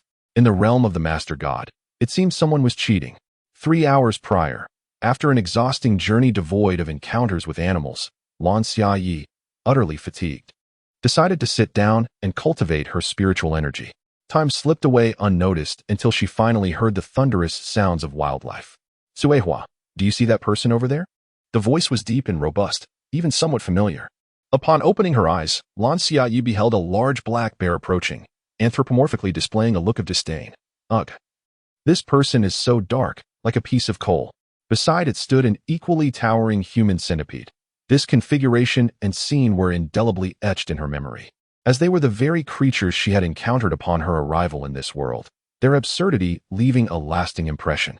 Suddenly, the human centipede recoiled in panic, collapsing to the ground in a submissive posture, trembling as it exclaimed, "Human, what is it that you hold in your hand?" The black bear, bewildered, poked the centipede with its paw. Suehua, what's wrong with you? Be quiet. If you wish to live, keep your distance from her. Lan Xiaye, contemplating the situation, stepped closer to the human centipede while holding the poison. The creature recoiled as if confronted by a venomous serpent, leading her to believe it sensed the imminent danger of her toxin. It seems that the poison she has concocted is indeed lethal to these creatures. However, it remains a mystery why it has not affected her adversely. Observing the human centipede, which resembled a frightened bird, Lan Xiaye smiled innocently. Do not be afraid. I mean you no harm. Huh, what can a mere human do to us? The great black bear was the first to protest, roaring fiercely as it prepared to confront the diminutive human. Unexpectedly, the centipede swung its tail, ensnaring the bear's arm. Do not be reckless, the centipede urged urgently. Have you forgotten the 2 corpses we just encountered? While patrolling the grasslands, they had discovered the remains of a minotaur and a gigantic pig, from which the centipede sensed a deadly toxin. This poison would surely be fatal upon contact. To her astonishment, she now sensed the same venom emanating from a human, indicating a profound connection between the demise of those 2 animals and this individual. The black bear, despite its size, was inclined to heed the centipede's warnings. The potency of her own toxins was formidable, yet even she was daunted by the poison held by this human. Thus, it chose to comply. Lan Xiaye was quite pleased. Although she had crafted numerous poisons, escaping from the arena would entail encountering countless monstrous beings. It would be prudent to conserve her resources. What do you wish us to do? The centipede inquired, eyeing Lan Xiaye with suspicion. The centipede was taken aback by the simplicity of the request. What could she possibly want in the arena? Nevertheless, sending this perilous individual into the arena might prove advantageous. While she felt powerless against the human, the creatures within the arena might not be so easily thwarted. The human centipede's eyes shifted slightly, and it immediately acquiesced to Lan Xiaye's request. The enormous black bear had no objections, especially since transporting individuals to the arena would also yield a reward for them. Upon returning to the arena, Lan Xiaye discovered a scene of utter chaos. There was not a single guard at the entrance, leading her to realize that something must have transpired on the tasker's side. Then came the dramatic moment witnessed by the bespectacled man, where she threatened the human centipede with poison, compelling it to strangle the taskers from the breakthrough district. The leader of the breakthrough district watched in horror as his comrades fell one by one to the toxins of the human centipede, trembling with rage. This was the first time that a creature within a task world had aided a tasker in eliminating fellow taskers. How dare they? He roared, hurling a highly destructive bomb. Duck! The bespectacled man swiftly summoned his shell, sheltering the twin sisters and a woman within it to evade the explosion. However, he had no means to protect Lan Xiaye, who was positioned quite far from them. Lan Xiaye felt equally helpless. This marked her second encounter with an explosion. Fortunately, the black bear reacted swiftly, retreating several large steps. For them, those few steps equated to hundreds of meters, a distance ample enough to distance Lan Xiaye and the black bear from the epicenter of the blast. Particularly, as Lan Xiaye perched atop the black bear's shoulder, she emerged unscathed. In stark contrast, the unfortunate human centipede bore the brunt of the explosion. Its considerable size rendered it an easy target, with most of the blast converging upon its massive form. Dark blood oozed profusely, preventing it from rising. Witnessing the dire state of the human centipede, the black bear roared, "Sawa, how dare you, human?" In a fit of rage, he bellowed thunderously, causing his massive form to swell, muscles rippling forth, his eyes turning crimson with fury, completely losing his rationality as he charged forward heedlessly. Chapter 102, A Series of Deaths. Without regard for the blue summer leaf still perched upon his shoulder, he barreled through, seeking out the leader of the breakthrough district. Delivering a heavy punch aimed squarely at him, the clash resonated with a metallic clang as the leader, wielding twin blades, crossed them to deflect the onslaught of the great black bear, though the impact left him reeling. The sheer force of the bear's might caused the ground beneath him to shatter, creating a small crater where he stood. As a C-rank tasker, despite the loss of his abilities, his physical prowess and conditioning far surpassed that of an extraordinary being. To his astonishment, in this contest of strength, he found himself at a distinct disadvantage. Gritting his teeth, he realized this was far beyond the challenges typical of a D-rank task world. The black bear, undeterred by his initial failure, swung another fist, an uppercut that sent the leader soaring. With a sickening thud, he was propelled hundreds of meters, crashing to the ground and spewing a copious amount of blood. The bear showed no inclination to grant his opponent respite, launching a crushing blow as if to pin the leader beneath an immovable mountain. Ah, damn it! The leader lost his composure, howling in rage. "You forced my hand." In a moment of desperation, he produced a bubble machine, its plastic body adorned in a bright yellow hue, resembling a child's toy. Yet, at that instant, as the bubble machine came into view, Blue Summer Leaf felt her hair stand on end, a profound sense of impending doom washing over her. She swiftly leaped down from the great black bear's shoulder, the height imparting a certain jolt upon her. With a muffled grunt, Lan Xiaye hastened to distance herself from the massive creature. The black bear, oblivious to her flight, was consumed by thoughts of avenging the human centipede, launching itself high into the air to descend upon the team leader. Just as the two approached one another, the team leader pressed the button on the bubble machine. A cascade of vibrant, translucent bubbles slowly enveloped the black bear, halting its descent. The bewildered bear pounded against the bubbles in a futile attempt to escape. Yet, upon contact, the bubbles burst with a soft pop, leading to the bear's disintegration. It shattered like a bubble, the entire creature fracturing in an enchanting display rather than a gruesome spectacle. There was no gory aftermath. The black bear dissolved into foam, melting away into nothingness. The human centipede stood in stunned silence, followed by an ear-piercing scream. The high-decibel sound assaulted Lan Xiaye and her companions, sending a wave of discomfort through their eardrums and causing a bout of dizziness. Seizing the moment while everyone clutched their ears in distress, the human centipede swiftly crawled towards the team leader, its tendrils reaching downwards. However, it found nothing but air. As the team leader, with a steely glare, deftly evaded the assault. Though shaken by the centipede's shrill cries, he did not lose his composure. Instead, he felt a wave of nausea wash over him due to the difference in their physical capabilities. Truly an annoying adversary. The team leader wielded his blade, severing all the tendrils encircling him. He had not felt so disheveled in a long time, and with his rising murderous intent, he found it impossible to restrain himself. The human centipede let out a piercing scream as the team leader raised his double-edged blade, frantically slicing and dicing the creature until her voice grew faint and ultimately fell silent. A profound stillness enveloped Lan Xiaye and the others, as the team leader of the broken military district stood smeared with splashes of dark, congealed blood, the remnants of his brutal assault on the human centipede. He released his grip on the blades, wiping the blood that obscured his vision, and cast a glance at the dazed Lan Xiaye and her companions, suddenly bursting into a sinister laugh. Perverse. This was the collective thought of everyone from the Radiant Light District, closely followed by a bewilderment regarding the plethora of tools at his disposal. His wealth seemed exorbitant. Why didn't you allow me to kill it sooner? The man slowly approached the group, his smile growing increasingly malevolent. You've compelled me to expend so many tools. Now, you shall compensate for the void left by my losses. Before his words had fully settled in the air, his double-edged blade lunged towards Lan Xiaye's neck. She hastily dodged, yet the sharp edge still left a small cut along her throat. Almost. The leader wiped the blood from his blade, lamenting the near miss. Lan Xiaye drew a dagger, gripping it tightly in her palm, her focus unwavering as she scrutinized the man's movements. However, he was too swift.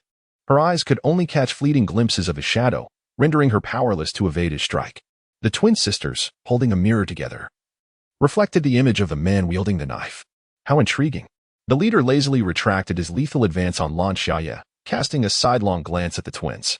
If I am not mistaken, you must be Chen Ying and Chun Jingjing, am I correct? The twin sisters remained silent, their expressions cold and unyielding. The team leader chuckled and remarked, the renowned mirror twin sisters, if your abilities were still intact, I might indeed feel a twinge of fear. But what can you do to me without your powers? A bullet stealthily shot towards the leader, this time striking his wrist. The leader's smile faded, replaced by a dark scowl, looking for death. His right wrist, injured and unable to wield his knife, resorted to his left hand, which slashed toward the bespectacled man hidden in the shadows. The blade clashed against a shell, as the bespectacled man, having been shot, swiftly drew the shell to shield himself. Enraged, the leader shouted, "Turtle, come out!" Yet, no matter how he berated, the bespectacled man remained unfazed, embodying the very essence of a turtle retreating into its shell. Following closely was Lan Xiaye's ambush. Seizing the opportunity while the leader was consumed by rage, she stealthily approached to slash at the man's neck.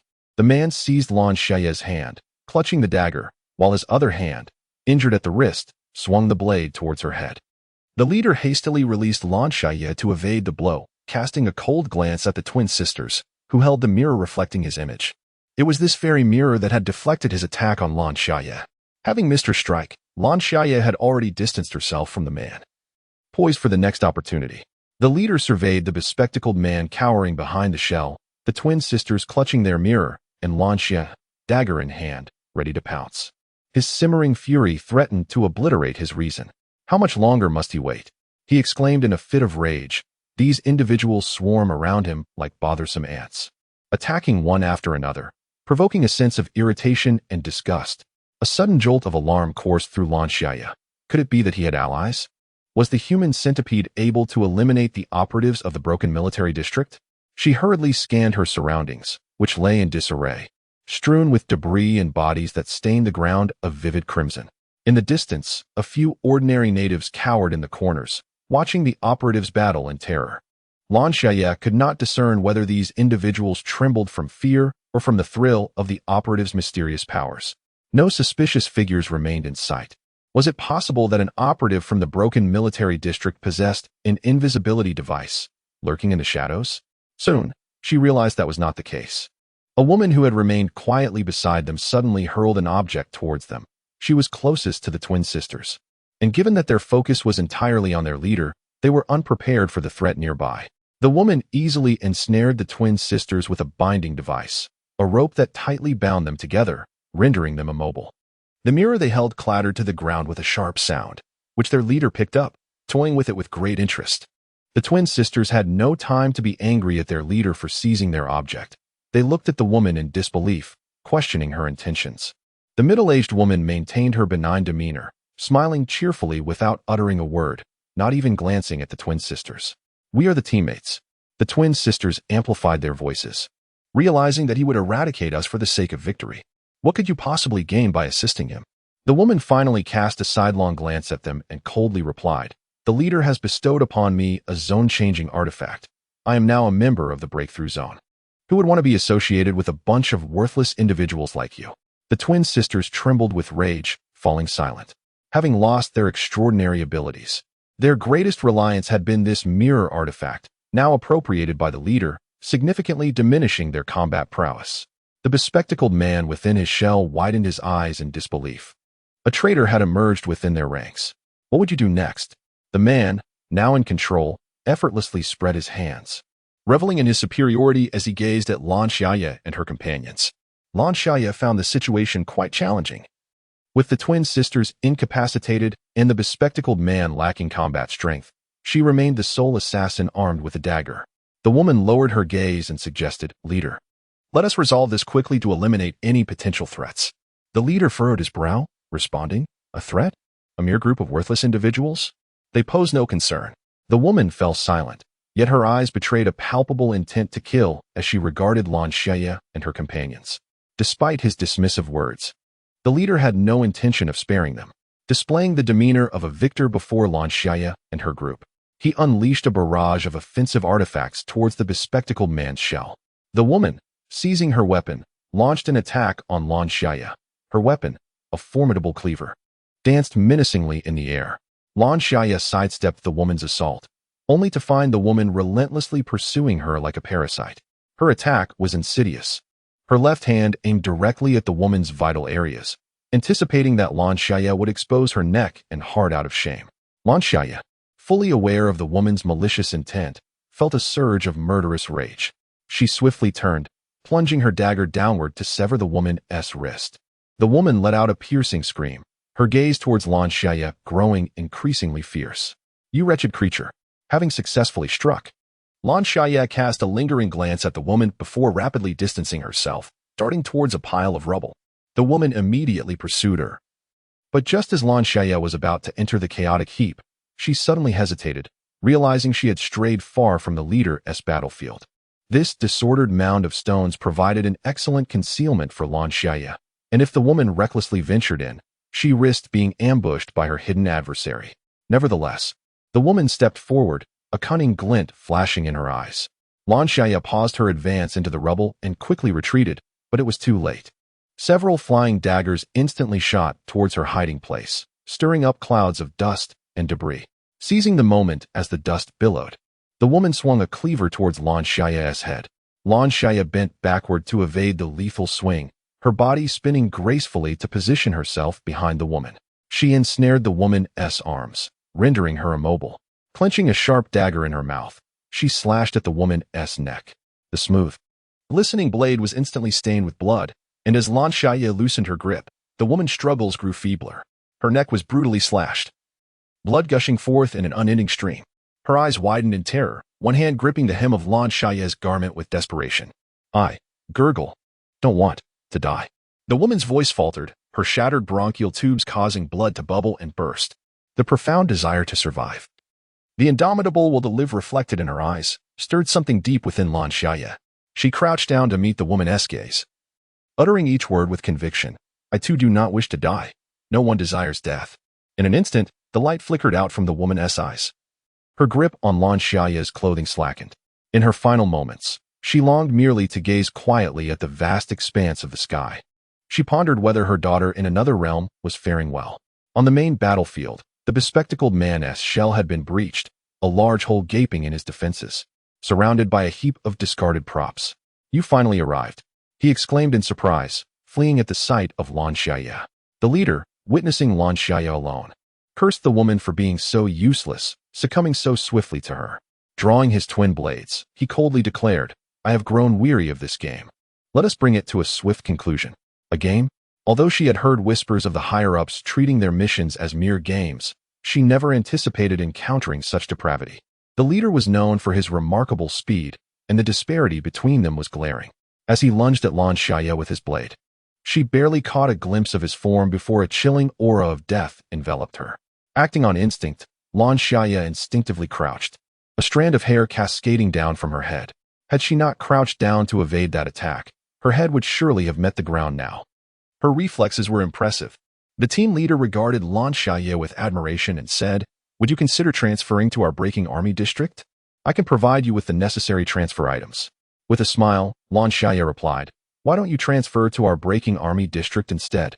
After all, you're left with just one person. If you join us, we can escape together, and the mission would be accomplished without the need for violence.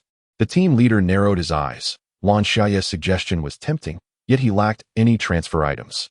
Chapter 104. Escape, huh? Do not waver my resolve. Either you transfer to our district, and I shall spare you, or you all shall perish together, he declared, crossing his arms. He had placed his dual blades into the system space, seemingly placing considerable trust in Lan Xiaye. Her gaze flickered momentarily, and she too stowed her dagger into the system space, extending her empty hands toward him, her eyes curving into a gentle smile. The leader's body instinctively tensed. But Lan Xiaye's demeanor was exceedingly soft, her eyes bright and clear like a pristine spring. Her long, dark hair tied into a ponytail swayed gently as she walked. She announced, I have decided to transfer to the breaking army district. Though the leader was somewhat deranged, he was generally cautious concerning his own life. He scrutinized Lan Xiaye carefully before relaxing into a smile. Very well, then. You may proceed to eliminate them first. His finger gestured toward the incredulous twin sisters and the distraught bespectacled man, whose eyes were filled with regret and loathing. I never expected you would resort to this. The twin sister, Chen Yingying, glared fiercely at Lan Xiaye, her large eyes ablaze with fury. Lan Xiaye shrugged, drew a dagger, and turned to advance towards the twin sisters. You treacherous wretch. Chen Yingying's tears streamed down her face at the sight of Lan Xiaye seemingly intent on killing them, while her sister, Chen Jingjing, exhibited an expression of indifference. The team leader's vigilance waned slightly as he cast a scornful glance at Lan Xiaye, underestimating her capabilities. Believing she was as foolish as that dim-witted woman. The precious transitional device would never be utilized on mere worthless beings. It was utterly valueless. Just as the leader regarded them with a mocking sense of control, Lan Xiaye abruptly pivoted, her body taut as a drawn bow, swiftly launching herself towards him with lethal intent. The leader was taken aback, instinctively seeking to evade and retaliate. However, his mind and body remained rooted, immobilized. Before him hovered a funnel, flowing downwards into the void. Lan Xiaye had meticulously rehearsed the counterattack against the leader in her mind. His strength surpassed hers significantly, and to achieve a decisive blow, she needed to first lower his guard, and then utilize the funnel to suspend time. A single strike was all it would take. The dagger effortlessly sliced through the leader's skull, and time resumed its flow. Before her words had fully escaped her lips, Lan Xiaye had twisted his neck, severing his breath entirely. The bespectacled man and Chen Yingying stood in stunned silence, unable to comprehend the scene before them. As Lan Xiaye had already executed her counterattack on the leader. The bespectacled man stammered, lost for words. Tears threatened to spill from Chen Yingying's eyes, her face a canvas of shock intertwined with sorrow and indignation. Allow me to set you free, Lan Xiaye declared, deftly slicing through the ropes binding the twin sisters with a dagger.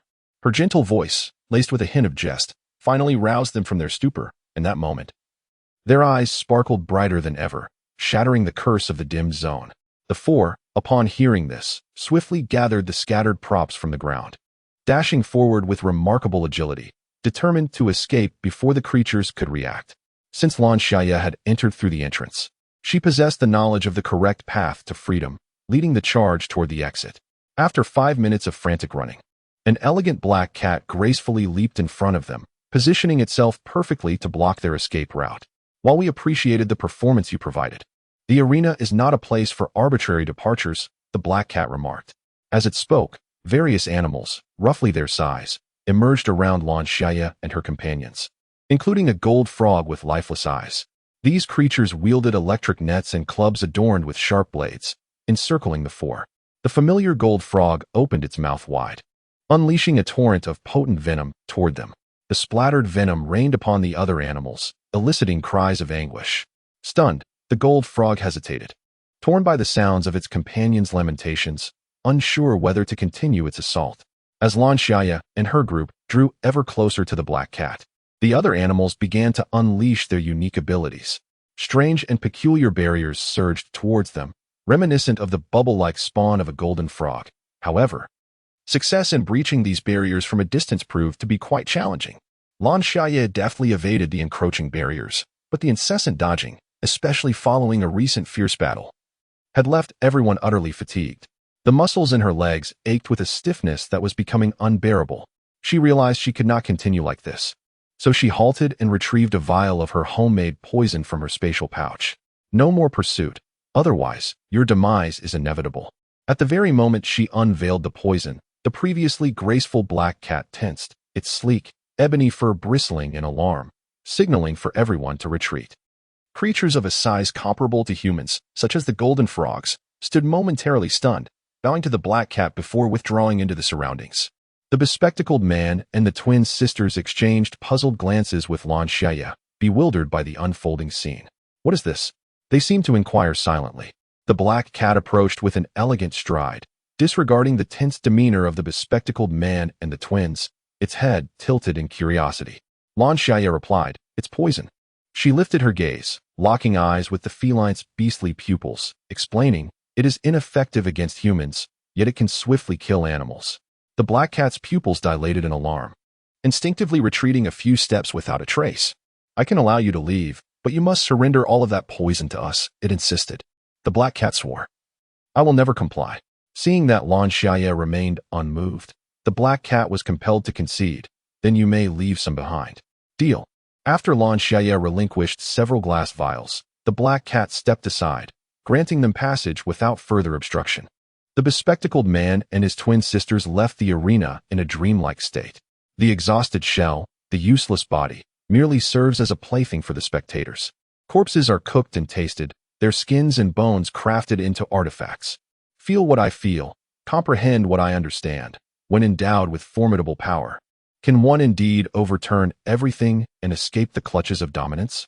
Chapter 105. Awareness upon returning to her own abode. Lan Xiaye reclined on her bed to rest for a moment before assessing her gains. Congratulations! You have successfully escaped the arena, annihilated the Breaker Legion, and earned 1,600 points. Before Lan Xiaye could fully grasp the magnitude of her points, the system's continuous notifications plunged her into ecstasy. Congratulations! You have developed a lethal poison for the mutated behemoths, earning the special title of Inventor. Congratulations! You have cleared the regional competition for the first time, unlocking prizes on the lucky spin wheel, and attained the status of dealer with moderate privileges. Status? Privileges? Lan Xiaye was momentarily taken aback and promptly opened the panel to inspect. Name: Lan Xiaye, first-tier dealer. First-tier dealer. Congratulations. You have become a managerial figure in the main god space. Although merely a low-ranking individual, you possess numerous privileges not available to ordinary taskers. Secret: what specific privileges do I hold? The main god space offers no clarity, shrouded in mystery. Her physical attributes remained unchanged, yet her points surged to 2340. The points awarded for clearing a regional competition are double that of a sea-level task, which explains the frenzy of the Breaker Legion. A new poison appeared in her inventory. The archenemy of creatures, special this poison, developed personally by the tasker, is known only to you in terms of its efficacy, is it not? The special condition remains unchanged, and a new title, Inventor, C, has emerged. Inventor, C. In a world dominated by animals, you have devised a lethal poison for them, significantly reducing the difficulty of your tasks. This act nearly toppled the supremacy of the creatures, yet you managed to escape just in time. Utilizing this title allows for the creation of new chemical reactions between two distinct entities. Note: not all substances can trigger this title. Lan Xiaye shed tears of wealth. This regional competition yielded bountiful rewards. Having learned from the previous round, she promptly commenced her exploration of the points mall. Initially, she acquired various healing items, followed by an assortment of explosive devices. The diversity of items in the points mall left her in a state of bewilderment. Among the categories, she encountered a tool previously wielded by the team leader within the one-hit kill classification. Bubble machine, see a single-use item. As long as the opponent's strength does not exceed the item's limit, once the bubbles are launched, the enemy will shatter alongside them. Naturally, this item comes at a steep price, yet the affluent Lan Xiaye was immensely tempted and, after a moment's hesitation, decided to purchase it. After acquiring an array of peculiar items, her points dwindled to a meager 300. Concurrently, the dealer's privileges were revealed. In Lan Xiaye beheld a new interface, the Bloodline Purchase interface, previously inaccessible to her. This interface is exclusively displayed to taskers with medium-level privileges or those of B rank and above. As she opened the interface, Lan Xiaye perused the display, which contrasted sharply with the mundane props of the Points Mall. The Bloodline purchase interface was resplendent. The showcased bloodlines transcended mere two-dimensional images, presenting a multidimensional allure that emanated an immense and enigmatic aura. The first sight to captivate her was an angelic bloodline. As a three-dimensional angel materialized from the system panel, adorned with vast, pristine wings and an aura of sanctity that radiated divine light. The price? A staggering 100,000 points along with 1,000 century coins. Setting aside the mystery of these century coins, Lan Xiaye meticulously calculated the daunting number of tasks required to amass such points. It was known that C-rank tasks yielded 800 points, B-rank tasks offered 200 points, and A-rank tasks granted 20,000 points. Beyond that, she was uncertain. Quite extravagant indeed. Without hesitation, Lan Xiaye swiped past the angel and similarly ranked demons. She then encountered the bloodlines of vampires, elves, dwarves, and other Western ancestries. Additionally, there were dragon bloodlines, feline bloodlines, and other branches belonging to the mythical races. Bloodlines of witches, specters, demons, and spirits were all present, each more costly than the last. Most astonishing was the robotic bloodline, which, too, bore a hefty price. After a cursory exploration of these bloodlines, Lan Xiaye closed the interface, concluding that none were within her financial reach. The situation grew even more disheartening. In the Hall of the Wheel of Fate, a young man with golden hair clad in golden armor wore a grim expression. The sole crucial item was missing. What? The crowd gasped in shock, turning their gazes toward Lord Puwen. Puwen Gong was greatly flustered by that gaze and hurriedly defended himself, saying, "How could that be? I clearly remember witnessing their deaths. Could it be that the Dark Matter Alliance had taken them away in advance?" The golden-haired youth shook his head, his expression shrouded in secrecy. "The Master has dispatched someone to entangle Mei Yi Ru of the Dark Matter Alliance. She is currently overwhelmed and has no time to venture into that world to retrieve the items." He stepped closer to Puwen Gong, his emerald green eyes penetrating as they scrutinized him. "Are you certain you witnessed the deaths of everyone?" Puwen Gong gazed into those eyes, pure as jade, and his thoughts began to stir. A figure he had never truly considered surfaced in the depths of his mind. "No," he cried out, his eyes suddenly shifting from a daze to clarity. "I remember now, there was a low-tier realm tasker. I did not see her die." The golden-haired youth straightened, frowning. "A low-tier realm? Are you certain?" Puwen Gong nodded vigorously. "I am certain she was from the low-tier realm. She knew nothing at all and did not even possess a proper item. I was the one who gifted her a bow and arrow. However, it seemed she had violated the invisible rules of the task world. A low-tier tasker could not possibly survive, could they?" The golden-haired youth inquired. What rules did she violate? Having visited that world himself, he was aware of certain regulations. He raised an eyebrow. Indeed, such a rule existed, and it was fatal for C-rank taskers like them. Even B-rank taskers found it exceedingly difficult to escape. Puwen Gong, dejected, lowered his head once more. Yet again, the trail had gone cold. The golden-haired youth tucked a lock of long hair behind her ear, remaining vigilant. If she were indeed a highly skilled infiltrator, the crucial item would undoubtedly be in her possession. "What is her name?" The golden-haired youth sighed. "Puwen Gong." Immediately, Puwen Gong stood upright, exclaiming, "I am here. It is high time you amend your arrogant demeanor. After all, you have yet to ascertain even the name of a fellow operative." Chapter 106. Anomaly. Puwen Gong lowered her head, a look of shame crossing her face. "You should go to the lower arena and hone your skills," the golden-haired youth remarked, unmoved by Puwen Gong's plea. "Furthermore, investigate the operative named I. There are over 1,000 in the lower arena." The golden-haired youth dispatched another B-level operative, instructing, "Go investigate those seasoned operatives who remain deeply concealed. See if there are any overlooked individuals." "Understood." The golden-haired youth waved her hand, signaling the operatives to depart. Her emerald eyes grew increasingly profound. What actions would the Dark Matter Alliance undertake? The situation seemed to grow ever more intricate. In the tower defense, Wang Mingjie was astonished by the multitude of rewards issued by the Main Deity Space, his eyes nearly popping out in disbelief. Did we win? Shock and ecstasy enveloped Wang Mingjie as he promptly checked the list of participants in the regional competition. Among the 9 names, only 4 were illuminated: Lan Xiaye, Chen Jingjing, Chen Yingying, and Liang Bowen. Wang Mingjie was taken aback to discover that Lan Xiaye was still alive. Initially, he had merely intended to send an inexperienced newcomer to meet the numbers, Yet the individual had surprisingly survived. Was this a stroke of luck or a testament to her capabilities? His eyes narrowed. It seemed he needed to reassess this person. After reviewing the list of survivors and their rewards, Wang Mingjie accessed the subsystem for the 4 individuals, sending them sequential messages regarding the gathering at the tower defense. At first glance, the information conveyed by Wang Mingjie felt like a distant echo of time. He recalled how, before the regional competition, he had bestowed upon himself a manual for cultivating spiritual energy, a rather costly endeavor at the price of 1,000 points. Subsequently, Lan Xiaye had purchased a manual for honing her mental fortitude from the points marketplace, expending an entire 1,000 points as well. With her keen perception, Lan Xiaye naturally sensed the shift in Wang Mingjie's attitude. "You finally arrived," Wang Mingjie greeted her with a smile, playfully inquiring whether the true love shield he had gifted her was of any use. His words served a dual purpose, to remind her of the favor he had once extended and to subtly gauge her strength. The true love shield, a disposable protective item of C rank, required 400 points. Naturally, Lan Xiaye had yet to utilize the shield, yet she appreciated its value and expressed her gratitude with a cheerful smile. From her response, Wang Mingjie discerned that she had not yet employed the item, thus elevating his estimation of her capabilities even further. A seasoned tactician, Wang Mingjie deftly shifted the conversation. "Little Lan, what level of task do you intend to undertake next?" After a round of polite exchanges, Wang Mingjie used the term Xiao Lan to deepen their connection. Lan Xiaye pondered for a moment and replied, "C level, I suppose."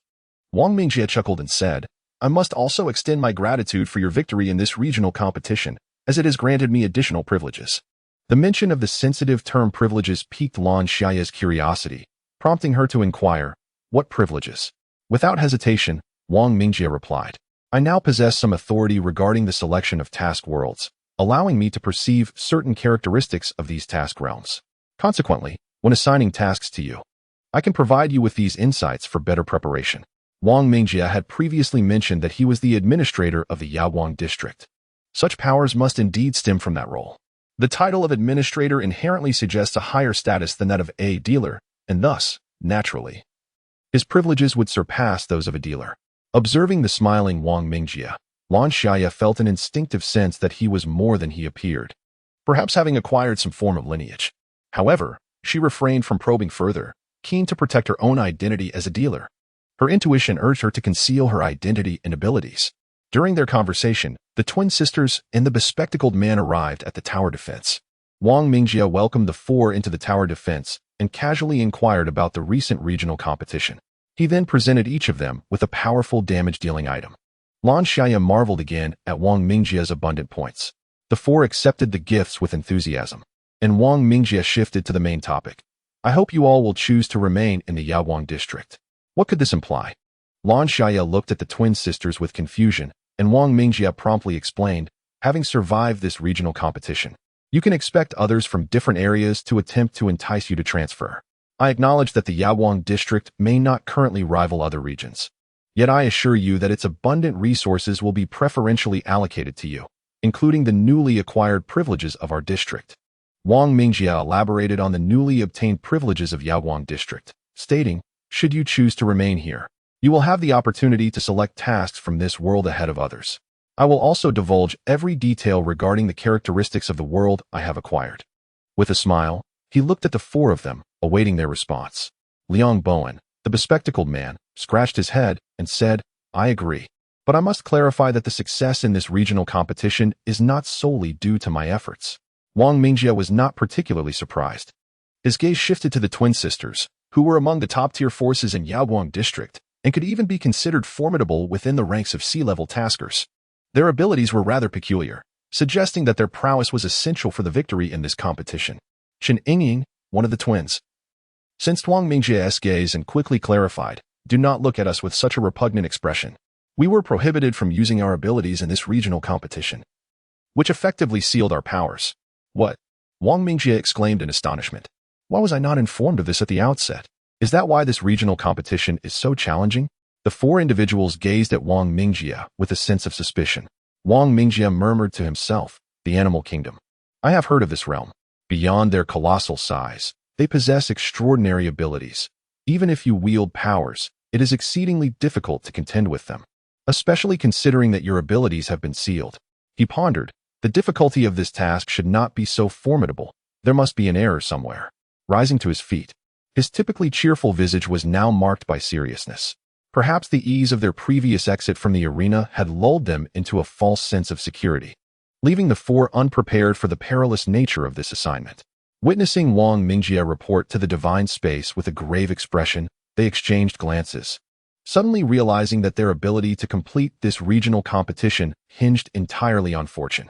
After reporting the anomaly, Wang Mingjie then comprehended Liang Bowen's assertion that this time, the credit would not be his, and the twin sisters had lost their powers, significantly diminishing their strength. Could it be that Wang Mingjie, whose eyes usually twinkled with mirth, now widened in surprise as he turned to Lan Xiaye? Was it you? Lan Xiaye humbly replied, "It was merely luck." Wang Mingjie exclaimed, "What is going on?" He took a seat, gazing at Lan Xiaye with astonishment. "Would you mind elaborating?" After a moment of contemplation, Lan Xiaye concluded there was nothing to conceal. By sheer fortune, I discovered a poison that is absolutely lethal to animals, yet poses no adverse effects on humans, so I utilized it to threaten them. Wang Mingjie expressed his astonishment. "Your luck is indeed remarkable." After jesting, he became serious and inquired, "Would you be willing to sell me some of that poison? I can purchase it from you with points and will also provide you with additional compensation." "Certainly," she replied. Two individuals engaged in a transaction. Wang Mingjie expended 1,000 points to procure 3 vials of poison, additionally bestowing upon Lan Xiaye numerous items.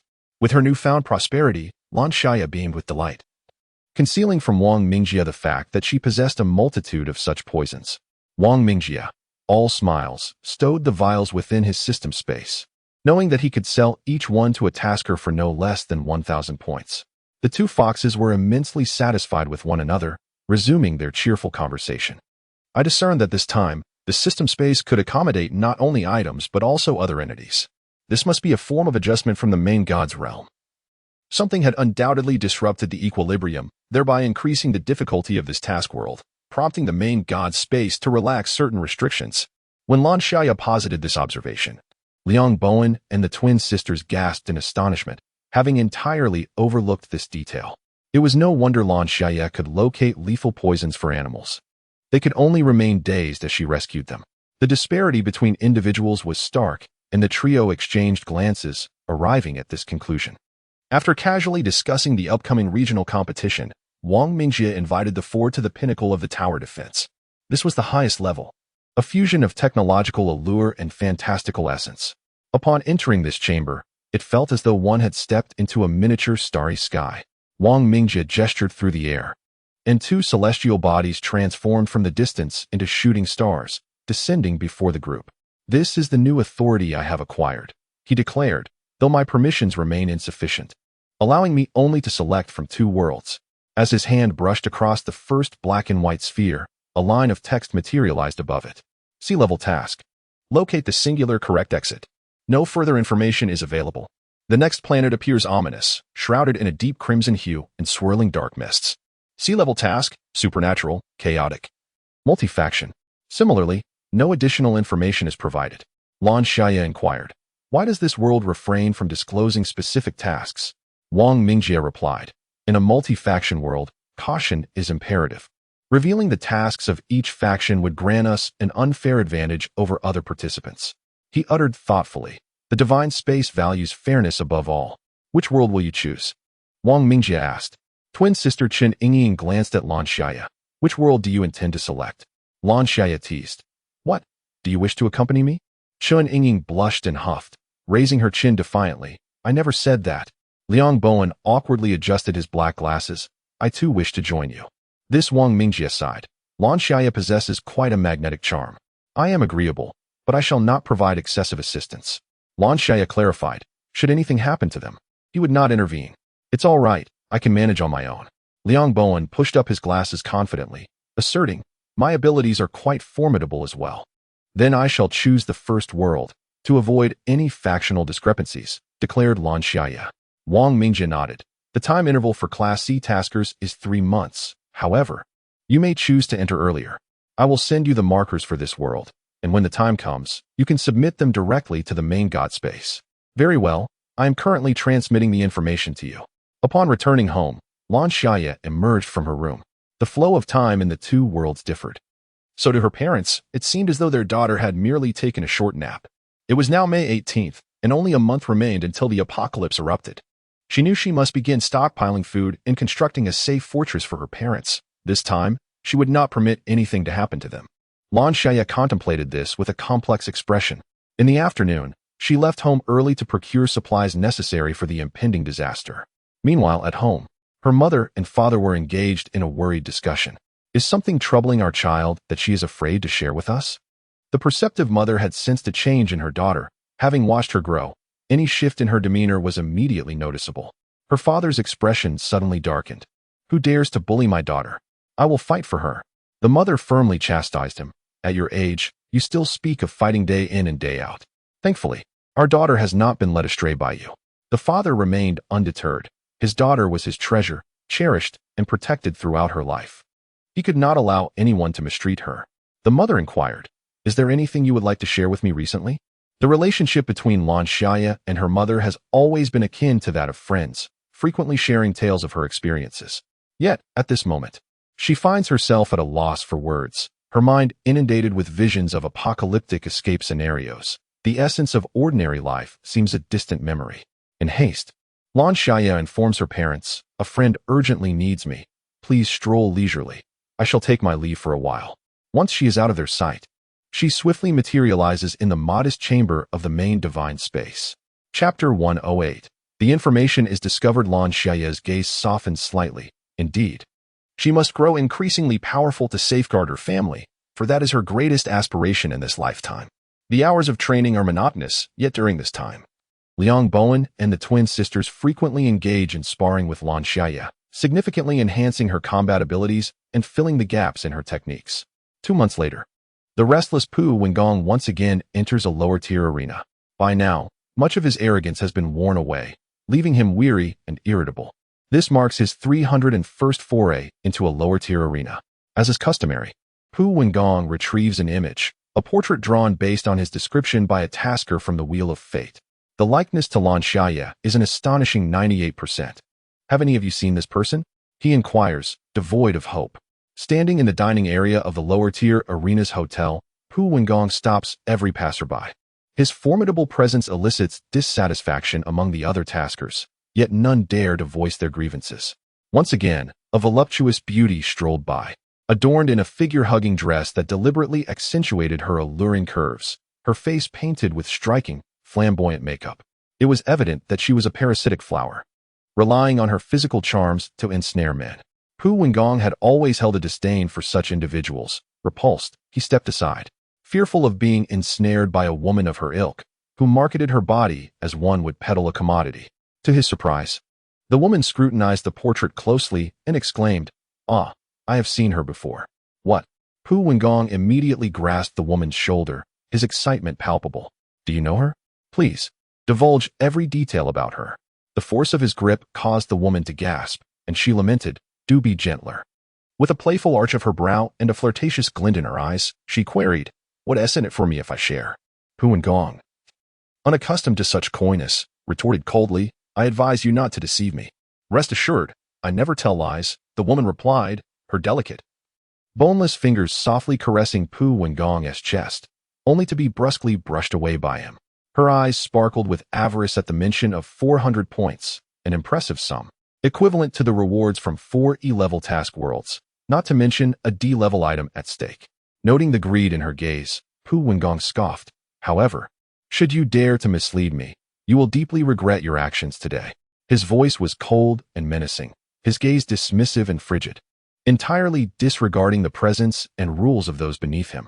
The woman trembled in fear and promptly divulged all she knew. She was Lan Xiaye, a captivating beauty who had once clung to Wang Zishu during her time in the lower realms.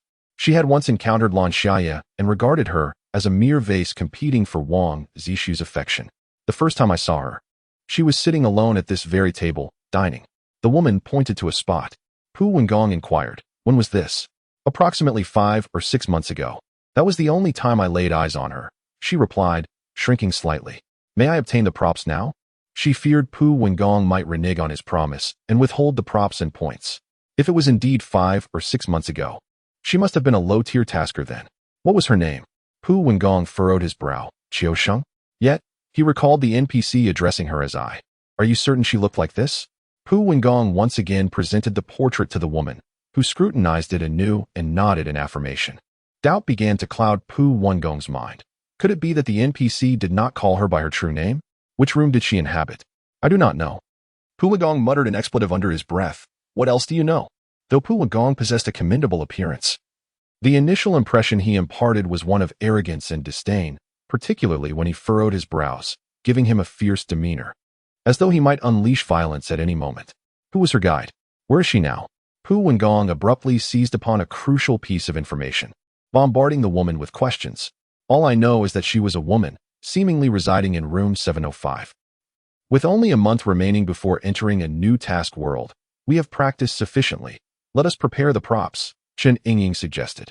Lan Xiaye and her 3 companions were gathered in the courtyard as usual, a routine they had adopted ever since the regional competition concluded. I observed Liang Bowen, who was intently typing on his laptop with remarkable speed. Lan Xiaye leaned closer, attempting to decipher the myriad of incomprehensible data that cascaded rapidly down the screen. With a hint of pride, Liang Bowen glanced at Lan Xiaye, proclaiming, "This is my extraordinary ability, maximized information processing." What sort of ability is that? Lan Xiaye inquired. In simple terms, it allows me to swiftly obtain any information I desire through a computer, though I remain oblivious to anything concealed. Liang Bowen lamented, pondering how formidable his power would be in a world of cryptographic tasks. Curiosity piqued, Lan Xiaye asked, "Can you also access information from the main god space?" "Of course," he replied. Contemplating the wheel of law and the dark matter alliance, Lan Xiaye hesitated momentarily before prudently suppressing her curiosity. Our next mission involves locating an exit, a type of task previously undertaken by others. Liang Bowen sifted through the unintelligible data to extract the information he sought. To my knowledge, there have been 5 groups who have tackled this type of mission. The exits are quite unusual, not the conventional kind. One correct exit, as I understand, is represented by a doll. Chen Yingying, filled with curiosity, pressed on. How do you know this information? Can you access details about all who have undertaken such tasks? Liang Bowen lifted his gaze from the screen, regarding Chen Yingying with disdain. How could that be possible? He adjusted his glasses. Any information previously uttered and unencrypted, regardless of its insignificance compared to mine, would be captured by my extraordinary ability. Lan Xiaye was taken aback. In a certain sense, such a power was indeed terrifying. It seemed that henceforth, discussions of sensitive topics would necessitate some form of encryption. Chen Jingjing's indifferent gaze flickered slightly, revealing a hint of apprehension towards Liang Bowen's abilities. After all, no one desires their secrets to be uncovered, despite the numerous limitations surrounding Liang Bowen's powers. Chen Yingying, however, thought little of such concerns, finding the ability rather convenient, and exclaimed, "How cool." Chapter 109. The crisis approaches. Chen Yingying's admiration instantly invigorated the somewhat tense atmosphere, prompting Liang Bowen to chuckle and feign modesty, saying, "Oh, not at all. Will our exit also be a doll?" Chen Yingying inquired. Liang Bowen shook his head, his fingers swiftly dancing across the keyboard as he prepared to show them some data. He turned the computer towards Lan Xiaye and the others. This time, the data on the screen was somewhat comprehensible to Lan Xiaye. It was densely packed with figures organized into tabular form. However, due to the overwhelming quantity and minuscule characters, it left her feeling dazed.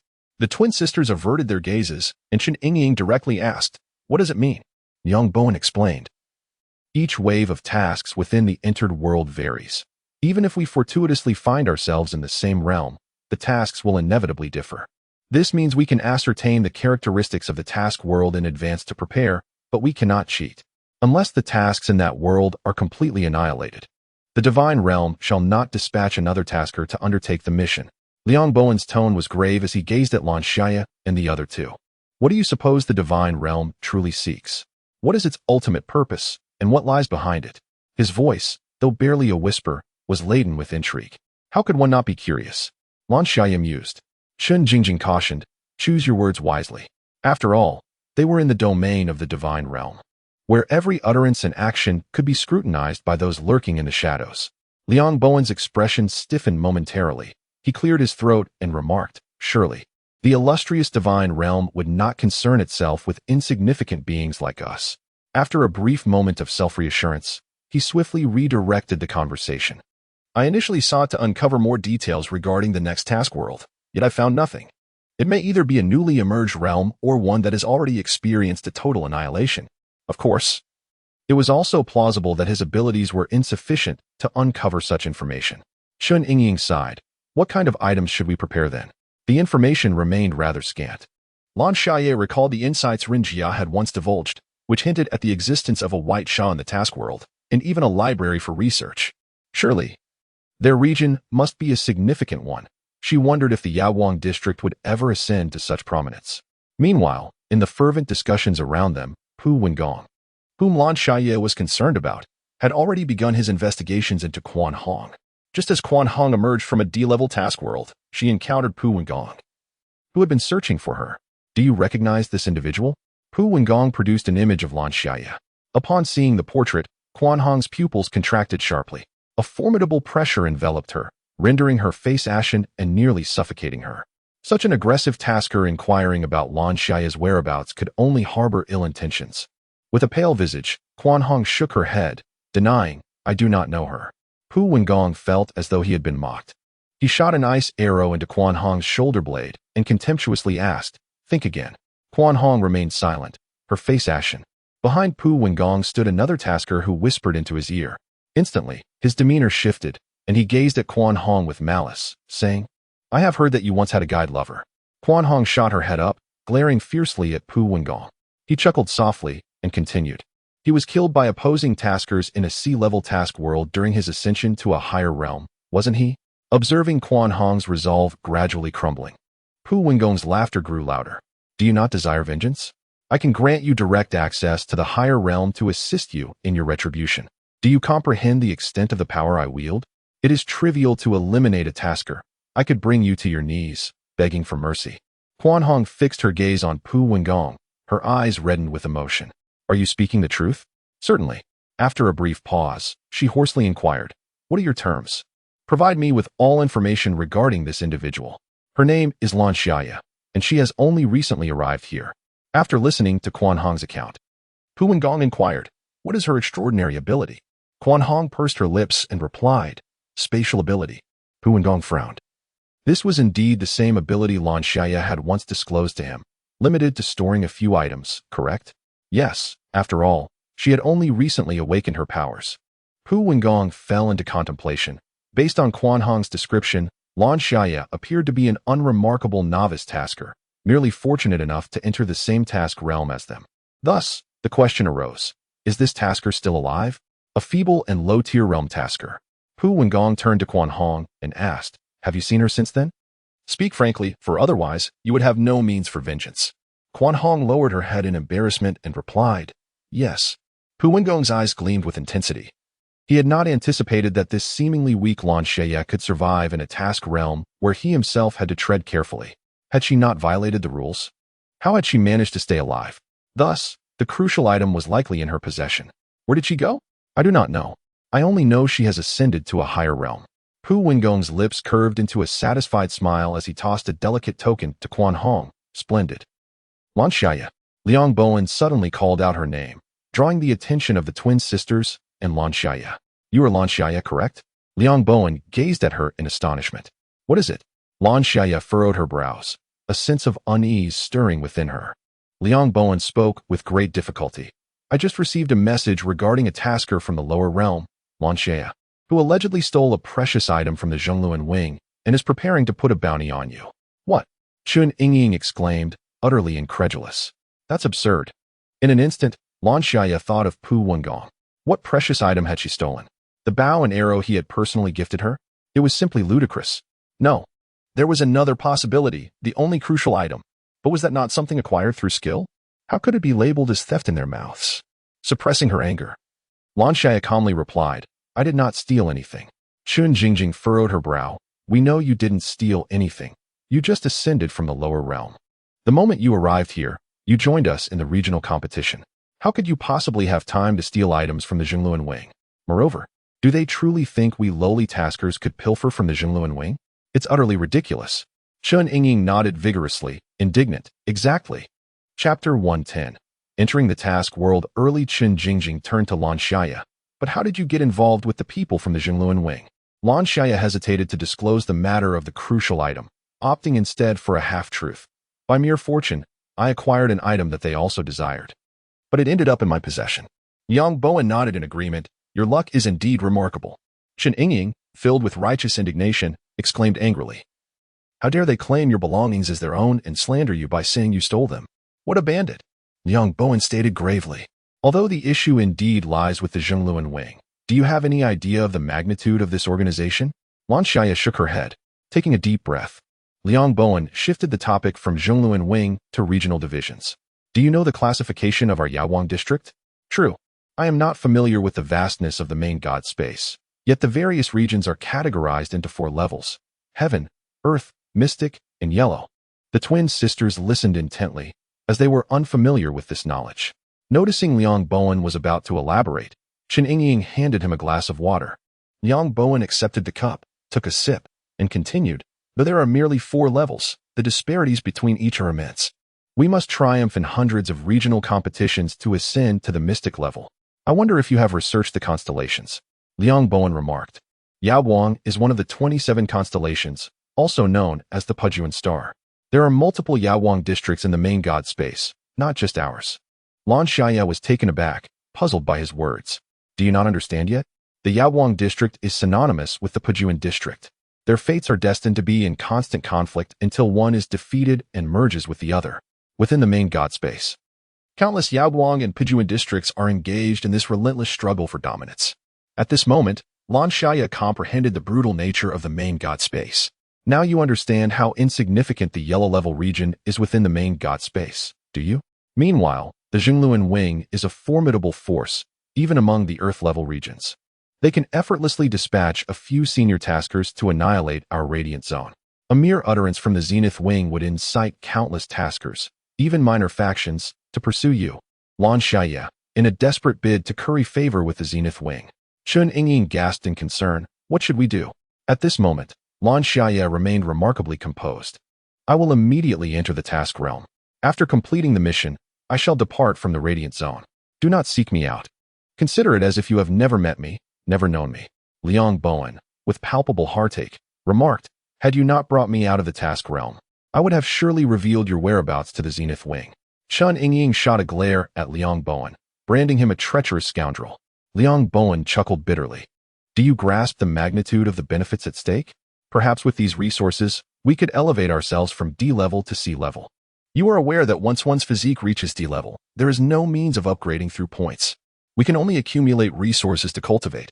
Liang Bowen cast a furtive glance at the impassive Lan Xiaye, feeling a chill at her unyielding demeanor. Of course, I would never do such a thing. Chun Jingjing suppressed her inner greed, looking towards her indignant sister, exhaling a heavy sigh. Let us enter the task realm first. I fear they may trace us here.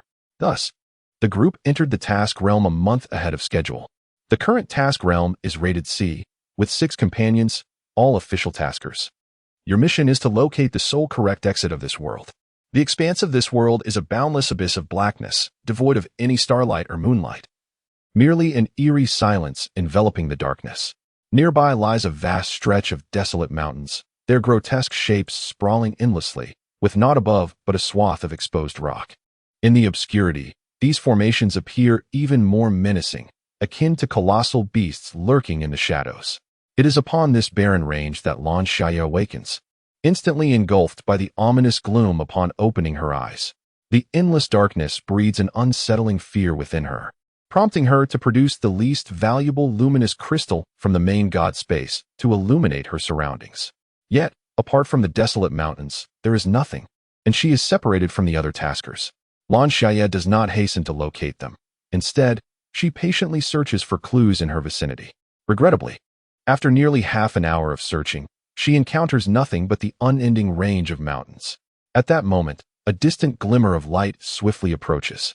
The rapidity of its advance instinctively causes Lan Xiaye to retract her luminous crystal, concealing herself behind a rock as she fixates on the approaching source of illumination. Curiously, was there not light just moments ago?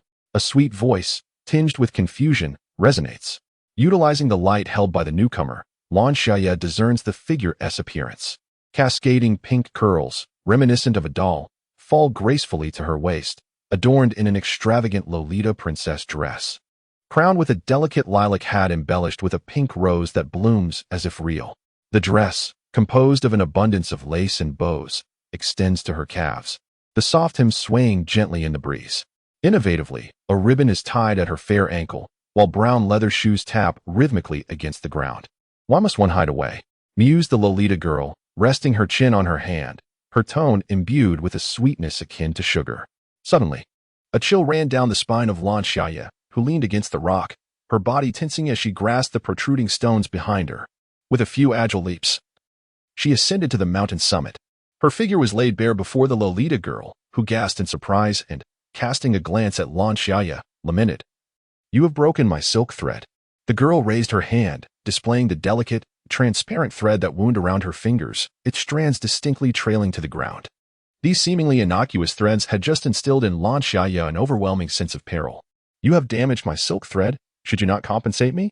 The girl tilted her head, her eyes an exquisite shade of pale violet, radiating an otherworldly beauty, as if she were a being from another dimension. Lan Xiaye lowered her gaze to the Lolita girl and, with a cheerful smile, replied, "My apologies." The Lolita girl gasped again in astonishment. "You are the first to ever apologize to me." "Very well. In light of your apology, I shall spare you. For now." The girl retracted the silk thread from her hand and, with curiosity, inquired, "Why do you not descend?" "I have no intention of harming you." Lan Xiaye leaped down the mountainside, maintaining a prudent distance from the Lolita girl. Though she appeared relaxed and approached her with a smile, she remained acutely vigilant of this seemingly harmless maiden. Chapter 111. The danger of digging a cave. This individual is quite perilous. Lan Xiaye squinted her eyes and casually engaged the girl in conversation. "Which direction shall we proceed?" The Lolita girl shook her head, expressing her uncertainty. "I have no idea," she replied. "I merely noticed the light here and came over, only to encounter you." Lan Xiaye ceased her conversation, casually selecting a direction to proceed straight ahead. During their journey, she sensed the Lolita girl occasionally glancing back at her. Ever since she learned of her being pursued by the true Wheel of Wings, a chilling gloom enveloped her being. From a young age, she had been acutely attuned to the emotions of others. How could she not perceive Liang Bowen and Chun Jingjing's fervent desire for the true Wheel of Wings? They yearned for the resources of the true wheel, even if it meant betraying her. A heavy melancholy weighed upon Lan Xiaye, and a dark thought surged within her mind, to eliminate them, for if they were gone, she could not be sold out. The murderous intent within her intensified, prompting her to grasp the wrist of the Lolita girl beside her, her beautiful eyes glistening with a hint of red. "What have you done to me?" At the moment the girl retracted the thread, all of Lan Xiaye's tumultuous emotions evaporated. It was a truly terrifying ability, one that left her utterly defenseless. Aware of her own misdeeds, the girl shifted her gaze and, with a cheerful smile, said, "Sister, please do not be angry. I will take you to a place where there are people." "Do you know where there are people?" Lan Xiaye inquired. If she was aware of where human life thrived, why lead her in circles? Such cunning from the tasker. The girl, oblivious to her own verbal inconsistency, nodded obediently. "My special ability allows me to sense if there are people nearby." She pointed eastward, indicating, "There is a small village over there." Before long, the pair arrived at the village, though it was less of a village and more akin to a refugee camp. The dilapidated straw hut bore a gaping hole in its roof, hastily patched with a mound of fresh straw, barely concealing the breach. The ground was strewn with straw, upon which lay emaciated figures. At the edge of the hut flickered a small candle, its feeble flame struggling to cast a glimmer of light into the surrounding darkness. "How pitiable they are," murmured the Lolita girl, her eyes glistening with compassion. Lan Xiaye, indifferent to the girl's theatrical outburst, sought her temporary companions. Regrettably, they were nowhere to be found. The resting figures amidst the straw soon noticed Lan Xiaye and the Lolita girl. One frail elder waved his hand, beckoning them to approach. Sensing no malice from the old man, they complied. With a weary voice, he advised, "New arrivals, I offer you a word of caution. Find a shelter and remain inside. As you can see, our dwelling cannot accommodate more souls. Depart now." The Lolita girl, with an air of arrogance, inquired, "What do you mean by your words?" The elder closed his eyes, disregarding her question. Lan Xiaye leaned closer, her tone calm and composed. "Elder, whom do you refer to as new arrivals?" The old man suddenly opened his eyes, his weathered face etched with deep lines, a testament to his extreme emaciation. The absence of excess flesh accentuated the numerous creases that sagged heavily.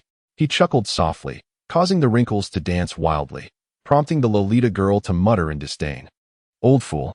Upon hearing her remark, the elder's smile vanished, replaced by a flicker of barely perceptible malice in his gaze. New arrivals, welcome to hell?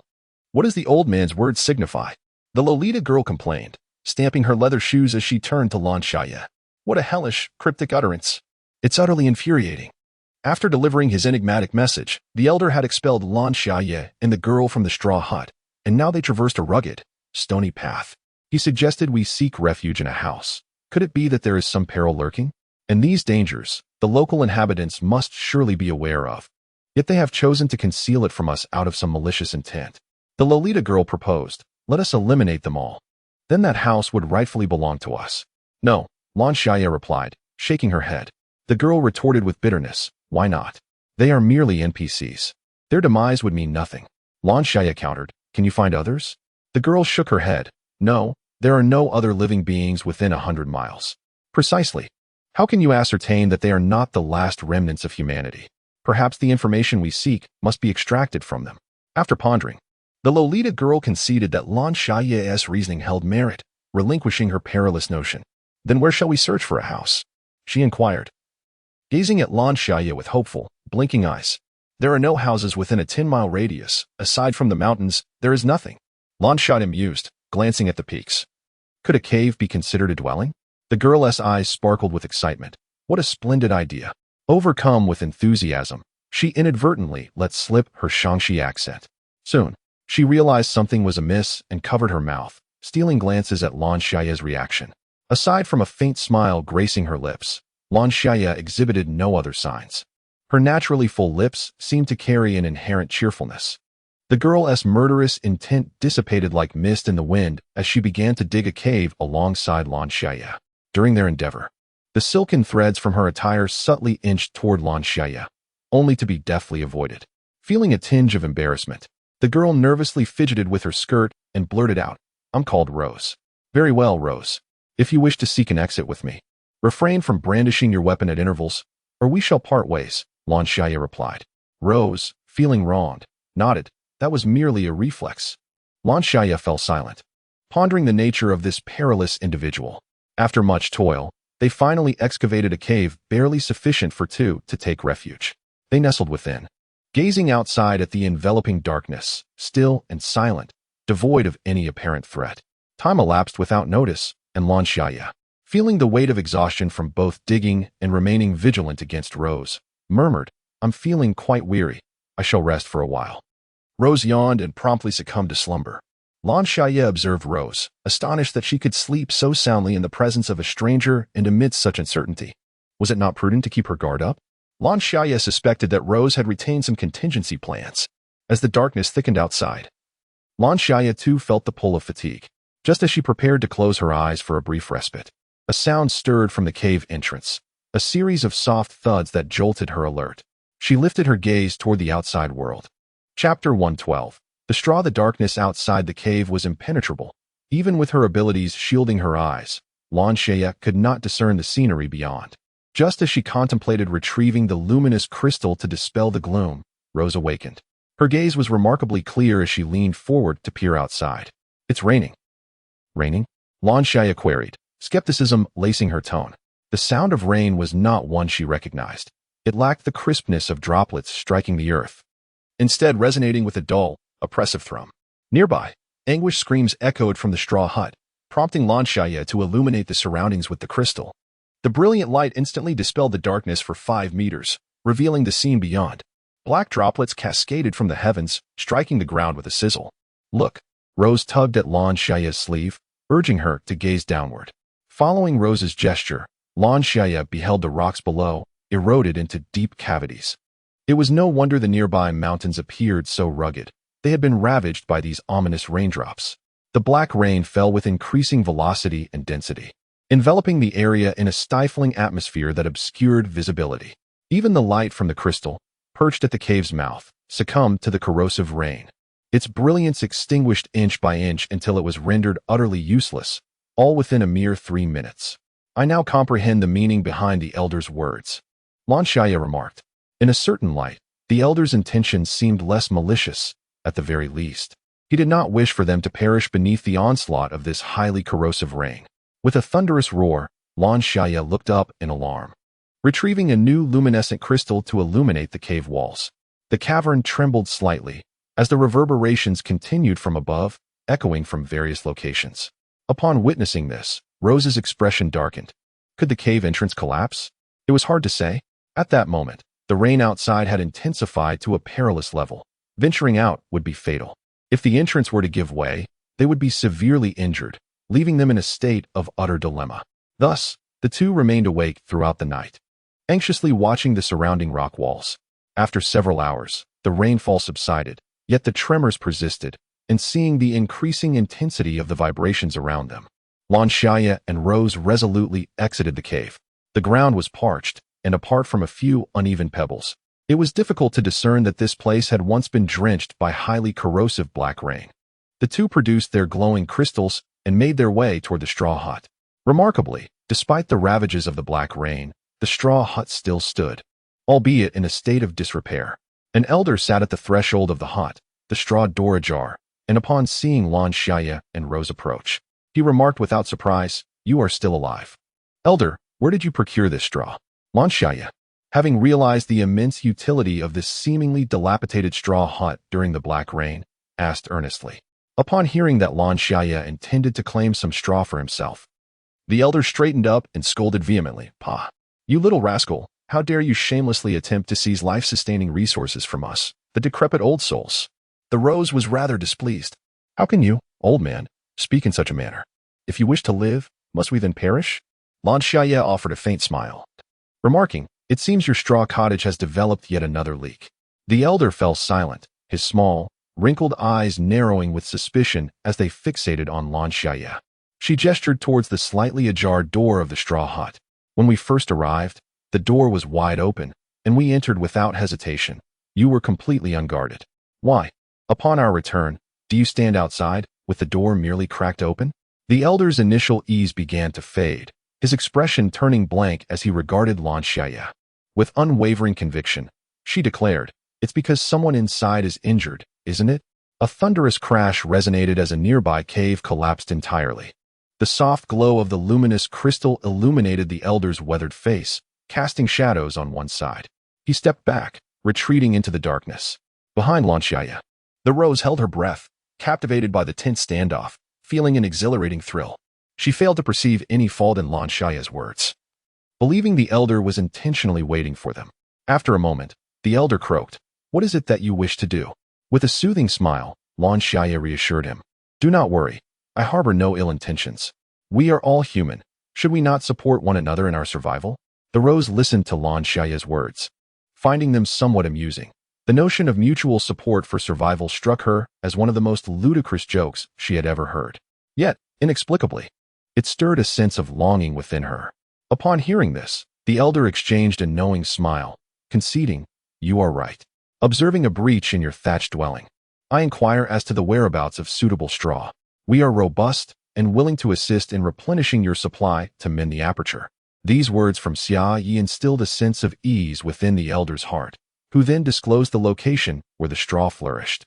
"Your perspicacity is remarkable," exclaimed Qianwei, showering Xiaye with praise as they ventured forth in the direction indicated by the elder.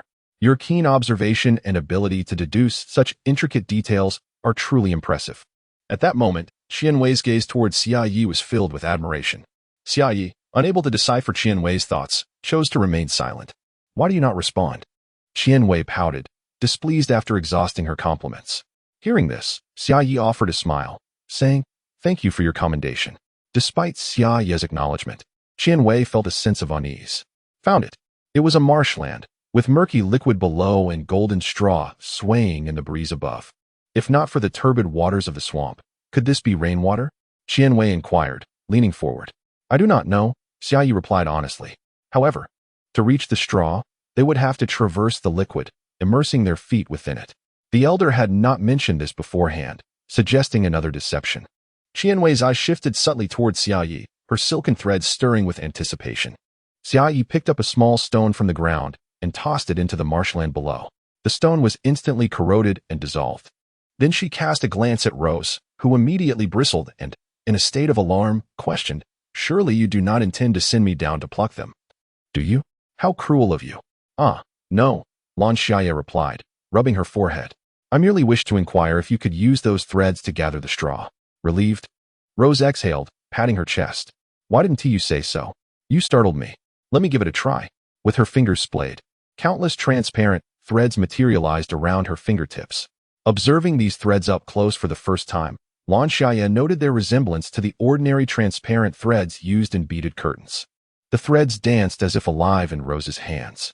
With dexterous movements, Rose's slender, fair fingers flicked gently, and the transparent threads shot forth from her fingertips, wrapping around the straw in the marsh.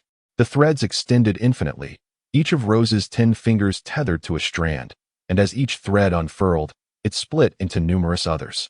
These delicate threads easily ensnared the straw, drawing it forth. The accomplished Rose emitted a triumphant hum, awaiting Lan Xiaye's praise.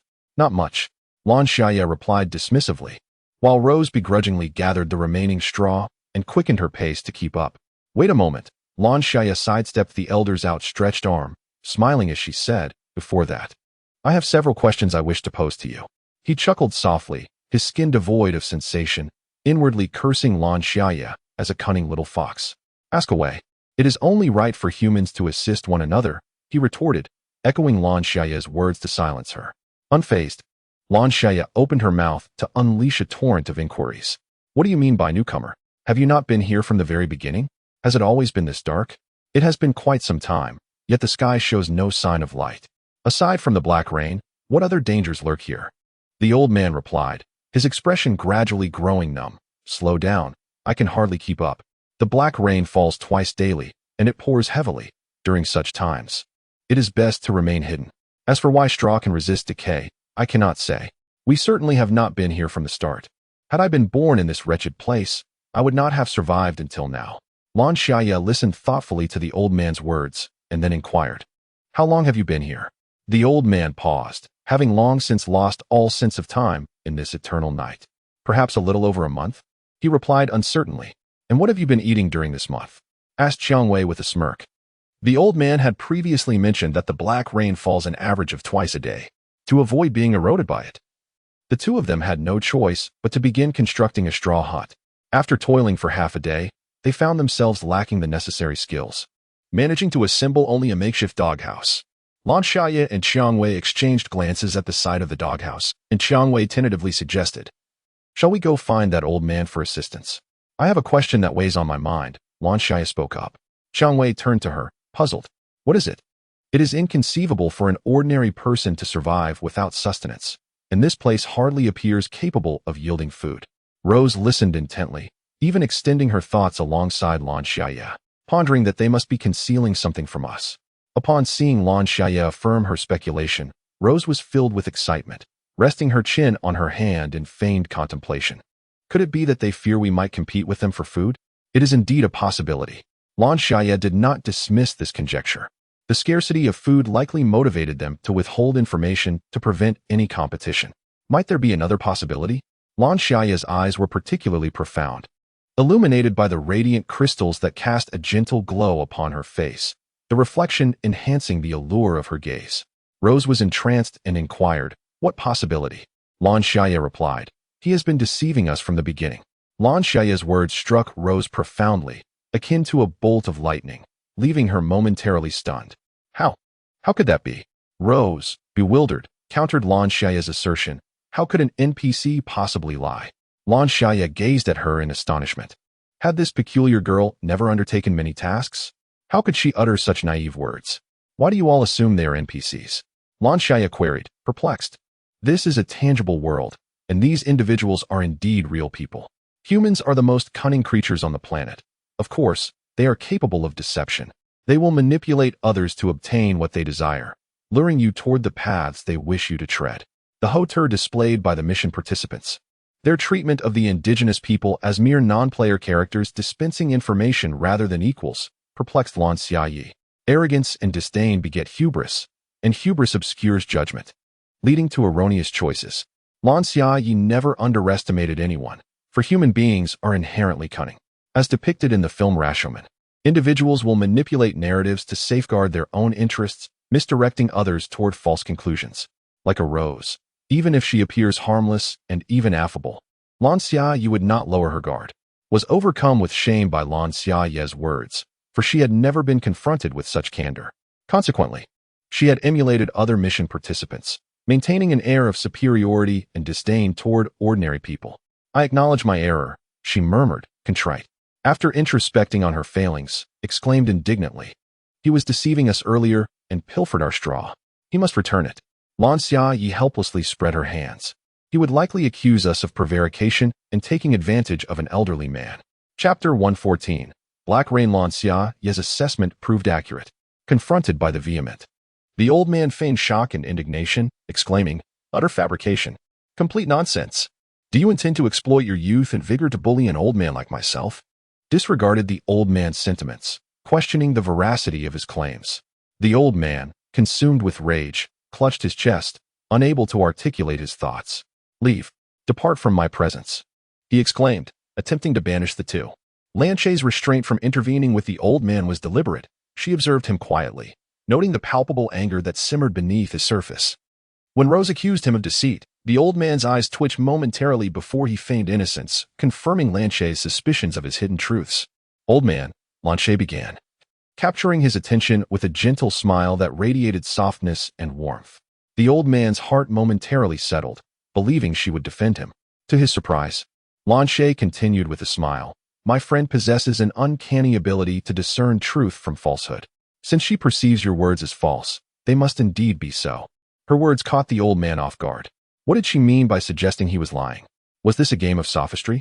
His expression darkened as he queried, "What do you children intend to imply?" With a cheerful demeanor, Lan Xiaye replied, "It's quite simple. Since you have deceived us, it wouldn't be unreasonable for you to assist us in constructing a straw hut, would it?" In that moment, the old man comprehended Lan Xiaye's intent entirely. With a derisive scoff, he collapsed onto the ground, feigning death. "Oh dear, you've incited such fury in me that my heart now aches." Rendering me unable to move as he spoke, he opened his eyes to gauge Lan Xiaye's reaction, his intentions unmistakable. Rose, with a cold laugh, questioned the need for further dialogue. With a flick of her wrist, for threads danced in her hands, swiftly binding the old man's limbs. As the threads secured his wrists and ankles, Rose's demeanor transformed. Exuding an air of mystery and danger, she gently tugged her fingers outward, prompting the elderly man to rise immediately. The silk thread in her hand connected to the man's limbs, orchestrating his every movement. The man's eyes quivered with desperation, yearning to speak, yet no words escaped his lips. His entire being was subjugated by the rose. Silently, the rose manipulated the threads controlling the elder, compelling him to construct a straw hut. It dawned on Lan Xiaye why these threads instilled such a profound sense of dread within her. Any contact with the threads would render one a mere puppet. At the whim of the rose, the straw hut rapidly took shape under the elder's movements. Once completed, the rose turned her palm inward, gently pushing outward, causing the threads to unravel and the control over the elder to dissolve silently. As the man regained dominion over his body, he cast a terrified glance at the rose before fleeing in haste. With the elder's departure, silence enveloped the straw hut. The rose turned her back to Lan Xiaye, lying straight upon the straw and shutting her eyes. Lan Xiaye felt compelled to utter something, praising the formidable nature of her ability. The rose remained motionless on the straw, her eyes slowly opening to reveal ethereal, lavender irises of exquisite beauty. "This is not my ability," she replied softly. Lan Xiaye stood frozen, perplexed as she gazed at the rose. But this time the rose showed no inclination to explain, closing her eyes once more to drift into slumber. "Sister, what are you two talking about?" Chun Yingying exclaimed incredulously, questioning her identical sister. The two sisters bore an uncanny resemblance to one another, yet their personalities were strikingly divergent. Chun Jingjing exhibited a greater degree of maturity and a more ruthless disposition compared to Chun Yingying. This was only natural. Without Chun Jingjing's steely resolve, the sisters might not have survived to this day. Despite their fierce nature, they had never crossed any moral boundaries. However, now the elder sister contemplated betraying a friend to secure resources. Chen Yingying found it impossible to accept her sister's intentions and confronted Chen Jingjing in a heated argument. "She saved us," Chen Yingying exclaimed. Chen Jingjing coldly retorted. "We also administered the life-saving medicine to her and intervened in the arena to shield her from those seeking to harm her." With no counterargument, Chen Yingying could only assert, "She is our friend." Chen Jingjing regarded her sister with a frosty gaze. "Have I perhaps shielded you too well? In the realm of the main deity, where is the notion of friendship? We are twins, born of the same egg, the closest of kin. Must you consistently oppose me for the sake of others?" After successfully silencing Chen Yingying, Chen Jingjing softened her tone. "We, as sisters, possess formidable abilities. Yet we are confined to a mere D-grade in physical prowess due to a lack of resources. Furthermore, without any backing, we are vulnerable to the whims of those beneath us. If we divulge the whereabouts of Lan Xiaye to the Zhongluan wing, we could ascend smoothly. And given our prodigious talents, there is even the possibility of being recruited as internal members for training." Noticing her sister's dazed expression, Chen Jingjing inquired with tenderness, "Do you remember Tong Meihui? She has long coveted our powers. If we were members of the Zhongluan wing, would she dare to act so brazenly?" Fearful, Chen Yingying's heart grew increasingly perplexed. Seizing the moment, Chen Jingjing grasped her sister's hand, asserting that within the realm of the main god, extraneous friendships were unnecessary. They were each other's closest allies, unyielding in loyalty. With newfound resolve, Chen Yingying's previously bewildered gaze steadied as she reciprocated her sister's grip. As the tremors commenced, a deafening roar echoed, and torrential black rain descended from the heavens. Lan Xiaye remained vigilant, fixated on the ceiling, anxious that the straw might succumb to the deluge, allowing the ominous rain to seep through. The relentless patter of the black rain persisted, with some droplets infiltrating the walls, creeping in from the ground. Both Lan Xiaye and Rose perched upon the hay, apprehensive that the accumulating water would rise perilously high. They hastily gathered additional straw to elevate themselves above the encroaching flood. When would this damned rain cease? Rose pounded on the straw heap, watching as the dark water surged ever higher, the inky depths stirring an unsettling discomfort within them. The cloying, frigid, and corrosive sensations amplified their unease, causing Lan Xiaye's body to grow damp and cold, beginning with her ankles. Although the cave was precarious, at risk of being eroded by the black rain or collapsing due to the tremors, it remained impervious to the rain's intrusion. Conversely, the straw hut, while resisting erosion, would allow the ominous rain to infiltrate, bringing detrimental consequences. Lan Xiaye pressed her forehead, striving to quell the turmoil within her mind. What, she pondered, could possibly lie at the end of this world? Rose lifted her skirt, attempting to shield herself from the corrosive downpour. Lan Xiaye shook her head, expressing her confusion. She had never undertaken a task of this nature before. She had merely heard whispers of a past quest where the exit of the world was a doll, leading her to conclude that anything could potentially serve as an exit. Rose, feeling irritable, exclaimed her disdain for such puzzle-oriented missions. Chapter 115. The corpse. Lan Xiaye remained uncertain whether this was indeed a task centered around deciphering enigmas. She pondered the scant clues available, questioning whether such limited information could truly reveal the exit of this world. Might it be possible that the crucial clues lay with that strange old man? Upon recalling the peculiar elder, Rose's spirits lifted, and she voiced her skepticism. Lan Xiaye found this notion quite plausible. The residents of the straw hut must surely possess additional clues waiting to be unearthed. As the rain subsided, the water that had accumulated within the house swiftly seeped into the ground, vanishing without a trace. The two made their way toward the straw hut, only to discover that the door stood ajar, revealing an empty interior. They had fled.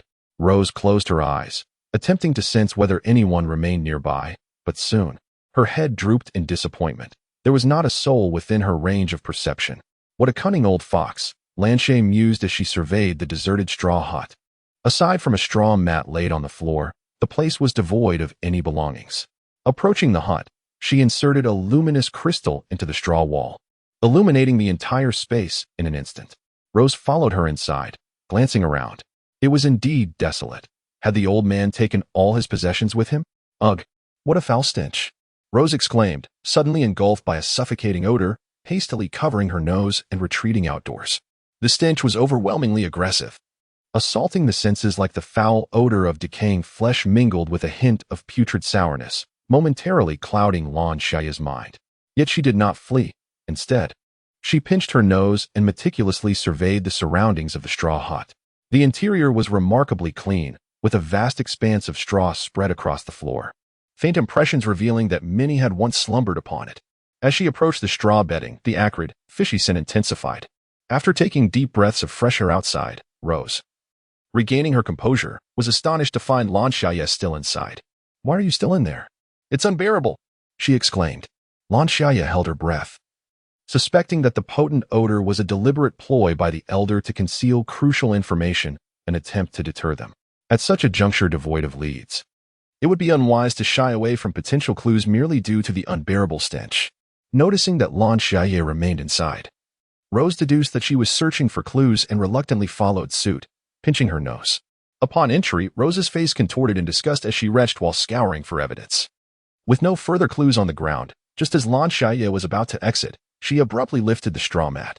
A more pungent wave of odor surged forth, overwhelming Rose and rendering her unconscious.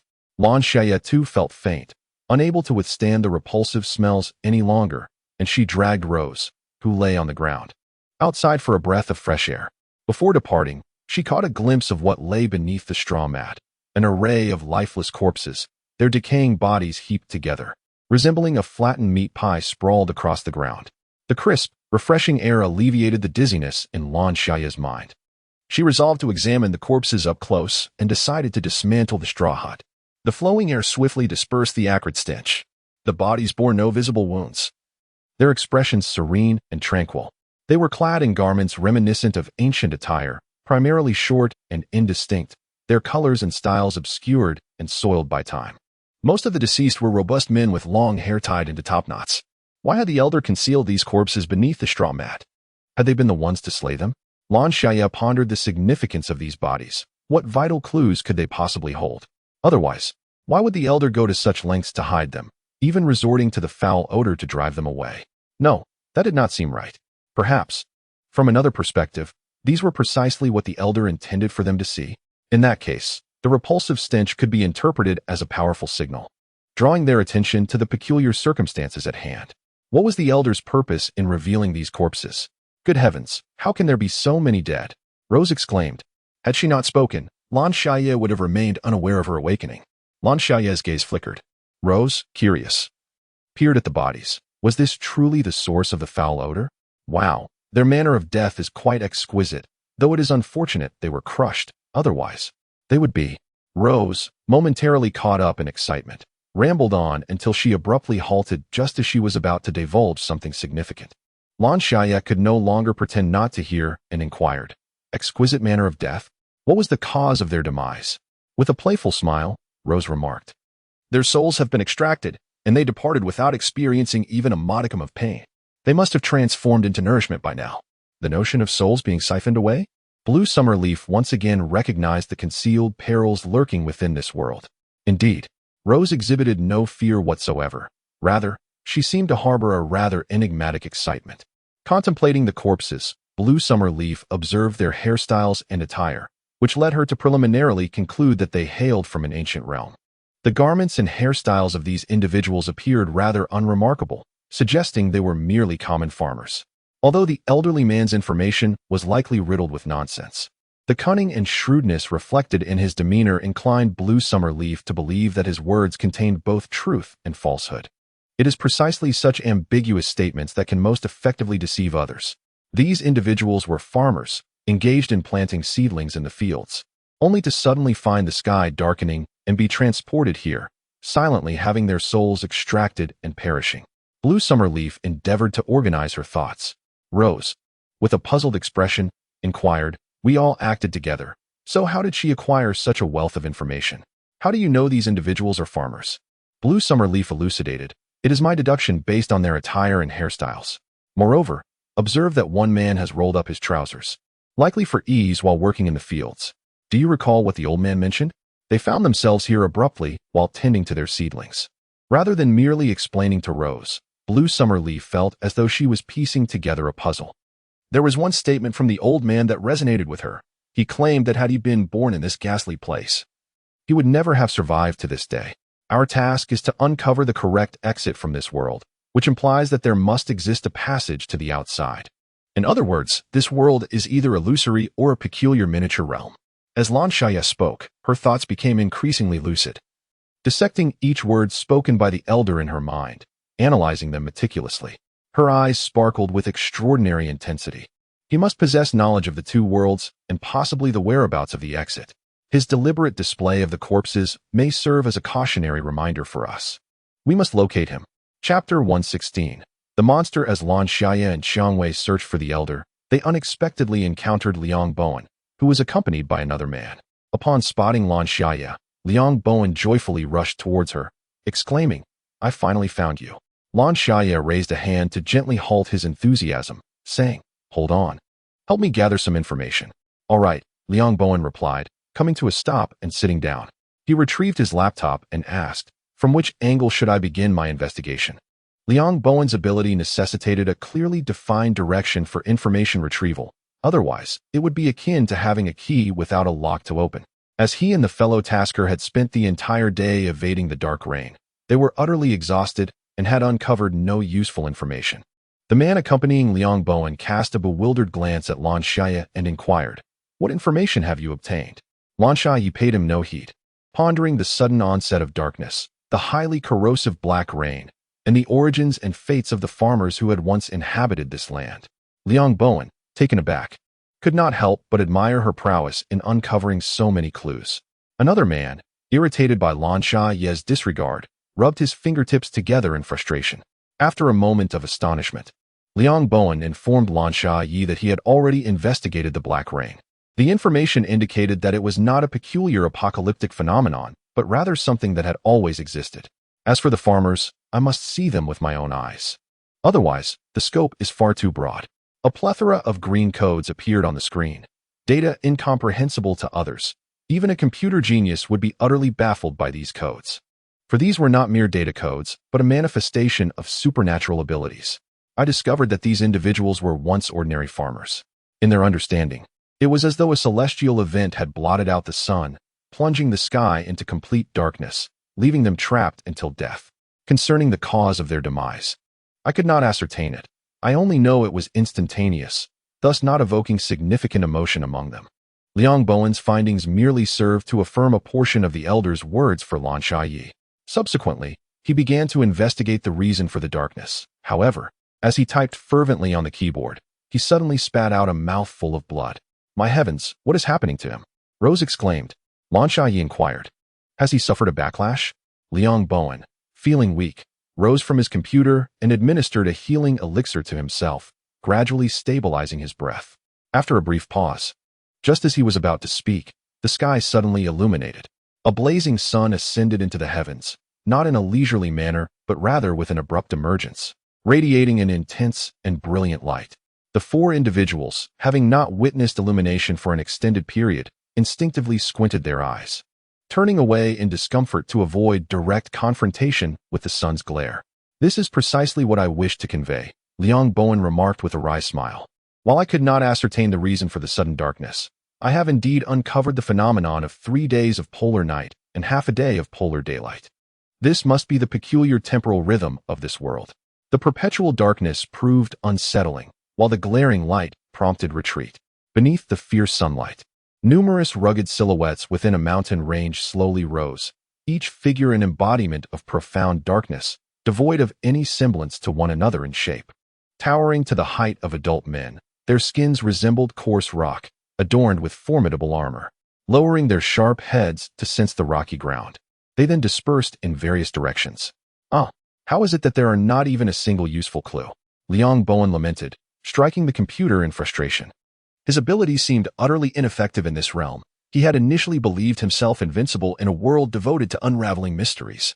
2 days had elapsed since their arrival in this task-oriented world, yielding only a collection of ambiguous information. However, Lan Xiaye remained undaunted, sharing with Liang Bowen the tale of the elder. Intrigued, Liang Bowen's eyes gleamed with a sudden spark of interest as he sought to delve into the depths of the entity's information. Flanking him stood Lan Xiaye and Xiang Wei, their attention riveted upon the unfolding scene, though its intricacies eluded their comprehension. An object rapidly approached, prompting Xiang Wei to adopt a more upright posture, her expression hardening with gravity.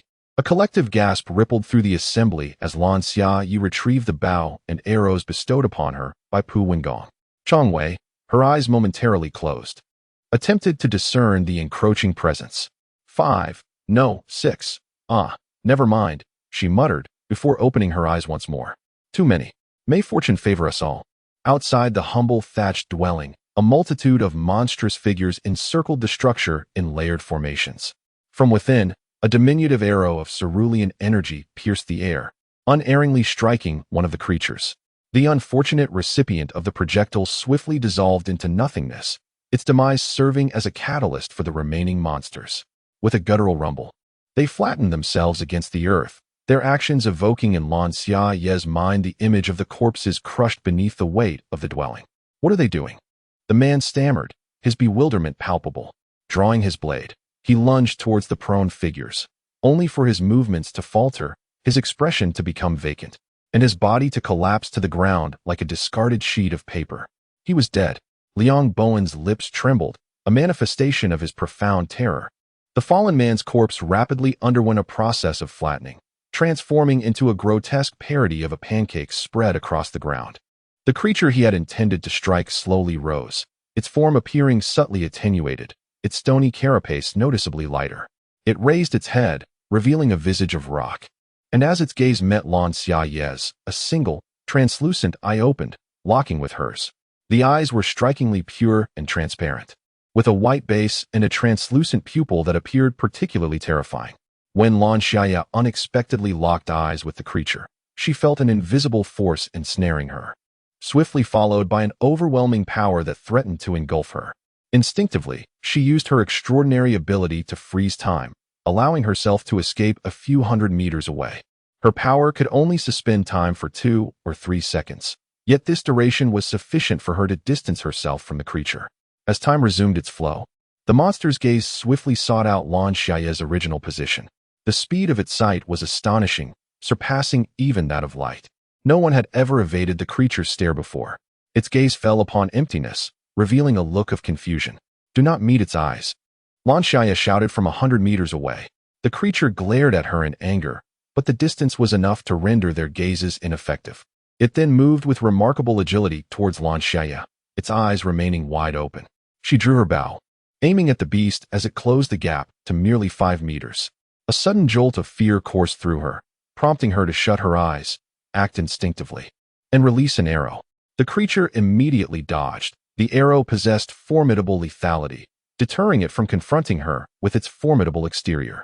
However, despite its newfound agility, the creature remained colossal, making its evasive maneuvers conspicuous and easily detectable by Lan Xiaye. Although her eyes were closed, the enhancement of her physical abilities sharpened her senses, allowing her to draw the bow and shoot without a hint of hesitation. The entire movement flowed with the grace of a gentle stream. And amidst the relentless and swift onslaught, the creature could not withstand the pressure, ultimately succumbing to an arrow. Unlike the creature that perished beneath the arrow of Lan Xiaye, this one, even after being struck, merely experienced a momentary delay in its movements. A low, irate buzzing emanated from the monster, which had previously besieged Liang Bowen and Xiang Wei, now unhesitatingly abandoning them to charge directly at Lan Xiaye. Hearing the frenzied buzzes drawing near, Lan Xiaye felt an acute sense of insecurity in her inability to see her surroundings. Fortunately, Liang Bowen, ever resourceful, shouted towards her direction, "Run. They are all heading your way." With a graceful expletive, Lan Xiaye immediately employed spatial displacement to escape the throng of monsters. As she distanced herself by 100 meters, she finally dared to open her eyes and glance back at her previous location. The sight that met her gaze sent chills down her spine. The original 10 monsters had multiplied, now numbering 20, densely packed and overwhelming in their presence. Frustrated by their futile attempts to chase Lan Xiaye, they abandoned the pursuit, crawling low to the ground and revealing their singular eye. Lan Xiaye, breathless, shouted at the dazed duo, "Why are you just standing there? Attack!" Liang Bowen, as if awakening from a dream, lamented, "My abilities lack offensive capability." "Throw the bombs," Lan Xiaye exclaimed, referring to explosive items from the point shop, which she simplistically dubbed bombs due to their cumbersome name. The number of monsters was overwhelming, and their methods of attack were exceedingly bizarre. If one were to persist in using ability-imbued arrows, The expenditure of energy would be insurmountable.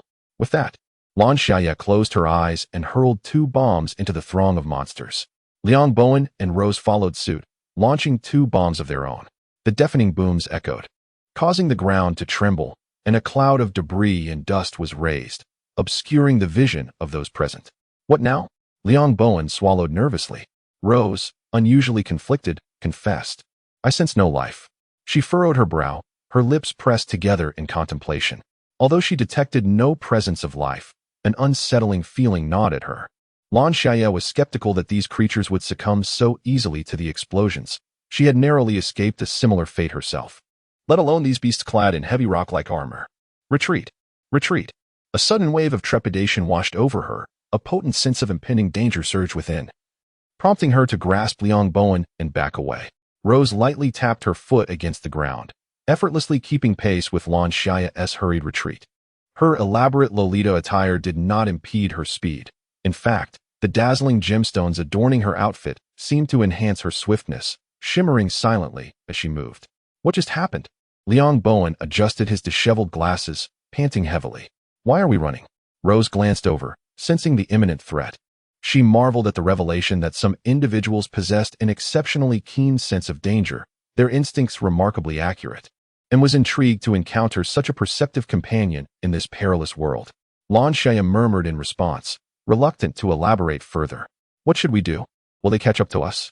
Liang Bowen contemplated retreating into his shell once more. Lan Xiaye, lost in thought, gazed at the sun directly above them. They only appeared after sunrise. Would they vanish by sunset? Liang Bowen's eyes brightened with the possibility. Meanwhile, Xiang Wei kept a vigilant watch for any approaching life forms while joining their conversation. Isn't it said that the sun only graces us for half a day? If we can just hold out for a few more hours, we might be safe. A few more hours.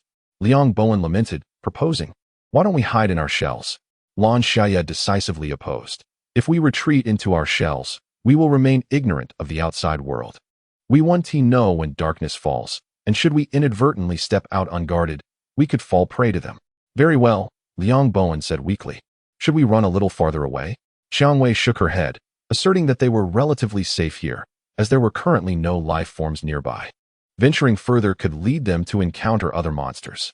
The continuous rejections left Liang Bowen disheartened. He resolved to obediently follow the group, refraining from voicing any further opinions. They found themselves near a vast chasm, devoid of mountains, its depths shrouded in darkness, concealing unknown perils.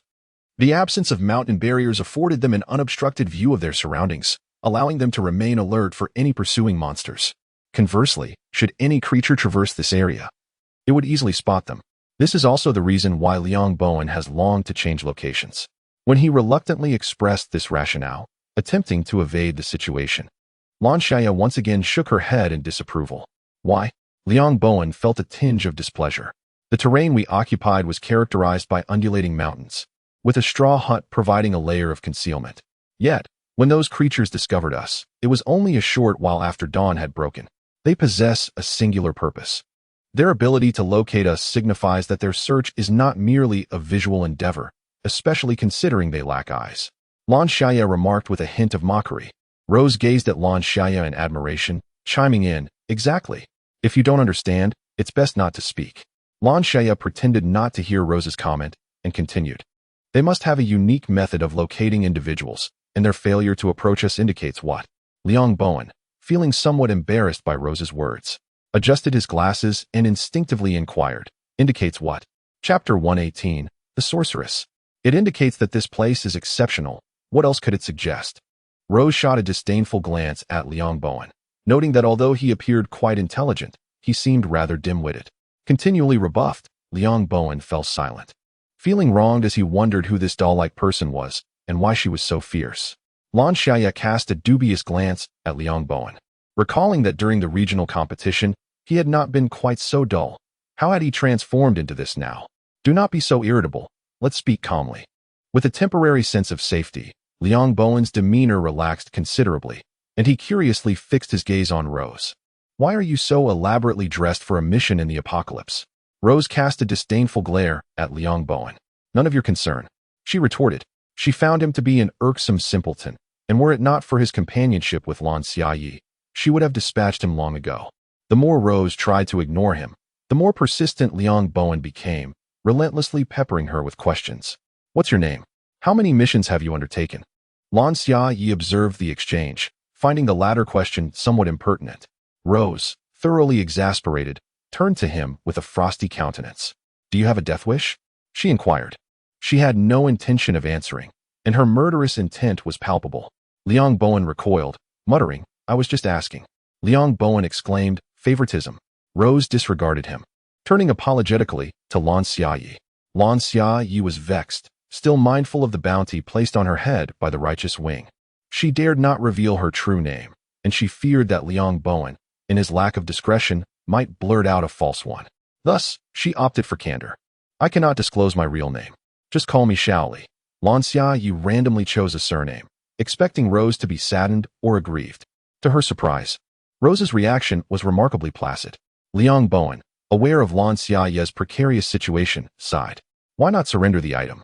No possession is worth risking your life, he advised. Moreover, if you relinquish the artifact sought by the righteous wing, their immense wealth would surely grant you a substantial reward.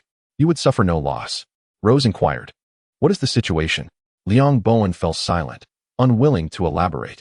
Lan Xiaye, infuriated by Liang Bowen's indiscreet comments, pinched the bridge of her nose and recounted the events once more. At this juncture, it mattered little whether she was the sole bearer of this knowledge. Liang Bowen adjusted his glasses, scrutinizing the expression on Rose's face, carefully gauging her reaction.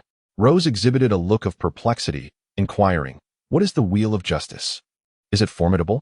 Lan Xiaye surmised that Rose might be as oblivious to the dynamics of the divine realm as she herself was. Consequently, she shifted her gaze to Liang Bowen, signaling him to elucidate further.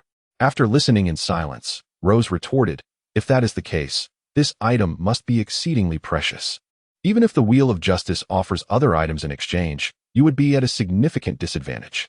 Liang Bowen disagreed, asserting, if one's life is lost, nothing else holds value. Coward, Rose shot back at Liang Bowen, then turned to Lan Xiaye, asking, do you require my assistance? Lan Xiaye smiled faintly, responding, how could you assist me? The moment I exit this mission realm, I may be besieged. No matter, Rose replied, simply provide me with your designated location. And as soon as I leave the mission realm, I shall procure a teleportation ticket to come to your aid. You need only buy some time.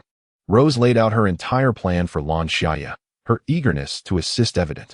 Just then, Liang Bowen's voice echoed in her mind. Do not trust her. A jolt of alarm coursed through Lan Xiaye as she met Rose's pale lavender gaze, which appeared so clear and pure. If I am not mistaken, she must be the renowned Witch of Roses. Liang Bowen's warning resonated once more in her thoughts. Rose gazed in confusion at the suddenly silent Lan Xiaye, urging her to respond. Lan Xiaye pressed her lips together, glancing at Liang Bowen, who was nervously adjusting his glasses. Lolita, with the pink hair, that must be her. Rose mused. The rose which possesses the ability to manipulate others, deliberately enticing beautiful young girls and transforming them into her puppets. Do not be deceived by her current warmth. It is merely a facade to ensnare you. Her unique power allows her to control conscious beings, brainwashing and exerting psychological dominance over them. I suspect she sees your intelligence and wishes to exploit your mind for her own purposes. You must not reveal your whereabouts to her, otherwise, you shall meet the fate of becoming her puppet. Every word spoken by Liang Bowen resonated with Rose's insights. He could not possibly have known her name or her abilities beforehand. Faced with Liang Bowen's warning, Lan Xiaye felt her heart constrict and her throat dry, glancing at Rose, whose expectant expression rendered her speechless. Rose's affectionate praise wore down Lan Xiaye's defenses like water eroding stone, leaving her unwittingly more relaxed. Upon reflecting on her own missteps, Lan Xiaye recognized the exceptional skill of Rose's performance. Her demeanor was so natural that it seemed to foster a growing trust and intimacy throughout their interaction. An awkward silence enveloped them, prompting Rose to nervously fidget with her already creased dress. Liang Bowen discreetly observed both Rose and Lan Xiaye, retracting his neck and diverting his gaze, assuming a watchful stance. If you choose to remain oblivious, so be it, Rose exclaimed loudly, a glimmer of dubious moisture flashing in her eyes. With such remarkable acting skills from the other party, Lan Xiaye could not concede defeat. Her beautiful lips curled into a gentle smile as she spoke. I have not. Alas, they are truly formidable. How can we possibly contend with them alone? This is my own matter, so you need not involve yourself. The way she smiled was utterly captivating, exuding a softness and purity akin to a gentle breeze or moonlight, compelling one to instinctively trust her words. Observing Rose about to speak, Lan Xiaye quickly covered her mouth, saying, "Enough, there is no need to say more. I will not allow you to take risks for me. I am well aware of this situation." Chapter 119. Into the abyss. Having heard Lan Xiaye's resolute words, Rose could only relent, despite her reluctance. Hours passed, and the three of them had completed their recuperation, remaining silent among themselves. Liang Bowen had fully relaxed, gazing at the surrounding flat expanse of land, and grinned. "Let us wait a moment longer. The polar day is about to conclude." Lan Xiaye approached the edge of the chasm, hesitating. "Can we choose the exit multiple times? Are you doubting that this is the exit?" Liang Bowen inquired as he walked over and peered into the abyss. The chasm unfolded in layers, the surrounding rock walls rising like towering steps, winding downward. The further down one went, the steeper the steps became, almost vertical. As one descended, the light dwindled, and the dark crevice appeared profoundly deep. Given its intimidating depth, it was hard not to question whether one could ascend easily again after venturing down. Will there be new dangers ahead? Rose stood up and looked down, wondering if they should proceed. "What do you all think?" Blue Summerleaf posed the question to them. "If you go, I shall accompany you. For I have great faith in you, Blue Summerleaf." Liang Bowen's gaze flickered as he exchanged a knowing glance with Blue Summerleaf. "Then let us descend." The chasm appeared grotesque, and the vanishing creatures hinted at hidden secrets below. Soon after the trio vanished from the plain, the twin sisters were being pursued by monsters, desperately fleeing to this spot. "Sister, they have retreated." Chun Yingying tugged at her sister's sleeve, indicating that the monsters had suddenly halted and begun to withdraw. Chun Jingjing first patted her sister's head, admonishing her, "How could you so carelessly gaze upon them?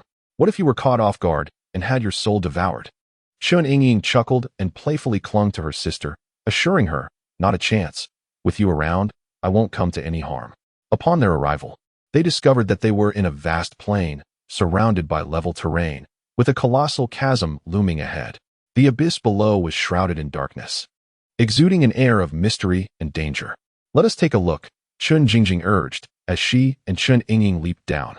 A glowing crystal illuminated only a small radius, barely casting light 3 meters around, with the brightness fading as it spread outward.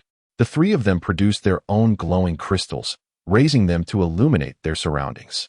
They found themselves in an abandoned village, characterized by typical rural self-built houses, low and clustered together, with some structures having cultivated land in front, where vegetables were being grown. The vegetables have long since decomposed into dust, and the land has become a desolate wasteland overgrown with weeds. The village has been uninhabited for quite some time, and the houses have deteriorated considerably. Enormous vines lie dormant on the ground, giving the impression that they encircle the entire village. "This doesn't seem to be the exit. Shall we proceed upwards?" Liang Bowen suggested timidly. "Coward," sneered Rose, displaying her disdain for Liang Bowen. Observing his cowering demeanor, she experienced a sudden sense of unease. Was Liang Bowen truly this timid? Upon further reflection, it seemed that he was. Suppressing her inner disquiet, Lan Xiaye approached the nearest house. This was likely the residence of a more affluent family in the village. Unlike the other exposed houses, this one had a narrow surrounding wall and a large wooden gate that secured the exterior. Flanking the wooden gate were 2 iron beast heads. These 2 beast heads were so grotesque that Lan Xiaye took a second look. They were not the auspicious creatures favored by ordinary families. Their countenances were ferocious, with eyebrows raised in anger and round, glaring eyes. The iron pupils seemed to come alive, exuding an aura of malevolence.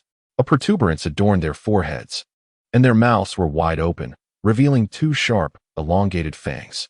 Seeing that Lan Xiaye was hesitant to open the door, Liang Bowen urged, "Why haven't you gone in yet?" "Look up what kind of beasts these are," Lan Xiaye instructed. Liang Bowen immediately retrieved his computer, his fingers dancing across the keyboard. Rose glanced at the screen and then fixed her gaze on the beast heads on the door, curiously reaching out to touch them. "Ouch!" Rose exclaimed, retracting her hand, which was now bleeding. Startled, Xiaye's heart skipped a beat as she gazed upon the grotesque visage of the beast's head. A trace of crimson clung to its fangs, and perhaps it was merely her perception, but the corners of its mouth seemed to stretch further, rendering it all the more terrifying. "What's happening?" Liang Bowen inquired, looking up. "Never mind that," Xiaye responded. "First, ascertain the nature of this beast." Before her, the tightly fastened wooden door creaked open, allowing a gust of chilling wind to escape, far more frigid than the air outside. Within, two squat earthen structures stood side by side. The door to one of these structures hung wide open, revealing an abyss of impenetrable darkness, akin to a ravenous maw. "I found it! I found it!" Liang Bowen exclaimed, brandishing his computer as he approached. However, upon discovering that all the doors had been flung open, he hesitated. "Did you open these doors?" As he rose to his feet, a lengthy arm shot forth from within the doorway, seizing the trio and hurling them inside. With a resounding thud, both layers of the door slammed shut, and the earthen structure was once again enveloped in silence. "Tui! Tui!" The three spat out the dust that had found its way into their mouths, coughing as they struggled to regain their footing. The floor of the structure was composed of uneven earth, and as Xiaye steadied herself, her hand encountered a chilling coldness. "Where are we?" Liang Bowen inquired, his voice laced with trepidation as he produced a crystal to illuminate their surroundings. "This is a shrine," Xiaye replied. Above the main hall hung a portrait of a colossal beast, an exact likeness of the metallic creature she had encountered on the main gate. Beneath the portrait, 3 incense sticks smoldered, their wisps of smoke rising into the air. Beaming with elation, Liang Bowen gestured towards the portrait, exclaiming, "Indeed, this is it. My research indicates it is anew, a colossal beast unique to this world. Towering at 10,000 fathoms, it possesses 2 tusks, akin to ivory, that ascend sharply, exhibiting formidable sharpness. With a temperament marked by brutality and a predilection for slumber, it is believed to usher in bountiful harvests, often revered by farmers in their ancestral shrines. This must be the creature, this unprecedented behemoth, venerated by the peasantry and the deceased farmers." These disparate threads eluded Lan Xiaye's ability to weave into a cohesive narrative. Lacking a pivotal insight to unite them, she commenced a circumambulation of the shrine. "Did we not perceive an arm drawing us in here moments ago?" "Affirmative," responded with circumspection. "Yet, I detect no vestige of life." Within mere minutes, Lan Xiaye had thoroughly surveyed the confines of the shrine. Its dimensions were modest, featuring a portrait enshrined above the main hall, while the remaining space lay conspicuously barren, scarcely affording concealment for any individual. Venture a guess as to the egress from this world. It has already manifested itself. Chapter 120. The elder the portals of the ancestral shrine remained steadfastly sealed. Lan Xiaye endeavored to breach them with forceful impacts, yet the seemingly fragile wooden barrier remained unyielding. "Impregnable, is it?" Gestured for Lan Xiaye to recede, whereupon she produced a rocket launcher, aiming it squarely at the wooden barrier. Lan Xiaye and Liang Bowen retreated to a considerable distance. A resounding detonation reverberated, causing the entire edifice to tremble. Nevertheless, the wooden portals remained impervious, the recoil from the rocket launcher causing his arm to quiver minutely. The physical attacks proved futile, and the magical damage was rendered immune. The trio abandoned their violent attempts to breach the door, opting instead to explore alternative methods, probing and tapping about in search of a concealed entrance. Lan Xiaye approached the altar directly above, lifting the incense burner filled with ash, only to find it solid. After a thorough examination of every inch of ground, the three were left with only the enormous portrait uninspected. Rose directed the threads to entwine around the painting, attempting to bring it down when, unexpectedly, an arm emerged from the portrait, seizing Rose and casting her to the far edge of the room. The arm revealed itself. Utilizing her extraordinary abilities, she ensnared it, rising from the ground with a chilling gaze as she accessed her subconscious. A colossal figure materialized behind her, intriguingly devoid of distinct facial features unlike the subconscious manifestations of other candidates. This immense apparition bore a transparent quality, its features obscured. With a graceful motion, Rose's subconscious raised its hands, sending countless translucent threads towards the arm.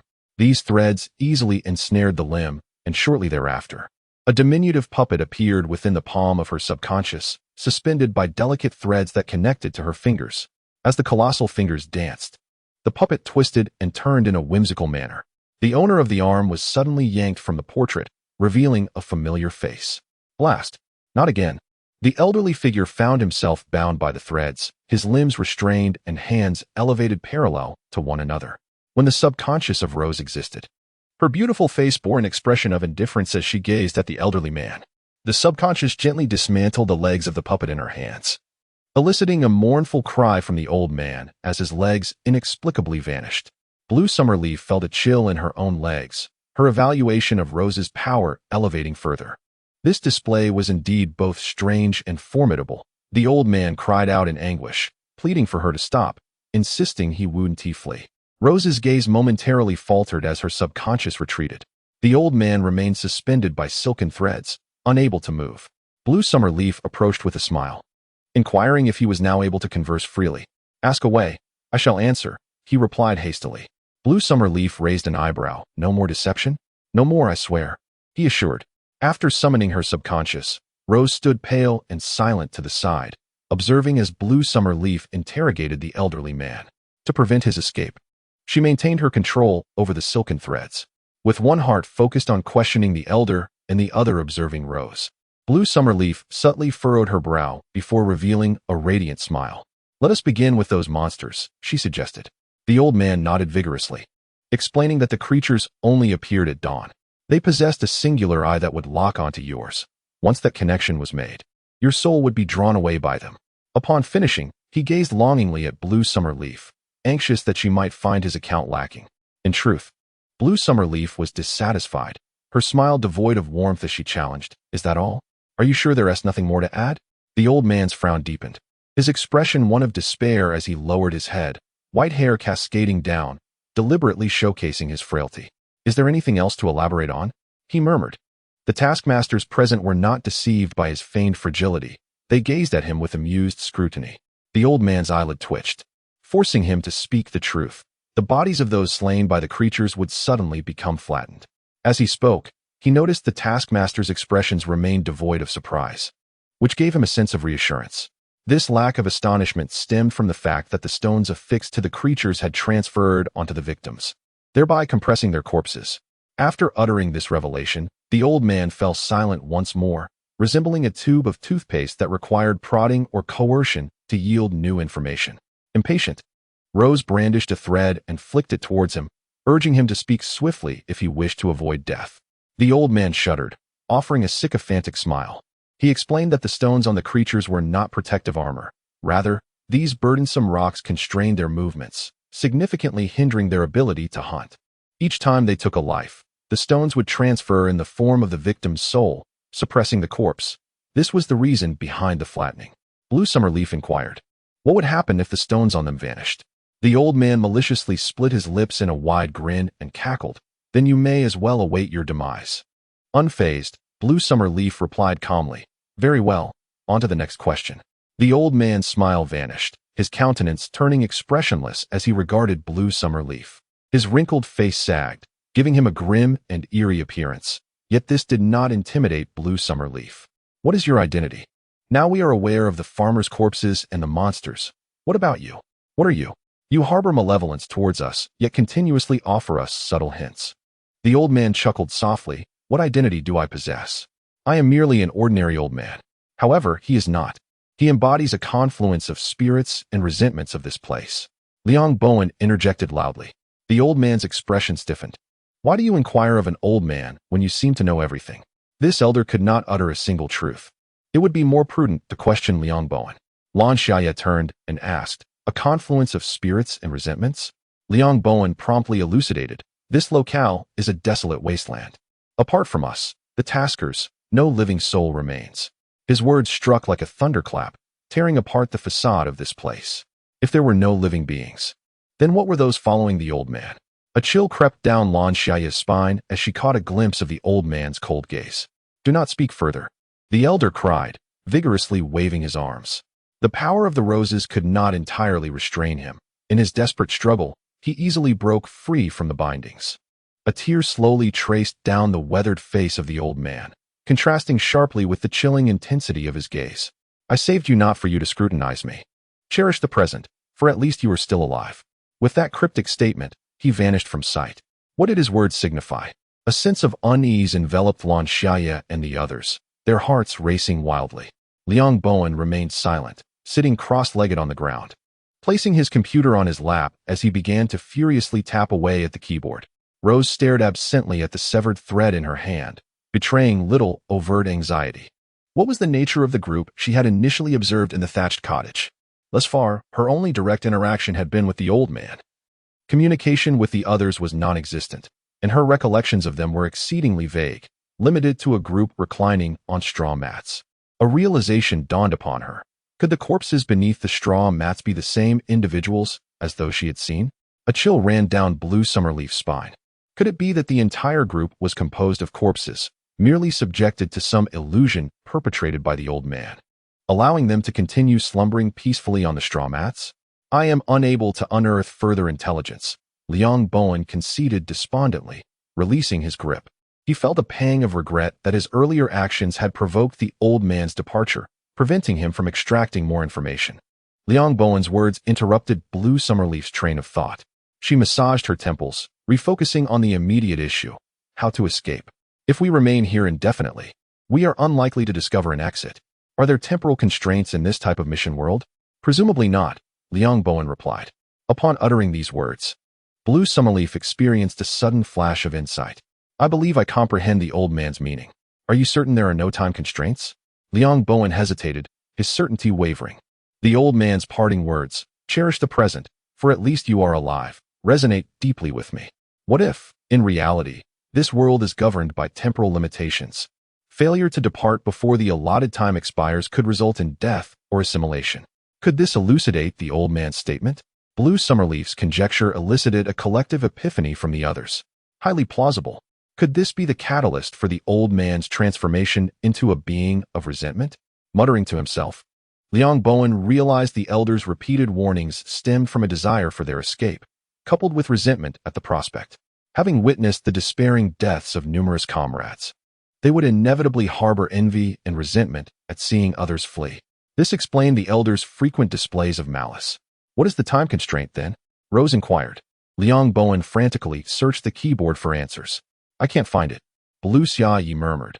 Could it be that the clue has already been presented to us, but we haven't realized it? Liang Bowen's eyes lit up. Darkness and light. He exclaimed. That's it. 3 days of polar night and half a day of polar day. Could this be related to the time limit? If the time limit is indeed connected to this, I'm inclined to believe we must escape before nightfall. The half-day sunrise is brief, and the soul-consuming monsters will hinder us. Blue Xiaye's eyes crinkled into a smile. In that case, the time of sunrise is the opportune moment to escape. If we miss this sunrise, we'll have to wait 3 more days. Who knows if we'll be assimilated during those 3 days? Liang Bowen stood up excitedly. That makes sense. Let's get out of here now and not miss the sunrise. Rose tentatively used her threads to pull the wooden door, and this time it swung open easily. Did this indicate that their conjecture was correct? With the door now wide open, the trio hastened to flee. Having elapsed 5 hours since sunrise, a mere 7 hours remain, rendering the situation exceedingly pressing as they must ascertain the true egress. Ah, it is you, Chun Yingying exclaimed instinctively upon perceiving the arrival of Lan Xiaye and company. Lan Xiaye and the twin sisters encountered each other, meeting head-on. Chun Jingjing inquired, what brings you here? There is scant time for explanations, ascend swiftly.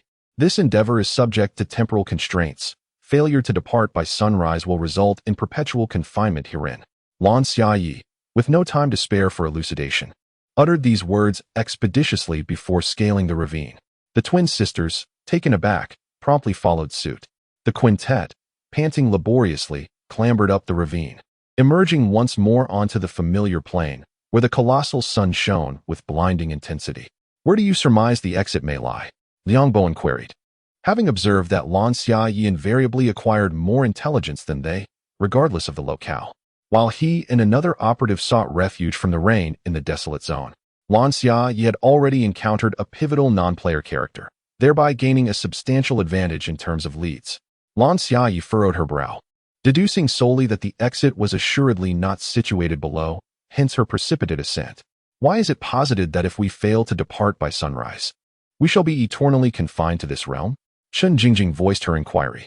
Liang Bowen hastened to expound upon the intricacies of the matter, whereupon Chun Jingjing, upon comprehending the circumstances, grew acutely anxious, as ascending from the ravine had already consumed the better part of an hour. Time is of the essence. She exhorted Lan Xiaye, her tone laced with impatience. Have you conceived of the exit's location? Her tone was terse, tinged with a hint of urgency. Before Lan Xiaye could react, Xiang Wei furrowed her brows and positioned herself protectively in front of Lan Xiaye. What is your attitude? If you lack the foresight to find the exit, do not blame others for not anticipating it. When Chun Jingjing was reprimanded by Xiang Wei, she inwardly lamented her misfortune. From the moment she resolved to betray Lan Xiaye for resources, she had already viewed her as a mere commodity, devoid of any patience for such an item. However, now she sought to leverage Lan Xiaye's intellect to facilitate their escape from this world, needing to exploit the trust Lan Xiaye had in them while concealing her shifting demeanor. Stealing a glance at Lan Xiaye, she observed a smile gracing her lips, the enigmatic curve hinting at unfathomable depths. Upon noticing Chun Jingjing's gaze, Lan Xiaye offered a friendly nod, leading Chun Jingjing to reassure herself that she had not been discovered. Chun Yingying, being overly protective of her sister, could not stand by while Xiang Wei confronted her. My sister is merely anxious. Time is of the essence. What is wrong with her urgency? And you? If you were truly intelligent, why did you not inform us of the exit's location? Xiang Wei responded with a cold laugh. I may not be clever, but I certainly do not exhibit the same disdainful attitude as you. When seeking help, one must adopt a demeanor befitting the request. You are courting death. Chun Yingying was easily provoked into a murderous rage, drawing a handgun and pulling the trigger towards Xiang Wei. The rapid progression of events left everyone stunned, failing to react in time. Chapter 122, The conflict erupted. Xiang Wei, too, was caught off guard, as a bullet struck her directly in the chest. In an instant, blood splattered wildly, staining her face, the vibrant fabric of her Lolita dress now marred by a crimson blotch. Rose, in a state of disarray, lifted her head, her pale violet eyes now awash in red. You are courting death. Liang Bowen's eyes flickered as he intervened, exclaiming, What are you doing? Let us not ruin the harmony. Get lost. Rose retorted, her threads swirling gracefully, ensnaring Liang Bowen's body and casting him aside, while several other threads shot straight toward Chun Yingying. Although Rose's own injuries were rendered ineffective, her threads remained unharmed. Liang Bowen stealthily approached Lan Xiaye, inquiring, Aren't you going to intervene? Lan Xiaye leisurely watched the unfolding drama, raising an eyebrow at his question. Why should I meddle in their affairs? Should I rush in and plead for them to cease fighting? A playful smile graced her lips, seemingly amused by the situation. What? Liang Bowen was bewildered, unable to comprehend Lan Xiaye's mirth. Yet, she understood, recognizing the cultural disparities between them. Are you truly not going to intervene? He pressed, his reluctance evident. Meanwhile, the battle between the twin sisters and Rose escalated to a fervent intensity. Rose's threads, launched from behind, caught the sisters off guard. Chun Yingying found her ankle ensnared, rendering her immobile, as more threads began to envelop her. In response, Chun Jingjing summoned her subconscious, invoking the mirror domain. She drew Rose into the mirrored world, where she reigned as a deity, with a mere thought. The threads binding Chun Yingying shattered. Countless sharp shards of mirrors emerged from various unguarded angles, wounding the Rose. The Rose's complexion turned ashen, having previously summoned her subconscious. Another invocation would undoubtedly diminish her strength significantly. Just as she intended to forcefully call upon her subconscious once more, Lan Xiaye suddenly entered the mirror realm. With a gentle lift of her left hand, all the mirror fragments surrounding the Rose froze mid-air, unable to advance a single step. With a smile, she said, Stop wasting time, nightfall approaches. Chun Jingjing was taken aback, and at that moment, the shadow behind her could no longer maintain its form and scattered. Chun Yingying assumed that the mirror shards had not slain the Rose due to her sister's intervention. The mirror realm naturally dissipated, and Liang Bowen approached Lan Xiaye, inquiring, Didn't you say you wouldn't concern yourself with them? Lan Xiaye merely smiled and remained silent. Chun Yingying mistakenly believed the stasis of the mirror shards was a mercy from her sister. Yet the Rose distinctly sensed a mysterious and formidable force that had suspended those shards, the source of which was none other than Lan Xiaye. The Rose retrieved a healing item. A single pill allowed her wound to heal instantaneously, causing Lan Xiaye to eye it with envy. Would you like one? The Rose, noticing Lan Xiaye's fervent gaze, hesitated before producing a pill. Lan Xiaye was typically wary of pills that had passed through others' hands, and thus declined the Rose's offer. After consuming the pill, the Rose's vitality was significantly restored, and her gaze swept coldly over the twin sisters. Chun Jingjing furrowed her brow, suddenly feeling a chill, as she noticed the rose's expression, which instantly ignited her murderous intent. This individual has already formed enmity with her two sisters. The elixir she consumes is a grade C holy medicine, exceedingly costly, suggesting a formidable backing. Lan Xiaye, how did you manage to halt my mirror attack just now? Quite impressive. Chun Jingjing maintained a cold tone, seemingly challenging Lan Xiaye, yet in truth, she sought to probe into Lan Xiaye's extraordinary abilities and strength. Chun Ying was taken aback. Sharing the same ability with her sister, she understood the immense power required to thwart attacks within the mirror domain, at the very least. It surpassed their own capabilities. Yet, Lan Xiaye had not even tapped into her subconscious. Just how powerful was she? Would their scheme against such an individual truly succeed? A sudden wave of foreboding washed over Chun Ying, accompanied by a tinge of regret. Chun Jingjing fell silent, her gaze icy. A lie. Within the mirror domain, they were akin to deities, governing all that transpired. A mere paralyzing ability could not possibly halt their assault. Enough, enough, let us cease this quarrel. If we continue, night shall fall upon us. Liang Bowen stepped in to mediate. With the task and time constraint at hand, the group managed to maintain a semblance of peace. Where shall we go? Where lies the exit? This question lingered in the minds of all. The battle between the twin sisters and the rose had already consumed considerable time. Only 5 hours remained until darkness descended. If those monsters were the obstacles preventing us from finding the exit, could it be that the area with the most monsters is indeed the exit? Lan Xiaye's thoughts found unanimous agreement among the group, yet a persistent emptiness gnawed at her, as though she had overlooked some vital piece of information. However, in order to accomplish their mission, they had to suppress their terror and actively seek out these monsters. I possess a drone capable of detecting areas with the highest concentration of these creatures. Rose mentioned that she had numerous valuable items on her, each highly useful. As the drone ascended into the sky, the device cradled in Rose's palm gradually revealed to everyone the entirety of this world. Departing from the plains, they encountered undulating hills ahead, home to dozens of monsters aimlessly roaming about. After flying several dozen miles further, the terrain elevated, and the number of monsters began to increase. The quantity of these creatures appeared to correlate with the elevation of the landscape. Chun Jingjing thoughtfully pointed out some discernible pattern. As the drone continued its flight, Chun Ying suddenly gasped, covering her mouth. Oh my goodness! Chapter 123. Within the abyss, the screen was inundated with the silhouettes of countless monsters. A sight that rendered everyone speechless. If they so much as glanced in their direction, the 5 individuals present would surely perish. Is the exit truly there? Chun Jingjing stiffly tugged at the corners of her mouth, her voice strained as it emerged from her throat. Lan Xiaye urged Rose, please elevate the drone a bit higher. The drone ascended further into the sky. As Lan Xiaye did not call for it to halt, Rose continued its ascent. The view on the screen expanded dramatically, allowing them to grasp the immense height of the mountain teeming with monsters. At several thousand meters above sea level, the mountainside was riddled with rocky monsters that nearly overran the entire range. At this moment, the taskers were devoid of any other thoughts, their faces pale as they gazed at the screen. With a resounding boom, the sound of a drone exploding echoed through the sky, accompanied by a plume of black smoke that rose, plunging the screen into darkness. Had the drone malfunctioned? Lan Xiaye gazed up at the swirling smoke.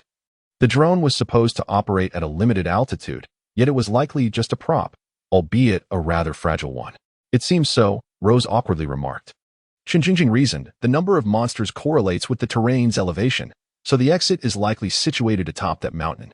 Her analysis was both logical and well-founded. Had Lan Xiaye not glimpsed the aforementioned painting, she would have readily concurred with Chun Jingjing's assessment.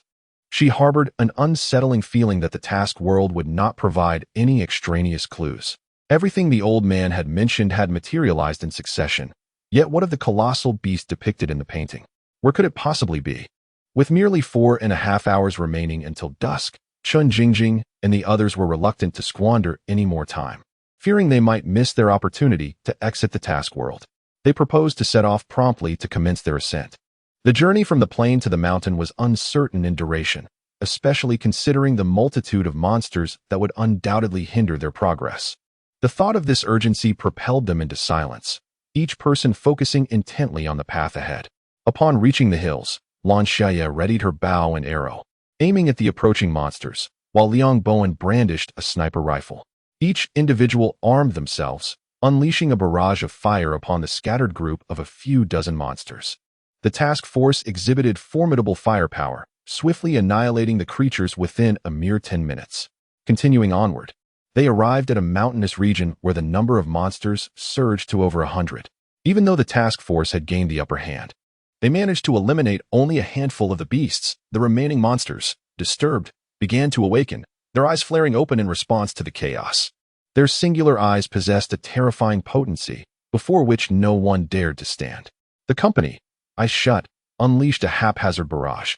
Whether the monsters had been vanquished remained unknown. But in the chaos, Lan Xiaye was inadvertently wounded by her own comrades. Lan Xiaye expelled a breath, retreating several hundred meters without hesitation. We must withdraw for now. They fell back to the hills they had previously cleared, only to discover, to their dismay, that dozens more monstrosities had materialized. Caught off guard, Lan Xiaye met the gaze of one of the creatures, and her breath hitched. It felt as though her very soul was being torn asunder. "Close your eyes," she commanded, forcing her own shut, and fell backward. Her soul quaked violently, adrift in a frigid torrent. Through the haze, she felt herself being gently embraced. In that fleeting moment, she gained a celestial perspective, beholding the world in its entirety. The vast earth undulated softly, and she glimpsed a pair of colossal bestial eyes locking onto hers. The rounded orbs caused Lan Xiaye's pupils to constrict before her consciousness succumbed to the overwhelming tide, and she drifted into slumber. Upon awakening, she found herself back on the plains, now devoid of monsters and remarkably safe. Beside her sat Wei and Bowen, absorbing spiritual energy. The twin sisters were nowhere to be seen. Noticing Lan Xiaye's awakening, Wei approached with concern. "Thank goodness you're all right. I was terribly worried." This time, Lan Xiaye's smile held a greater measure of sincerity. "Thank you for not abandoning me. How long until nightfall?" "Only 2 hours remain." Lan Xiaye had been unconscious for over 2 hours. During that time, the twin sisters, unwilling to squander the opportunity, had ventured toward the mountains in search of an exit. They endeavored to invite Bowen and Wei to join them, but Wei completely ignored their overtures. Bowen, in an awkward manner, conveyed that his humble existence was insufficient to satiate the monstrous entities. Fortunately, Lan Xiaye awoke, and they approached her, inquiring, "Shall we endeavor to pursue Qin Jingjing and her cohort?" "Unnecessary." At that moment, Lan Xiaye's eyes shone with exceptional clarity. She turned her gaze towards Bowen, requesting, "Recite once more the particulars of the colossal beast depicted in the portrait." Bowen hesitated, a vague realization dawning in his mind. Gu, a unique behemoth of this world, stands 10,000 zhang in height, possesses 2 tusks resembling ivory that grow upwards with remarkable sharpness. It is of a savage and somnolent disposition, capable of bestowing bountiful harvests, and is frequently venerated by farmers in ancestral halls. He reiterated the information from the records, a similar perplexity arising within him. Where does this colossal beast reside? What purpose did the elder have in mind when he deliberately presented this information to us? 10,000 zhang in height, of a savage disposition. Lan Xiaye highlighted this information, stating, "Given the immense size of this beast, it should be readily visible to us." "Yet where is it?" Wei paused, exerting her mental faculties for an extended period, before relinquishing her efforts. Could it not be merely inconsequential information? Impossible. Lan Xiaye declared unequivocally, "The mission world does not furnish useless clues, particularly when it has appeared on 2 occasions. Once on the door, and if this fails to capture our attention, it has also inflicted a wound upon you." Bowen nodded thoughtfully. "Indeed, it is quite conspicuous, especially the enormous portrait hanging in the ancestral hall, which further fuels suspicion." Wei gazed at them blankly, feeling that both were correct in their assertions. "Why do we not unlock our imagination?" Bowen gazed at Lan Xiaye, observing her confident smile. "Is it possible that we have encountered a colossal beast?" Lan Xiaye's words involuntarily caused both of them to pause in their breaths, adrenaline surging through their veins. "Are you suggesting?" Bowen felt a wave of dizziness, an incredible notion surfacing in his mind. "We are inside the belly of the beast." "Correct." Lan Xiaye recalled the beastly eyes, precisely those she had seen in the illustrations of the colossal creature. All clues converged, and a smile spread across her face. "If we indeed find ourselves within the belly of the beast, the existence of the black rain becomes readily explicable." Bowen suddenly understood. "Is it gastric acid?" The liquid that digests food? But what of those soulless monsters that vanish upon a mere glance? What do they signify? Rose bluntly remarked. They are the obstacles preventing our escape from this realm. Liang Bowen shot her a disdainful glance. That is not what I meant. What do these monsters represent within the beast's body? Why not consider an alternative perspective? Lan Xiaye replied with a smile. We were meant to be the food. Yet we have not been digested. Instead, we have been burrowing tunnels within the beast, constructing houses of straw. Are you implying we have become parasites? Liang Bowen contemplated a fitting adjective. Rose finally grasped the situation. Those monsters are here to annihilate us, aiding the beast in its digestion, like cells. Lan Xiaye affirmed. Precisely. Only cells reproduce at such a rapid pace. The dozens of monsters we have slain would inevitably reappear in that very area. Liang Bowen praised. This idea is remarkable. How did you conceive it? The gleam reflecting off his lenses obscured the emotions in his eyes. Lan Xiaye replied. Now is not the time for such discussions. We must ascertain our location within the belly of the behemoth and find an exit. Indeed, Liang Bowen scratched his head and opened his laptop. Let me analyze where the exit might be. With a clear direction in mind, the analysis became straightforward. I found it, Liang Bowen declared confidently. We have 3 potential methods of escape. One is to locate the boundary of this world and breach the behemoth's barriers. The second is to trace the pathway to the heart through the stomach and slay the creature. And the final option is to crawl out through its mouth. Each method sounded exceedingly daunting. Which option shall we choose? Xiang Wei hesitated, posing a singular question that sent a jolt through both Lan Xiaye and Liang Bowen, awakening a realization. Meanwhile, Chen Jingjing and her sister struggled to ascend the mountain, invoking their subconscious to annihilate all the monsters in a single sweep with their mirror domain. With a pale face, Chen Yingying gazed at the distant peaks, her spirit lifted. We are about to escape.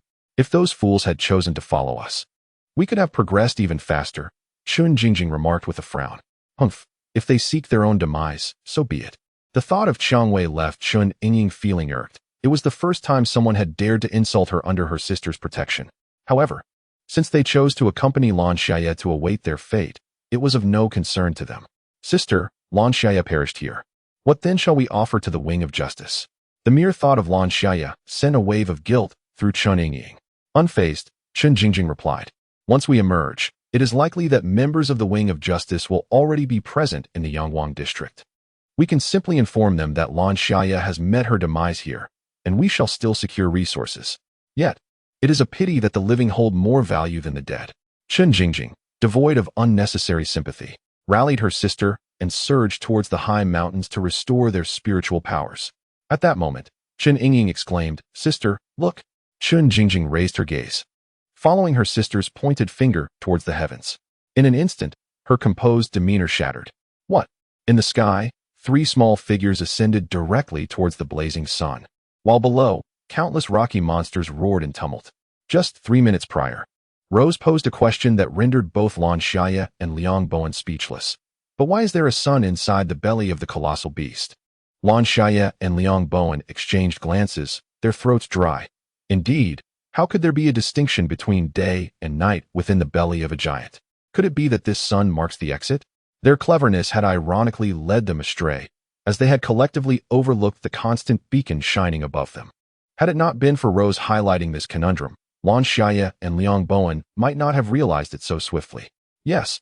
Why are monsters more densely populated in higher terrains?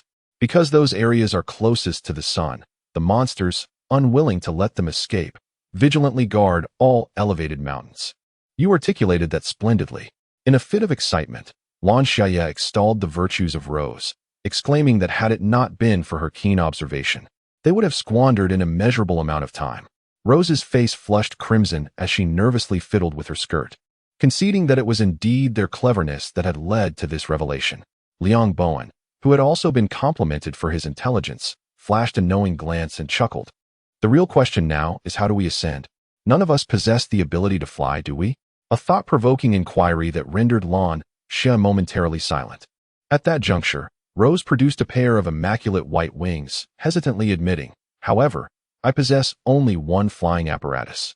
Not to worry, simply carry us aloft, replied Lan Xiaye, her smile radiating warmth in the presence of the resourceful Rose. At that moment, Liang Bowen interjected once more, cautioning, Do not be deceived by her appearance. She is adept at feigning innocence and manipulating trust, only to turn individuals into puppets the moment they embark on a mission. Lan Xiaye, upon hearing his words, offered a gentle smile but remained silent. Liang Bowen furrowed his brow, hidden beneath his glasses and disheveled bangs. With the wings securely donned, Rose extended thin threads to bind Lan Xiaye and Liang Bowen, and with a powerful flap of her wings, they ascended into the air. Bound by the threads, Lan Xiaye and Liang Bowen followed closely behind, gradually drawing nearer to the sun. As the trio soared higher, they attracted the attention of numerous rock monsters below, which rushed in their direction, emitting bizarre cries in an attempt to thwart their ascent. However, their efforts were in vain, for the departure of Lan Xiaye and her companions was inevitable. In a moment of clarity, Chun Jingjing realized her miscalculation and called out to the three soaring above, "No, don't leave. Take us with you," she shouted as she approached Lan Xiaye, her voice resonating powerfully, as if empowered by spiritual energy, ensuring that the three figures in the sky could hear her. Xiangwei lowered her head and beheld the terrified Chun Jingjing and the bewildered Chen Yingying standing helplessly beside her, a broad smile spreading across her face as she scornfully exclaimed, "Only a fool would rush down to save you." Liang Bowen, who had initially intended to suggest bringing the twin sisters along, fell silent upon hearing her words. Not everyone possesses Xiangwei's plethora of useful artifacts. The twins lacked any means of flight, their inventory primarily consisting of high damage and healing items. It was not just them. Both Lan Xiaye and Liang Bowen were similarly unprepared. Without Xiangwei's presence, escaping this world would undoubtedly prove an arduous task. They would have to ascend the towering mountains and strive to touch the sun, seeking an exit. Chun Jingjing watched as the figures of the three grew smaller until they vanished entirely, her voice hoarse from shouting. She wiped her face, her expression cold as ice. "Let us go, up the mountain. Congratulations to the tasker for successfully locating the only correct exit in this world. Mission accomplished." Accompanied by the notification from the Main Deity Space, Xiangwei urgently called out to the fading figure of Lan Xiaye, "Tell me your coordinates." Lan Xiaye swiftly replied, her voice raised, "Yellow-grade Yaoguang zone." As the silhouettes of the three disappeared completely, a colossal beast towered over them, its mouth wide open as it voraciously consumed this world. Suddenly, it paused, rearing up, as if something had just escaped from its maw. Thank you all for your affection towards this book. Your comments and votes invigorate me immensely. Chapter 125. Relocation. Having concluded her mission, Lan Xiaye materialized in her courtyard alongside Liang Bowen. Scarcely had they alighted when Liang Bowen assailed her with the query, "Why did you divulge your coordinates to her? Did I not apprise you of the perilous nature of the enchantress?" The barrage of inquiries diminished Lan Xiaye's smile considerably. "Did you not inform me that the yellow tier encompassed numerous Yaoguang districts? Merely informing her that I resided within Yaoguang would hardly enable her to locate this precise location, would it?" Liang Bowen's heart constricted with apprehension, wondering if she was subtly testing him. Subsequent to Liang Bowen's departure, Lan Xiaye bid a succinct farewell to the intelligent steward, Xiao Lan, procured a region transfer item, and absented herself from Yaoguang. Xiao Lan, in a tone tinged with melancholy, bade her adieu. "Farewell, task performer Lan Xiaye." In Yaoguang, not far from Lan Xiaye's former abode, a multitude of task performers stood vigil. Upon witnessing an unfamiliar male emerge from their target's dwelling, their spirits surged. They converged en masse, a contingent intercepting Liang Bowen, while the remainder encircled the residence, poised to breach the intelligent assistant and infiltrate the premises. "Spare yourselves the exertion. She has likely already departed," Liang Bowen stated with equanimity, his countenance undisturbed by the imposing presence of the assembled task performers. "What?" The task performers obstructing Liang Bowen were taken aback. "You are cognizant of our intentions?" A man, flanked by a throng of task performers, approached, scrutinizing Liang Bowen. Could their intelligence have been compromised? Otherwise, why would Lan Xiaye flee immediately upon emerging from the mission world? Assuredly. A smirk played upon Liang Bowen's lips as he offered, gratis, a piece of intelligence. She is likely to seek refuge in another sector of the shimmering light. Assuming a new identity. "I bid you good hunting." He punctuated his words with a gesture of encouragement, igniting the ire of the operative at the man's side, who lunged forward, exclaiming, "You little." The man, however, restrained his companion, his curiosity piqued. "How did you come by knowledge of our stratagem?" Was it you who divulged our plans to Lan Xiaye? He scrutinized Liang Bowen anew, taking in the unremarkable black-framed spectacles, the unkempt hair slick with a hint of grease, and the casual sportswear. He appeared to be an utterly ordinary operative. Liang Bowen adjusted his glasses, retorting, I have no inclination to reiterate tedious inquiries. Furthermore, upon locating Lan Xiaye, I suggest you eliminate the Lolita-clad girl in her company. What manner of being are you to issue commands to us? This pronouncement incensed not only the towering figure beside the man, but also the entirety of the Righteous Wheel's members. As they surged forward to apprehend and interrogate Liang Bowen, he let out a derisive chuckle, deployed a smoke grenade, and vanished. Damn it. The Righteous Wheel's members, thwarted, cursed in unison. Captain. 2 more female operatives have materialized within the courtyard, reported a guard stationed at the house. Meanwhile, Lan Xiaye found herself in unfamiliar surroundings, uncertain of her precise location. She had materialized in a desert landscape, where the undulating dunes and the sun's balmy embrace served as reminders of her arrival in a new territory. In the desert, tents and pyramids stand amidst an array of exotic architecture.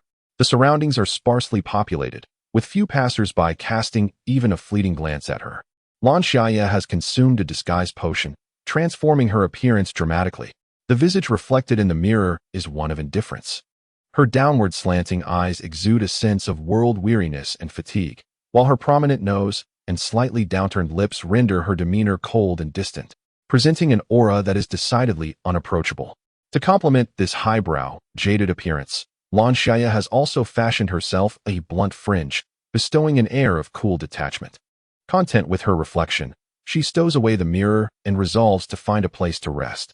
The golden sands beneath her feet are soft and comfortable, yet the unscrupulous innkeeper before her induces a sense of discomfort. 10 points per day, a steep price indeed. The innkeeper, with her messy braids and voluptuous figure accentuated by her dark skin, exudes an undeniable sensuality. Were it not for her current exorbitant demands, Lan Xiaye might have found her more admirable. This establishment, a tavern frequented by numerous taskers seeking refuge for various reasons, leaves the unscrupulous proprietor untroubled by a lack of clientele. Perhaps you could lower your rates? Lan Xiaye suggests with a dispassionate smile that, paired with her now frigid demeanor, conveys a palpable sense of intimidation. Yet, the innkeeper, emboldened by her position, shows no fear of a mere tasker's threat. If you prefer not to stay, turn right upon exiting, she retorts casually while grasping a braid. Lan Xiaye bows her head, her heart heavy, as she reluctantly surrenders 10 points. The boss tossed a keycard to Lan Xiaye, indicating room 298 on the 5th floor. Upon entering the room, Lan Xiaye finally found the energy to examine the system panel. She completed a sea-level task, earning 800 points, which swiftly diminished as she spent them on teleportation items and disguise potions. The teleportation items were exorbitantly priced, consuming 500 of her points in one fell swoop. In this realm, she had not acquired any additional titles or statuses, and the difficulty of the tasks had finally plateaued. Following the customary routine, Lan Xiaye usually took a nap after emerging from the task world, and this time was no different. Upon awakening, she ventured out of the inn to gather information. This was a profound-level area known as Panyu, distinguished from the Yaoguang region by its pronounced geographical features and unique environment. Lan Xiaye approached the most prominent pyramid in this locale, which was unlike the pyramids of ancient Egypt in its sheer magnitude. The exterior of this pyramid was crafted from a special metallic material that shimmered with a kaleidoscope of colors under the sunlight. She felt utterly awestruck by the magnificent structure before her, akin to a rustic bumpkin. Perhaps her ever-changing appearance rendered her unapproachable, for no one dared to strike up a conversation. They merely cast a curious glance at Lan Xiaye before bypassing her to enter the pyramid. It was then that she noticed an automatic door in front of the pyramid. As she advanced, the door opened effortlessly. Following the tasker ahead, Lan Xiaye stepped inside the pyramid. The interior was vast, with a ceiling that created a stunning layered effect, while the surrounding desert was sparsely populated. The pyramid's interior bustled with taskers, as if the entirety of the population had gathered within its walls. Within the grandiose hall, numerous projections were suspended on either side, displaying an array of peculiar assignments.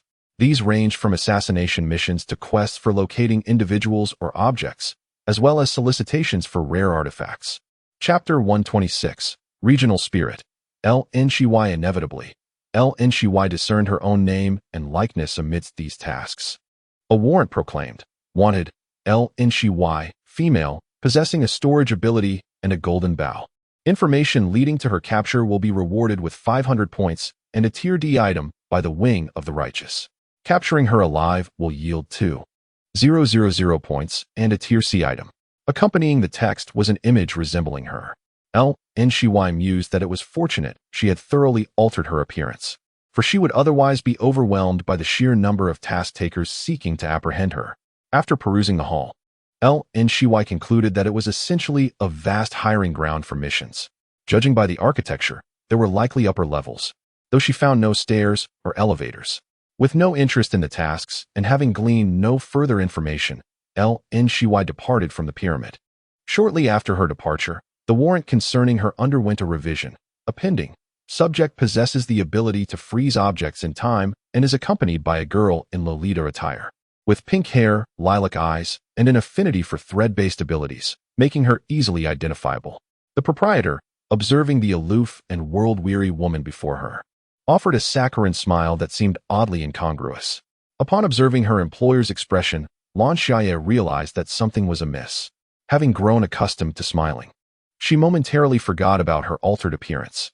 To avoid arousing suspicion, she maintained that peculiar smile while awaiting her employer's response. The boss initially assumed that this customer had simply forgotten her changed visage, continuing to act as if nothing were amiss.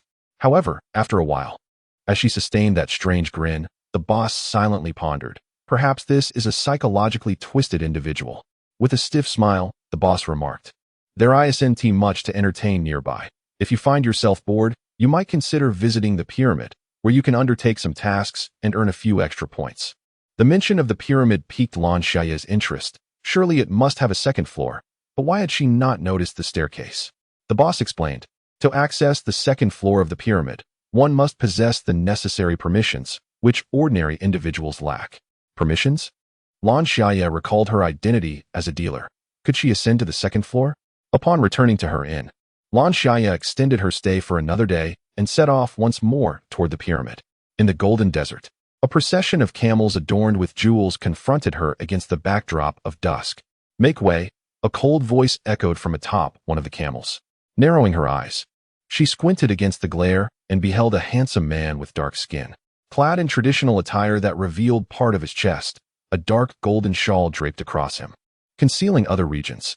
His sleek, ebony skin accentuated his well-defined biceps and chest, sensual yet not overly muscular.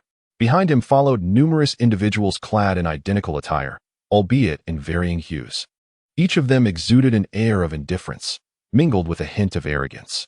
Lan Xiaye dutifully yielded his place, as these figures mounted on camels swiftly stirred up a cloud of golden sand, making their way towards the pyramids. "You must be an outsider," remarked a curious tasker standing beside Lan Xiaye, unable to suppress her inquisitive nature as she approached him. Lan Xiaye responded with a simple hum, inquiring, "What of it? Being an outsider?" The woman, dressed in a casual tank top rather than the customary local garb, beamed with excitement upon receiving his attention, eager to elucidate the situation. "Only outsiders are unaware of the Yellow Desert Army." "The Yellow Desert Army?" Lan Xiaye's gaze drifted towards the distant swirling sands, recalling the group that had just passed. The woman nodded vigorously. "Indeed. They represent the foremost power in the Panyu district. Do not underestimate their camels. They are precious regional spirits." Lan Xiaye's expression turned perplexed upon encountering this new terminology. "What are regional spirits?" The woman, recognizing his confusion, replied, "You were not a tasker from the Xian-level region, were you?" "Correct," he confirmed. The woman elaborated, "Regional spirits are unique spiritual entities born from a specific area. In our Panyu district, characterized by its desert landscape, the corresponding spirit is the camel. These regional spirits are immensely powerful. Those from our district inherently possess remarkable strength and speed, with a robust vitality. Some even possess extraordinary spatial abilities." A tremor coursed through Lan Xiaye's heart. Spatial abilities? Indeed, a high-level aptitude. Are you not envious of its manifestation within a camel? The woman jested. Of course, such localized spirits are a rarity. Typically, those endowed with innate gifts are exceedingly haughty, reluctant to be commanded by mission participants, and possess the inherent capacity for cultivation. Lan Xiaye then comprehended the vast disparity between the Xian and Huang tiers. How wondrous must the Di and Tian tiers be? For the first time, Lan Xiaye harbored an intense curiosity and desire to explore the inner workings of the main god space. Do no mission participants hunt and coerce these localized spirits into subservience? It is, after all, humanity's forte. The woman cast a glance that conveyed disbelief. Do not entertain such perilous notions. Localized spirits are entities born of the main god space. No mission participant would dare coerce them. Even if there were audacious individuals, they might not overcome these spirits. She resumed her laughter. I neglected to mention that an ordinary localized spirit's strength rivals that of a C-tier mission participant, let alone those with spatial gifts. Observing Lan Xiaye's profound astonishment, the woman felt a surge of pride. Now do you comprehend the might of the Yellow Sand Army? Lan Xiaye posed a fresh inquiry. Does their organization assign one spirit per camel? Pray, do not refer to the esteemed localized spirit as a camel. It is utterly disrespectful. The woman initially rebuffed Lan Xiaye with discontent before addressing her inquiry. How could it be possible? Even if the Yellow Desert Army were extraordinarily powerful, they could not command such a multitude of regional spirits. Those are elite members of the Yellow Desert Army. Chapter 127, The New World. Did you see the man at the forefront? Indeed. The woman's eyes glimmered with admiration. He was Yu Lixing, the third in command of the Yellow Desert Army. She cast a sidelong glance at the nonchalant Lan Xiaye and began to elucidate the remarkable attributes of Yu Lixing. Having ascended to a senior rank less than 2 years ago, his overall strength had already reached sea level. It is widely acknowledged that the elevation of comprehensive strength is an arduous endeavor. Many sea-level operatives possess an actual strength of merely D-level.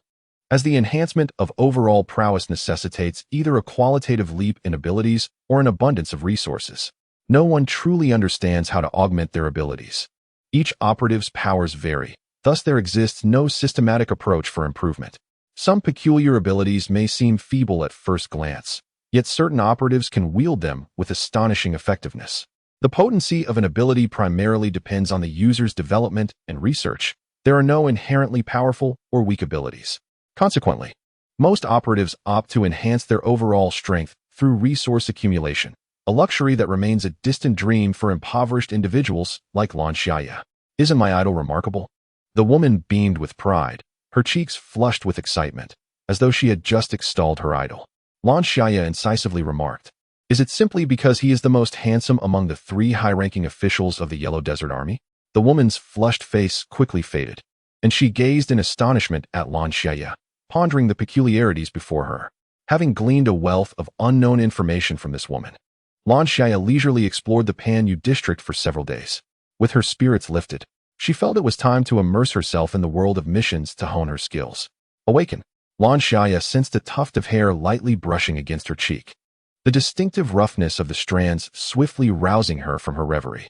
Her sudden movement startled a nearby girl, prompting a loud thud. It was only then that Lan Xiaye realized she was in a dormitory. The wooden bed beneath her shook violently from her abrupt actions, eliciting an exasperated response from another girl. Zhang Jie, what are you doing? Keep it down. Upon hearing the name Zhang Jie, Lan Xiaye's immediate thought was to express gratitude to the divine space for granting her a false identity.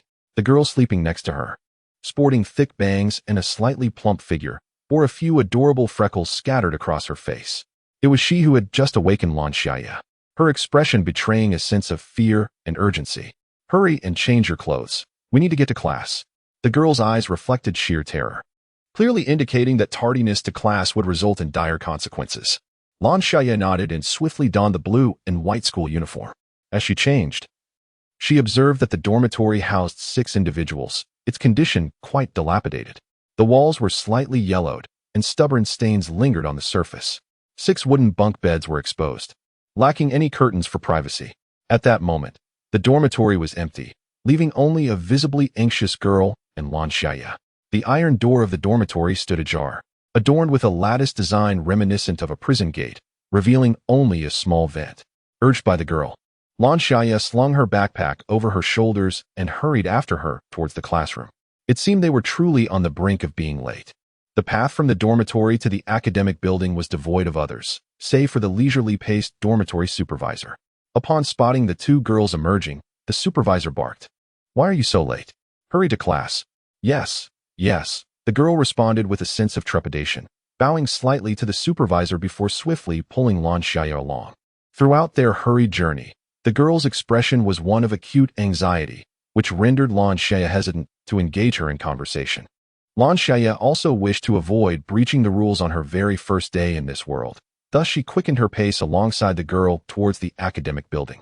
This institution was a closed boarding school, comprising 4 buildings, 2 dormitories, a dining hall, and the remaining structure serving as the classroom. Fortunately, they arrived just in time, avoiding tardiness. However, as they approached the classroom, the gazes of the seated students bore into Lan Xiaye, making her exceedingly uncomfortable. Those looks were laced with a malicious curiosity.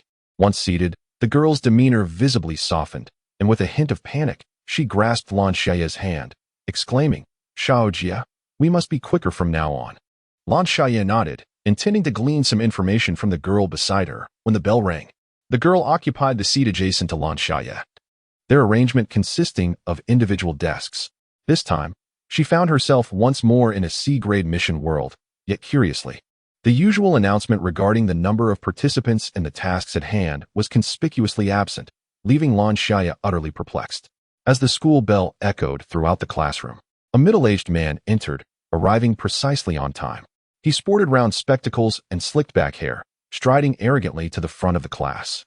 "How did you fare with the poem to the oak tree that you were assigned to memorize yesterday?" he inquired. Lan Xiaye was taken aback. When did the oak tree become an essential text for high school? The teacher paced the podium, and noticing the profound silence that enveloped the room, he barked. "Why is everyone so quiet? You are all aspiring to attend university. With such an attitude, how do you expect to succeed?" The classroom remained eerily silent. Even the sound of breathing was hushed as everyone bowed their heads low, too intimidated to meet the teacher's gaze. Truly a bunch of fools. The teacher vented his frustration with a few more scathing remarks. At that moment, a bespectacled boy in the front row raised his hand, and the teacher's demeanor softened considerably, a hint of a smile gracing his face. "Ah, Wu Zhichai, what do you wish to say?" Wu Zhichai stood up, sweeping his hand dramatically, and Lan Xiaye felt a jolt of apprehension, which proved to be warranted as he pointed directly at her and the girl with freckles seated beside her. During class today, all the students arrived punctually, eager to review, except for Jiang Jie and Zhang Xian, who were the last to arrive, coming in slightly ahead of the teacher, which displayed a blatant disregard for the teacher's authority. As predicted, the teacher's anger flared. Seizing the ruler from the desk, she descended with an imposing presence. Glaring down at Lan Xiaye and Zhang Xian. "You too, stand up." Zhang Xian trembled, rising with a quivering form, tears welling in her eyes as she stammered, "Teacher, I was wrong. Is there a desire to witness a grand apocalyptic world? In my perspective, this belongs to the realm of A and B level challenges, and I am quite eager to pin it down, brimming with countless ideas. Yet, the protagonist remains too inexperienced. I am frustrated." Chapter 128, Reciting Texts. Does it matter if one makes a mistake? The teacher regarded Zhang Xian with disdain, waving the ruler in the air. "Extend your hand." Zhang Xian, sniffling, raised her hand, bracing for the ruler's descent. At that moment, Lan Xiaye abruptly stood up, deliberately dragging her chair back with a loud noise. The teacher's ruler halted mid-air, her fierce gaze shifting towards Lan Xiaye. With genuine sincerity, Lan Xiaye bent forward in apology. "I am truly sorry, teacher. It is entirely my fault for insisting that classmate Zhang help me repeatedly recite to the oak. I was simply eager to complete the assignment you assigned." Zhang Xian's eyes widened in shock, her gaze fixated on Lan Xiaye in terror, realizing that by saying this, the teacher would surely demand that she recite the poem on the spot. Indeed, the teacher's furrowed brow relaxed somewhat as he nodded. "In that case, recite it on the spot." To the Oak is a love poem penned by Xu Ting, and coincidentally, Lan Xiaye had recited this very poem during her art examination. She recited with great fluency, "If I love you, it will not be like the climbing flower, relying on your lofty branches to flaunt myself. If I love you." Lan Xiaye delivered her lines with remarkable fluidity, without a hint of hesitation. The teacher nodded in satisfaction, his expression completely softened, signaling for her and Zhang Xian to take their seats. With his hands clasped behind his back, the teacher approached the podium. "Classmate Jiang Jie recited excellently just now, and her attitude towards learning is commendable for everyone to emulate. Now, we shall draw lots for other students to recite. Wu Zhichai cast a menacing glance at Lan Xiaye, his pitch-black pupils devoid of any light. Suddenly, upon hearing the teacher call for another question, he contorted his face and sat up straight, bowing his head like the other students. The classroom descended into an eerie silence, a stifling stillness that was profoundly oppressive. The teacher, visibly displeased, rapped his knuckles on the desk. Every time I ask you to respond or recite, it's the same dismal scene. Can you not learn from class 5 next door? They would never behave like this. Suddenly, his gaze fell upon someone, and he brought his pointer down heavily on the desk, exclaiming, "You Don Yuan." Lan Xiaye observed some students in the front row shrink back in terror, their bodies instinctively curling inwards. A boy clad in a school uniform immediately stood up. He was seated in front of Lan Xiaye, and although she could not see his face, the large headphones around his neck were strikingly conspicuous. The teacher, indeed, seized the opportunity to confront Yu Don Yuan, striding over to him and vehemently berating, "Why on earth do you bring an earphone to class? Are you here to learn or merely to indulge in music?" Yu Don Yuan, taken aback, felt his ears flush with embarrassment as he stammered, "I didn't." "No more explanations. Hand over your phone." The teacher impatiently interrupted his words. Yu Don Yuan replied incoherently, "I don't have a phone." The students surrounding Lan Xiaye wore malicious smirks, resting their chins in anticipation of the unfolding drama. Whispers of various opinions emerged from the crowd. "Goodness, how dare he? Concealing a phone, utterly speechless." From these murmurs, Lan Xiaye gleaned that the school forbade the possession of mobile phones, mandating their confiscation. Silence. The teacher, clearly exasperated by the incessant chatter, turned to the students behind him and commanded. The teacher's authority was formidable as soon as he called for silence. The classroom fell into a stillness akin to stagnant water. "Yu Don Yuan, I warn you for the last time, surrender your phone. Do not let this escalate to a point of embarrassment for us all." Yu Don Yuan's fair complexion turned a deep crimson, and he reluctantly vacated his seat to allow the teacher to search. The teacher let out a cold laugh, rummaging through all of Yu Don Yuan's books on the desk for a thorough examination. To his astonishment, he discovered that there was indeed no phone in the drawer. Unconvinced, the teacher searched again meticulously. Eventually, he relented, his expression darkening as he said, "Since you claim not to have a phone, why then are you wearing earphones?" Yu Don Yuan replied, "These are a keepsake from my mother, which is why I wish to carry them with me every day. Yet these memories are shrouded in a veil of obscurity, rendering them indistinct." "Humph, then recite to the oak tree." Yu Don Yuan's countenance reflected distress. Having only recently arrived in this world, he had never encountered this poem, and his native realm had never even whispered its name. Seizing upon Yu Don Yuan's oversight, the teacher let out a heavy huff, demanding, "Why can you not recite it? Extend your hand." Yu Don Yuan felt a mix of embarrassment and shyness, for the teacher's punishment was to strike his hand in front of the class. However, at the very moment the teacher's switch descended, Yu Don Yuan's flushed face drained of color, turning an ashen white. After several strikes, he could barely maintain his footing, his left hand trembling uncontrollably in pain. A task-bearer ought not to withstand even the teacher's switch, suggesting that this punishment transcended mere corporal discipline. Lan Xiaye observed Zhang Xian, who trembled in fear, her head bowed tightly over her book, and many other students around her exhibited similar trepidation. Subsequently, the teacher called upon several students in succession, and remarkably, apart from Lan Xiaye, none could recite to the oak tree. Each time they attempted to speak, their words faltered and stumbled. It was indeed peculiar. A poem mandated for recitation should not have left everyone at such a loss. This alarming failure rate led Lan Xiaye to suspect that the poem harbored some extraordinary significance. What a bunch of useless wretches. The teacher stormed onto the stage, opening the book. "Let me elucidate this poem for you." Lan Xiaye focused intently, preparing to absorb the teacher's insights. Amidst the recitation of To the Oak, a piercing scream abruptly truncated the instructor's discourse, sending ripples of commotion through the entire academic edifice. Students in the classroom craned their necks, peering out the windows, eager to witness the spectacle unfolding outside. Their eyes gleamed with a mixture of curiosity for the novel incident and the thrill of interrupted studies. The corridors were already lined with students gazing downward. Observing the burgeoning agitation among his pupils, the teacher promptly bellowed for silence. Despite his admonition, the classroom remained restless.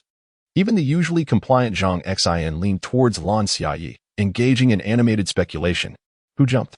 she exclaimed, her eyes sparkling with eagerness to investigate the scene firsthand. Silence. Silence.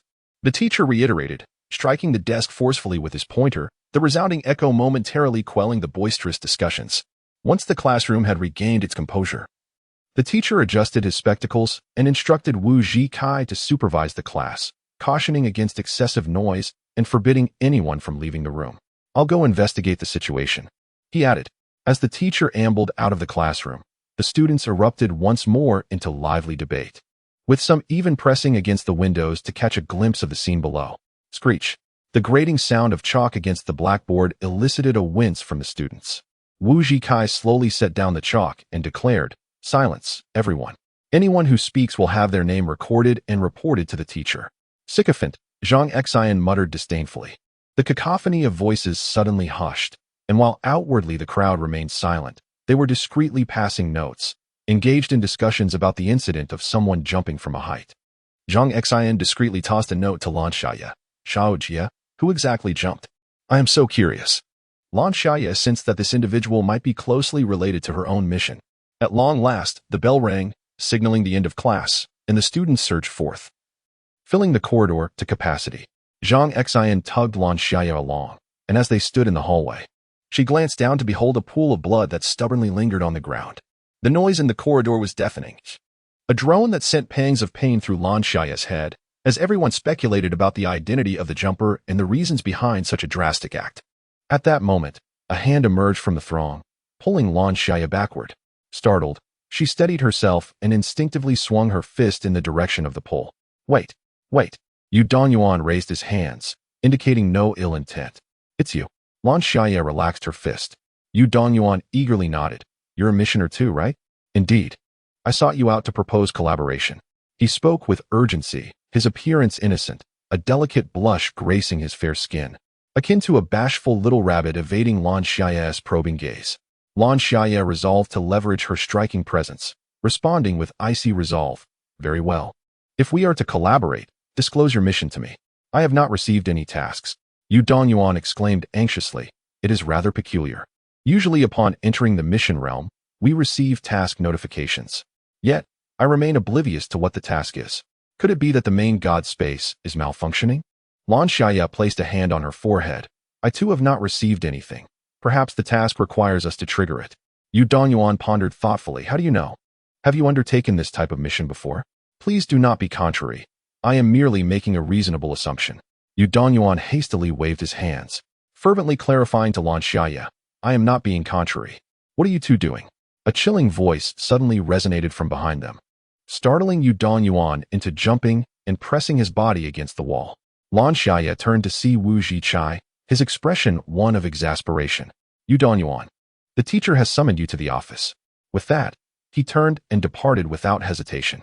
Only then did Yu Dongyuan peel himself off the wall, fearfully asking Lan Xiaye, "What should I do? I am frightened." Lan Xiaye could hardly express her dismay. "You are, after all, a tasker." Yu Dongyuan's face flushed crimson as he murmured, "I fear he will confiscate my headphones." Reluctantly, Yu Dongyuan made his way to the office, at which point Zhang Xian approached, her eyes gleaming with curiosity as she regarded Lan Xiaye. "Was that Yu Dongyuan speaking to you just now?" Lan Xiaye affirmed with a slight nod, only to see Zhang Xian's eyes light up with an intense fervor. "Quick, tell me, how far have you two progressed?" Lan Xiaye. Zhang Xian believed that Lan Xiaye was reluctant to speak, persistently questioning her.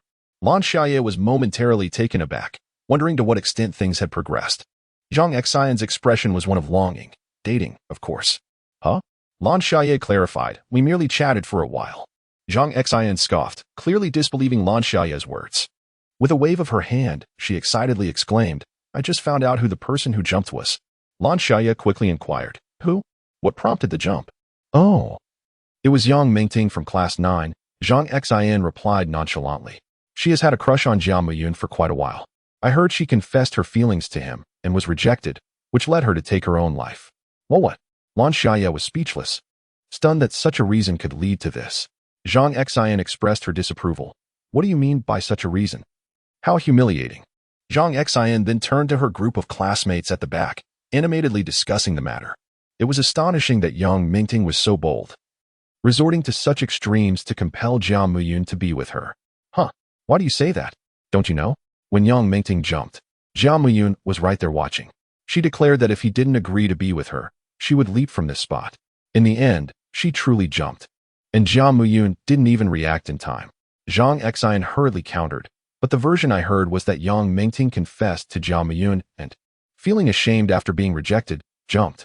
What you heard must surely be incorrect. A heated debate ensued among those present.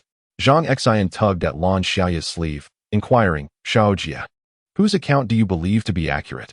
Lan Xiaye tentatively proposed, could it be that both are fabrications? Perhaps Jia Muyun committed an egregious act against Yang Mingting, leading to her suicide. The true circumstances might have been deliberately suppressed. Initially displeased upon hearing Lan Xiaye suggest their versions were untrue, Zhang Xian and the surrounding girls furrowed their brows. However, upon hearing Lan Xiaye's subsequent conjecture, their eyes lit up. Good heavens, Xiaojia, you're a genius. It's highly probable. I believe Xiaojia's theory holds merit. Before Lan Xiaye could interject, the entire class was abuzz with the rumor that Jia Muyun had wronged Yang Mingting, driving her to suicide. The tales were so vivid that Lan Xiaye heard no fewer than 10 variations. Some claimed Jia Muyun had impregnated Yang Mingting and refused to take responsibility, leading to Yang Mingting's despair and suicide. Others alleged Jia Muyun had been unfaithful, causing Yang Mingting's emotional collapse and suicide. I was merely speculating. How did you all embellish it so elaborately? Zhang Xian retorted indignantly, Xiaojia, what nonsense are you spouting? This is the truth. Lan Xiaye remained silent, her expression blank. Xiaojia, it's that dormitory supervisor, Zhang Xian suddenly whispered, fearfully shaking Lan Xiaye's hand. Lan Xiaye turned her head slightly and caught sight of the dormitory supervisor's room, which was designed in a rather conventional manner. What struck her as peculiar was one bed adorned with exceedingly vibrant crimson curtains, half-drawn, revealing a pitch-black interior that bore an uncanny resemblance to a coffin. A middle-aged woman sat expressionlessly on the edge of the bed, her gaze fixed upon every female student passing by. Suddenly, her eyes locked onto Lan Xiaye's. Those dark and eerie orbs unwaveringly scrutinizing her, a wave of psychological distress stealthily encroaching upon her.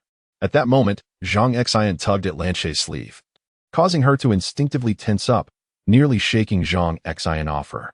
Regaining her composure, Lan Xiaye relaxed and followed Zhang Xian's lead towards the dormitory. Hurry up, Xiaojia. That supervisor is quite fierce. Lan Xiaye inquired, what is wrong with her? She's just really intimidating, far more than the other supervisor. We all feel frightened when we see her. Their dormitory was located on the 4th floor, and after ascending 4 flights of stairs, they finally arrived. As soon as she settled into her seat, Lan Xiaye laid her head on the desk to alleviate the psychological distress inflicted by the supervisor. Fortunately, her resilience was commendable, allowing her to withstand the mental assault without succumbing to a fainting spell. This tasker possessed striking beauty. It would not be an exaggeration to say that her entrance transformed the dilapidated dormitory into a radiant space. Her sleek black hair cascaded like a waterfall into a ponytail. Her skin as smooth as cream, with brows like paintings and eyes shimmering with affection, exuding a delicate charm.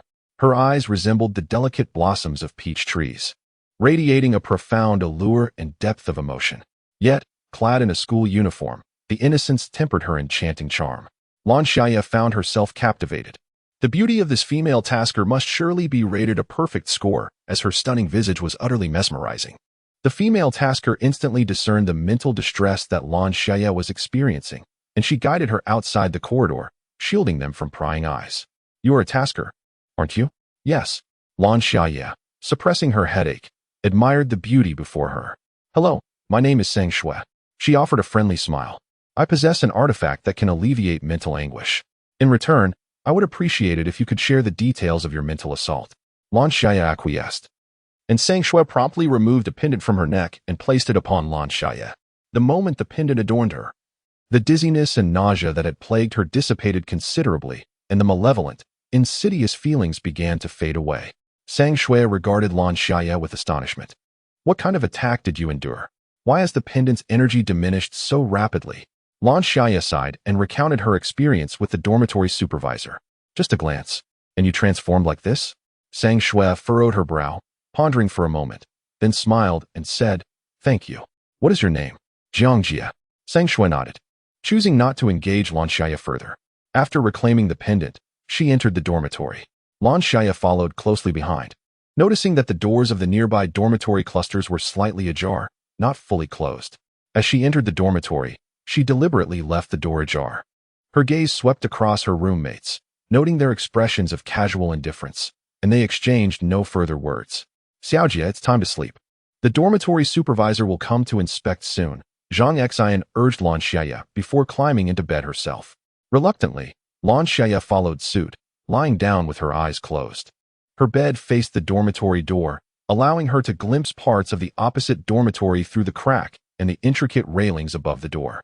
The room fell into a profound silence. After approximately 5 or 6 minutes, she heard footsteps echoing in the corridor. She quickly shut her eyes, opening a narrow slit to peer outside. The footsteps approached, pausing intermittently, their sound growing louder until they halted at Lan Xiaye's door. She steadied her breath, subtly directing her gaze towards the entrance.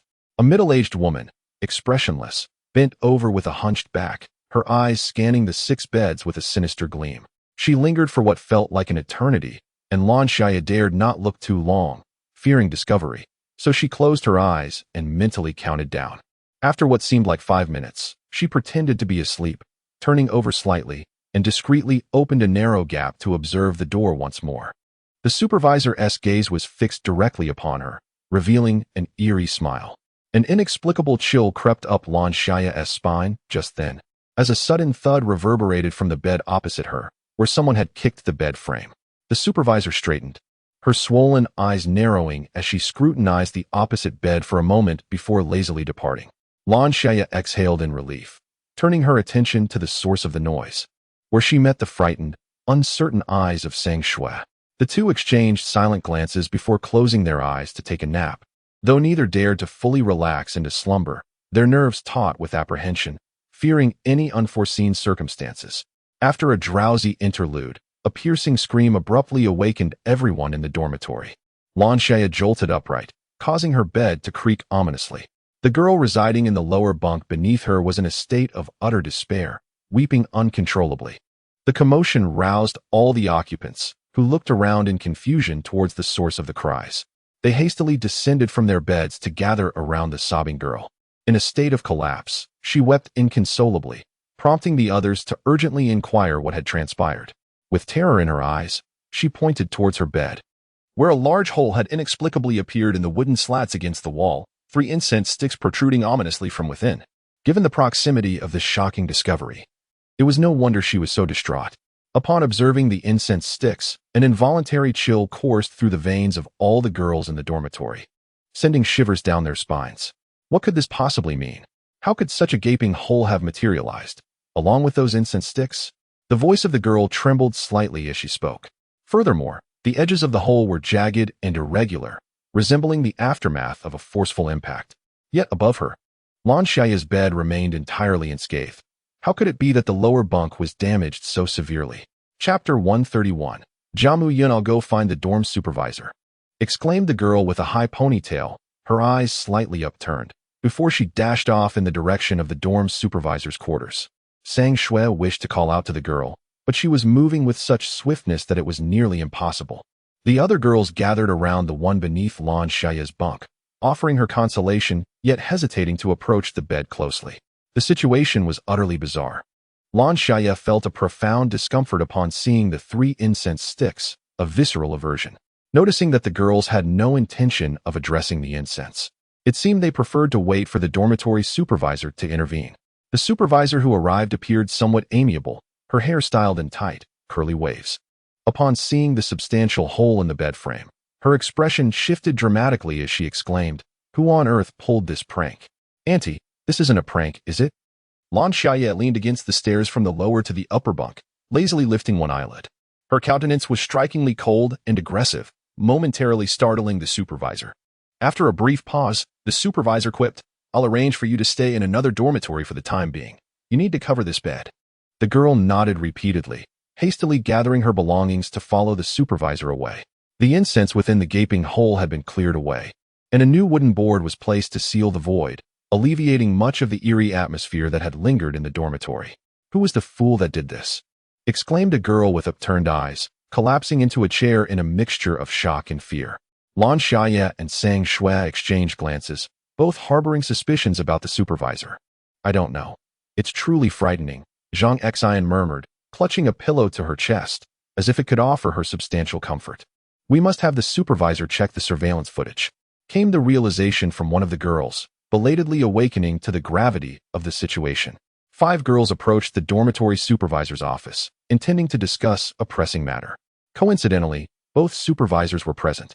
"What's the matter?" inquired the supervisor known for her instant noodles. "Oh, we're here to check the surveillance footage," one of the girls replied. Upon understanding their purpose, the supervisor readily agreed. However, the other supervisor, lurking behind her, fixed an unsettling gaze upon the 5 girls, her expression decidedly eerie. One girl, feeling uncomfortable, instinctively rubbed her arms covered in goosebumps and murmured softly. Zhang Xian suddenly exclaimed, "It's time for class."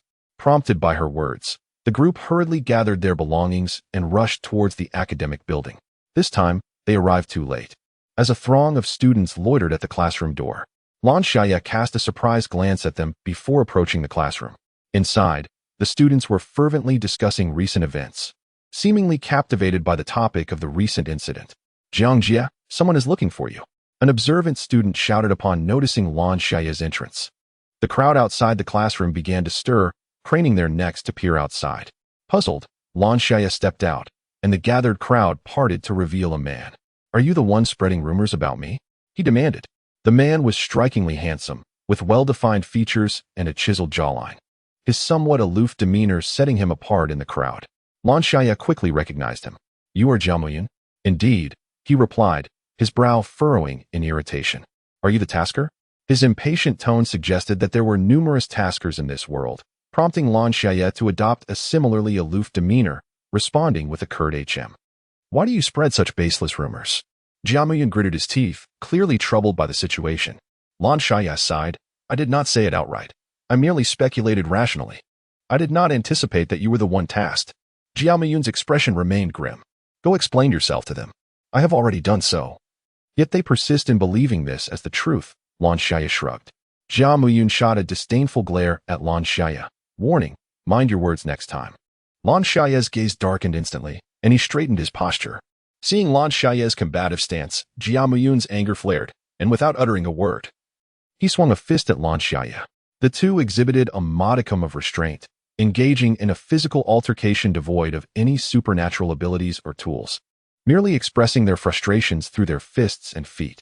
The surrounding classmates gasped and retreated, both frightened and exhilarated as they began to discuss the unfolding drama. Among the crowd, a man adjusted his black-rimmed glasses, casting a cold glance at them before distancing himself from the throng. "Stop! Stop!" Wu Zhicai rushed over, attempting to intervene in the scuffle, only to be inadvertently kicked aside by Lan Xiaye, who was unable to restrain his strength. Wu Zhicai tumbled into the crowd, clutching his aching chest, and begrudgingly declared, "I have already informed the teacher." It was only then that the two ceased their brawl. After their confrontation, Jia Muyan's demeanor improved significantly, no longer displaying the sour expression from earlier. "Both of you, come with me." A woman with her hair pinned up and adorned with gold-rimmed glasses pushed through the crowd, seizing Lan Xiaye and Jia Muyan as she angrily led them toward the office. Observing the students standing before him with utmost sincerity, the headmaster forcefully struck the table, inquiring what the purpose of the school was. "Is it a place for learning or a venue for brawls?" There is no semblance of a proper student. Lan Xiaye, with humility, bowed his head in acknowledgement of his fault, expressing, "I sincerely apologize, esteemed teacher. I have deeply reflected on my errors and regret not living up to your expectations, thus affecting the school's atmosphere." Jia Muyan stared in disbelief at Lan Xiaye, who had just delivered a lengthy self-critique. This individual did not appear to be the type to comply so obediently. Should there not be a spirited rebuttal instead? The headmaster, pleased with Lan Xiaye's self-reflection, gradually relaxed his furrowed brow and cast a satisfied glance at him. However, when he turned his gaze to Jia Muyan, his brow knitted once more as he reprimanded, "Jia Muyan, what is this again?" Jia Muyan, possessing a cold and fierce demeanor, retorted sharply upon hearing the headmaster's words. "She spread rumors about me. But Jiang, your classmate, is also a girl. You cannot resort to violence against her." Jia Muyan scoffed disdainfully, prompting the headmaster to rise in anger. "Jia Muyan, what is your attitude? You have yet to explain the incident involving Yang Mengting." "I have nothing to say." The mere thought of that lunatic irritated Jia Muyan to no end. "When can I leave?" "You wish to leave?" Go to the small black room and reflect on your actions. Lan Xiaye gazed in astonishment at Jia Muyun, pondering how such a personality could have survived until now. Jia Muyun, feeling irritable, scratched his head and muttered under his breath, "It's so annoying. I absolutely detest tasks with a plot." Lan Xiaye, curious about the true cause of Yang Mengting's demise, found Jia Muyun to be like a stick of dynamite, recklessly charging forward without a hint of the composure and cunning characteristic of a tasker. He was merely a volatile and brainless powerhouse. Thankfully, his role was minimal. Chapter 132. The Shadow. Upon returning to the classroom, Zhang Xian, filled with trepidation, grasped Lan Xiaye's arm and asked, "How did you end up fighting with him?" Lan Xiaye fell silent, prompting Zhang Xian to continue, lost in her own thoughts as she cradled her face dreamily. "By the way, Jia Miyun is truly handsome. Do you all like him?" Lan Xiaye inquired. "Don't you think he's incredibly attractive? Who doesn't love a handsome guy?" Zhang Xian replied, her cheeks flushed. Lan Xiaye, uninterested in discussing such trivial matters, resolved to approach the situation from Yang Mengting's perspective. What kind of person was Yang Mengting? Zhang Xian looked at Lan Xiaye in surprise and remarked, "Xiao Jia, why do you sound like a detective?" Just as Lan Xiaye pondered whether she was straying from her intended persona, Zhang Xian, with a serious expression, advised, "You won't find anyone liking you like this." "Huh. It's fine. I don't need anyone's affection." She had initially intended to gloss over the matter, but Zhang Xian was relentless in her rebuttal. "This simply won't do. The girls among us are devoid of the nurturing essence of love." Lan Xiaye felt overwhelmed by Zhang Xian's incessant chatter, and just then, Yu Danyuan entered the classroom, his demeanor utterly dejected. Lan Xiaye, perceiving him as a beacon of hope, rose and approached him. "What is the matter?" Yu Danyuan, looking bewildered, followed her out of the classroom. Lan Xiaye directly inquired, "Where did the teacher summon you? What transpired?" Upon mentioning this, Yu Danyuan appeared even more despondent. "Those teachers insist that I am somehow connected to Yang Mingting's demise." Lan Xiaye's interest piqued. "Why would they say such a thing? What ties do you have with Yang Mingting?" He replied, "I heard from the teachers that I may have once pursued Yang Mingting, only to be rejected.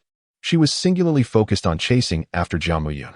The teachers suspect that I harbored resentment and murdered Yang Mingting out of unrequited love." Lan Xiaye pointed out the flaw in their reasoning. "Why suspect you and not Jia Muyun? He is clearly the catalyst for Yang Mengting's tragic leap." Yu Danyuan let out a bitter laugh and shook his head, expressing his confusion. Lan Xiaye pressed on, asking where he had spent the morning. "Where else could I go? I've been relentlessly interrogated by these teachers. It's been utterly tormenting." Furrowing her brow, Lan Xiaye contemplated the implications. It seemed that Yang Mingting's suicide might indeed stem from a mere failed confession. Yet, she recalled a task she once undertook, where her identity was that of a villain. Having cruelly tormented an innocent girl, could it be possible that Yu Dongyuan's circumstances echoed her own past misdeeds? "You should delve deeper into your identity. Perhaps you two have a history of wrongdoing," Lan Xiaye subtly suggested to Yu Dongyuan.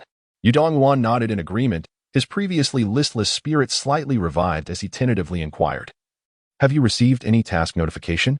"No," Lan Xiaye replied, equally perplexed. The aimless nature of the task, devoid of any guidance, instilled in her a profound sense of unease.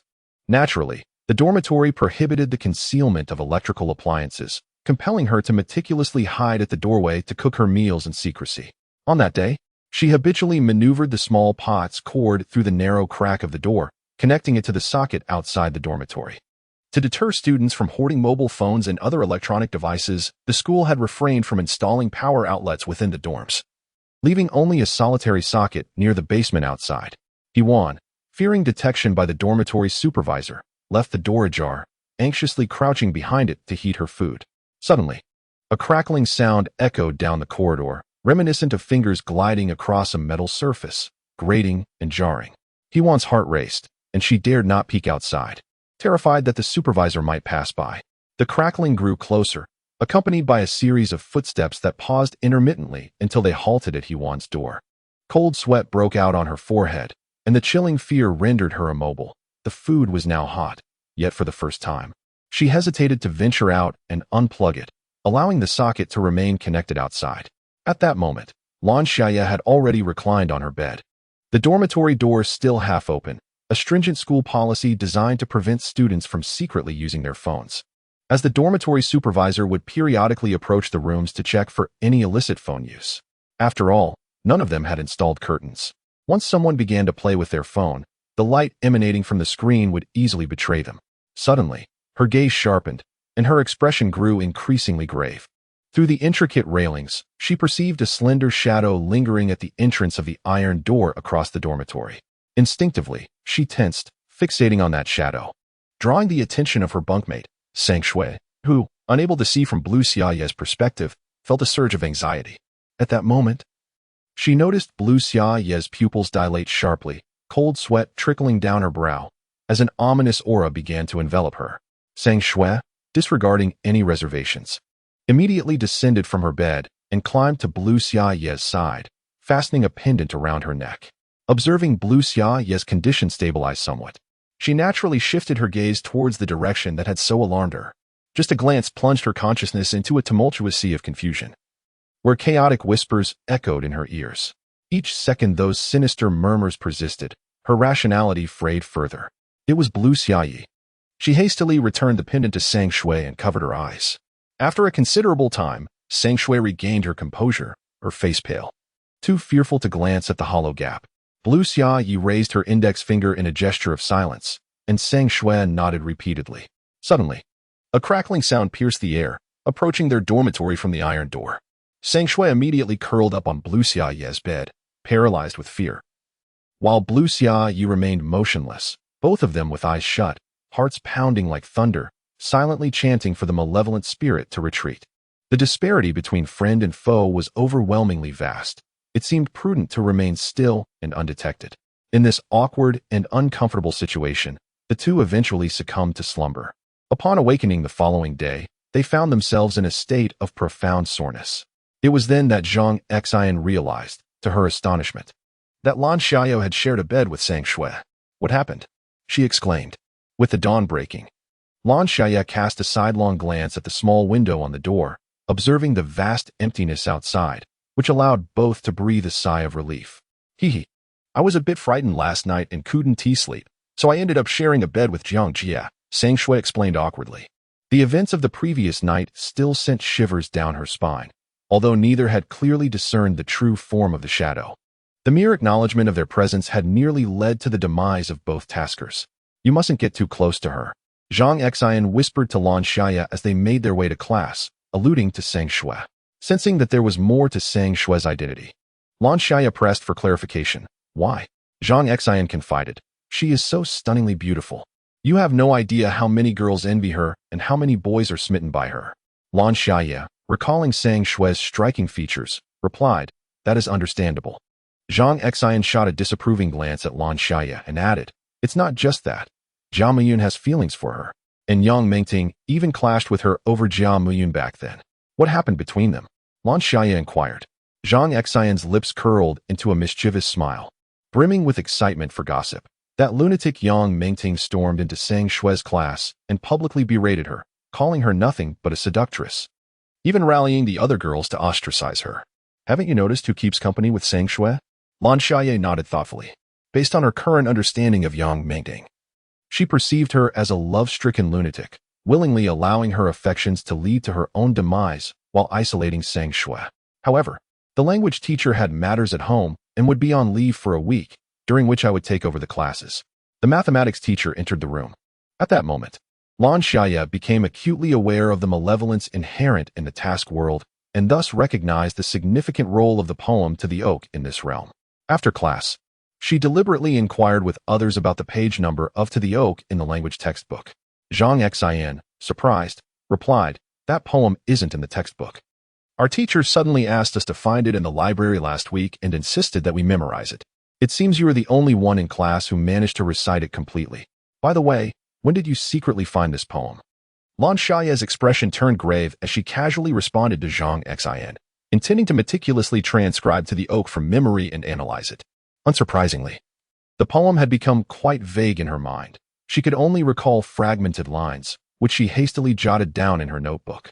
Gazing at these broken phrases, she felt a twinge of headache.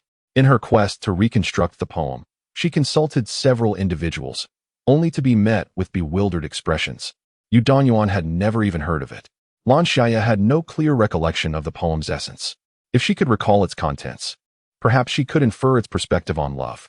However, it now reminded her of the need for independence, equality, mutual reliance, and support in love. Sang Shui spoke softly, cautioning against relying on others, indulging in one-sided infatuations, and offering oneself unconditionally.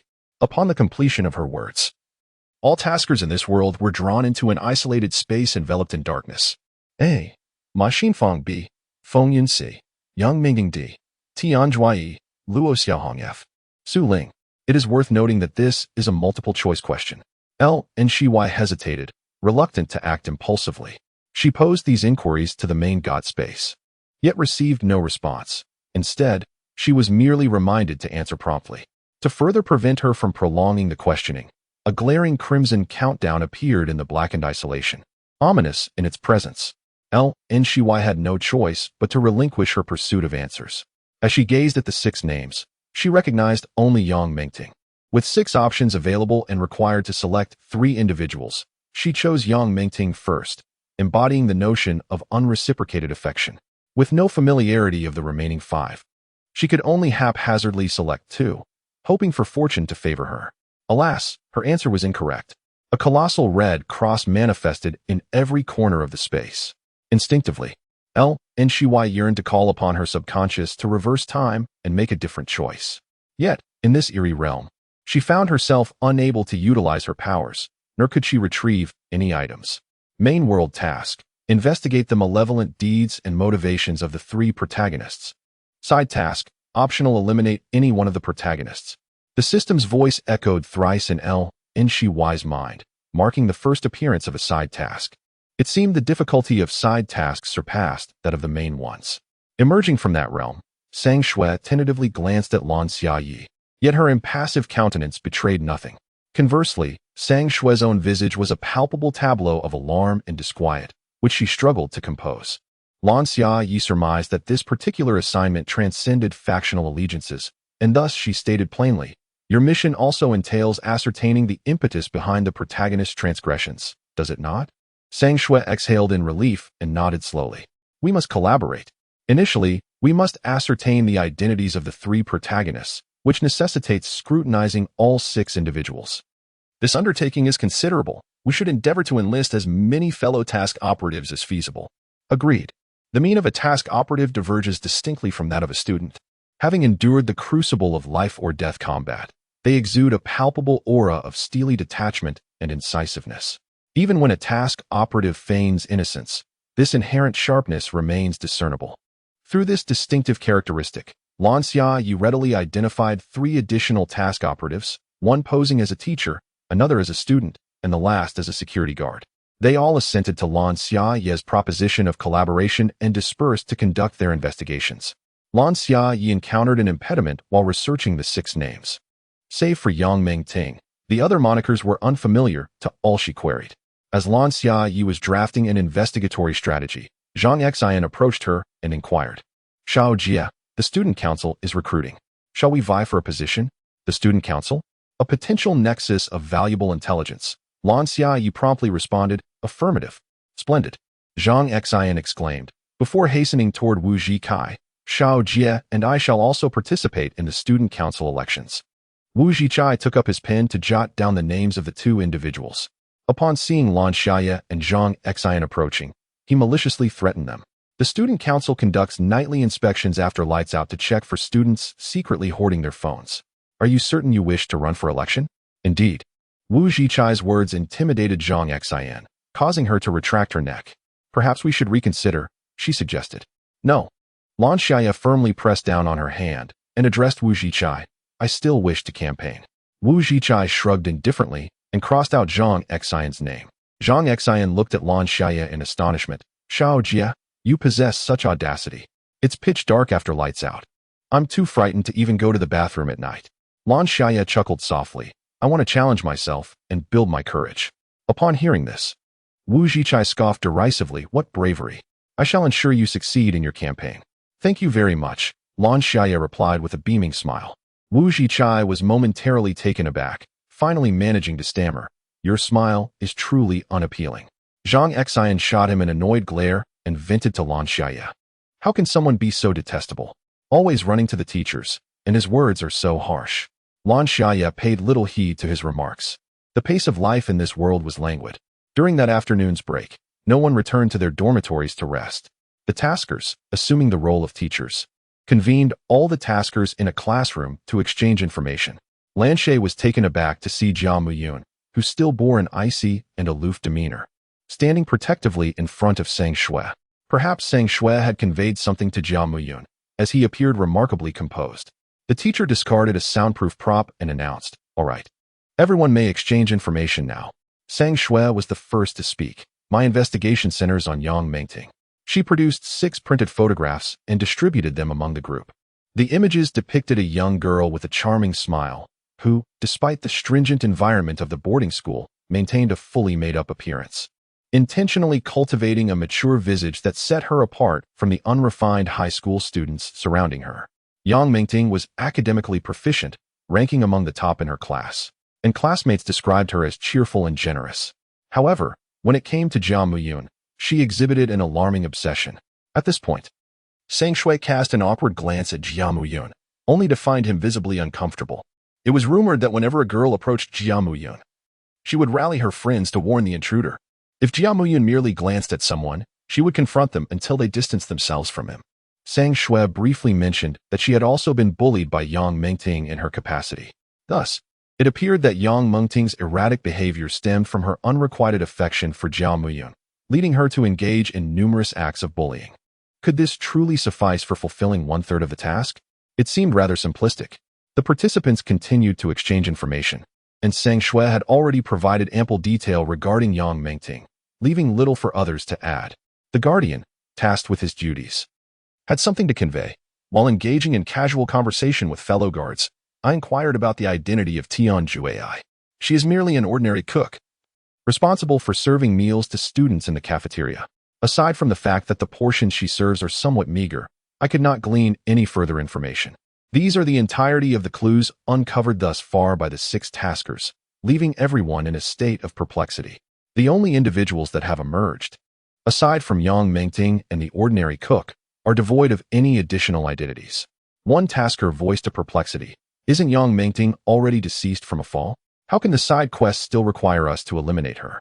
Have we mistaken our target? Lan Xiaye and the other taskers gazed at this rather naive individual in astonishment. Although the side quests are optional, the prospect of substantial points is enticing. While they may not express it aloud, each harbors the unspoken desire to seize the upper hand and eliminate as many protagonists as possible. After all, there are only 3 protagonists, yet 6 taskers. The ratio is decidedly unfavorable, and none wish to be at a disadvantage. Moreover, some harbor ambitions of monopolizing the rewards, claiming all the points for themselves. At this juncture, Lan Xiaye smacked her forehead, an idea materializing. Not only she, but many astute taskers quickly grasped the implication. Could it be that the others whose identities remain undisclosed have already met their demise? With this newfound insight, the gathering disbanded, resolving to alter the direction of their investigation. In the afternoon, Wu Zhichai, with an air of arrogance, summoned Lan Xiaye to the multimedia classroom for the student council member elections. Zhang Xian initially intended to accompany her, but upon spotting Sang Shui, she merely pouted and walked away. Sang Shui, unfazed by the presence of an NPC, engaged in casual conversation with Lan Xiaye. Her emotional intelligence was remarkably high, and conversing with her was like basking in a refreshing breeze, leaving one feeling utterly at ease. The pair had arrived in the multimedia classroom, which was quite expansive. A somewhat dim light illuminated only the front of the room, leaving the rear half shrouded in darkness, with the silhouettes of various pieces of equipment looming. The student union members sat in the chairs below, their faces expressionless as they watched the students who had come to run for election.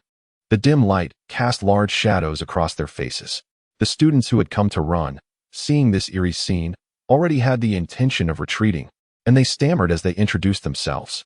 The student union members below neither encouraged them nor scolded them to leave. One by one, they simply sat in their chairs, staring at you with blank expressions, like the deceased. A girl, unable to bear such a bizarre atmosphere, screamed and ran away. "I'm not running." Such an incident did not attract their attention. Their gazes were fixed on the boy who was introducing himself on the stage. The boy's face was faintly pale, and a drop of cold sweat appeared on his forehead as he quickly finished his speech. "I'm done," he said. "Next." The student sitting in the center opened his mouth with a hoarse voice. He seemed to have not spoken for a long time, and his mouth made a harsh creaking sound, like an aging wooden door. The boy bowed and quickly ran off the stage. The people who were originally lined up behind the boy were all being modest. You go first. I'm a little nervous. I'll prepare a little more. Everyone was being modest with each other, retreating further and further, pushing Lan Xiaye, who was in the middle of the line, to the stage. All the members of the student council fixed their gazes upon Lan Xiaye, who could sense the eerie, hollow anticipation in their eyes, as if they were waiting for her to become one of them. What had transpired with these student council members that they had all transformed in such a manner? Lan Xiaye briefly introduced herself, sweeping her gaze across the entire lecture hall. Suddenly, she spotted a pale face in the back row, staring intently at her.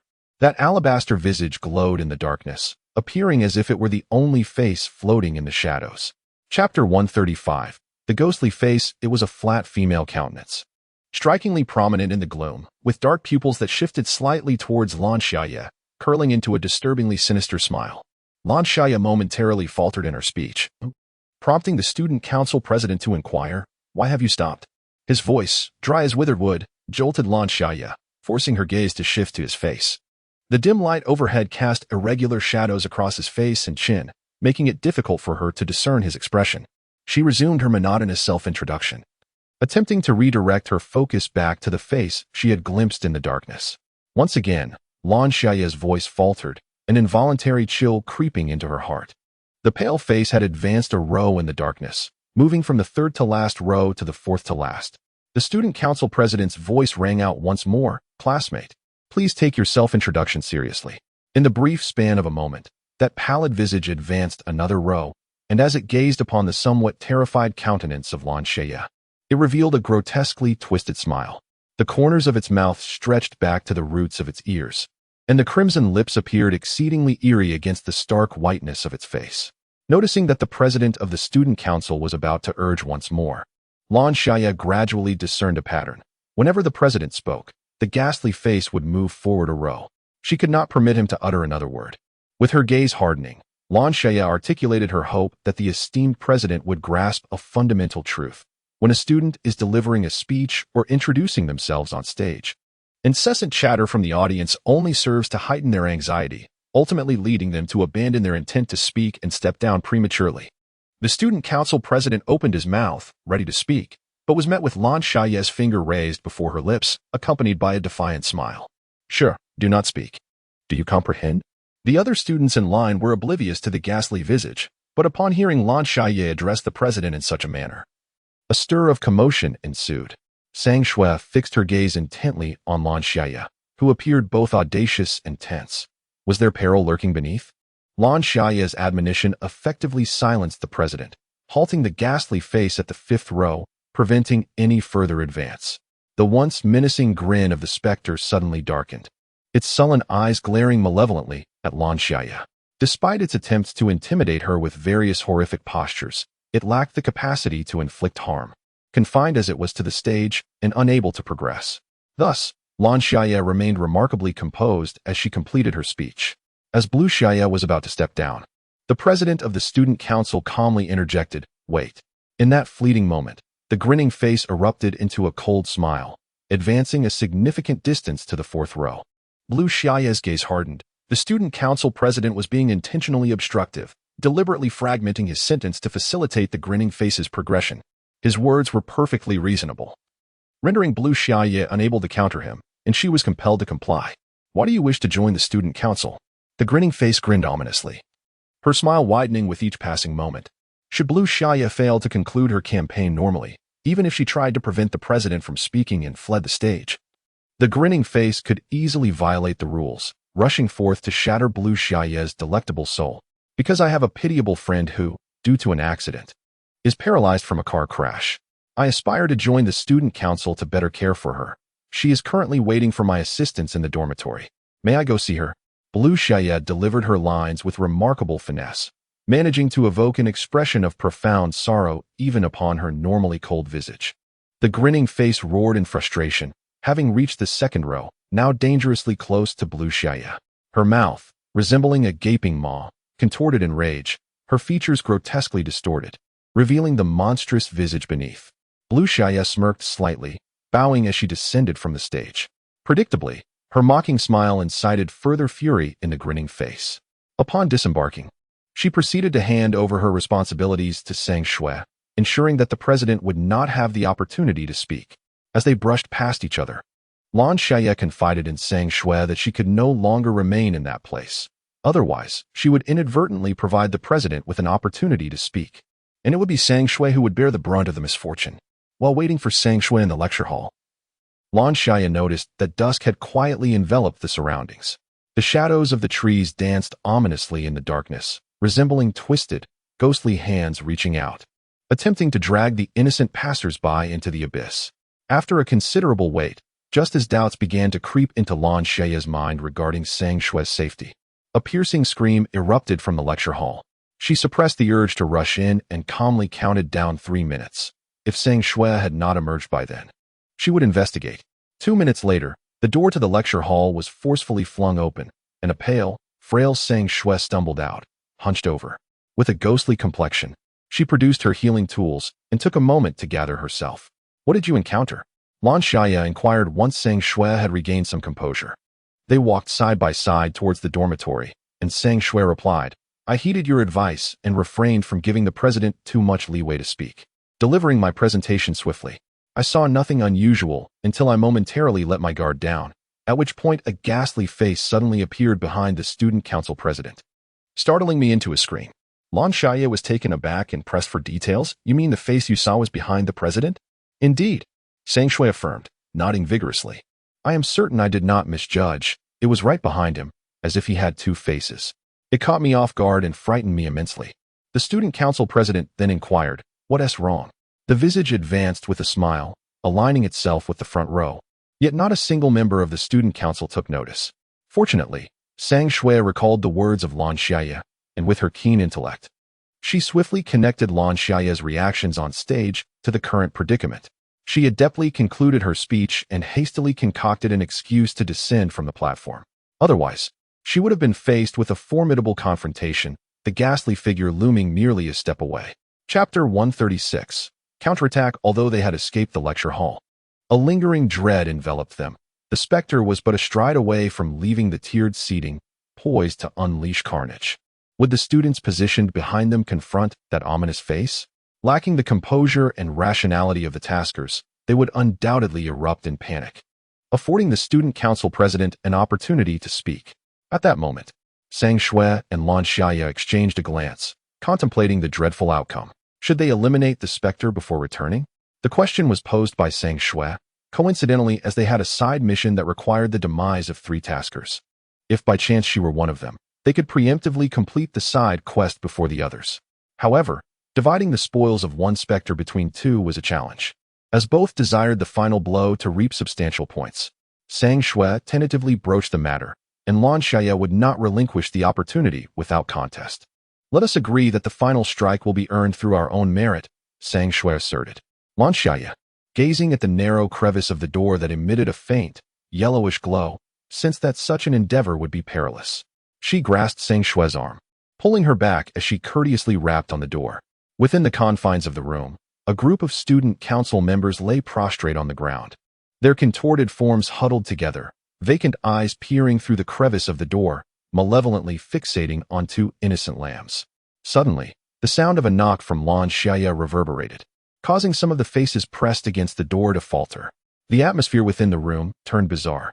After a moment, a hoarse voice emerged. Lan Xiaye casually seized a broom leaning against the wall, using its sweeping end to brace against the door, thereby pushing it open. Instantly, a cascade of students tumbled to the floor. One closest to the door lunged at Lan Xiaye with murderous intent, only to collide with the broom. The assailant was a girl, her face frozen in horror as she beheld the filthy broom in her grasp, and with a twisted expression, she flung it aside, letting out a piercing scream. All those remaining in the lecture hall approached the 2 with expressions devoid of emotion. Upon closer inspection, Lan Xiaye realized that half of them were the very students who had just queued to run for the student council. They now lacked the vibrant essence they once possessed. Their countenances grim as they gazed at the pair. Lan Xiaye, on high alert, scanned her surroundings. Where was that grotesque face? Was it lurking, preparing to strike? Sang Shui and Lan Xiaye stood back to back, launching their assault in opposite directions. Noticing Lan Xiaye's hesitation to harm the afflicted students, Sang Shui urgently urged, "These individuals have been mentally eroded by the specter. They can no longer return to normal." Her words implicitly urged Lan Xiaye to act ruthlessly, without mercy. Initially, she harbored some trepidation that Lan Xiaye might obstinately refuse to deliver the fatal blow. Contrary to her concerns, Lan Xiaye, with a sudden epiphany, responded with a decisive "oh" and executed the deadly act with utmost resolution. Sang Shui breathed a sigh of relief, inwardly chiding herself for her naivete. At this juncture, which task performer would possess the innocence to spare a threatening entity? The duo, in concert, swiftly annihilated the students within the tiered classroom, leaving in their wake a tableau of lifeless bodies. Each corpse eerily lay with eyes agape, a smile gradually materializing upon their countenances. Alas, Lan Xiaye was caught unawares as the deceased figures resurrected, each brandishing a keen blade. She suffered a surprise attack from a cadaver wielding a sharp dagger. Clutching her wound, she extricated herself from the throng. These students were profoundly uncanny, especially with a spectral visage lurking ominously in the shadows. With alacrity, Lan Xiaye applied a bandage, staunching the flow of blood. She then sought refuge against the wall, the solid barrier affording her a sense of security. Only then did she have the wherewithal to turn her attention to Sang Shui. Devoid of Lan Xiaye's restraint, Sang Shui found herself increasingly overwhelmed by the reanimated students. She promptly summoned her subconscious, whereupon a colossal, ethereal image of a beautiful woman manifested from her being, irresistibly repelling all students who dared approach. Sang Shui's subconscious surpassed her own beauty, exuding an ethereal and enigmatic aura. The specter smiled, and myriad blossoms erupted into full bloom, akin to a diaphanous rain of petals, pervading every recess of the chamber. Upon contact with the students, these petals instantaneously reduced them to ashes. The concerns that haunted them were resolved. Yet the malevolent face lurking in the shadows remained elusive. Sang Shui dealt with all the students in one fell swoop, her subconscious unable to sustain itself any longer. Reluctantly, she scrutinized every corner of the classroom, ultimately pale as she approached Lan Xiaye. "Should we retreat for now?" Lan Xiaye shook her head. "If we withdraw now, we would merely allow that ghastly entity to escape." As she spoke, a ghostly white visage materialized from the darkness, ominously observing the two remaining taskers in the classroom. Its form flickered and vanished once more into the shadows. In this moment, Sang Shui took the opportunity to regulate her breathing while vigilantly scanning her surroundings. With a portion of her attention devoted to Lan Xiaye beside her, Lan Xiaye contemplated what weapons she possessed that could be effective. The bow and arrow were out of the question, as they would betray her identity as the wanted Lan Xiaye. The dagger proved to be woefully inadequate, possessing only a slim chance of igniting flames. Without that chance, it was merely a sharp blade. Currently, her most abundant items were healing supplies and large explosive devices. Should she deploy an explosive here, the noise would be deafening and surely attract the attention of the authorities. At this juncture, the only truly convenient weapon at her disposal was Kakashi's dagger. With a composed demeanor, Lan Xiaye grasped the dagger and exchanged a knowing glance with Sang Shui. Sang Shui immediately understood her intent, affirming with a slight nod as they made their way toward the door of the tiered classroom. The two deliberately slowed their pace, and as expected, a ghastly face abruptly emerged behind Sang Shui. With a smile, Sang Shui turned around, wielding her attacking device, while Lan Xiaye approached the malevolent visage with her dagger at the ready. Caught between two forces, the specter realized it had been deceived. Emitting a piercing scream as it ascended into the air, Sang Shui's assault pursued relentlessly, closely followed by Lan Xiaye's dagger. However, Lan Xiaye's blade met only empty air, passing right through the specter without making contact. To her dismay, her hand also traversed through the specter, greeted by an icy chill. The specter halted abruptly, turning to face Lan Xiaye with a sinister grin. Chapter 137, Subconscious Emergence. What? Sang Shui exclaimed in disbelief, turning to Lan Xiaye. A sense of foreboding enveloped Lan Xiaye. Her attack had proven futile against the specter, and it was highly likely that the creature would perceive her as an easy target and launch an assault. Seizing the moment of their disarray, the specter vanished from their sight. "What is wrong with you?" Sang Shui observed Lan Xiaye's pallid expression and sighed, choosing to remain silent. Lan Xiaye massaged her temples, realizing that in this task realm, she could not procure new items, meaning she was entirely without effective weaponry. Perhaps she should have infused her dagger with supernatural powers earlier? Suddenly inspired by the principle of archery, she pondered the possibility. If a mere dagger could not harm the specter, what if it were imbued with special abilities? With this revelation, Lan Xiaye felt a sense of reassurance wash over her. No need, she stated confidently, causing Sang Shui to nod thoughtfully. After a brief moment of stillness, the specter had yet to reappear, a cunning and patient hunter indeed. However, their tense demeanor made it difficult to lure the specter out, so they resorted to feigning conversation. Is your only item a dagger? Sang Shui, in a state of confusion, inquired, while Lan Xiaye exhaled a heavy breath. I purchased numerous explosives. In an instant, Sang Shui comprehended that the explosives Lan Xiaye referred to were indeed something else, and she jested, what a vividly succinct term. Subsequently, she delicately expressed, although those items are quite effective, they are largely ineffectual against spirits in the realm of the supernatural. Sang Shui began to speculate about Lan Xiaye's background. It seemed she was either a tasker in the yellow grade zone, lacking the necessary permissions due to her low rank, or perhaps a tasker who, for some reason, was unable to acquire information beforehand, like those pursued by formidable forces or those expelled from their original zones, among various other possibilities. Not wishing to pry into Lan Xiaye's origins, Sang Shui recognized that such inquiries would surely provoke discontent and wariness. Thus, she deftly shifted the conversation, saying, if you require protective items, I can offer some for sale, as I possess several surplus tools. Although purchasing items from the Points Mall was prohibited during missions, trading among taskers was a commonplace occurrence. Suddenly, Sang Shui's serene expression transformed, for from the depths of darkness behind Lan Xiaye, a colossal ghostly visage emerged unexpectedly. Its sudden appearance, devoid of any prior indication, instilled a sense of caution in both of them. By the time they became aware of its presence, it had already clamped down fiercely on Lan Xiaye's shoulder. Initially, it had aimed for Lan Xiaye's neck, but an ominous premonition surged within her, prompting her to shift her body just in time to evade the ghostly bite. Lan Xiaye let out a low groan, as a chilling and powerful malevolence surged through the wound within her.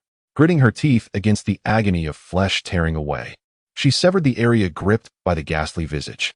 Turning to face the source of the torment, she channeled her otherworldly abilities into the dagger, bringing it down sharply against the malevolent face. The ghoul cast a disdainful glance at the diminutive weapon, underestimating its potential to inflict harm. To its astonishment, the dagger erupted in radiant light, igniting the fire of true damage and infusing it with temporal energy, resulting in a gaping wound across the ghoul's visage. It howled in agony, its chilling, high-pitched cries reverberating painfully within the ears of both combatants. Not only did the ghoul fail to comprehend why a dagger that had initially posed no threat now nearly cost it half its existence, but Sang Shui also looked on in shock at the ghoul's newly formed gash. This wound cleaved through its entire countenance from top to bottom. Overwhelmed by the severity of its injury, the ghoul lost all rationality, opening its cavernous maw to reveal a set of menacing fangs, seething with rage. You shall pay for this with your life. The depths of its eyes brimmed with malicious hatred as it roared in a guttural, hoarse voice, die. The ghoul that could be harmed no longer instilled fear. Lan Xiaye maintained an icy calm as she deftly evaded the ghoul's furious attacks, effortlessly leaving a trail of wounds upon its monstrous face as she slipped away. Realizing the urgency of the situation, Sang Shui promptly joined the fray, brandishing tools designed to counter the spectral menace. The enormous ghoul, intent on seizing the opportunity to devour Lan Xiaye whole, found itself hindered by its own size. Its vast visage became a liability, rendering it exceedingly vulnerable to their assaults. The props wielded by Sang Shui are specifically designed to purify and restrain malevolent spirits, each strike against the ghostly visage eliciting sharp cries of pain. Overwhelmed by fear towards these two humans, the ghost instinctively sought to flee, releasing a cloud of black smoke before making its escape. Lan Xiaye delved deep into the ocean of her consciousness, where she beheld a sky adorned with countless stars. There, a young maiden sat upon the celestial bodies, offering a knowing smile. Upon opening her eyes, Lan Xiaye's demeanor transformed entirely. Effortlessly, she traversed the fabric of space, appearing beside the fleeing specter. The ghost, in a state of panic, glanced around frantically, only to find Lan Xiaye standing alone before it, prompting a chilling grin to emerge. Ah, there's no need for such superfluous smiles. The subconscious of Lan Xiaye found no challenge in confronting this ghostly entity. She extended her hand and effortlessly crushed the apparition, witnessing a shift in the mission interface of the divine realm. Side quest: eliminate any protagonist. 1-3. After dispatching the ghost, Lan Xiaye stretched leisurely, remarking, "That was truly devoid of difficulty." Upon returning to the lecture hall, Sang Shui scrutinized Lan Xiaye intently. "What is it?" Lan Xiaye felt a twinge of discomfort under her gaze. Sang Shui sensed an intriguing change in Lan Xiaye. A subtle yet distinct transformation from just moments ago. Her acute sensitivity to the nuances of human behavior allowed her to endure the volatile presence of Jia Mu Yun for extended periods. The demeanor of Lan Xiaye earlier was difficult to articulate. It bore a striking resemblance to her usual self, yet carried an air of relaxed nonchalance. Devoid of her customary caution, radiating an indescribable allure. It was as if the act of hunting down and vanquishing a ghost was a trivial endeavor for her. Sang Shui was not typically a curious person, yet at this moment, she could not suppress the urge to pose a question. "Why did you seem to transform into someone else just now?" Lan Xiaye's heart skipped a beat. Her subconscious was rather unique, and she seldom revealed it in public. To her surprise, in the blink of an eye, Sang Shui had perceived something amiss. "Is there something wrong? Perhaps it is the effect of a special prop." She replied with a casual smile. Sang Shui remained uncertain about whether to believe her and chose not to delve further into the topic. Lan Xiaye gazed in astonishment at her roommates, who were huddled together, and surveyed the dormitory, finding nothing out of the ordinary. This should be the final supernatural realm. Thereafter, she intended to write about a grand apocalyptic scenario. Surely, the pace of the narrative was not too swift. She yearned to explore the grand apocalypse theme. The next world would undoubtedly be one rooted in Lovecraftian lore. Chapter 138. The handprint. At this moment, it was 10 o'clock in the evening, with an hour remaining before lights out. On the balcony window, a remarkably distinct handprint was visible. A group of girls, clinging to one another, were on the verge of tears. Zhang Xian, her face drenched in tears, exclaimed to Lan Xiaye. "We were reading when Ruan went to the restroom and suddenly spotted this handprint." It was important to note that this was the 4th floor. A handprint had inexplicably appeared on the window from the outside in the dead of night, so clear that the palm's texture was unmistakable. This was not a bloody handprint. Rather, it was the result of a warm hand leaving a natural condensation on the cold glass. Yet, this was the 4th floor. How could it be possible for someone to reach the glass window on the 4th floor from the outside? It seemed more akin to an invisible specter clinging to the window, maliciously peering into the dormitory where the girls resided. Sang Shui and Lan Xiaye exchanged a glance before approaching the window, where the unmistakable imprint of a woman's palm was clearly visible. As they scrutinized the print, another handprint emerged on the glass. This time, they distinctly observed its entire manifestation. First appearing was the horizontal line above the palm, followed by the palm itself. And then the fingers gradually pressed against the glass, surrounded by a naturally formed white mist. A piercing scream erupted from the dormitory. "Did you see that?" Another one appeared. Ruan collapsed to the floor, her face pale and her breathing shallow. Meanwhile, the other 2 girls were oblivious to Ruan's plight. Engulfed in sheer terror, frantically clutching their heads and screaming. The girls' shrieks were remarkably piercing, swiftly attracting the attention of the dormitory supervisor. "What on earth is going on?" "It's deafening." The supervisor, clad in slippers and a nightgown, hurriedly made her way to the dormitory, while the girls in the opposite room peeked through their door to observe the commotion. Upon entering, the supervisor's eyes fell immediately on the unconscious Ruan on the floor, prompting her to exclaim and rush over to assist the girl. What happened to her? Noticing the 2 trembling girls huddled on the ground, the supervisor felt a throbbing headache. Upon raising her gaze, she saw Sang Shui and Lan Xiaye standing solemnly by the window. "You 2, come here," the supervisor beckoned.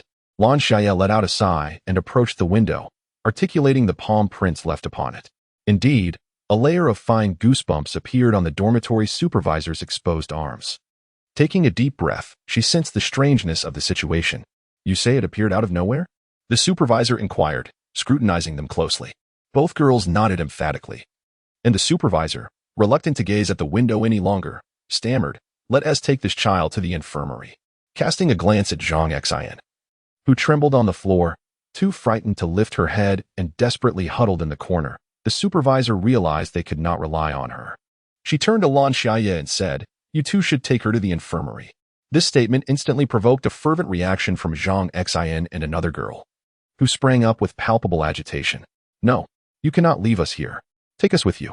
Their demeanor was a blend of madness and terror, prompting the supervisor to reassure them repeatedly. Sang Shue's face tightened in her eyes. The figure of Renan on the ground and everyone else in the room was shrouded in a faint, ominous aura. A high-pitched, eerie laughter echoed faintly. What was that sound? Zhang Xian exclaimed, turning her head anxiously towards the dormitory. The supervisor, hearing nothing, frowned and asked, "What?" She pinched Renan's philtrum, anxiously urging, "Quickly, help her up. We need to go to the infirmary." Before she could complete the sentence, a sudden gust of wind slammed the dormitory door shut with a resounding bang. The perpetually open dormitory door slammed shut, the resounding noise jolting everyone awake. They stared in bewilderment at the window, noticing it had been flung open. And the curtains began to twitch erratically, autonomously drawing themselves closed. It wasn't just Zhang Xian anymore. Even the dormitory supervisor was petrified, screaming and frantically pulling at the door, desperate to escape. Alas, no matter how hard she kicked or shouted, the door wouldn't budge. "Is anyone out there? Help us." They felt a chilling sensation creeping up their spines, afraid to expose their backs, and leaned against the door, helplessly pleading for assistance. A spectral female voice echoed, "Cease your screaming." The voice was ethereal and elusive, making it impossible to pinpoint its origin. As expected, her words silenced everyone. Zhang Xian's lips turned ashen, her pupils dilated, as if she were on the verge of fainting. Overwhelmed by extreme terror, no one could utter a sound, as if their chests and throats were blocked. Their hearts pounded violently, yet they were completely unable to scream. "Excellent, do not be afraid." The voice giggled eerily. "I simply wish to play a game with you all." An ominous premonition washed over Lan Xiaye. Playing a game with a ghost, who knew what that entailed? She felt around the door, signaling Sang Shui to cover her, and attempted to open it with her supernatural abilities. However, no matter what she did, her attacks seemed to dissipate as if striking cotton. "Spare your efforts. Once you've entered my ghost domain, there is no escape." Lan Xiaye acutely noticed the ghost's momentary slip-up. A wave of cold dread washed over her. If a single ghost was already overwhelming them, what chance did they have against a coalition of specters? These phantoms were markedly different from the specters commanded by Jingtai. Each was cunning, formidable, possessed of reason and intellect. "What game do you propose to play?" she inquired.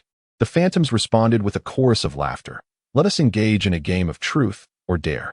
Unexpectedly, this was not the sanguinary contest that Lan Xiaye had envisioned. At the phantom's pronouncement, the dormitory's configuration underwent an immediate transformation. A large round table materialized in the space between the beds, accompanied by 6 stools arranged around it. The dormitory's brilliant illumination was abruptly extinguished, plunging the room into darkness and instigating a surge of agitation. An indomitable force pressed the 6 individuals onto the stools. And as an unseen hand alighted upon Lan Xiaye's shoulder, her hackles rose, and her body instinctively recoiled. However, her strength was insufficient to dislodge these colossal entities, and she was rendered immobile beneath the hand's oppressive weight. Once she was seated upon the stool, she discerned, by the faint candlelight upon the table, the pallid and terrified visage of Ronan, who was silently screaming. Their voices were suppressed, and their movements were constrained, engendering an excruciating sensation akin to a soul being confined within a plaything, incapable of controlling its actions. Chapter 139. Truth or Dare. All of this transpires because of you. A sinister voice whispered in her ear. A wave of gooseflesh erupted across Lan Xiaye's skin. She was unable to speak, and this absence of control engendered a profound sense of dread. She rotated her eyes to observe Sang Shue's condition. The flickering candlelight quivered in the air, casting contorted shadows upon the 6 faces encircling the round table, an eerie and macabre tableau. All present gazed expressionlessly at the candle flickering upon the round table. Behind them lay an expanse of darkness untouched by its light. In the midst of an eerie silence, a shadowy figure clad in black suddenly materialized behind them. Merging seamlessly with the darkness, she let out a chilling laugh. "Truth or dare?" Zhang Xian abruptly screamed in a frenzy. She was the first chosen to partake in the game. The specter's voice deepened ominously, threatening, "If you continue to scream, I shall sever your tongue." Zhang Xian whimpered, stifling all her terror and horror, tears choking in her throat. "Truth or dare? Truth or dare?" The ghostly figure continued to question relentlessly as Zhang Xian remained silent, her tone growing increasingly shrill and piercing. "Truth." Zhang Xian screamed with her eyes tightly shut. The ghost grinned maliciously. her eyes glinting with malevolence as she fixated on Zhang Xian. What is the worst thing you have done to someone present? Actually, I incited Yang Mingting to trouble Sang Shui. Jiamuyun never liked Sang Shui. I deliberately spread rumors, prompting Yang Mingting to bully her. I despise Sang Shui. Zhang Xian's eyes widened in disbelief, desperately wishing to silence herself. Yet her mouth betrayed her, spilling forth the wicked deeds she had committed. The ghost chuckled, bending forward at a 90-degree angle to hover before Sang Shui, her blood-stained mouth splitting into a grotesque grin. What do you think? Sang Shui realized she could speak, yet she remained unable to move. The ghost urged her to share her thoughts, but Sang Shui turned her gaze towards Lan Xiaye, maintaining her silence. Observing Sang Shui's silence, the female specter retracted her smile, fixing her with an impassive stare before straightening up and sneering. Next, following Zhang Xian, was Lan Xiaye. The female specter's ghastly grin returned as she asked, "Truth or dare?" She erupted in laughter, clapping her hands together. Her actions sent Lan Xiaoye's heart into a frantic rhythm, igniting a spark of regret. What if the specter commanded her to leap from the building or inflict self-harm? She would be in dire straits. She deeply regretted her impulsive decision. Then, the specter said, ceasing her laughter, "You shall select one individual from the 6 of you, including yourself, and sever their finger." She presented this choice, a blatant act of discord, with a gleaming dagger suddenly materializing on the round table. Her deliberate inclusion of herself was intended to make the others anticipate Lan Xiaoye's self-mutilation. If she refused to harm herself, then whomever she chose would harbor resentment toward her. In that instant, all eyes were riveted upon Lan Xiaye, their gazes filled with trepidation and anticipation. What were they anticipating? Her self-harm? The female specter, with a mouth stained with clots of blood, deliberately released her verbal constraints on the group. "Xiaojia, spare me," Zhang Xian cried, a torrent of tears streaming down her face. "I'm your best friend. We spend every day together. I beg you, don't hurt me." The others echoed similar pleas, beseeching Lan Xiaye not to harm them. With trembling lips, the girl whose eyes slanted upwards articulated the sentiment harbored in everyone's heart. "Xiaojia, inflict self-harm. It is merely a finger. We will spare you for the remainder of the game, and we will assuredly not implicate you." Within the confines of the male dormitory, every 6-person room had been ensnared within a spectral domain, compelled to partake in an unconventional game. Amidst a cacophony of exclamations, a bespectacled young man maintained unwavering composure. With a serene smile, he proclaimed, "You are Ma Xinfang, Feng Yun, Yang Mingting." He recited the names of all 6 entities from the selection within the divine space, his demeanor provoking the female specter overseeing the area. Composed, Liang Bowen adjusted his spectacles, disregarding the astonished gazes of his NPC dormmates, and offered a faint smile. "Do you not seek to hunt down those exceptional individuals? Some among them are formidable, proving difficult to subdue. However, I am amenable to collaboration." The female specter, taken aback by Liang Bowen's proposition, remained transfixed, uncertain of how to respond. Subsequently, another voice, distinct from her own, echoed from the darkness. "What is your desire?" Liang Bowen responded with a relaxed smile. "I require all available information pertaining to the 6 entities I just named." He was cognizant that these cunning female specters would not divulge the entirety of the details, but he was unconcerned. With his extraordinary abilities and unparalleled intellect, he was confident in his capacity to extrapolate all the necessary clues from the information provided. "Agreed." Upon beholding the sudden apparition of the female specter, Yu Dongyuan emitted a piercing shriek, hastily donning his earphones, shutting his eyes, and retreating into the corner. Desiring to manipulate him, all the spirits discovered they could not approach the man even a step. He emanated a powerful magnetic force that disrupted their own. "What then is your choice?" The female ghost approached Lan Xiaye with an eerie smile, her every word imbued with malice and seduction. Suddenly, Sang Shui spoke up. "Cut Lu Ru's." Lu Ru, the girl with the upturned eyes who suggested self-harm to Lan Xiaye, glared fiercely at Sang Shui, her eyes filled with venomous hatred, as if she longed to carve a piece of flesh from her. Had she not been immobilized at that moment? Lan Xiaye had no doubt that Lu Ru would pounce on Sang Shui in a fit of rage. "You vile creature, Sang Shui, Jiangjie, sever her finger. After all, this wretch is adept at feigning innocence. Do you not despise her as well?" Lu Ru cunningly incited discord between the two. Yet the 2 taskers remained unfazed by her provocations. Lan Xiaye smiled. "You never specified the limitations regarding these 6 individuals."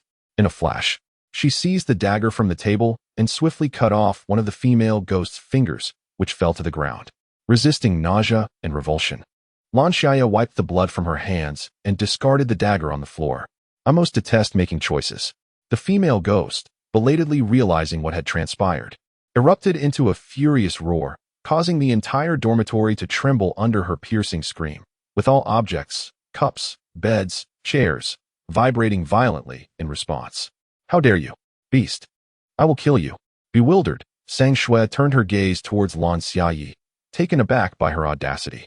She had intentionally obscured the rules, transgressed boundaries, and assailed the spectral forces that held sway over them. The female specter, incensed beyond measure, erupted in a cacophony of enraged shrieks, yet found herself powerless against Lan Xiaye. When they had coalesced to construct a spectral domain with the intent of tormenting the students, their power had exceeded the permissible threshold, resulting in their own subjugation to the constraints of the rules.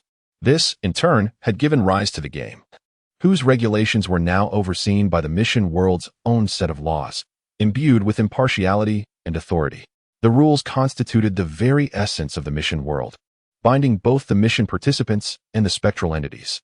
However, given that the game's power was largely derived from the spectral entities, they had been able to meddle in the formulation of some of the game's initial rules, such as positioning themselves as omnipotent figures. Subsequent rules, however, were beyond the manipulation of the spectral collective. After a protracted period of impotent fury, the female specter compelled herself to regain her composure. She retrieved the severed finger from the ground and, employing her spectral power, mended and reattached it. Throughout the entire process, she fixed her gaze upon Lan Xiaye, mouthing the words with a chilling aura, "I will remember you." Sang Shui cast a worried glance at Lan Xiaye, perplexed by her motives. Such actions would only serve to make her a target for the female specter's animosity. Round 3. The female specter declared grimly. According to the sequence, the third person is the dormitory administrator. Her fleshy face taut with tension, she swiftly announced, "I choose truth." The female specter, her gaze laced with malice, fixed her eyes upon Lan Xiaye and articulated each word with deliberate emphasis. "If you were to devise a method of execution for number 2, what would it be?" After completing her task, Lan Xiaye found herself bound once more, rendered immobile, her gaze fixed upon the female specter before her, allowing her to observe every subtle movement. It was clear to her that the ghost was taunting her. Indeed, this malicious game that ensnared all the innocents stemmed from her actions. Why? Merely because she had vanquished the ghost in the lecture hall, prompting the others to conspire against her? Such absurdity. Lan Xiaye's eyes were a chilling void. The specters were merely fearful of the tasker's power, while simultaneously seeking to manipulate her with malice. The dormitory supervisor's gaze swept over Lan Xiaye. She was a cunning and shrewd woman, well-versed in the art of pleasing her superiors. The ghost now held dominion over their lives, harboring a deep-seated hatred for Lan Xiaye. By humiliating her, the specter could earn favor and perhaps even secure her own escape from demise. What a cruel fate that would be. The supervisor flashed a smile towards the ghost, remarking on the audacity of the student who dared to show such disrespect, ensuring her suffering would be as excruciating as possible. The ghost, evidently pleased, smirked, her voice laced with an ethereal delight. She did not pursue the specifics of the demise, for a mere human could not fathom the malevolence of their ghostly thoughts. The most torturous end awaited Lan Xiaye. Next in line was Sang Shui, who without hesitation declared, "Truth or dare?" The ghost chuckled playfully, feigning reluctance. "How could attacking you lead to your immediate demise?" Sang Shui's breath caught in her throat, instinctively wishing to seal her lips, yet her body betrayed her, uttering the words, "the temple of the sun." Upon hearing those words, Sang Shui's countenance turned ashen. This was the sole area she had left unprotected. All other critical points were shielded by layers of props, designed to mislead adversaries. Next up was Roguelike, who naturally opted for truth, only for the female specter to declare, "Impossible. The game permits a maximum of 2 truths. The third time, you must choose dare." Roguelike trembled uncontrollably, her voice laced with dread. "I don't want to." "Very well," the female specter drawled deliberately. Sang Shui glanced anxiously at Lan Xiaye. Given her animosity with the specter, there was a high probability that this dare would be detrimental to Lan Xiaye, which would be highly unfavorable for her to lose an ally in this situation. Lan Xiaye felt a surge of vexation. Immobilized as she was, She was certain that she would not survive if the female specter were to command everyone present to attack her in succession. Your dare, the specter continued, is to locate the superfluous individual within the dormitory. A gentle breeze stirred, raising gooseflesh upon raw Nan's skin. She appeared on the verge of fainting once more. What does that signify? She stammered. With unusual patience, the specter elucidated. It means that, in addition to the 7 of us, there exists another, superfluous person. Your task is to identify them. Unexpectedly, she did not deliberately target Lan Xiaye this time, instead tasking Ruan with a game of hide-and-seek. Besides the 6 humans and the female specter, there was an unseen presence within the dormitory. Ruan instinctively surveyed her surroundings, which were shrouded in dense darkness. Save for the faint candlelight that cast undulating shadows upon the nearby contours. Precisely because within a vast expanse of darkness, a faint candlelight allows one to discern the extent of its illumination, rendering the areas beyond its reach even more obscure, obscuring whatever may be lurking within the surrounding gloom. The unknown breeds greater trepidation, especially given the female specter's deliberate insinuation of a 7th entity residing within the dormitory. Ruanan's task is to locate this phantom amidst the darkness, rendering her trepidation entirely understandable. I dare not. I truly dare not. Ruan wept copiously, tears streaming down her face like a torrential cascade. The female specter feigned compassion, sighing melancholically. Indeed, it is lamentable. However, I must remind you that failure to complete the task carries consequences. Ruan raised her tear-filled eyes, a glimmer of naive expectation within them. What manner of punishment? The female specter's lips parted, revealing a repulsive grin, a pallid countenance, crimson lips, sharp teeth, traces of what appeared to be human flesh amidst the bloodied gaps, and a grotesque smile stretching unervingly to the back of her ears. Why? To become our repast, of course. Ruan trembled uncontrollably, her limbs numb with cold as she collapsed onto the floor.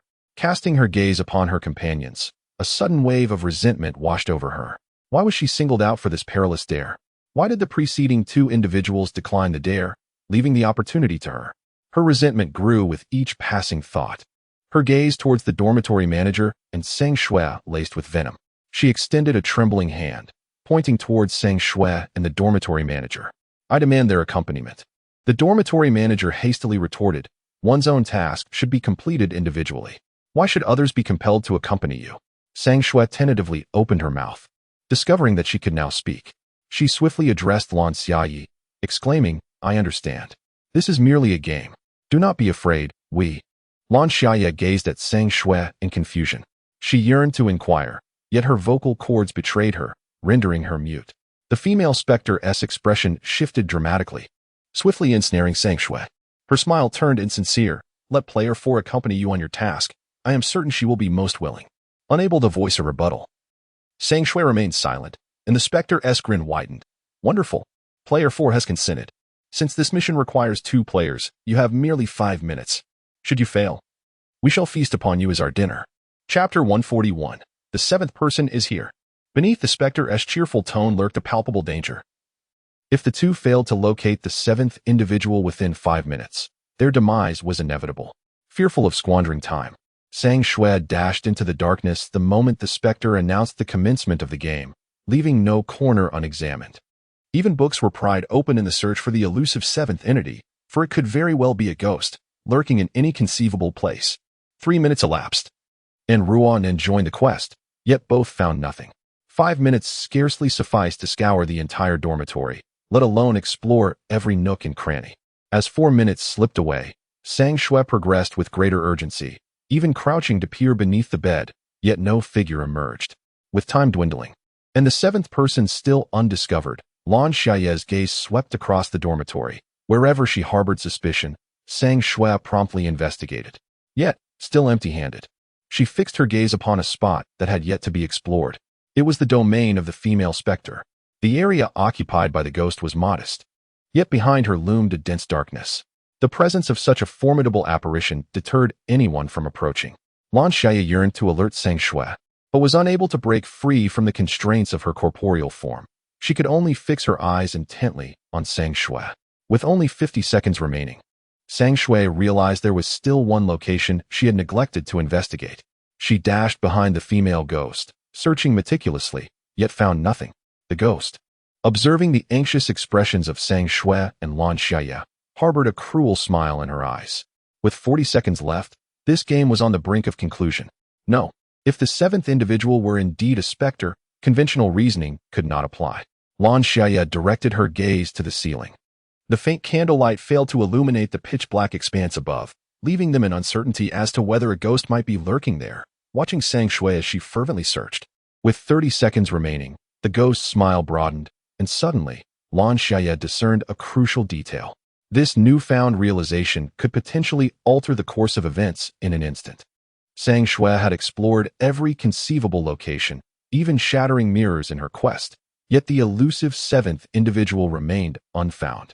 Just as her heart raced and cold sweat trickled down her brow in profound frustration, she glanced at Lan Xiaye, only to discover that she had been silently mouthing words. Lan Xiaye had exerted all her spiritual energy and abilities to slightly enhance her ability to move her lips, yet she was still unable to produce sound. With a mere 20 seconds remaining, Sang Shui's respiration grew labored, the amplified cadence of her own heartbeat resounding in her ears. The specter of demise loomed imminent, precluding any semblance of composure. Overwhelmed by acute trepidation, she experienced cerebral congestion, bordering on lightheadedness. She sensed the culmination of their mission hinged upon the words about to issue from Lan Xiaye's lips. "Compose yourself," Sang Shui commanded internally, pinching her thigh sharply, compelling herself to regain equilibrium.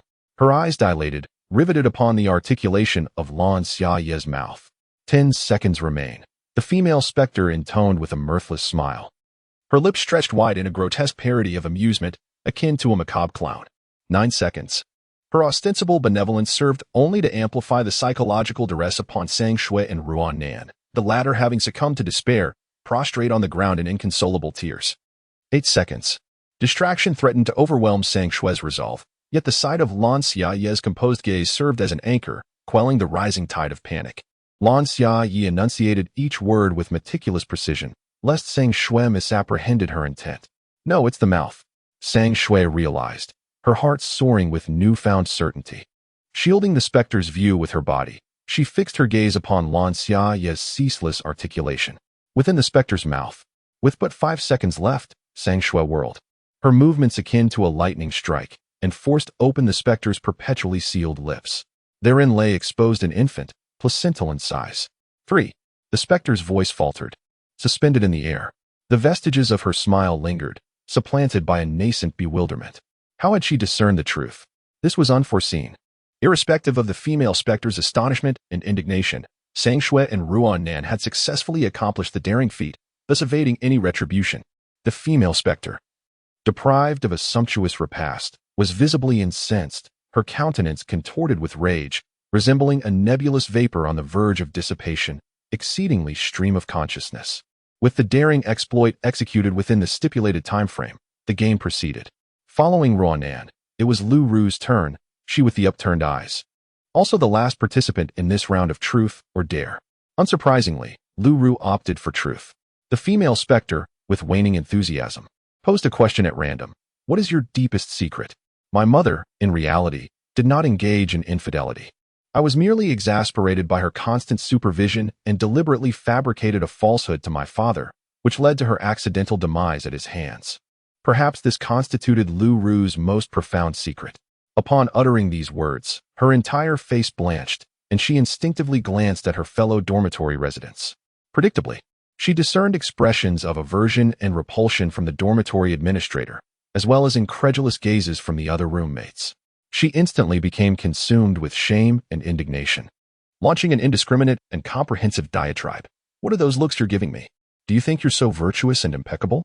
Zhang Xian, you deliberately spread rumors about Sang Shui, inciting Yang Mengting to subject her to bullying. Does that make you any better than I am?"